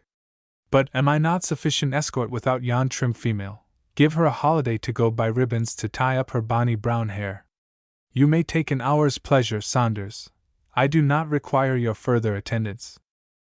And now they bend their steps in the direction of the old town, and turning into a short, narrow street, ascend the high stone steps of an old house, so old one wondered it held together. In fact, many stones had fallen from the front wall, giving it a hollow-eyed appearance. The whole quartier in which they now are presents a dilapidated front. But when they enter the old, mouldy apartment, lit up with so much of the beautiful, they forgot the gloomy, damp street, the uninviting exterior of the building, the weird old man in charge, everything but the gems by which they are surrounded. Here were some rare bits of Sèvres and Dresden china, there some modern tile painting, here some old Roman jugs, jars, and vases. There the sweet face of a Madonna looks down, as if in pity, on a Greek dancing girl. Here a goblet, fit for a kingly gift. There a zone to win the good graces of some pretty little ballet dancer. Here were Romish missals and rare old inlaid coverings, side by side with garters studded with precious stones, destined for the leg of woman. Vora, an ardent admirer of the choice in bric-a-brac, was in her element amid this confusion of beauty, while her companion preferred the living charms of a lovely woman more than anything the world of art could show, so, not a purchaser, he seated himself on a chair with more carving than comfort to recommend it, and watching Vora, fell into a reverie. She is the most priceless gem in the casket, and though my governor left me as heritage the waste acres, and nothing but an income of debts to keep up Castletruin, unless I marry money, by my faith a fellow could live on love with Vora Vernon, better than on stalled ox without her. Here he gave a start, knocking down a porcelain vase at the weird voice of Pedro from behind, saying, "You don't examine my poor wares, me lord." The shattered remains of that vase are typical of the denouement of the idle dreams I was dreaming, he muttered, as the wily Italian, full of regrets, picked up the fragments, naming double the value of the vase, and thinking. He would not have spent a soldi. The Signora occupies all his thoughts. So, Pedro, you are in good fortune that the English lord was startled at the sound of thy voice. The intention was good, Pedro, so is the result. Vora now signified to the Italian her wish to purchase bric-a-brac to the extent of a golden goblet, beautiful in design and of early Roman handiwork. A group of statuary, representing Venus and Adonis, at once piquant and charming, with an exquisite painting of the dying gladiator pathetic in the extreme. "He is a grand athlete," said Sir Denis. "Yes, and a landmark of home, in the bygone." "Ah, Sir Denis, there has been more martyrs' blood shed in the immortal city than that of the early Christians, when one thinks of the use the Colosseum was put to, when one thinks of the Roman women with their warm beauty, of their men beautiful as gods, who graced with their presence scenes where men like that met a death of torture. One weeps for human nature with its stains, its blots. Ah! Well, even the flowers one loves best are bespattered in the mire, and soiled by the skirts of mortals with not too clean a record, and the pure snowflake as it falls goes down with smut from the chimney upon it. It is only the trail of the serpent which is over all. The wells of pity in your eyes are deep and full enough to take in more than the dying gladiator. He is dead. There are living men," said the Irishman with the susceptibility of his race. "Why, Sir Knight of Erin," said Vora gaily, as she turned from the painting, "you are not going to ask me to weep over all suffering humanity, from the Pole, not North but Siberian, the Sultan, whose siesta is disturbed by the call to arms, to your own Pat with his real or imaginary wrongs. To the shades of oblivion with Pat and the Pole, they don't fill the world. And in the meantime the shades of evening will be upon us if we don't hasten. Pedro, you will send my purchases with the vases and model of St. Peter's Lady Esmondett bought yesterday, to the Villa Iberia, and be expeditious, as the servants are now packing our belongings for England." "Already packing?" said the Irishman, as they turned their steps homeward. "That sounds like the first note of a fare thee well." "A true and fairly well made remark, O son of Erin! Your voice is glad as the bird notes of my own isle, which means you'll smile as you say farewell." And so in gay chit-chat time seemed as naught until the villa was reached. Sir Denis lunching with them when as afterwards the ladies having PPCs to make, he took a reluctant leave. The following 3 days were spent in leave-takings to the beauties abounding in and around the city, sometimes attended by Signer Castanelli, sometimes by the warm-hearted Irishman, and again by Priest Douglas. They walked again and lingered in the gardens of the Colonna Palace they loved, the dear warm earth which was kissed so lovingly by the sun's rays as not to be cold to the bare brown feet of the child peasant, and sent up such bright flowers for the vase of the king. Their glance rested often on the deep blue of the heavens above them, as though to carry its majestic arch with them to lift the leaden clouds from off the spires of London, which seemed as though weighed down to earth, as the souls the bells in their tower called to worship, were weighted with the clouds in the struggle of life. And so Father Time, who to Vora for once seemed to walk with stealthy step, still with inevitable tread brought the world and humanity to the 4th day of a new year. On the 3rd a letter had come from Colonel Houghton to Lady Esmondett, which ran thus: "My dear old friend, your letters are so full of health that I don't think I'm selfish in saying to let nothing tempt you and my heart's light, Vora, to stay away any longer. When you come you will not blame me for wanting you both. My married life has not been of very long duration, and yet my new-made wife. But you will see if there is anything to see. You are not a curious woman, Alice, God forbid. But you will know in the social atmosphere which surrounds me, if I needlessly fear for the honor of my name. The preparations for the ball are on a gorgeous scale, and my bête noire, Major Delrose, is up to the neck in floral decorations. And my lady's gown, mine and yours too, did we say him? Yeah. His nose is broad enough to enter into everybody's business, and his back is broad enough to bear anything I may write you. Be sure and be here on the morning of the 6th, so you can rest for the night's frolic, and Vora, whose health is too splendid to feel much fatigue, can chat with me and look about her. I see by the Daily News that Trevelyan has succeeded to the baronetcy. He writes me he will be here for the ball. I feel just now in the humor for a long talk with my old friend. I'm really grieved he should have got himself into such a mess as to have married some years ago some female he has been hiding ever since. It is common gossip here. Some name her as a ballet dancer, some as pretty daughter of his late father's lodgekeeper, some as wife of a friend. In whatever dress Dame Rumor presents her, she's a toothsome bit for Mrs. Grundy. Whatever truth there's in it, the wasps sting Trevelyan all they can. But the butterflies smile and say, if he has, he's handsome enough to take out a license for anything. I have regretted since hearing the news and seeing it in the papers, that he was in daily intercourse with Vora. But again, if he is bound as I fear, I can trust to his honor not to endeavor to gain her affections. Isabel Douglas was married on New Year's Day. We were invited. Blanche and I went. The laughs at the hall were the loudest, so Mrs. Houghton remained. Isabel looked hopeful and happy, and an ideal Scotch lassie as she is. I am writing in the recess at the end of the library, and merry voices and gay laughter reach me here. But the sounds come not from any of my personal friends. None are with me as yet. We have Mrs. Meltonberry, the Fitzlotons, 2 Delancey girls, Peter Tedrell, Everly, and Major Delrose at Rose Cottage, means Major Delrose at the Hall. So you see, Alice, a congenial spirit would be congenial. Read above to Vora. She is a woman of the world, and knows its walks and ways.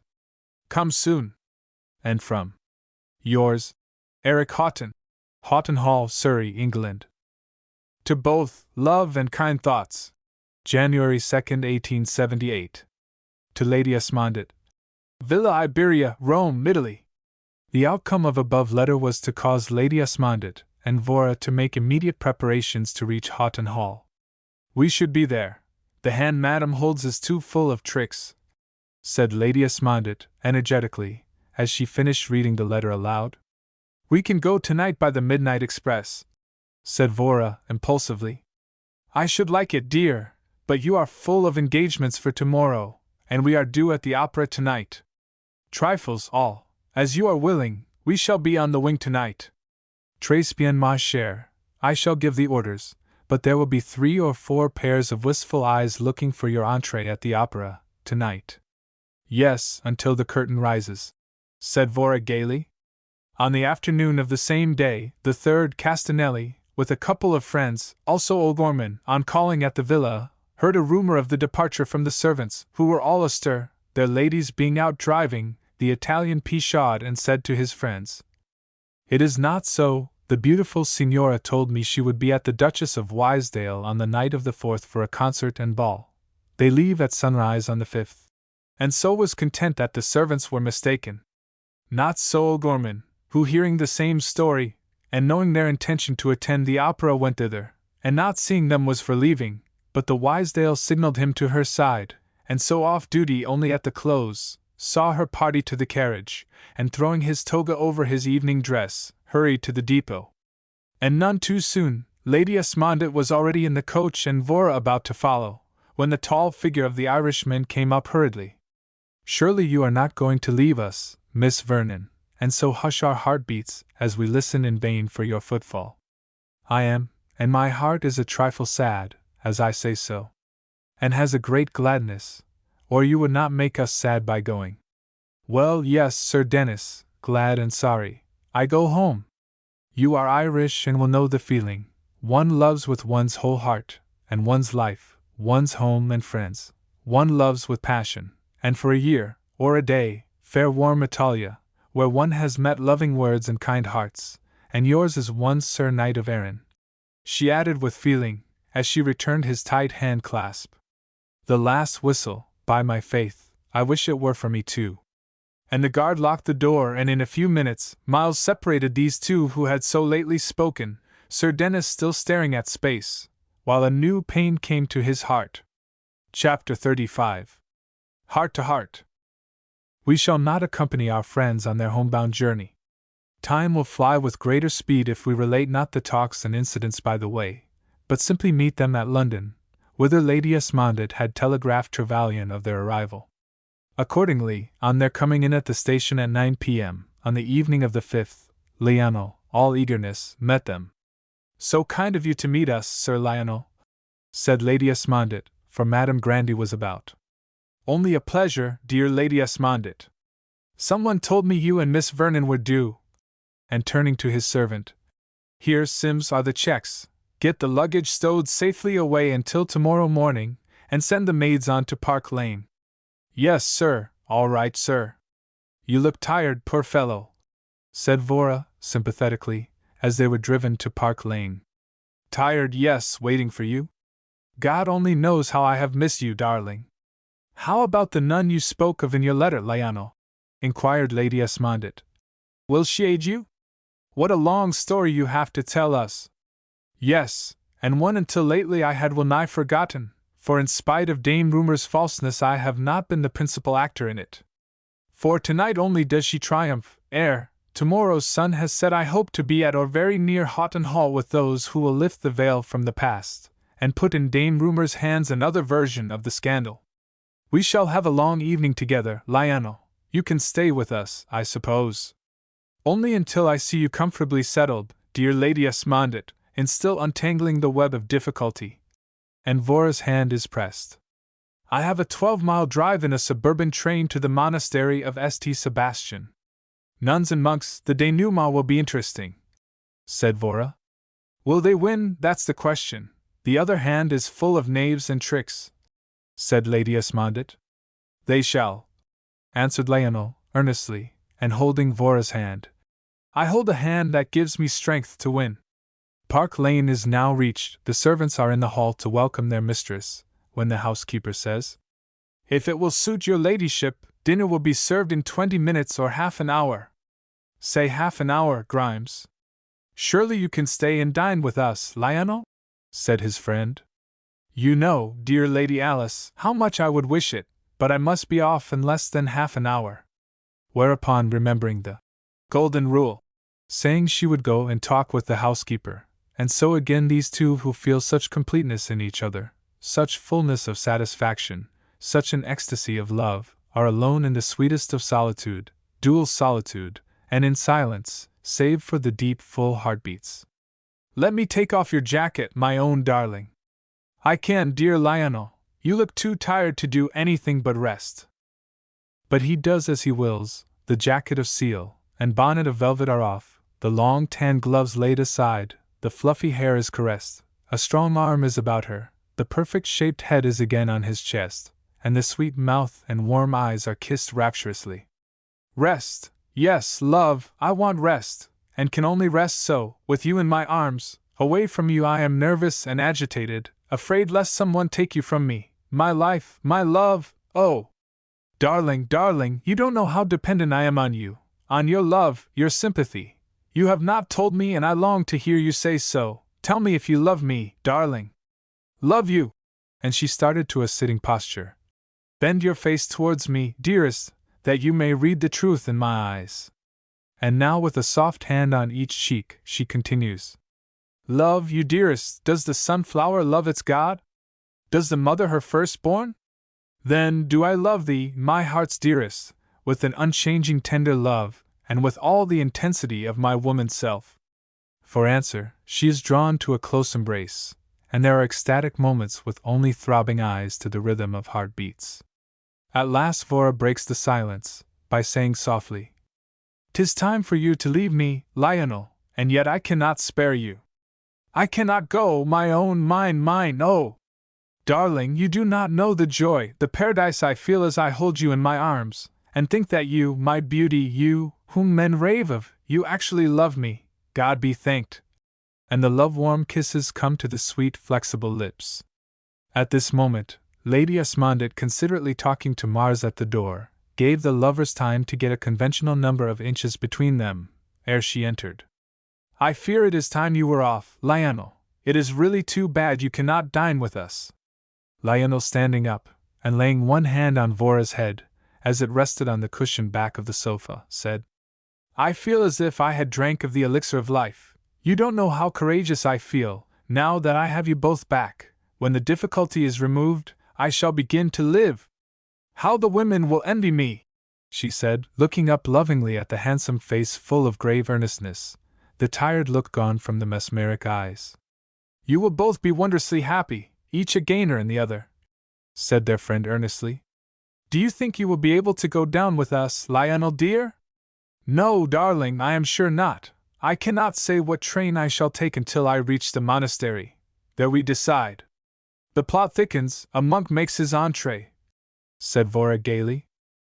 Yes, and I shall not tell either of you more of the play. The act will be more interesting. Only this, tell Colonel Houghton that after dinner, on tomorrow evening 3 unbidden guests will appear with myself, and that we shall carry a more highly spiced dish than any they have partaken of. Further, that it is my wish that the hall guests hear of the ingredients, so that they can tell the recipe to the London world. Goodbye, till tomorrow night, dear friend. Goodbye, darling. Good night, Lion, we shall be on the lookout for you, so don't tire our eyes. I shall feel your eyes, love, and shall hasten. Be sure, Lionel, that you come with winning cards. I shall, dear Lady Esmondit. Au revoir. How greedily the gossips will partake of the dish in preparation for them. What an exciting scene we shall have, said Vora, as dinner over and servants dismissed, the friends chatted over a cup of coffee before retiring. Yes, indeed, dear, oh! If Lionel could only find this Mrs. Clarmont with whom they said he eloped, and that she would reveal the facts, what a triumph! But if in reality, this Major Delrose was her favored lover, he may yet have influence enough over her to stay her tongue, said Vora, thoughtfully. My own fear, dear, especially as I believe there was a child. And you say that in the bygone he was an admirer of my uncle's wife? So Dame Rumor hath it. So, we all aim at something. The Delrose ambition was to pose as King o' Hearts. Strange freak of fortune, that this all comes into the Houghton life. We must now only hope that the clouds in our sky will soon disperse. But godmother darling, we had best follow the advice of the liege lord of the wilful Catherine, and to bed. Chapter 36. Knaves are trumps. Vora spent the night of the 5th in dreamy wakefulness, Lionel's looks, caresses, and loving words seeming hers still, and tomorrow eve, the glad joy of his presence would be again felt, and her sympathy and love for him were so tender and heartfelt, that she lost herself in an intoxicating sense of languor, sweet beyond expression, and which she could scarcely rouse herself from, when her maid, on the morrow bid her arise. Both her godmother and self, being a good deal excited over the coming events, on meeting at breakfast spoke either in disjointed sentences, or were buried in thought. In all your conjectures, ma chère, you have never made one as to your ball dress, if you will like it, and if it is due. It is useless, godmother dear. I always adore Worth, and he is always on time. Dear me, said Lady Esmondit an hour later, as they, in travelling gear, awaited the carnage to take them to the southern station. How time drags, I wish we were off. In our eagerness, we have dressed too soon, godmother, but still, waiting is insufferable. Poor uncle! I wonder what people are at the hall. What a scene is on the tapis! And what a bore the expose of truth is and will be to poor Lion! But, thank heaven, here is the carriage. At the station they meet Mr. Clayton, who has run up to town on business. He will be with them to the next station, when he takes a branch line to the Lord Elton's, where his wife is. Later in the day they run down to Houghton Hall for the ball. You will see no end of changes at the old place, Miss Vernon. I would give something to see your face as you make your entree. I should, in that case, see as many changes as yourself. At the revels each evening, variety holds full sway. Très bien, she answered carelessly, for she will not lay her heart bare. Some have it that variety is the spice of life. If so, as you and I care not for a mere existence, We must swallow the spice and smile on the caterer. Exactly as the guests do. By the way, someone told me Trevelyan was a good deal with you while abroad, but you may not yet have heard that there has been no end of talk about him. The papers have him, in both Truth and the Daily News. I read of the scandal myself, and am shocked beyond expression that a married man should have been running loose all these years, and to my thinking, it makes matters worse that she was the wife of a friend. It was a traitorous act. Did he confide in you while abroad? Did he tell you of his base act? Yes, and 'tis all false as the face of society, and hollow of truth as many of her gems, but the false face will soon be torn off, and the ring of the true diamond will be heard, she said with impulsive fervor. Indeed! You surprise me, Miss Vernon, but I shall be really glad if Trevelyan comes out a free man and can prove himself so to the suspicious eye of society. Conveniently blind, Mr. Clayton, when she chooses. Distended and greedy in Trevelyan's case, he has been too independent of her, he said thoughtfully. But here is my halting place, sorry to leave you both, but only till tonight. It was the Lightning Express, and there was no other stopping place until they reached the village of Houghton. Here they stayed just long enough to allow the hall people to make a speedy exit. On our friends alighting, they were a little surprised to see Blanche Tompkins followed by Sir Tilton Everleigh, who, on seeing them, looked not unlike a whipped cur, emerged from a second-class coach. Some of the spice of variety we were to look for, said Vora, in an undertone. Oui, ma chère, and I am sure we are both prepared not to be astonished at the seasoning, no matter what shape it may take. Blanche was gaily dressed in a seal brown silk suit, trimmed with ermine, a large brown beaver flat with ostrich feathers, the wee white mouse face almost hidden, the sharp little pink eyes, for pink they looked, the rims red as usual, and a cold in the head giving them a swollen appearance. She had not forgotten her golden loves, for, from ears, throat, and wrists, dangled many yellow dollars. With a whispered, "Don't let the cat out of the bag till I bid you, or you're not worth a cent," she stepped over to Lady Esmondett and Vora, saying, "I'm sure you're too awfully surprised for anything to see me." "Not at all, Miss Tompkins," said Lady Esmondett. Here Sir Tilton came up, lifted his bat, while both ladies shook hands with him. "You have a truant look about you, Sir Tilton," laughed Vora. "Do you foresee a fair woman's frown for your absence?" "Don't chaff me, dear Miss Vernon, I can't stand it just now. Fact is," said Blanche, with cunning effrontery, "I wanted some gay fixings for the ball, so I took the rail to London, got stayed all night with the Claytons, and am bringing back to Mrs. Houghton her dear little Sir Tilton. Why, we met Mr. Clayton, and he says they are staying at Oak Hall at the Lord Elton's," exclaimed Vora amusedly, and to see how Blanche would extricate herself. "See, you know too much, but don't say anything, for here is the trap, with the Colonel inside, I suppose, and he's too awfully too. I'll tell you later on. Mrs. Houghton don't do all the tricks. But should you have been missed, what then?" "Oh, that's too easy, Miss Vernon. I've been too awfully busy with my maid, headache, anything that comes first." "A pupil of Madame would naturally learn how to shuffle the cards," said Lady Esmondett, a trifle cynically, and sotto voce. "I am too awfully sleepy to take you in, Lady Esmondett," said Blanche, yawning. "A covered carriage with 2 servants drives to the steps. The Colonel is not inside. Leaving one man to look after their maids and belongings, they enter, and are soon on the well-known road. I wonder my uncle did not meet us, especially as he must have received our telegram. Surely he is not ill?"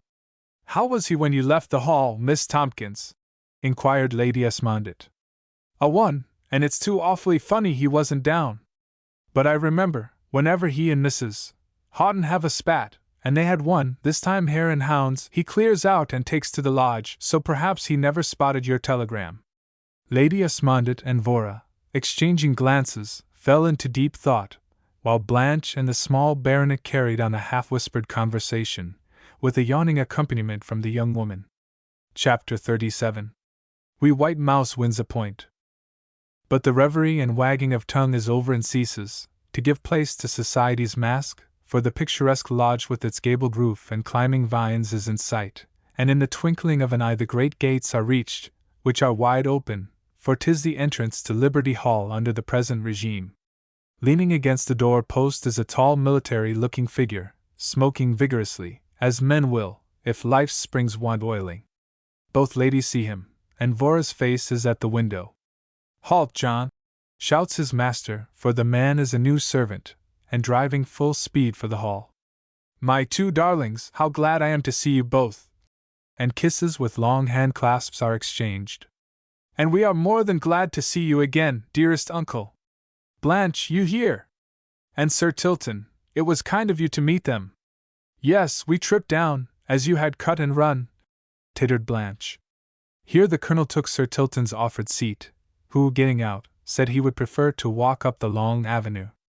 "You must both make your home with me, dears, else it will not be home," said the colonel feverishly, as he leaned forward, taking a hand of each, and gazing eagerly first into one face, and then into the other. "We shall, for a while at least, Eric," said Lady Esmonde tenderly. "And what do you say, Vora dear? You will not leave me in Houghton Hall again?" This he said with nervous haste, as though even in the rest her return gave him, he must have a surety of its continuing. "I shall not even think of leave-taking, dear uncle, but if I should, I shall pack you up and take you with me," she said pityingly, noticing how he leaned on her, and also the reckless tone in which he spoke before Blanche. Turning to Miss Tompkins, he continued in same tone. "Who ran down the hare last night?" Here was a puzzler for La Petite, but she was equal to the occasion, even though she was at London. "No conundrum, Colonel, with the Major as hare. Gad, I must get rid of him, they all see it." "And they all do it, Colonel," tittered Blanche. "Keep cool, the Major keeps cool to you." This she said, liking the Colonel, but thinking him, to use her own expression, soft. "You see, Alice," he said, turning to his old friend with a half-smile, "the only rose in my path has A.D. before it. A rose without beauty or fragrance, Eric, which will cease to bloom by tomorrow. Waste not a thought upon it. You give me strength, Alice. I should, else friendship's cords would be weak indeed. It is very strange that Mrs. Houghton should keep the man about her, if she is aware it is an annoyance to you," said Vora indignantly. "Ah! But they were too sweet for anything, even in Papa's lifetime," said Blanche with her innocent air. "Mrs. Houghton would think it too awfully cruel, just to please the Colonel, to tell him good-bye. Heartless in me to suppose for one moment one's husband's feelings to be of more consideration than those of one's male friend," said Vora cynically. "See, Vora, the changes," said her godmother, as the end of the avenue reached the hall, renovated and partly modernized, burst upon their view. "Verily, old things have passed away, and all become new," said Vora. "Excepting the south wing, dear, which is of sufficiently modern date to have contented Mrs. Houghton, also the north tower which I begged off, only allowing it to be strengthened below. Dear old tower, yes, 'tis old, and in its clinging dress of ivy, I am glad, but in the language of Sir Tilton, here we are again." As the carriage rolled up to the steps of the grand entrance, a few ladies and gentlemen, equipped for riding, were on the steps or already mounted. Mrs. Forrester, a gay London huntress, Mrs. Cecil Layton, of the same feather, two Delancey girls, who wished they were the other two, a couple of army men, with one of the matches of the county, whom both sisters were willing to worship, but were too shy to adore, with eyes too prudish to bend the knee. "The beautiful Miss Vernon!" "By Wolsey!" exclaimed Chancellor of the Guards in an undertone to Everett of the Lancers. "Wish I wasn't promised to the huntress for the afternoon." "Wish she heard you," laughed Everett. "Which one?" said his friend gaily, as with one bound he is at Vora's side, not missing his opportunity which he had sworn to take, should it offer, of an introduction. He now stood bareheaded as he tendered the muff she had dropped, his handsome face aglow with satisfaction, as he took Vora's offered hand as she thanked him, on her uncle presenting him. There was rather more loitering by Vora's side than the Forester liked, so she, by a sly maneuver, caused her horse to rear violently. It had the desired effect, and in a few moments they were careering across the park in the wake of the rest of the party. "The dear old place!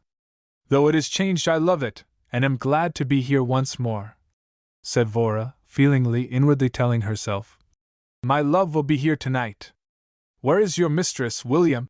Inquired his master of a servant in the brown and buff livery of the house. In the ballroom, sir. Tell her some guests have arrived, and await her in the morning room, and here, present these cards. Always an ideal room of mine if unchanged, said Vora, entering the well-known apartment. No, Aurora still welcome one to her blue and gold bower, with the perfume of flowers about. Mrs. Houghton wished it altered, but as the New York renovator or decorator condescended to say, if done over, it would be really quite pretty, she yielded to my wish. I knew, dear, your love for it as it is. Here the servant returned from Madame, saying, Mrs. Houghton sends her compliments, and will her ladyship and mademoiselle excuse her, as she is giving the painter a last sitting for the picture which is to be framed and hung for tonight, and will be happy to welcome their ladyships in the ballroom if not too tired. That will do, William, you may go, said his master. And now that we are alone, let me tell you, you will do anything but admire this painting. Is it not true? Asked Lady Esmondett. Yes, in every detail. It's not that, you will see. What will you do, godmother mine? Rest here a while, go to the dining room and refresh the inner woman? See, madam, I protest against, you are too fatigued. I am, dear, and prefer to go to my room. Summers may bring me something on a tray. Eric, kindly ring the bell. William answered, coming in with Summers, to whom he had given the housekeeper's message to show Lady Esmondett the green room. The colonel's brow darkened. Are you sure you have Mrs. Houghton's own orders correctly, William? Yes, sir, my mistress gave them to Simpson in my hearing, and Miss Vernon, please, sir, is to have the pink room, first room, sir. There must be some mistake about the green room, it is dark, cold and gloomy, in the east wing too. Never mind, Eric, I shall survive it, with a bright fire and at Houghton. The pink room is cheerful, large, and with a boudoir, he said, troubled. William, show Summers the pink room, that she may conduct her mistress hither. I shall take the green room, said Vora, decisively, which I feel sure was the wish of our hostess. Go, Summers, and do your bidding, said her mistress. Thank you, Vora dear, you are always thoughtful for me, and should the green room be gloomy, come and share mine. What a restful pair of women you are, said the colonel, earnestly.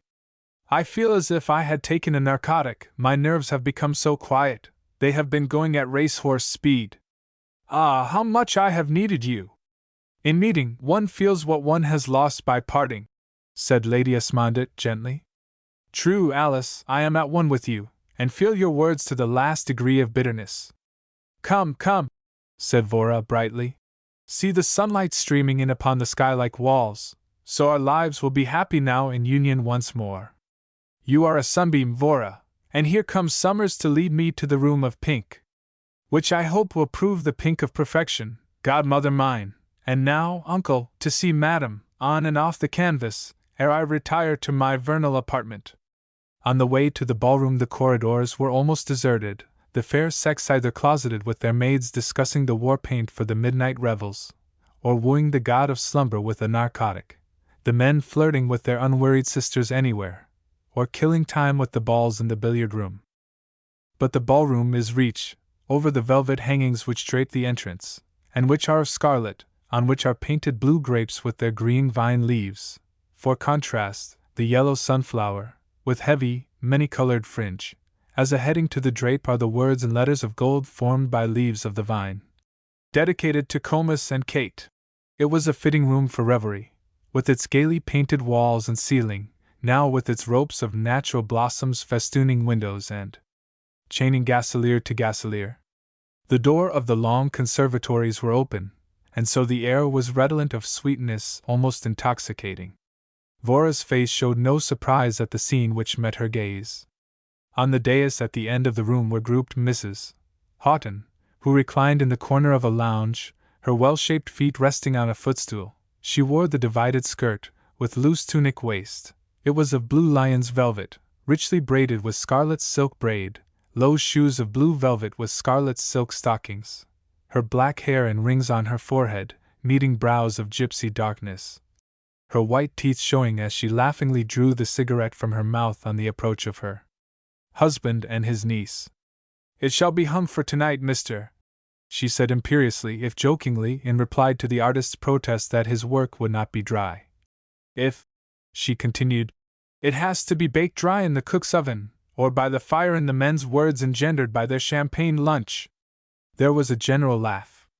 "The dear thing must have her way," lisped the Meltonberry, from the floor where she sat, cross-legged, also in divided skirt.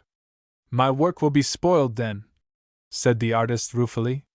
"Then dry it by the flame in the Colonel's eyes as he nears and takes in my trousers, and hang it so he gets a double show," exclaimed Madame, recklessly.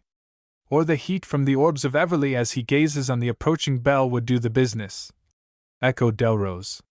"Heat, indeed!" cried Madame. "And, Miss Vernon, he's emerald green jealous of you. Never mind, dear little Sir Tilton, I'll pet you by and by. Here, come and lift down one of my feet, the Major or Sir Peter may have the other, and now adieu to the gay abandon and for the conventionalities, if I can." "Honors are divided," cried Delrose, lifting down one foot. "So is the skirt," said the Colonel, with grave dignity. "Kate, I wish you would dress in a manner befitting your station. Your niece will tell you, Colonel," she said, rising to welcome Vora, "that men's eyes are women's mirrors. What I see there pleases me. You are in the minority and feel considerably sat upon, and not," she added laughingly, "so comfortable in your trousers as I in mine. Take it coolly, Colonel, and the flame in your eyes will die out. 'Tis as the flicker of an old-fashioned candle. The electric, light the newest flame for me." "Pardon, Kate, I accept the trousers. Being only your husband and in the minority, as you say, I am old-fashioned, the latest flame puts me out." And the latent meaning in his words was read by more than the speaker. "You don't say how you like the painting, Miss Vernon," said Delrose, on being presented. "The divided skirt would suit your style immensely." "Anything would," said Sir Tilton, almost savagely, and in a half-growl. "'Tis merely the accident of birth, Major Delrose," she said carelessly. "Had I been cradled in the land of the Sultan, the land of trousers, they would fit into my life as my gown by Worth does a present." And she was so more than lovely as she spoke, and her frock of navy blue velvet trimmed with fox fur, small bonnet blending in hue with her gown, with scarlet geraniums and strings, all becoming to her sweet womanliness, her perfect figure, lithe as a young fawn and rounded as a Venus, held the men's gaze, while the women bit their lips with envy. For we repeat that envy is the motive power that moves and sways their little world, and though they will band themselves together to pull the pedestal from under the feet of a more favored sister, there would be mutiny in the band did one display a charm. But Vora, ever connected in the mind of Mrs. Houghton with Trevelyan, and the wish never dying in her breast to have him at her feet, hence her question, which she would much prefer not to have asked in the presence of Delrose, but, accustomed to obey impulse, she said, "And Captain Trevelyan, Miss Vernon, what of him? Will he come for the ball, or has he gone to visit his hidden wife of truth and the news, sly fellow that he is?" Her tone was too eager to please Delrose. "Confound the fellow, I must lose no time," he thought, savagely, as Vora replied, laconically, "Sir Lionel Trevelyan will be here for the ball." "Trevelyan to be here tonight? You never told me, Vora." "I have not had an opportunity, dear uncle," she said, taking his arm with a, "We shall meet again at dinner." To Madame, as they left the room, she continued, "He bid me tell you, dear, that he comes after dinner with 3 unbidden guests, and that he wishes that the hall guests may learn from their words of the ingredients of a dish of scandal, so that they will tell it to the London world. It is of his hidden wife, I presume." "Yes, of her ingredients he can now tell, she is his wife. Of the woman previous to the altar not man knows not. She is masked? Society is a fencing school, dear uncle, we all have our masks and foils." "Not all, Vora, we all pay society's tolls, for we live to enter the arena, but we are not all masked. You will be glad to see your old friend again, uncle?" she said questioningly, anxious to know how the man she loved would be welcomed. "Yes and no, dear, his hand clasp will strengthen me but not you. Trevelyan's hand enclosing woman's is weakening to them, and he has been much with you, were it not for this scandal. Which by midnight, she said quickly, the nightbirds will have, by the flutter of their wings, blown into the right current, and from poor Lionel. So, Vora, you speak warmly. It is as I feared, he has made you care for him. He has. I am sorry for you, Vora, and glad for him. Peerless, as you are, a man should woo you with spotless breastplate. But I love Trevelyan, and if he can in any way clear himself, but I fear he cannot, he said gravely. All's well that ends well, dear uncle. He will clear himself. After dinner, you say? Yes, but no preparations. He wishes to come in with the 3 unbidden guests unnoticed. Yes, but if he or they, I suppose, are to come with mouth full of news, to tell publicly, I think he is wrong not to let it be known, otherwise they, some of them, may not appear until the ball opens. Let it be as he wishes, dear uncle. They are Epicurean enough not to fail your good board, even though ignorant of the highly seasoned desert. But someone sneezed. We have a listener. Yes, she continued breathlessly. My hearing is very acute, and see. Something between a man and woman, gliding softly down the dim corridor. Yes, we had better separate. Go and rest, dear. We have, I fear, been talking to the hall through someone else, and I feel somewhat excited over your news and shall smoke it off. Chapter 38. Madam in a feline mood. A window in the library looked out upon the avenue, and a carriage approaching could be distinctly seen. Vora, in the long ago, had frequently sat in this window to watch the return of her uncle, aye, and of the man whom she now loved better than life itself. She was sure she could distinguish a conveyance from the village, and the occupants devoid of the gay trappings of revelry, from the guests in their comfortable carriages. Accordingly, as Madame had changed, for tonight, the dinner hour to 9:30, at 9 o'clock, Vora, a soft beam of loveliness, with light footfall, entered the library and took her station at the watchtower above mentioned. She was scarcely seated ere she was aware she was not the only occupant of what she had felt sure would be a deserted room. She would have risen, but her heart was there, and the words she heard chained her to the spot. The voices were those of Mrs. Houghton and of Major Delrose. I will have my way, Kate. You will, I know, but can't you wait? What for? For you to have Trevelyan fooling round you. Gad, if he comes near you, I'll shoot him. I am sorry I told you Melty followed them and heard. I'm not, for there's a devilish mystery about his coming. I wish she'd heard more. But she didn't, dear George, and that he comes at all does not look well for our plot, eh? She may yet get him, not I, and so you will remember, sweet Georgie, if so you don't win the game. Kate, you madden me. You do seem a little that way. There, go away, you are crushing my flowers. Heaven knows you ought to be satisfied, I have given you enough. I shall have you all to myself. This he said with such fierce emphasis as to cause Vora to tremble. Not so Madame, for she loved this man for his boldness only. A tamer nature would have palled upon her long ere this. But the feline nature in her triumphed at times, and she tortured him. But, dear boy, she continued, you have not carried out your bargain, and so no reward. I know I promised to separate them, and so I have, and shall. You don't see all my hand, my queen, there'll be the devil to pay when I do. I got a letter from New York this summer I shall yet turn to our advantage, even if I do stretch a point. Why did you not show this letter you speak of to me? Take your head away, you don't care a fig that my flowers will wear a dissipated recumbence. Remember the dinner and ball. Hang the flowers, the dinner and everything, I want you. But suppose I like queening it among the English nobility a trifle longer. You see Trevelyan is. You rouse the devil in me, Kate. Look you, I won't and can't stand this any longer.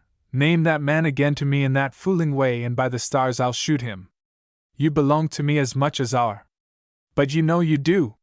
Heaven is my witness, Kate, if you don't end this humbug I will, and in my own way. I sometimes think it would have been better had we never met, you are so fierce and jealous. No you don't, for our love is the same, our nature's the same. The burning lava of my love suits you better than the, dear me, gentlemanly affection of the Colonel, or than Lincoln Tompkins' innocent pride in you. How about the other men? she said teasingly. Leave them to me, I'll handle them should they cross my path. You shall come with me tonight, my plans are laid, you will never regret it. You would soon tire of the child's play here, no excitement. After the ball I away from Rose Cottage. Our life at New York and elsewhere will be one long draught of champagne. You must come with me tonight or look you. And he hissed the words between his teeth. I'll make you. My flowers again, and the dinner bell. I'll tell you, yeah, perhaps, by and by. Vora, with her hand on her heart to still its violent throbbing, lingered until sure of their retreat. She now emerged from the recess in which she had been completely hidden. The others, having entered from the end door, had seated themselves in the first recess, there being only the double row of bookshelves between them. The whole length of the room was in this way, shelves jutting out from either side, and a dim, very dim light pervading. Oh, what shall I do? How can I appear with their voices in my ears, their words stamped upon my memory? She murmured. And yet I must, for my poor darling comes after. I must try to forget their words or my brain will be too full. What a scandal for our house! But to the conventionalities. And with rapid steps she reached her apartments. Quick, Saunders, a wine glass of cognac, I am not well. There, that will do. How do I look? Like a picture, mademoiselle. Chapter 39. Trevelyan throws down the glove. The dinner on this 12th night, fraught as it was with so much of the effervescence of the champagne of life to so many, was a dinner fit for an emperor. The gold plate, the glassware, each piece a gem. Sweet flowers looked up from their delicate design in moss beside each person, or from elegant vases. The hostess was recklessly gay and abandoned, looking like a scarlet poppy with dew upon it. Robed as she was in satin of scarlet, the whole front of the dress and corsage being embroidered in poppies from pink to scarlet, their leaves of pearls. Her necklet, armlets, and earrings were diamonds, rubies, and pearls. A handsome woman, without doubt, loving life and its bonbons. We only make the run once, she would cry. Let us take it effervescing. Vora is peerlessly beautiful and brilliant as her diamonds, her large hazel eyes bright as stars, her lips a rose, throat, neck and arms gleam in their whiteness as does the satin of her gown. Ah, Lionel, much as we love you, we are happy in the thought that Vora is your rest. Colonel Houghton notices that his niece often glances at him, and that beneath her gay repartee or brilliant converse, there underlies some powerful excitement which he attributes wholly to the expose of the truth by Lionel. And so you enjoyed Rome? Said Captain Chancer to Vora, who had been assigned to him, so causing him to be the envy of the other men. Intensely. Dear sun-warm, love-warm Italia. Yes, one loves to live and lives to love while there. I hope you did not leave your heart behind you, Miss Vernon. Nay, you should congratulate me had I done so, and by your own words of one lives to love while there. Yes, and on my warm heart, for the old soul laughs in gay Paris, his temple is in warm Italia, she said gaily. Your eyes tell whether your heart's warmth depends upon the zone you dwell in. Are you wise in trusting in truth from woman's eyes? She said softly, and looking into his face. In some cases, yes, they are en verite the language of the soul, and his gaze plainly shows his admiration. You sing, I am told? A little. It could not be otherwise if one has lived so much in the South as I. The voice of song seems the natural language for one's varying emotions. You will sing me one song tonight? Yes, if you care, instead of a waltz. I want both.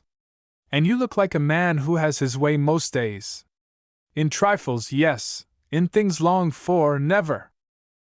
Well, if so, as the song and waltz are trifles to make your assertion true, you must have them. I am in paradise, and shall try to forget that did you consider them things of moment, you would never have granted them, he said, earnestly laying down knife and fork as he turned to gaze wistfully into the face of the fair woman near him at last. You have the nattering tongue and eyes of your sex, Captain Chancer, and you and the other men are to blame if I have promised more than I can perform, for I have been unable to say nay to your pleadings, being in a passive mood tonight. And the eyelids with their wealth of curled lashes were uplifted, as she smilingly looked into his face, for her thoughts were of Lionel, his, of her. Of all women's moods, I love her best in the dreamy languor of passiveness. To mold us as wax in your hands, to love us till you tire, as we do a bird or a flower, and then sigh for another mood. You see, I know you in all your moods and tenses, she said softly. You know us till we meet you, he said earnestly, as a servant refilled his champagne glass. 'Tis Greek meeting Greek, she said gaily, though her heart throbbed wildly, for she alone heard a slight bustle in the hall and the voice of the man she loved. No, fairest of women, 'tis the war of love. A pleasant strife with its heart-stir, its weapons, the emotions. No wonder that were we a very Achilles, you rob us of our strength. Here Trevelyan's servant entering, handed his master's card to Delrose, on the back of which he read, Are you prepared to own up as to the part you played in the Claremont escapade? If not, I shall clear myself. Tell your master I am neither a babe nor suckling, he answered defiantly, his brow black with hate and rage as he tore the card to pieces, throwing it towards the man. There being a sort of freemasonry between Madame and Delrose, the movements of each being rarely unobserved by the other, she was about to play into his hands by signaling her sisterhood to rise from the table, when Sir Lionel Trevelyan was announced, who, hastily coming to her side, taking her hand in salutation, said, You will kindly give me a few moments, Mrs. Houghton. Oblige me, please, by keeping your seat. Madame was recklessly abandoned, and Sir Lionel had asked her with his mesmeric eyes, or she would not have disobeyed the pressure of the Delrose boot upon her fours and scarlet satin, for she did not pine for the whiteness of the Lillian boots or hose. It is too tame, not chic, she would laugh, and say, adding, A fig for its purity. Welcome, thrice welcome, Trevelyan, my dear fellow, cried the colonel warmly. Here, Winter, to the butler, attend to the comfort of Sir Lionel Trevelyan. I thank you, Houghton, you are always kind, but I have dined. There was another pressure of the Delrose boot which, this time, had the desired effect, emphasized as it was by a meaning look. Lionel, with one hand on the back of Colonel Houghton's chair, smiled his greetings, and as his eyes rested for a moment on Vora, knowing her intensely emotional nature, and seeing her quickened heartbeats, her cheek paling, her lips scarlet by contrast, her large eyes full of sympathy, he was glad to change the scene to the great drawing rooms. On Madame answering the Delrose signal by rising from the table, saying, Say your say in the greater comforts of the drawing rooms, Sir Lionel, as you have dined. Come away, the gentlemen will not linger tonight. Here, give me your arm and I shall be well taken care of between two such gallants as Lord Rivers and yourself. As you will, fair madam, and you I know will not say me nay when I ask you to bid all your guests come, as I have a word to say to them of the hidden wife society gives me. The bait is sufficient, she said laughing though baffled. They will all follow like a lot of hungry fish. Gad! Trevelyan, cried Lord Rivers jokingly. She must be old enough to come out. I am relieved that Trevelyan is going to make a clean breast of it. English society is degenerating, said Lord Ponsonby in severe tones to Lady Esmondett. Trevelyan looks as he did in the East, said Chancellor Tavora, when one of the blacks cut poor Cecil Vaughan's throat when he lay dying, then robbed him. Trevelyan caught him in the act as he rode up. Cecil Hang asked his orderly to bring him to receive his dying messages. No need to tell me the result, Captain, Chancellor. I read Sir Lionel's expression as you do. Treachery lived and was extinct. But dear Miss Vernon, who are Cecil and the black this time? I know there has been some byplay, to which I have been oblivious, but no man would blame me. Not while I have heard for you. Giving him a bewildering smile. Which means you have had no ear for me, he said, regretfully seating himself beside her on a tete-a-tete sofa, for they have now reached the salons. Not so, cher grumbler, for I have 2 ears, and while Sir Lionel's rather mournful notes entered first, your pretty nothings were blown in upon them so quickly, by some more mirthful sprite as to send his to my memory, while yours are in my ear still. There is so sweet a bewitchment in your healing touch, as to make a man not regret his wound. Come, trot her out, Sir Lionel, said Madame saucily, as she passed Vora and Captain, Chancellor. And after I have opened the ball Lord Rivers can have her, and you and I from a tete-a-tete chair will pronounce upon candle moulds and ankles. Trevelyan will take the ankles, said Lord Rivers lazily. At last we are going to bag our game, and I, my gold-mounted riding whip, said the huntress, who with Major Delrose seated themselves near Vora and her cavalier. Why, how? Asked Delrose quickly and absently, for he had been intently watching the movements of Mrs. Houghton and her escorts. By the bow of Diana, Major, I believe you are off the scent, though you heard me make the bet with Sir Peter Tedrell on Trevelyan's wife. I bet my dog against a whip he'd take this ball as a door to trot her out by, and so make his peace with Mrs. Grundy. You and your dog are always game, and I take sides with you. If he brings her out at all, it will be here, he said absently. But now a look of savage hate comes to his face on seeing Mrs. Houghton smile caressingly on Trevelyan. Confound him, he muttered. He bags game at will. Yes, his eye and touch of his hand bring us down every time. I wonder when he'll introduce her. One thing I'll wager that we women will all be hounds and run her down to earth. Excuse me, Mrs. Forrester, I must run over to Rose Cottage. I have a word to say to my servant, Simon. Oh, that's too bad. Hurry back, Major, ours is the first dance. And turning to Sir Tilton, who had strolled up. One would think the hounds were after him, instead of poor Sir Lionel Trevelyan, as we have all been lately. What a terrible expression came into Major Delrose's face just now, as he looked at Sir Lionel Trevelyan, said Vora to Chancer. If ever man was born to hunt something, he looked the man. Yes? I did not notice, but have always thought there was a latent jealousy and dislike in his breast of Trevelyan. One goes hand in hand with the other, she answered. Chapter 40. Black Delrose uses emphatic language. Delrose flew rather than walked to Rose Cottage, muttering curses on Kate and Trevelyan as he ran. D him, he has always had the best of it whenever he and I have crossed lances. Kate has loved him best all along, and did he hold up his finger she'd not go with me tonight. But by the stars she shall! I have got the upper hand of her at last by the help of the coming. We are a daring, reckless race. Yes, she is mine at last, I can make her come, but curse that fellow, she cares most for him, but she and her gold shall be mine, and I love her as the panther its mate, as the lioness her whelps, for is she not of my blood? Though I have not told her what I have known for years, that the captain, Vivian, forsooth, her father, is my first cousin. Vivian Delrose, in our family surnamed the Reckless. What is she saying to him now? Heavens, how hot my brain is! Gad, how far to the cottage? Even though it be to an expose, I wish I was back. I must not lose sight of her. The 2 hours before we are off may do me mischief. He may fall in love. She is looking splendid, all fire, gown and all. Ha ha! But, and he hissed the words between his teeth, let him stand in my way and she woos a corpse. And now to throw as many stones in his path as Satan shows me how. And springing, rather than walking into Rose Cottage, he surprised Simon in the act of discussing a bottle of Burgundy with himself. An empty decanter with the remains of some ham sandwiches were on the table. Ellen, the cook, with flushed face, lay on the sofa in a deep sleep.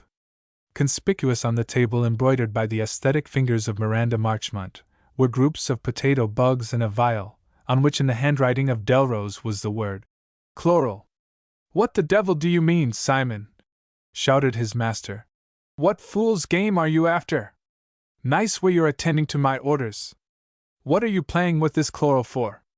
Well, you see, sir, cook's been spoons on me ever since you and I put up here. She was so dead gone on me when she knowed we was to go tonight. You scoundrel! Didn't I tell you were to keep dark as to our leaving? Please, sir, I only told her to see how she'd stare, and then I drugged her so she can't blab, out of that bottle I've seen you use, sir, with a cunning leer, more nor once. She wants to come with us, sir, she's so gone on me, sir. And you are gone on that bottle, or you wouldn't gabber like a fool. It's my belief you were born in a wine cask and nursed on a bottle. Here, drop that glass. And snatching it from his servant's hands, he threw the contents out of the open casement. What's that? Moving away from under the window. Look here, you fool, something white. Only I know everyone is at the hall. I'd say it was a girl or woman. No, sir, It's only the white goddess Miss Marchmont pets. She's startled me afore now, sir. Very well, listen. I have work for you to do, hark you, for I shall not tell it twice. Sir Lionel Trevelyan has arrived at the Hall. You know my feelings towards him. You don't exactly dote on him, sir. No, well, mark me, he has brought some people with him to swear falsely, and to clear him of all part in running off with Colonel Clarmont's wife, some 12 years ago.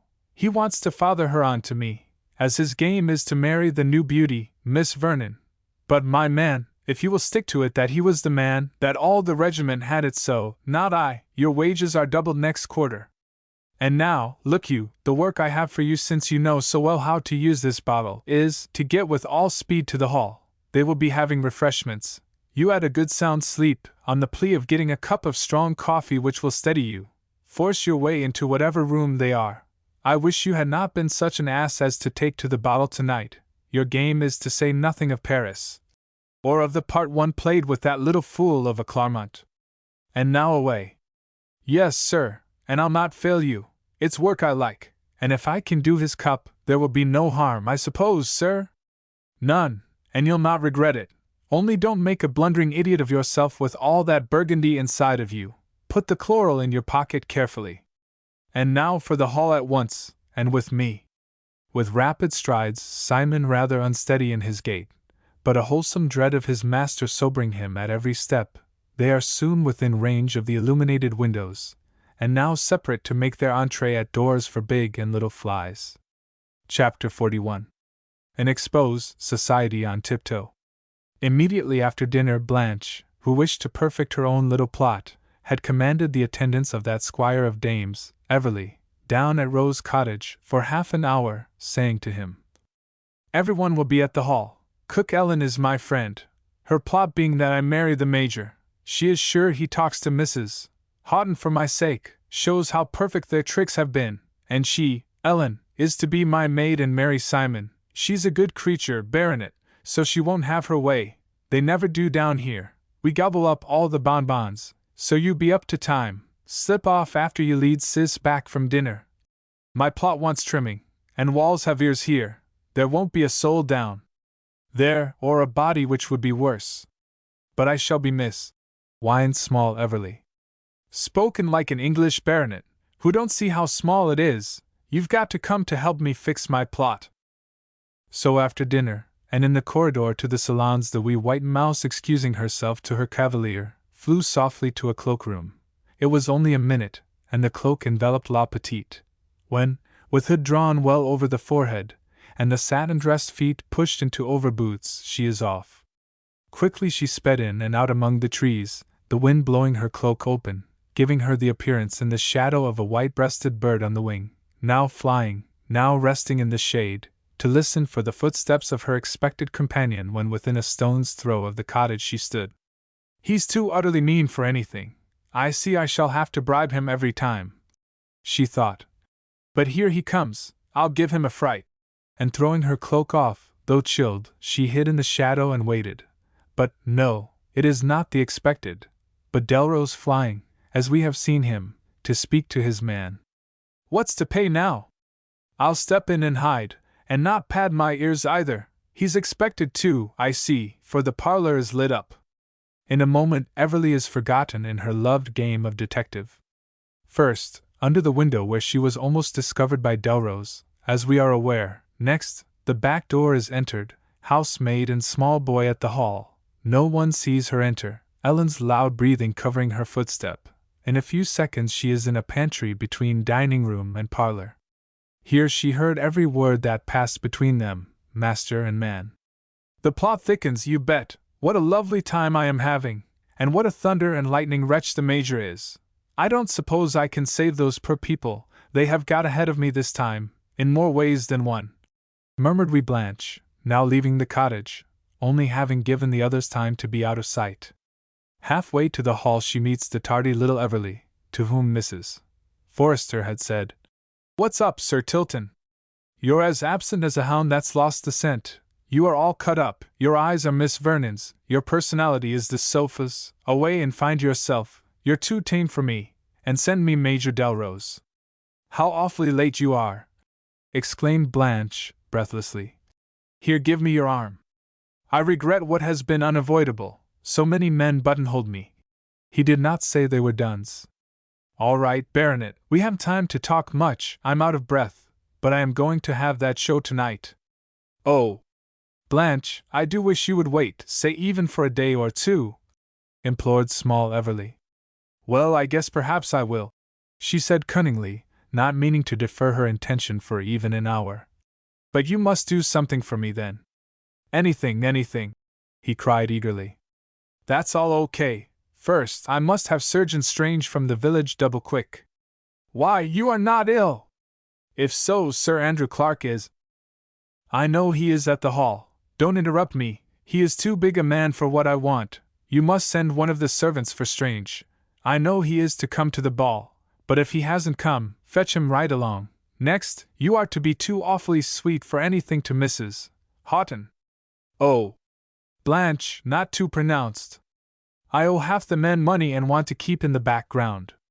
I'll pay them all off tomorrow." "Well, I suppose I must. First, you want Strange, but you don't seem ill. Too bad if you have to miss the dance." "Oh, he'll fix me up in no time. There, ta-ta, you go that way to the stables. Mind, right along to me, that will fetch him." And the wee innocent face this time, White Mouse is in the salons quicker than it takes to tell it, even though she had first paid a flying visit to the apartments of Mrs. Houghton. "Wonder if the Colonel will dream on the cake, or take to tragedy," was her mental ejaculation on what she saw there. Just as she entered the drawing-rooms, Trevelyan, who had evidently had a word with Delrose, judging from the look of defiance on the face of the latter as he left his side, now walked up to Colonel Houghton, seated at the end of the rooms beside Lady Esmondett, with whom he had been conversing earnestly, and said, "Houghton, dear friend, kindly ask your guests to give me their attention for a few minutes." On the Colonel complying with his request, Trevelyan meanwhile glancing at the gems of art around him. Behind him in a niche stood a statue of Venus smiling down upon the blind god who had been making a target of her breast in which were many arrows. Vora giving him strength by being so near, what woman whom Lionel Trevelyan would love, but would be near him? Ah! Heaven, thou hast given such bliss to a few of us, as makes us long for immortality. But Lionel is about to speak. Looking around him, a settled purpose in his handsome face, he said in his musical voice, "One could not, even in one's dreams, picture a fairer garden of society's flowers as listeners, while one tells of a plot nourished by the sting of its wasp, and smiles of its beauteous butterflies. Each of our plots has its name, you all know the name of your last, you have given it to the News and Truth, and have designated it Trevelyan's hidden wife, while I have come to the conclusion that, here and now, I shall introduce the wife you have given me. Her entree and recital of how you have come to give her to me will be as fragrant spice to your dish of small talk, as you tread a measure in yonder ballroom." On Trevelyan speaking of his purpose to introduce his hidden wife, Delrose, who seemed to have lost all control over himself, with muttered oath, left Mrs.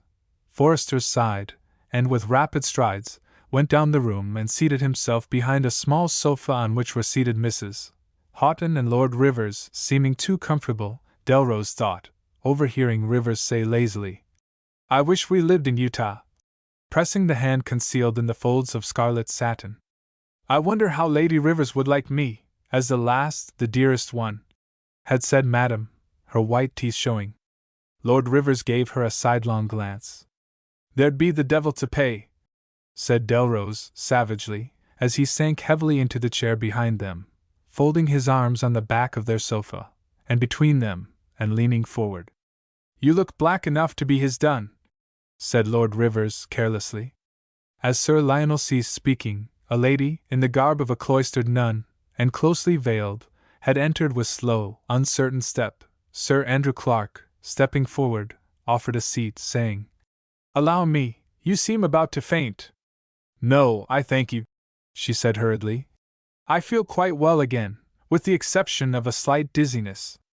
But in a moment, Trevelyan is beside her, whose arm she quietly takes, while he led her up the long drawing-rooms, the cynosure of all eyes, giving her at the head of the room an easy chair. At the first sound of the voice of the nun, Delrose had started violently, muttering, By thunder, her voice, but no!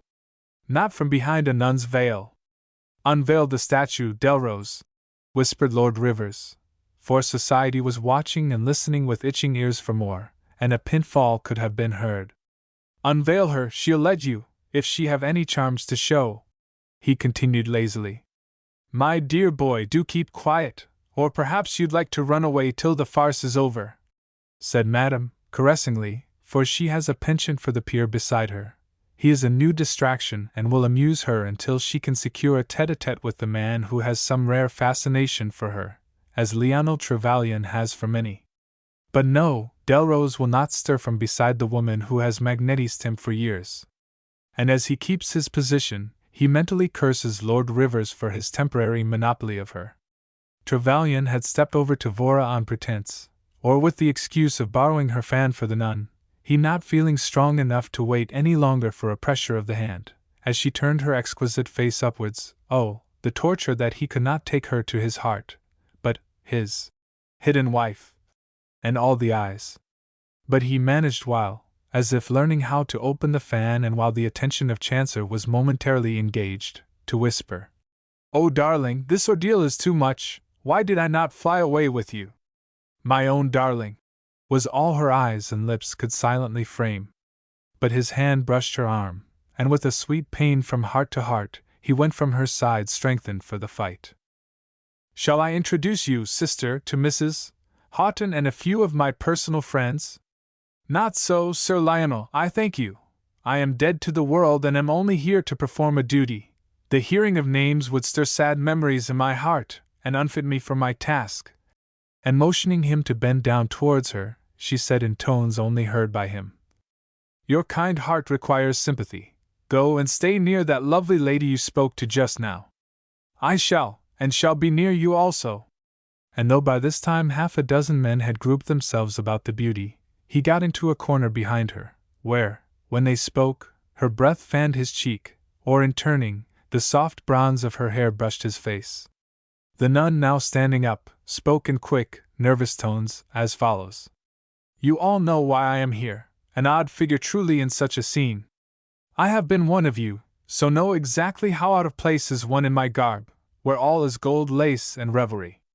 I regret to have detained you, but you gentlemen will not mind when beauty and grace are so near, and you ladies will not tire, as curiosity, your strongest trait, pardon, I, too, am a woman, is about to be gratified in my words. Vanity has been my curse, and even now it hurts me to humiliate myself to you all, so much so, that, though I pity a man who has wrongfully suffered condemnation through me for many years, I would not exonerate him were it not at the command of the Church. 12 years ago I was a young bride, and with my husband, an officer high in rank in our army, was at London. I was called pretty. I know I was worldly, foolish and vain. My husband, a very superior man, as I see men now, might have done something with me had I submitted to his guidance, but I was but 17, if that is any excuse for my wickedness.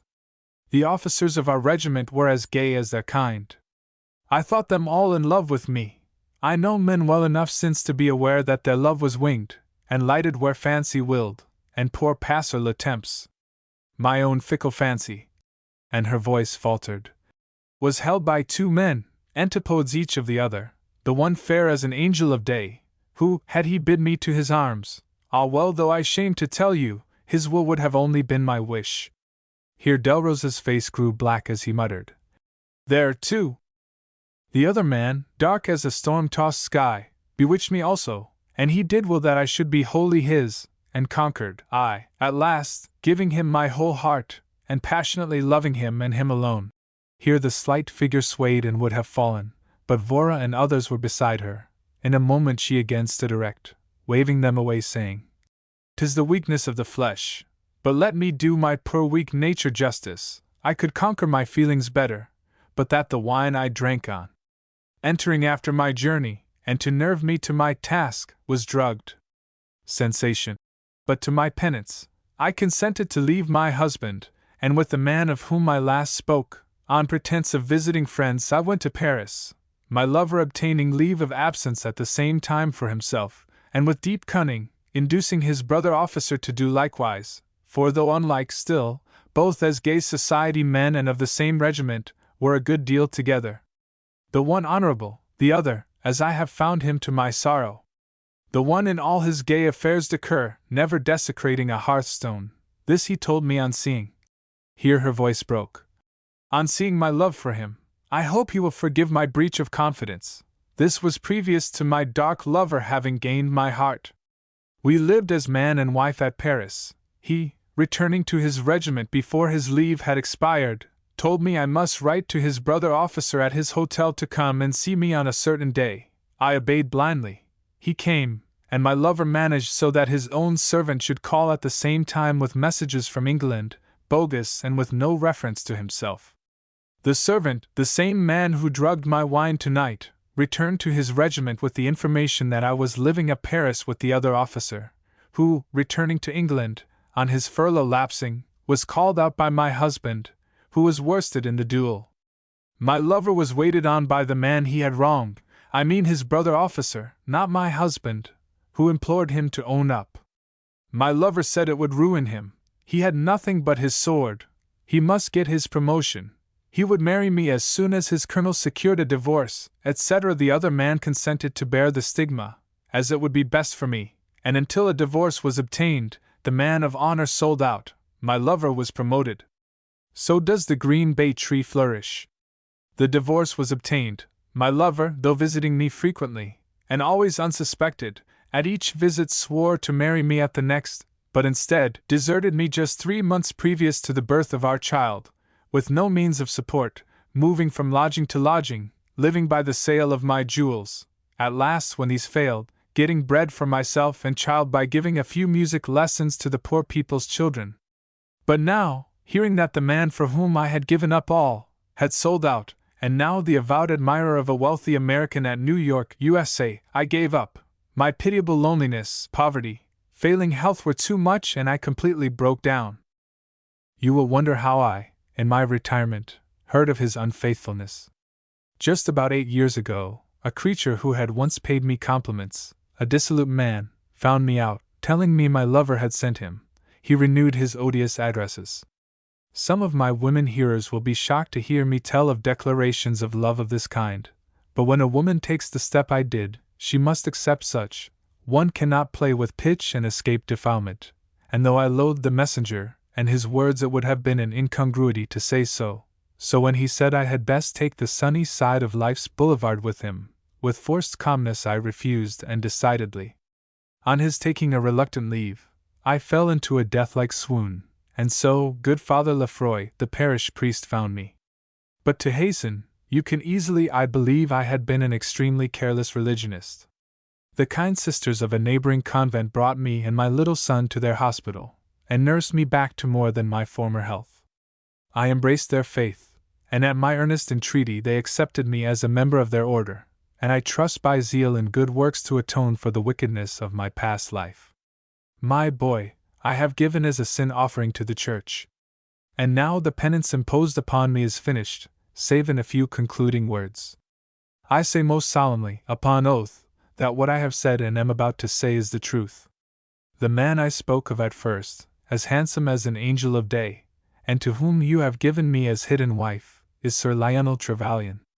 The man with whom I eloped, and who finally won my love, is the father of my child and is Major Delrose. For I am none other than Fanny Ponton, at one time wife to Colonel Claremont. At these words, the poor thing gave way, but the wee white mouse, who had gradually from pillar to post reached the head of the room, is beside her, first sending Everly to the side of Madam, saying, "Make love to her openly, tonight, and to my banker tomorrow." And now the pink eyes peer through the black veil. As she whispers, "You'll have another pick-me-up. Where's the small bottle?" I saw them, and the priest is aching to come right along. What a dear little boy, but the bottle, quick! You are very kind, it is in my pocket. A wineglass is brought, and the contents swallowed. In the meantime Colonel Houghton, Claxton, Wingfield, and others came forward, congratulating Sir Lionel, while some of the loveliest women, glad of his freedom, did likewise. Meanwhile Sir Peter Tedrell had come hastily to the little group around Madame, just as she was saying jestingly to Delrose, Come, George, own up, you and the nun are a black pair. Hadn't I better go and pat and purr over dear Sir Lionel? None of your chaff, Kate, I am in no mood to stand it. The ball is at his feet now, it will be at mine ere sunrise, he said savagely, and with latent meaning. That's right, Delrose, said Tedrell, mistaking his purpose. Whether she is yours or his does not signify. Throw down the gauntlet, give her the lie, tell her she is an adventuress, anything. To put a spoke in Trevelyan's wheel, all the women go with him, a man has no chance. Drawing himself up to his full height of 5 feet 5 inches, and pulling his whiskers furiously. Even with a handle to his name, and an MP, if you don't care to go in yourself, let Rivers, Everley, or myself be your spokesman. Leave me out, Tedrell, please, said Lord Rivers lazily. I'd rather be all eyes and ears just at present. Drawing closer to Madame, and being for the moment proprietor of her fine arm, lace wraps telling no tales. I vote Delrose kiss and make up, so we see the statue unveil. At this there was laughter, when Rivers continued. Don't look black as a storm-tossed sky, Delrose, as the veiled lady hath it. I dare say honors were divided between you and Trevelyan. Both soldiers, they went to war and vanquished a woman, Georgie? Said Kate, still laughing. They all do it. Even my spouse, Saint Eric, is laying siege to that woman in violet velvet. While scarlet is our color, cried Everley, gallantly, as Mrs. Forrester and others joined the group, while the huntress exclaimed, Speak, Major, say you deny the wooing and the wooer? Black isn't our color, so for fun we'll pelt the robed one. Delrose, pushed to it and full of hate to Trevelyan, excited, and as was usual, reckless, knowing also what his plot was for this very night, knowing, too, how that act would be canvassed at dawn, when society, in her chaste morning robe, would look shocked at what she would wink at midnight, and in her robe de chambre, electrified the groups of wasps and butterflies, in their musical murmur and whirr, by standing up and saying, in a tone of bravado, A pretty plot and well got up for a fifth-rate theatre, but not for a drawing-room in Belgravia. I need scarcely say I deny the charge, the object of which is to free a man from a hidden wife to enable him to wed a new beauty with us tonight. Sensation. Sir Lionel Trevelyan has lately come into the possession of much gold. The Church of Rome hath a fancy for the yellow metal. If the woman robed as a nun be a nun, then she is only adding to the coffers of the Church by speaking the words we have heard. If she even be the one-time wife of poor Colonel Claremont, society, knowing a thing or two, excuse the slang, will place no reliance on the story of such an one. To attempt to describe the effects of the words of Delrose on the gay groups of revellers would be impossible. Butterflies and wasps forgot for a moment their beauty and their sting. It was as though Dame Rumor and Mrs. Grundy were struck blind and dumb, their lovers faithless, or Worth dead. But now the babble of tongues fills the air, and silence lays down her scepter to go forth into the night alone. Isn't it too delightful? A double scandal! Cried one. Alas! Alas! That my days should be in such an age, said Lord Ponsonby. I wonder who it is darling Sir Lionel wishes to marry, said another. At this remembering rivalry got on the war-path, as each looked critically at the other. Trevelyan would be a decent fellow enough if you did not all kneel to him, growled the county magnate. I wish he would go to Salt Lake City and take his harem with him. I wonder if he has his eye on me, cried gay Mrs. Wingfield. You men do sometimes take a fancy to other men's belongings. If he does, I shall have to succumb instanter. Eustace, dear fellow, has rather a consumptive look, now I come to notice him. He may drop off in time, laughed the huntress. But I am afraid I've lost my whip, she added dolefully, brushing past Colonel Houghton, standing beside Lady Esmondett, and conversing in an undertone with Claxton and Trevelyan. Lost your whip! Exclaimed her host with forced gaiety. That daredevil has picked it up, then. Say that he only has the whip-hand pour le present, dear Sir Lionel, said Mrs.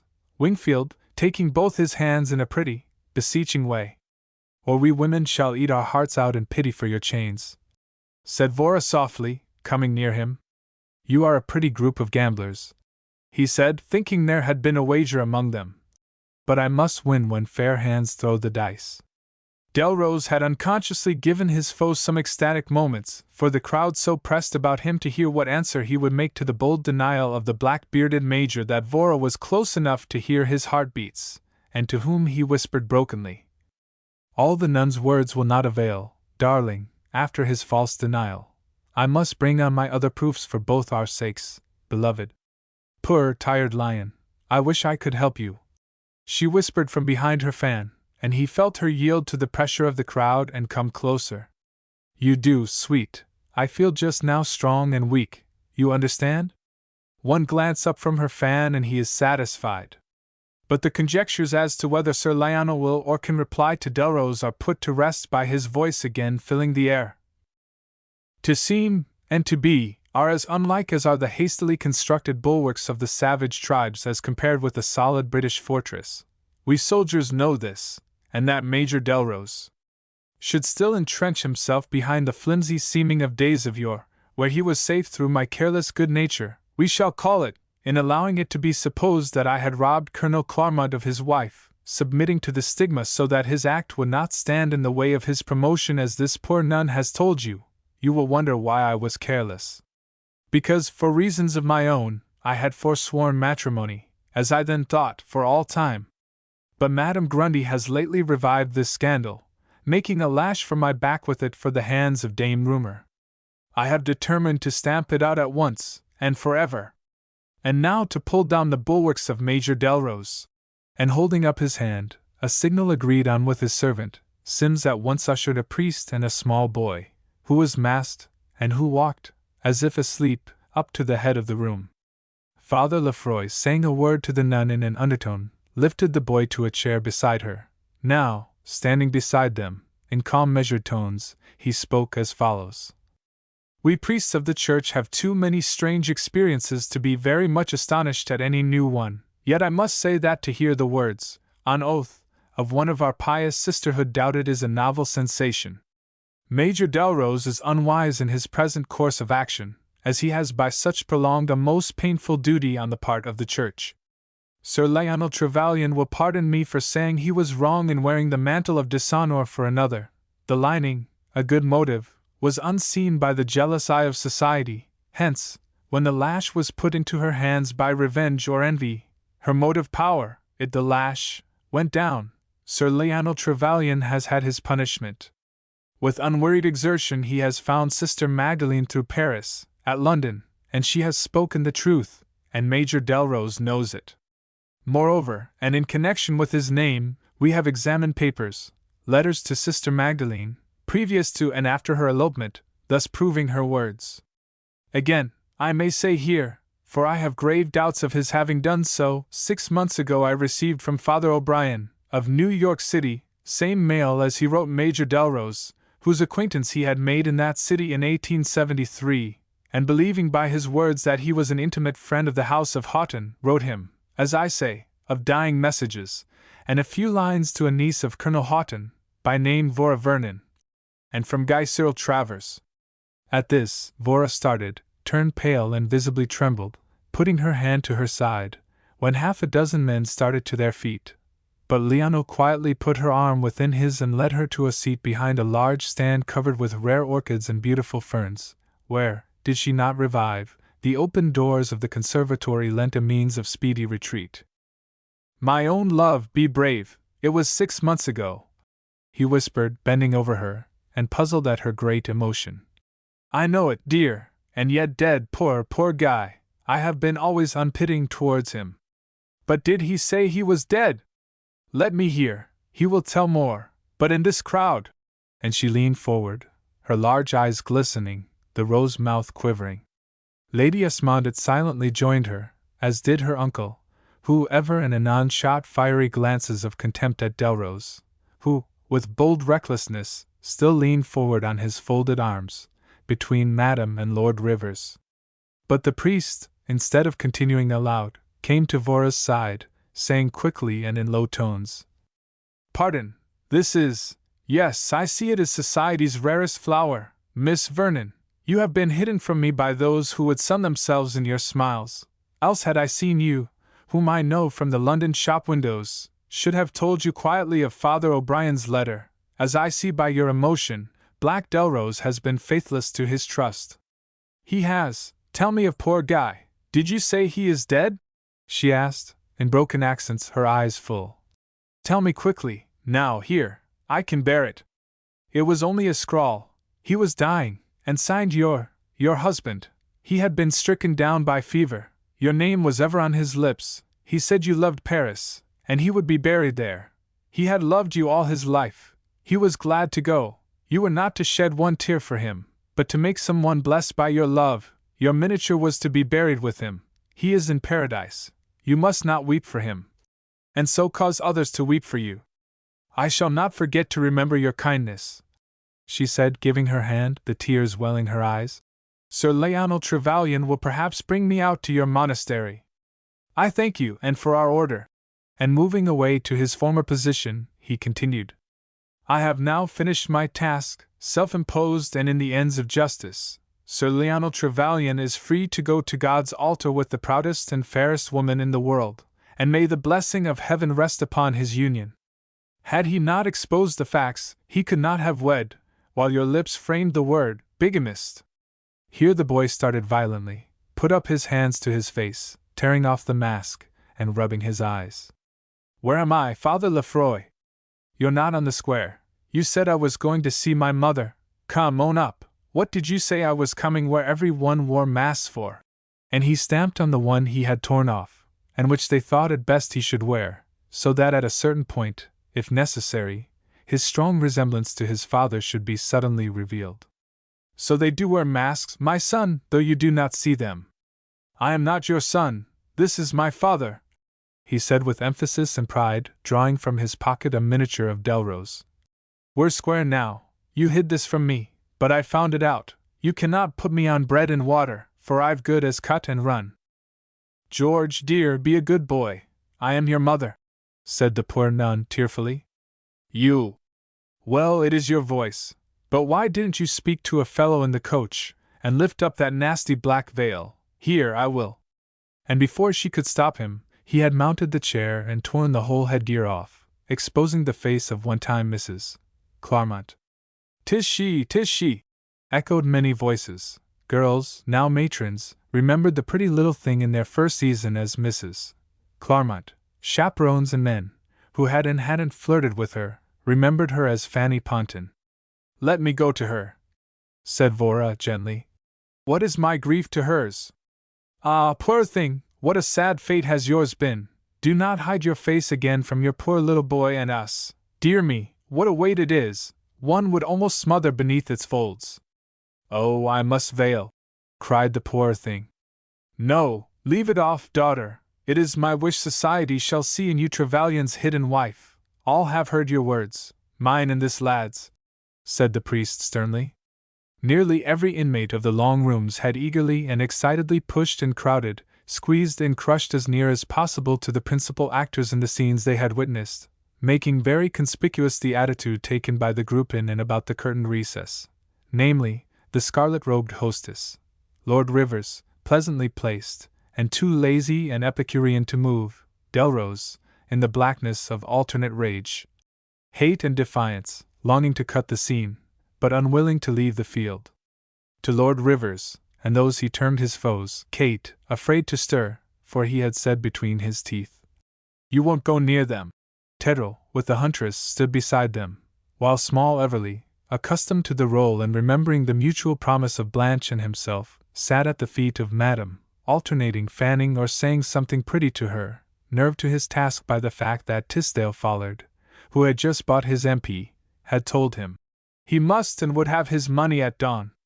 But the boy with eager eyes is pushing his way through the crowds and down to the sofa of Madame, all gazing after him, but nothing abashed. He elbows his way, a bold, fearless boy, a very Delrose, with nothing of his mother in him, now with an intent stare at his father, then a long look at the miniature, said with a great sigh and slowly, "No, I suppose you're not my pater. When I find him he won't scowl at a fellow." With a loving glance at the likeness, which was of Delrose in full-dress uniform, smiling and handsome, taken with his thoughts full of his triumphant affaire d'occur with Mrs. Claremont.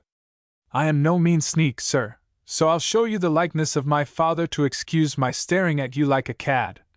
And he handed it to Delrose, who did not take it, Kate doing so, but he had recognized the case on the boy taking it from his breast. Thanks, no, he said, with affected bravado, for society eyed him.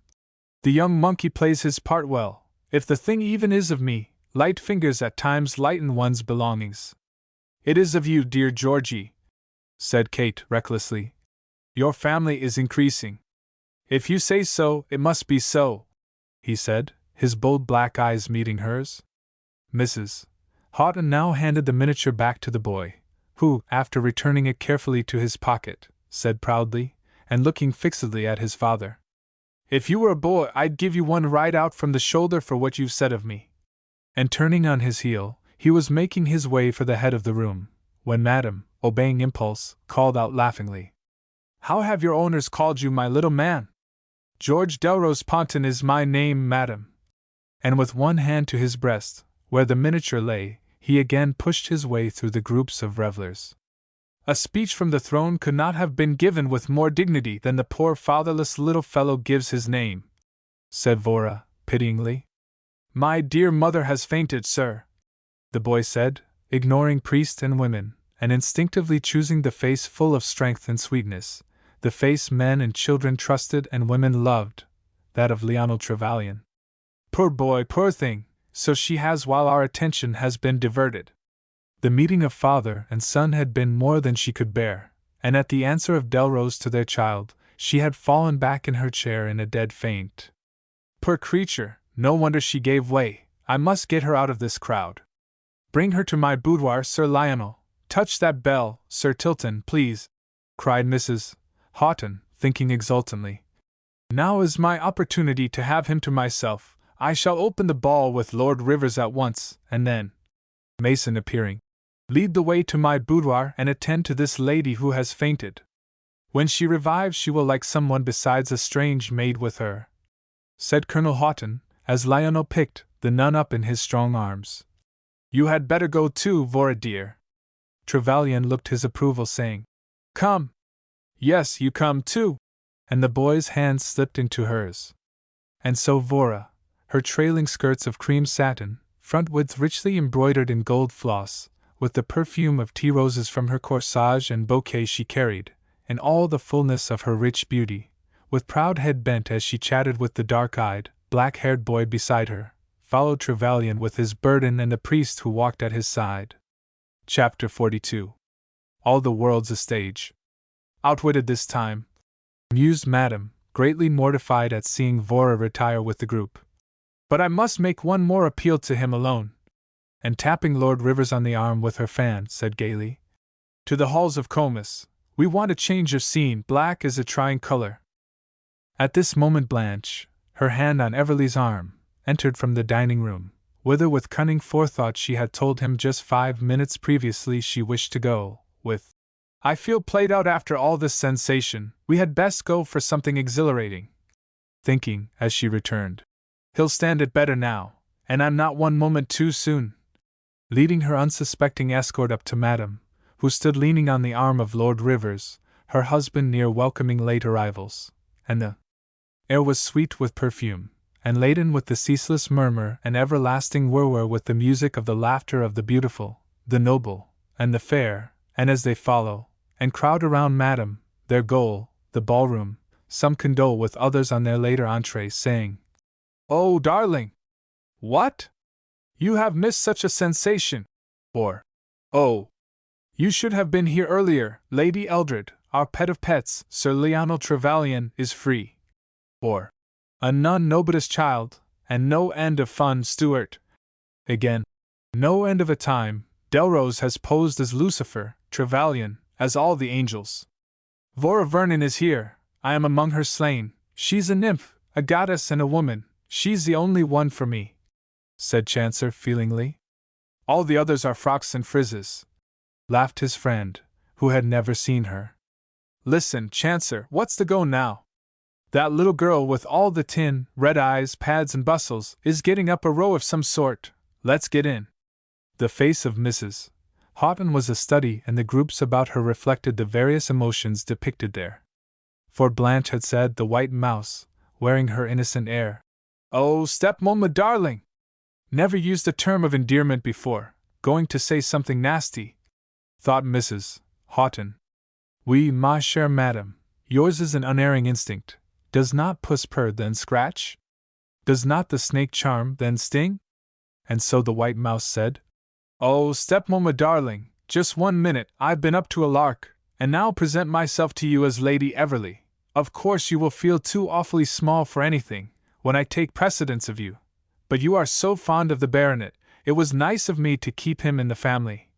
This she said without a shadow of self-consciousness, so intent was she in watching the effect of her words on her stepmother, using her pocket handkerchief at every word, her escapade in the park adding to the red of the eyes and tiny nose, looking too as if her robes would fall off the green satin waist, so low, and velvet train so heavy.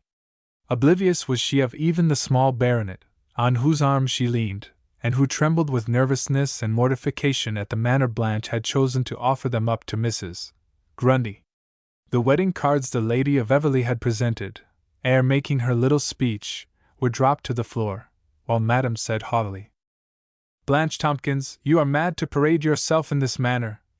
And smiling cynically, "Your attendant cavalier wears quite a jubilant air, looking so proud of his proximity to such a conventional belle of the evening. What with hidden wife, and this little farce, the place smells of brimstone. Let us all away," she said with a forced laugh, "to the halls of Comus and a purer sphere. Lord Rivers, your arm." "Everley," demanded his host, "what is the meaning of all this?" Having heard from Tisdale followed, not 2 hours before, that Mrs. Houghton had given him permission to press his suit with Miss Tompkins, Madam always considering Everley her own property. "Allow me 1 moment," said Delrose, following Kate in her exit. "I find I must bid you and the Colonel adieu. I go to London by the midnight, from whence I think, across the water." In spite of herself the color came and went in Kate's cheeks. "Are they all mad?" she thought. "Is he acting or what?" The Colonel, relieved, and still feeling that he did not much care, now that he had the sympathetic friendship of Alice Esmondon near, whether he remained at Rose Cottage or no, still said, giving his hand, "I wish you a pleasant trip." "I doubt it," said Delrose inwardly, outwardly, "thank you," and being a born actor, continued carelessly, "I shall be as happy and free from care as the waves on the sportive ocean, for congratulate me, I bring my bride with me, no hidden wife, though the News and Daily will have us, Truth also will have a hand in." And he added lightly, "When a man knows editors and that ilk will shortly whet their pens for him, he may as well whet the appetite of society by saying only this and nothing more. In my Bride of the Sea, you will see a fair cousin of my own, the daughter of Vivian Delrose." And turning to Kate, whom he had furtively watched, said, as he bid her adieu, "By gaining a wife I lose a hostess, who has won my heart." With a few careless words to the others, this man than whom no other ever held his own through life, and in spite of fate better, now made his exit. Chapter 43. We Detective Plays a Winning Card. From the time Fanny Clarmont has appeared like a ghost of the departed, Delrose determined to get rid of the bother of it all by going at once to Rose Cottage.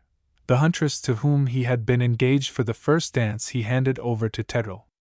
He would write Kate from the cottage, but first, he would punish her for torturing him, by lingering with Trevelyan and giving her smiles to Lord Rivers, by a public little speech as to his leave-taking, and keep her preoccupied by his avowal as to who was to accompany him, she knowing naught of their relationship, as to give her no taste for flirtation. Simple Simon could not read her, she is a woman. It is now nearly 11 o'clock, I shall keep her in suspense for half an hour or so, then she is mine. Gad!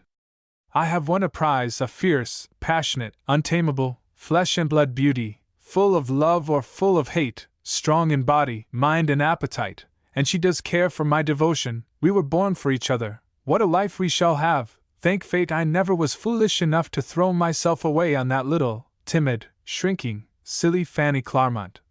And he leaped and ran to Rose Cottage, sometimes with a loud laugh, startling the night birds, as he thought of the woman and her gold.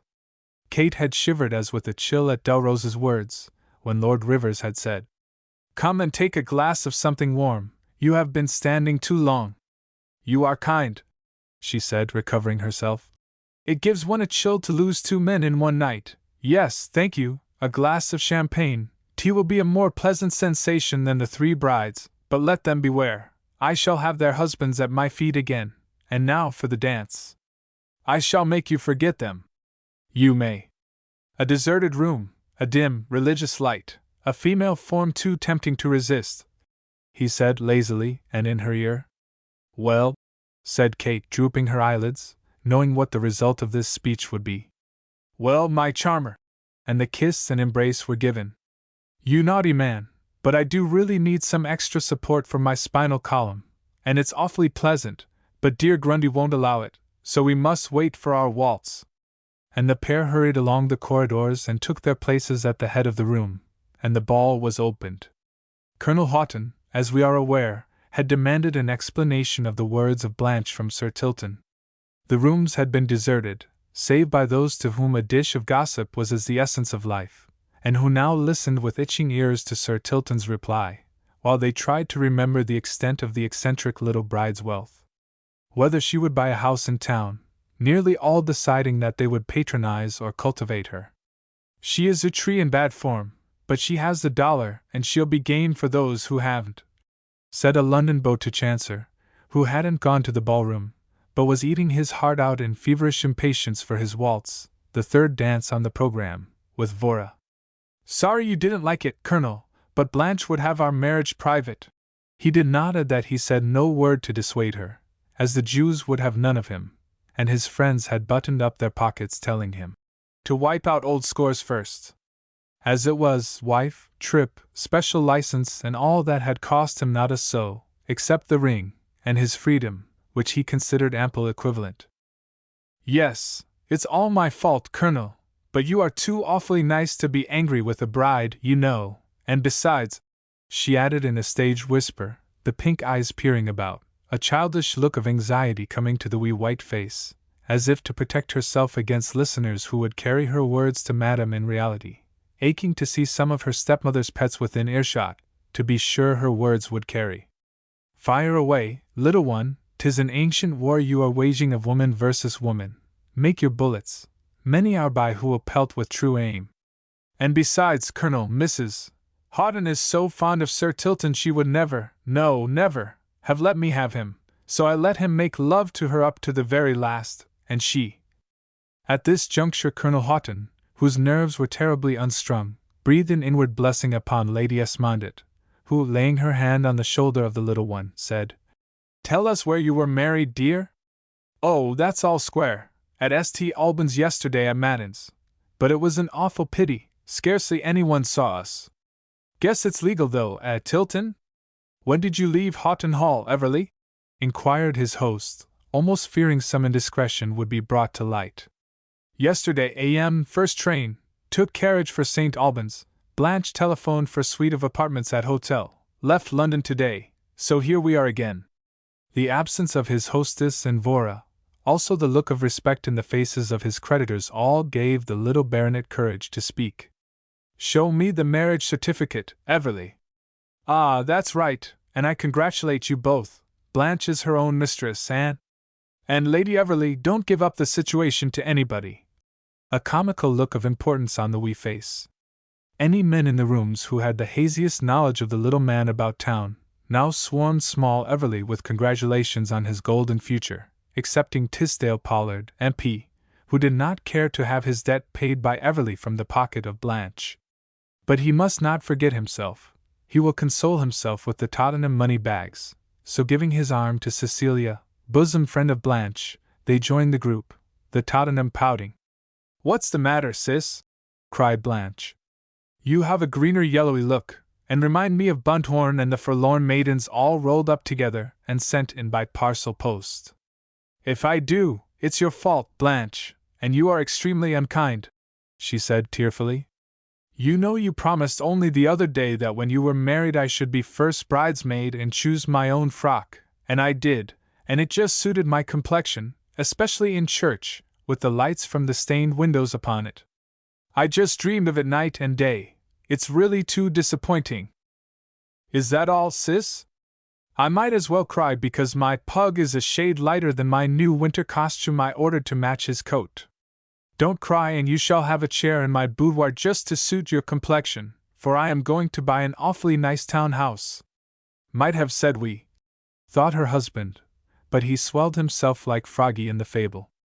Now, sis, continued La Petite, isn't that a nice sugar plum for you? Sugar plum for me, said Stuart, who thoroughly enjoyed a bit of chaff with wee Blanche. Sugar plum for me. Think I require one to console me for Sir Tilton running off with you. You're too big a humbug to get any from me, Mr. Stuart. Barnum's umbrella wouldn't begin to take you in. If you try and be a good young man, perhaps you'll get one over there, she added irreverently. Why, that's in the direction of Mrs. Houghton's boudoir, you very naughty girl, laughed Stuart. I wonder if I would, though. I must find someone to sympathize with. Bunthorn again, laughed Mrs. Wingfield. You had better apply for the vacant footstool. Never get a softer seat, Stuart, said small Everly, looking as important as the lords of the Berlin Treaty. I'm too ashamed of you, Baronet, said his bride. You're as demoralized as all the New York theaters rolled in one. Lady Everly, said Stuart, solemnly and consulting his tablets. I am aware of your weakness for small people, with a side glance. Small plots and puzzles. Read this one for me, please. Where am I to find Miss Tompkins, to whom I am engaged for this dance? Guess you'll have to put up with Lady Everly, she said saucily. You don't care to go to the ballroom yet, Alice. We have so much to say, said Colonel Houghton, bending down to the sweet, calm face looking up to his so earnestly, and marking the deepening lines of care and unrest. No, Eric, sit down beside me, you look weary. I have seen so little of you of late. And the guests come and go or talk in groups of this night of sensation, or in these luxurious soft-lighted salons, give themselves up to the delicious intoxication of some loved presence.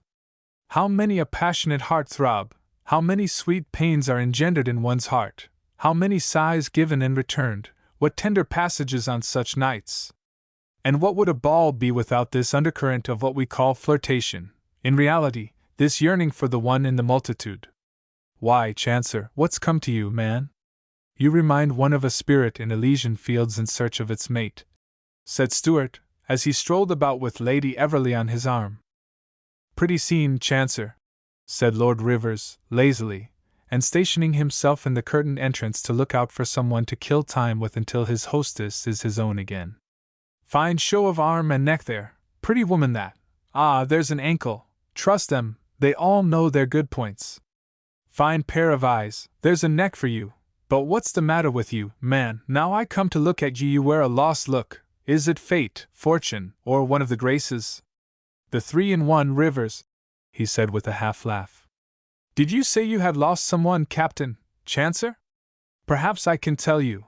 I know every nook and corner in the hall, said the Meltonberry, insinuatingly, coming from the other side of the curtains, where she had ensconced herself to watch for the return of Madame on hearing Lady Everly's speech in the stage whisper.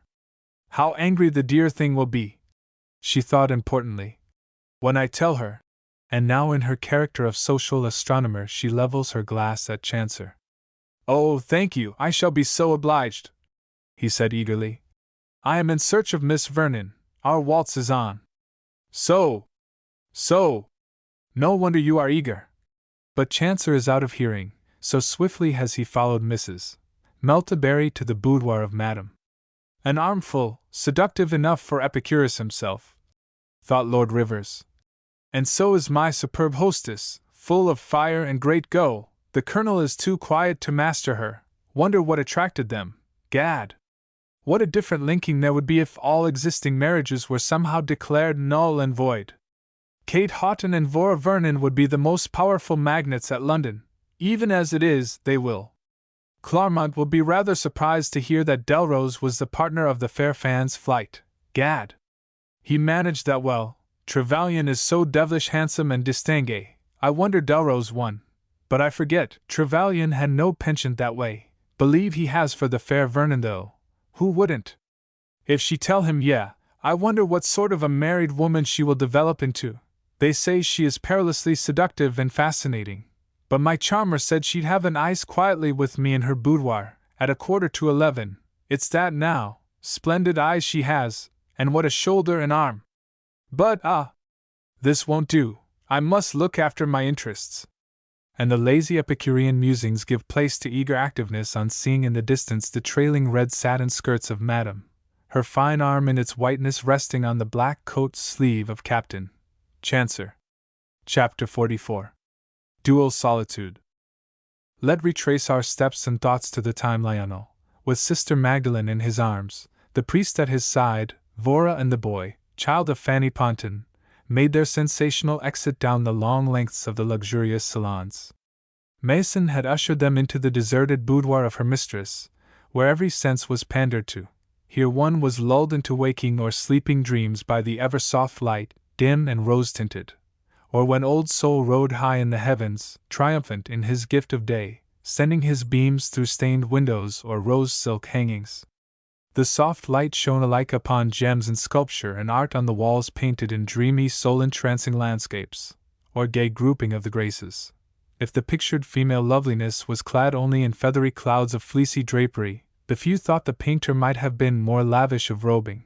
But the room was warm with gay laughter, warm with the sweet breath of warm hearts, with the warmth of the rose-tinted lights clothing the ethereal loveliness on its walls, and now, falling on one of the loveliest women in the kingdom, thought Trevelyan, as laying his burden on a soft velvet lounge, his eyes dwelt on Vora's beauty, for they are alone once more, Father Lefroy having left the boudoir with Mason to summon Sir Andrew Clark, as they could not restore the nun unaided.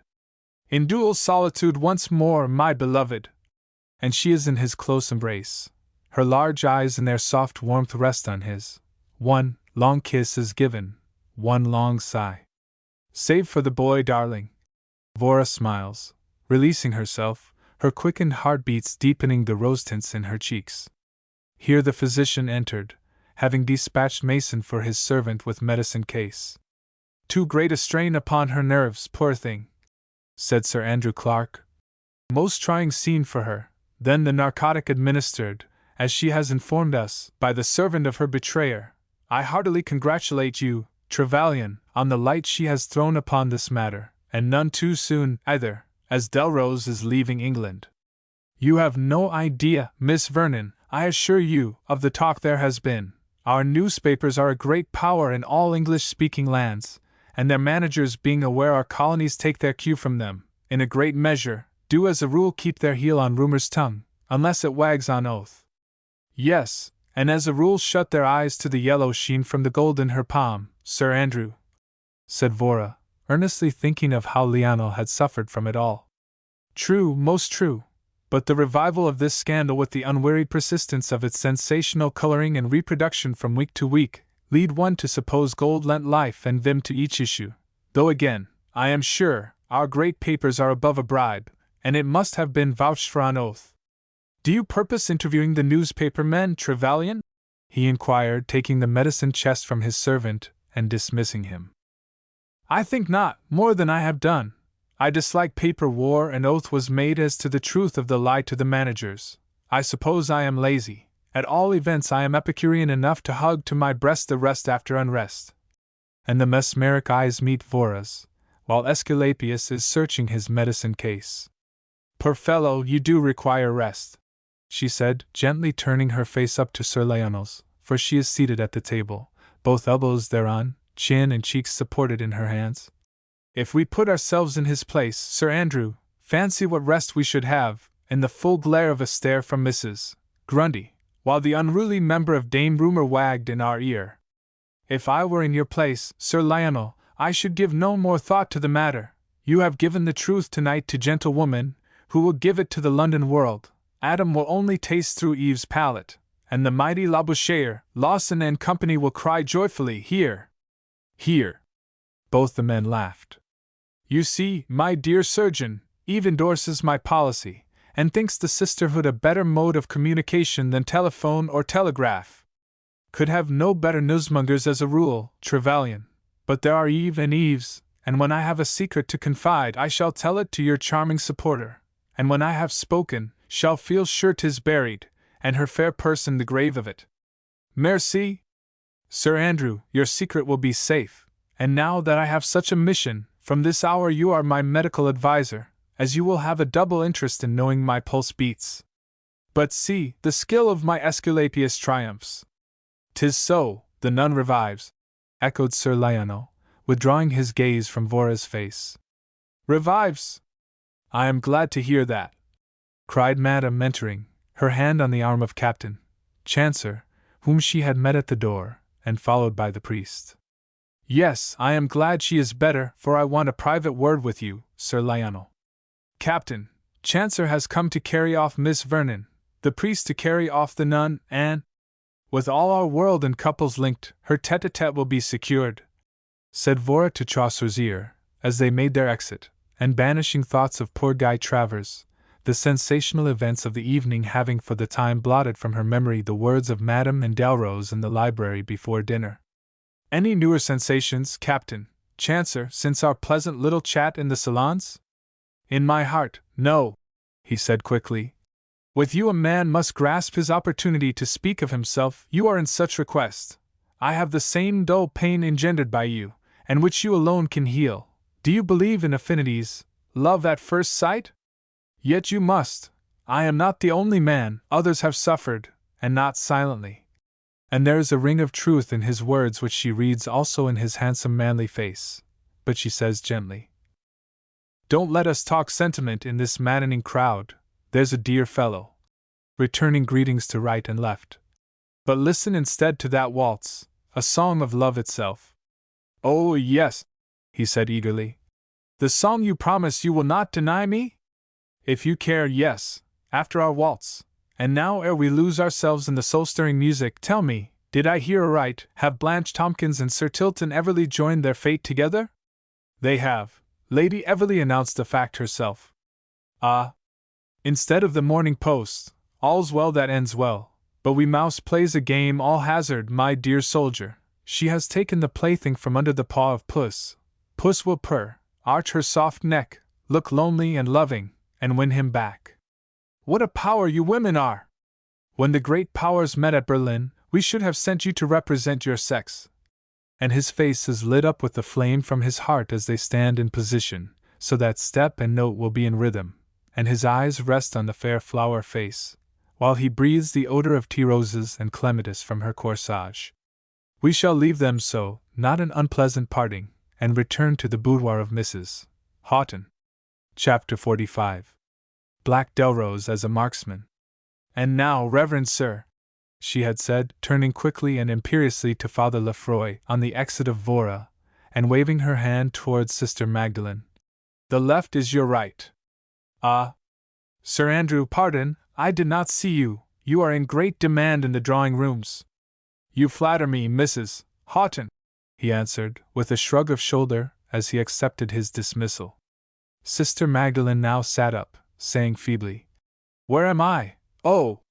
Yes, I remember it all. How dreadful, my poor head! And turning her pale, grief-stricken face to the priest, said sadly, When do we leave, father? I go at once, daughter, but the great London physician who has just left the room, having restored you to consciousness, says positively, you must remain here until tomorrow. Come, George, my son, we have no more time to spare here, our duty is done. No, I shall not go with you, cried the boy, going over to Lionel, taking his hand. You must, you are under age, said the priest sternly. Your mother has given you to us. Then, she is my dear mother no more. And one could see that he strove manfully to swallow the lump in his throat. And if you force me, I'll cut and run. Here Mason entered. Do you know whether the housekeeper has a vacant room, Mason? Inquired her mistress hastily. No, ma'am, she said. Just now we are full, ma'am. Very well, give orders instantly that Sir Tilton Everleigh's traps be taken to Miss Tompkins' apartments. Assist this lady to Sir Tilton's room, the boy also, and bid a servant drive this clergyman to the village. Admit no one to my presence.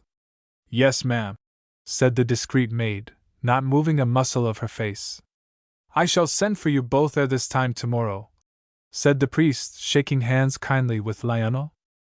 You would make a good general officer, fair madam, where speedy dispatch was necessary, said Lionel gallantly.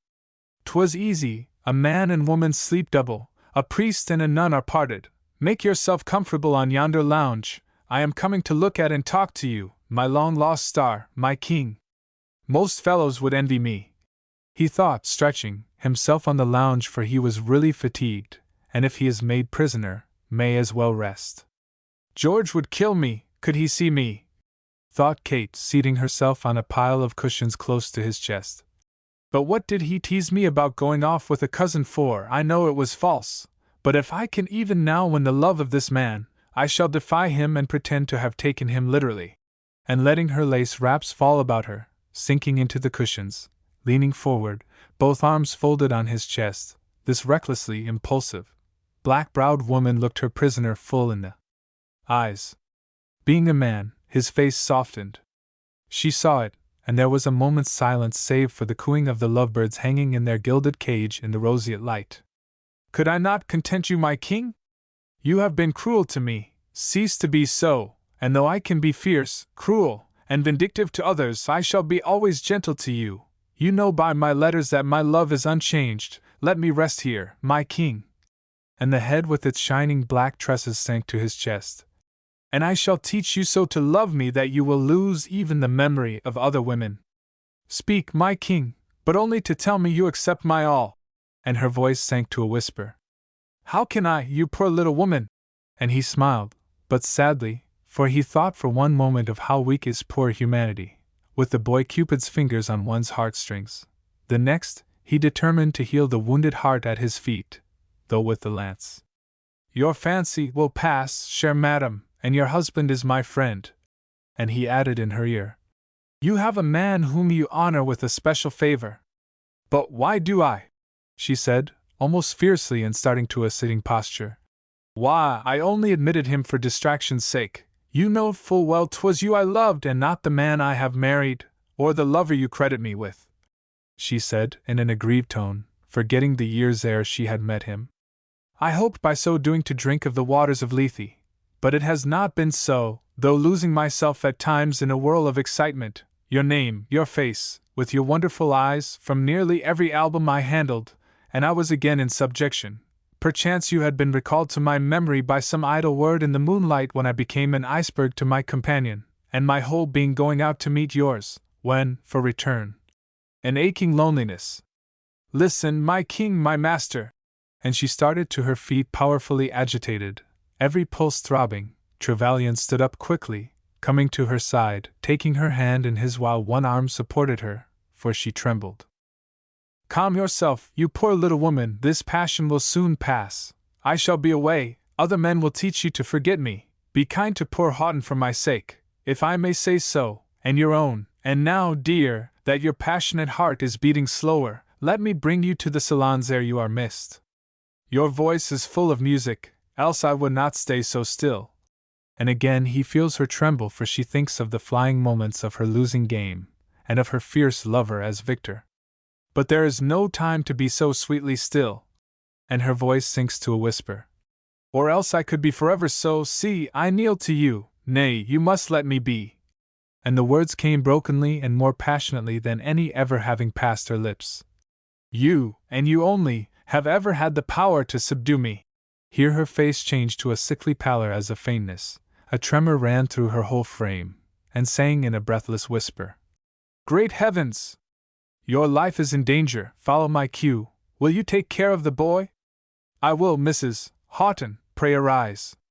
While he was speaking, crash, crash, went the plate glass in the window behind him, and Black Delrose, looking like a very fiend, bounded in, taking up a bronze statue of Achilles, hurled it at Trevelyan, who only escaped from the fact of having stooped with the utmost apparent sang-froid to pick up a rose his fair companion had dropped from her corsage. Achilles, instead of his head, shattering the greater part of a costly mirrored wall, with ornaments on a queen and mantelpiece. This will settle him. He now yelled furiously, and about to fire from a pocket pistol. Hold! Cried Kate. 'Twas no love scene. By heaven, 'tis well, or he had been a dead man, he said furiously, lowering his arm. Explain yourself, Trevelyan, or you. Beware, George, said Kate breathlessly. I shall not, Kate. You have maddened me, and by the stars he shall say why you knelt to him. I suppose you would like me, forsooth, to admire the nonchalant manner of his posing at the time.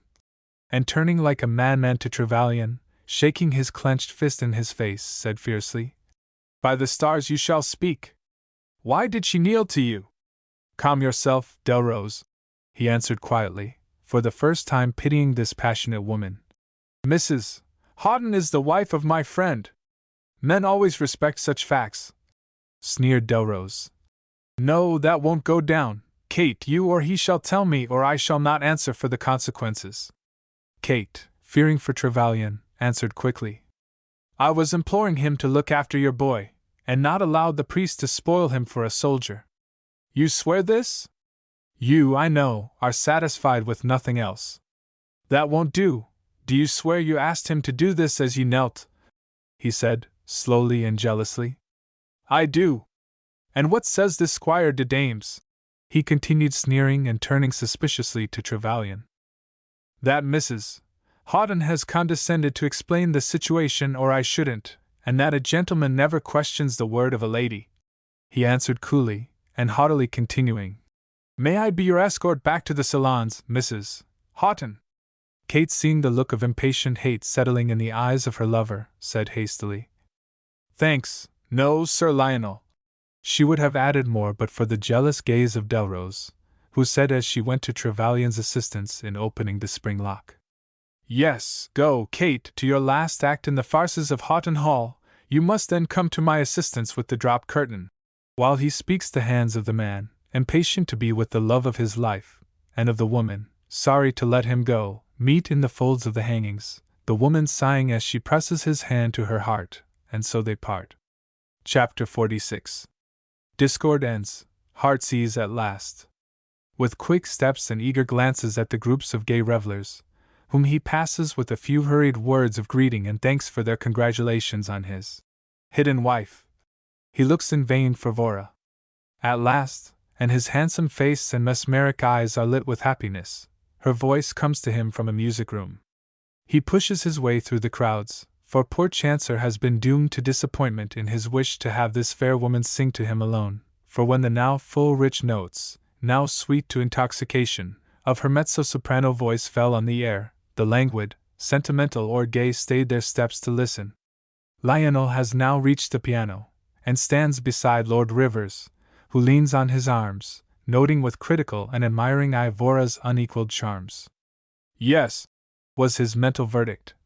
Never saw more lovely bust and shoulders, than her throat, poise of her head, like a goddess, glorious eyes, lips full and velvety as a peach.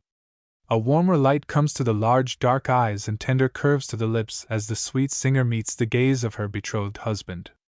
One look and he feels that the words are for him. Thou canst with thy sunshine only calm this tempest of my heart.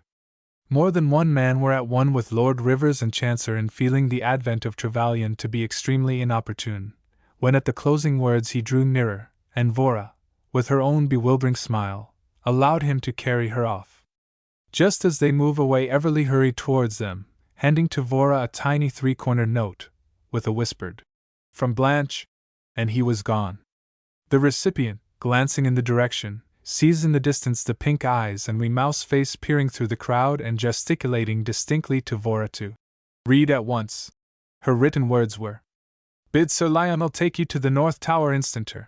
It's all okay, warm as toast and lighted, so the ghosts won't have a show, but you will. Such a picnic! As soon as I can tire out Sir Peter and our waltz, I'll be on hand. B. Everly. Well, darling, what say you? And the handsome Saxon head is bent for her reply. Yes, Lion, dear, and at once.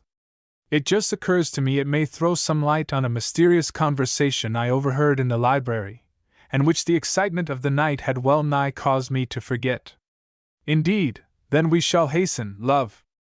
And turning their steps in the direction of the tower, first through corridors bright with the light from myriads of gas jets, which lit up Vora's warm beauty and the brown sheen of her hair, followed by admiring, loving, or envious eyes, they now reach the more dimly lighted halls, and turn into one at the foot of the spiral staircase, which they ascend slowly, Lionel's arm around his fair companion, her trail skirts thrown over her left arm. The stairway is lighted as Blanche had said. Not even a ghost, my own. And his face is bent to hers. Only one of a past longing, dearest. How I long for you in the tower of St. Peter's. Oh! The view from the top, Lion. I know it well, love, but say you missed me, my love, ascending with yours, even this arm supporting you.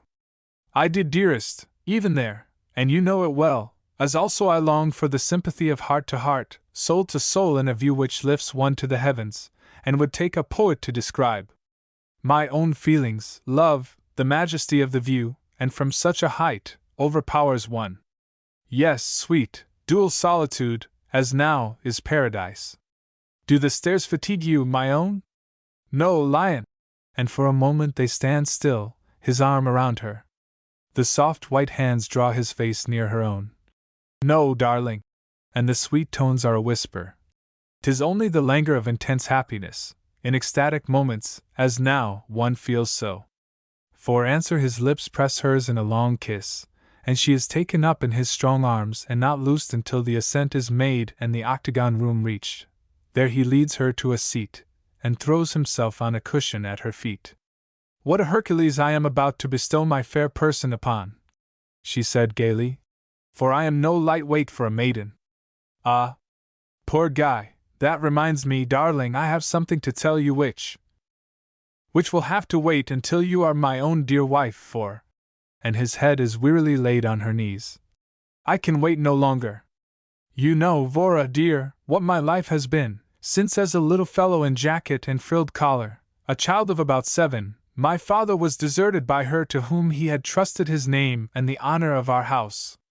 But I cannot speak of it, it brings my poor half-crazed father back to earth, and I see him again before me, a victim to his trust in a woman. Then, my storm-tossed life, living now wholly for a pleasure that palled upon me, again, losing myself in dreams of what my life might have been with a loving wife, part of myself, making me a more perfect man by her sympathy and a oneness of thought, for you know, beloved, I could never have loved a woman who, for love of me, or because I had molded her character, had adopted my views of life. No woman is too fickle for that. I, in meeting your inner self, for we nearly all have those inner thoughts, life, and aspirations in you, I know, our natures are akin, we can when we will, and just as our mood is, talk or be silent, look into life more closely, or only at its seeming, discuss and try to solve old, deep, and almost insoluble questions that, in our inner life, have puzzled us more than once, my own, or my bright twin spirit of the morn. He added, brightening. We can only see and look no further, when our mood is so, than from the cloudless sky to the sunbeams or starlight reflected in our own eyes. Yes, beloved, I have earned my rest, my spirit has at last found its mate. You will make my life perfect, love, by giving yourself to me. Tomorrow, come down quietly to the rectory, our old friend will make us one. My place at the north is lonely without us, say yes, sweet? In one little week, Lion, I shall have you here all the time. It will be bliss for us, after your unrest and mine, for you if you were obliged to leave here for any reason that may develop. And a look of startled anxiety comes to the lovely face. But no, she would never leave him. Another flash of thought comes to me, darling, of the mysterious conversation I spoke to you of, but it cannot have had any real meaning. I shall again banish the dreadful thought. Do, beloved, it has been a trying night for all of us. And he rises from the cushioned seat, and seating himself beside her draws the dear head to his chest. It has, Lion, and now I must tell you of an episode in my life in days of yore, in which poor Guy Travers took a prominent part. Poor fellow, he is dead, and perhaps, as the poet hath it, sees me with larger other eyes, and a slight pallor comes to the sweet face. Thank God, he has taken him, darling, whatever it is you have to tell me, for it is not cruel in me to say so, as had you loved him you would have wed, and had he lived he would have eaten his heart out in loneliness, for I have been told he loved you. Say on, my own, though I care not to know, save that you wish to speak. I am in a perfect rapture of bliss, and shall listen, if only to hear your voice, the sweetest music I have ever known. You will remember, Lion, when I was about 15, you came here from the East, expecting to meet Uncle Eric. But, alas! As you are aware, he was held in the fascinations at Baden-Baden, with debts accumulating, the place going to ruin. He wrote saying, unless he married money he would have to shut up the hall, but for my sake he was willing to enter an unloved alliance. Ah, how long ago these days seem, and now, in this rest, dearest, pillowed so, I almost lose myself in the dear present. Do, love, forget all about the past, tell me no more. I must, and in a few words, for, hark! The clocks tell the last quarter before midnight. Blanche, whom we have forgotten, will be with us, and so, to hasten, you left me sorrowfully to go to him and see what could be done. Poor Guy was guest of the Douglas family. You are perhaps aware that from Guy's French mother came all their wealth. But to hasten, Guy was nearly 18, a handsome boy, and in love with my child self.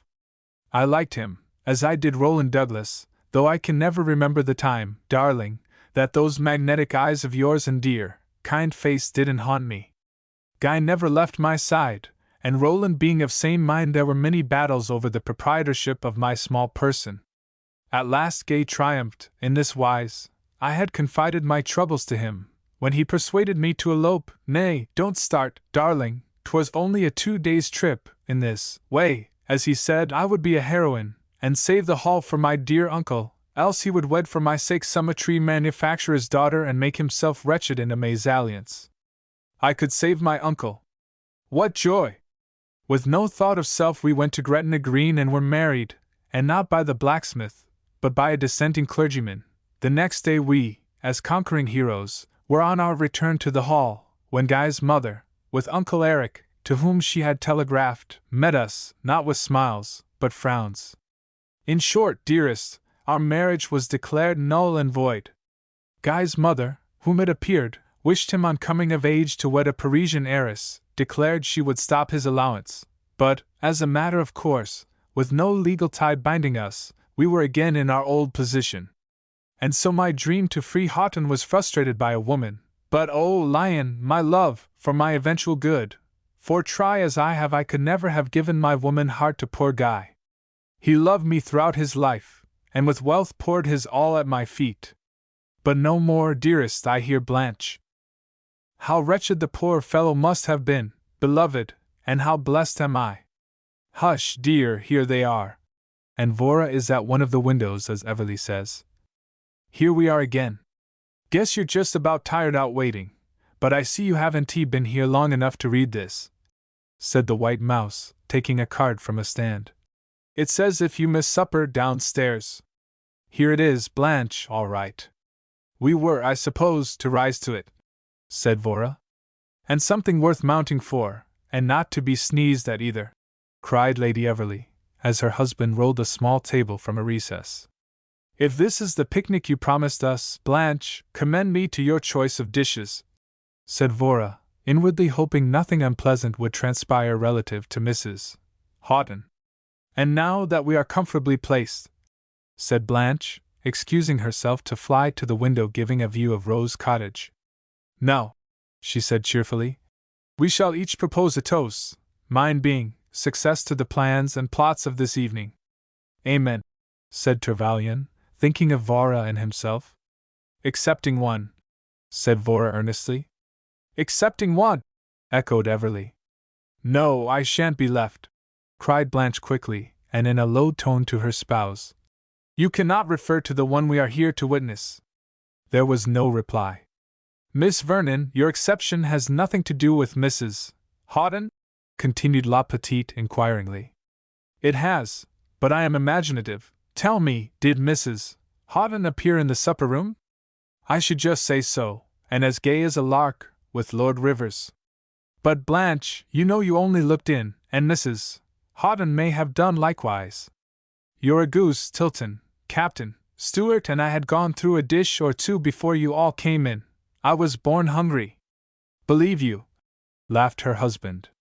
My papa's pet name for me at dinner was Ostrich, said Wee Mouse, rapidly discussing breast and wing of duck, etc. Sir Lionel, here's a conundrum for you. What is the thirstiest animal? Man, he answered demurely. One for you, you are placed, Tilton. And the pink eyes peered at a window. I hope you feel comfortable in your niche, Sir Tilton, laughed Vora. Ask another, Blanche, and place Mrs. Houghton a present. I cannot get her off my mind. All okay. I only have waited until you had refreshed the inner man. Women never eat, said Vora, with an amused glance at the little one. One didn't just now, said the small baronet. How observant you are, Tilton. And now for Mrs. Houghton. Did she remain long in the supper-room, baronet? No, she excused herself just as you and Stuart made your exit. One plea, finger hurt, some point of her jewelry entered, which she made a point of and didn't return, eh? No. Excuse me, she said quickly, and going to a window giving an open view down into Rose Cottage, and throwing the heavy curtains behind her, the windows of the cottage being all aglow with lights, the interior of parlor and dining room could be distinctly seen. Sir Lionel, come quick! Look over there, she cried, giving him the field glass. Great heavens, what does it mean? He exclaimed. Move, Blanche, Lion, one of you, and make room for me quick, cried Vora, breathlessly. No, darling, you had better stay where you are, he said excitedly, forgetting at such a time their companions were ignorant of their engagement. Poor Houghton, surely, Lady Everley, you do not consider yonder scene a fitting subject to make game of? Yes and no. If you knew how the poor dear Colonel has been sold, and my papa before him, you'd say 'tis best. She has been too many for them. Yes, it's better ended by an elopement. Then my worst fears are realized, and their words were no idle seeming, as I half hoped, said Vora in quick, nervous tones. You may as well gratify me, Lion dear, by giving me a glance at how a blot is put upon the escutcheon of a heretofore stainless name, she said despairingly yet haughtily. It will be too much for you, darling. Let me take you downstairs. I must go to poor Houghton.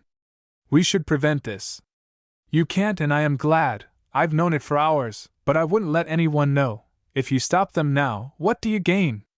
Quite a scandal, said small Everly, regretfully, for Vora's sake, whom, as she stands helpless to prevent, wishing to fly to her uncle, yet dreading the scandal, shall fall without warning, and the house full of guests, upon his dear head. In proud despair she looks pleadingly at Lionel for sympathy, and Everly, his heart beating, longs to do something for her. Can I help you in any way, dear Miss Vernon? Shall I ring the great alarm bell, rouse the village and the hall? Only let me be of use to you, he says hurriedly. I thank you, Sir Tilton. Make room for me at the window. Ah, heavens! It is too true. Go down at once, Lion. Though I don't know for what, still go.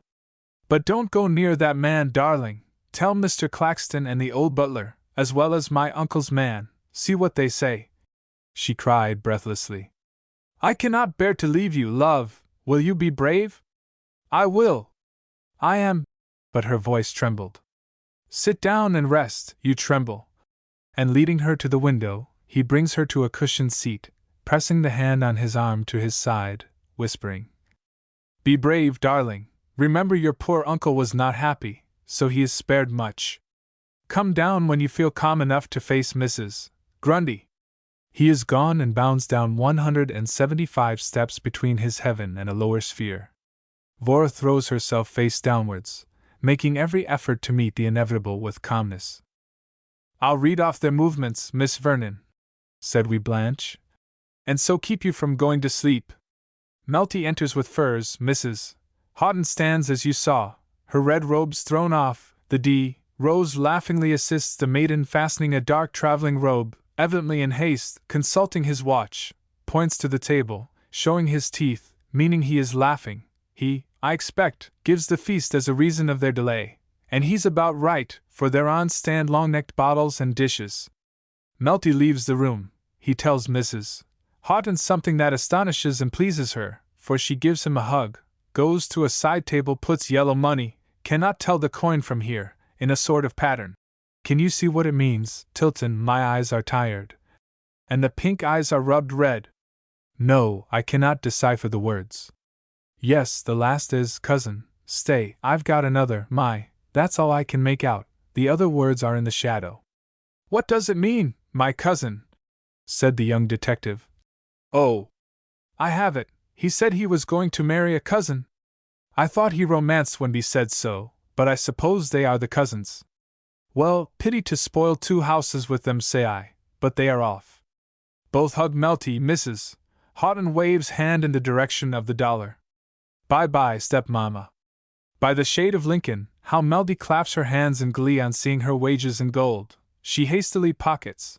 1 or 2 pieces roll to the floor. Ellen, the cook, enters, lamp in hand, unsteady of gait. Melty stoops to conquer the gold, picks up a shower stick to get it from a corner, knocks with one end the lamp out of the shaky hand of the maid. Jove, what a blaze! Exclaimed Everly, who had been alternately flattening his nasal organ against the window pane, or gazing around at Vora, who, at his last words, starts to a sitting posture, and says, controlling herself to speak calmly, I am going downstairs at once. What a terrific blaze! Are you coming, Blanche, or Sir Tilton? Yes, come, Blanche. I wonder what is known by the guests and household, and if Sir Lionel has had them pursued, cried Vora brokenly, as they rapidly descend the stairs. Some of the men in the house guessed what Delrose's game was, said Everly, and we thought the only women in the secret were Mrs. Meltonberry and Mason, the maid, but Blanche seems to have been aware of their plot. I am surprised at you, Blanche, seeming to be au fait in the matter, and keeping it secret, but I forget you thought it best they should fly. Yes, it was for the best, Miss Vernon, and the small white mouse can keep dark when she chooses. The tongues of the other women were bought, she said cunningly. Yes, tied by a gold bit. Sir Tilton, you are tied to a born detective, said Vora.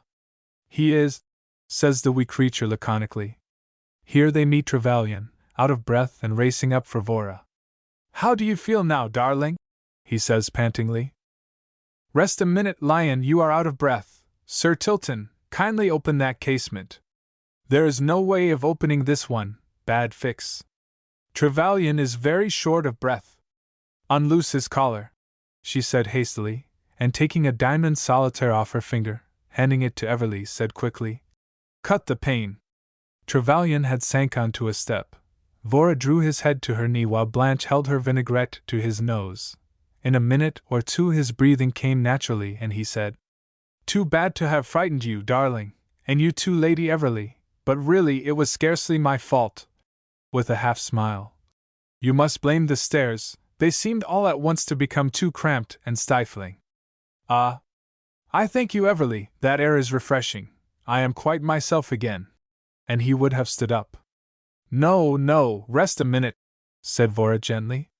Yes, sit still. You are our patient, and all the patience we have till we hear from you all about Melty's fireworks, said Blanche eagerly. Rather Lucifer's bonfire over the old Adam in that woman, said Vora, contemptuously. Clayton was dreadfully shocked when I told him, and we decided not to name their flight until tomorrow.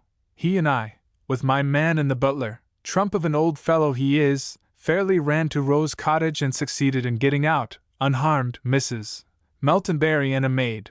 We sent my man to the village to hurry up the firemen, and then I flew back to you, dearest, knowing you would be anxious as to your uncle. I left him looking more like himself than I have seen him for years, quietly talking to Lady Esmondett and Mrs. Claxton.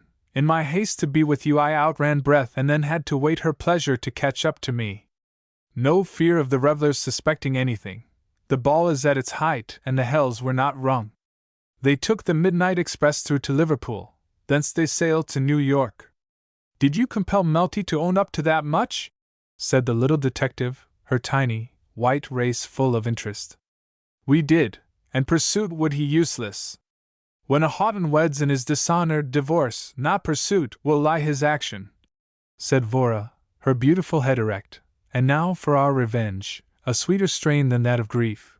We shall descend and so cover their retreat by our sparkling wit, and gay smiles, that they shall not be missed. Mrs. Houghton would get left anyway, said Blanche, for the crowd all want to stare at you. Flashes of light, and warm tints in a golden summer sky versus evening in her red robes sinking to the west," said Trevelyan, pressing Vora to his side as they followed their companions. "One for you, Sir Lionel," cried La Petite, looking over her shoulder. And Lionel bends his handsome head down to the fair woman whose face is unturned to his. He says whisperingly, while his face is illumined with happiness, "A few days, beloved, and then we shall lead, till I weary my wife with the intensity of my love, the life of the Lotus Eaters. Yes, my own tired love, yes, our home, until our world bids us forth, shall be a very castle of indolence, a pleasing land of drowsy head. 'Twill be of dreams that wave before our half-closed eyes, and of gay castles in the clouds that pass forever flashing round our summer sky." And the large dark eyes are full of love's warm light, as the errant voice dies away to a murmur. The end. End of Project Gutenberg's A Heart Song of Today, by Annie Gregg Savigny.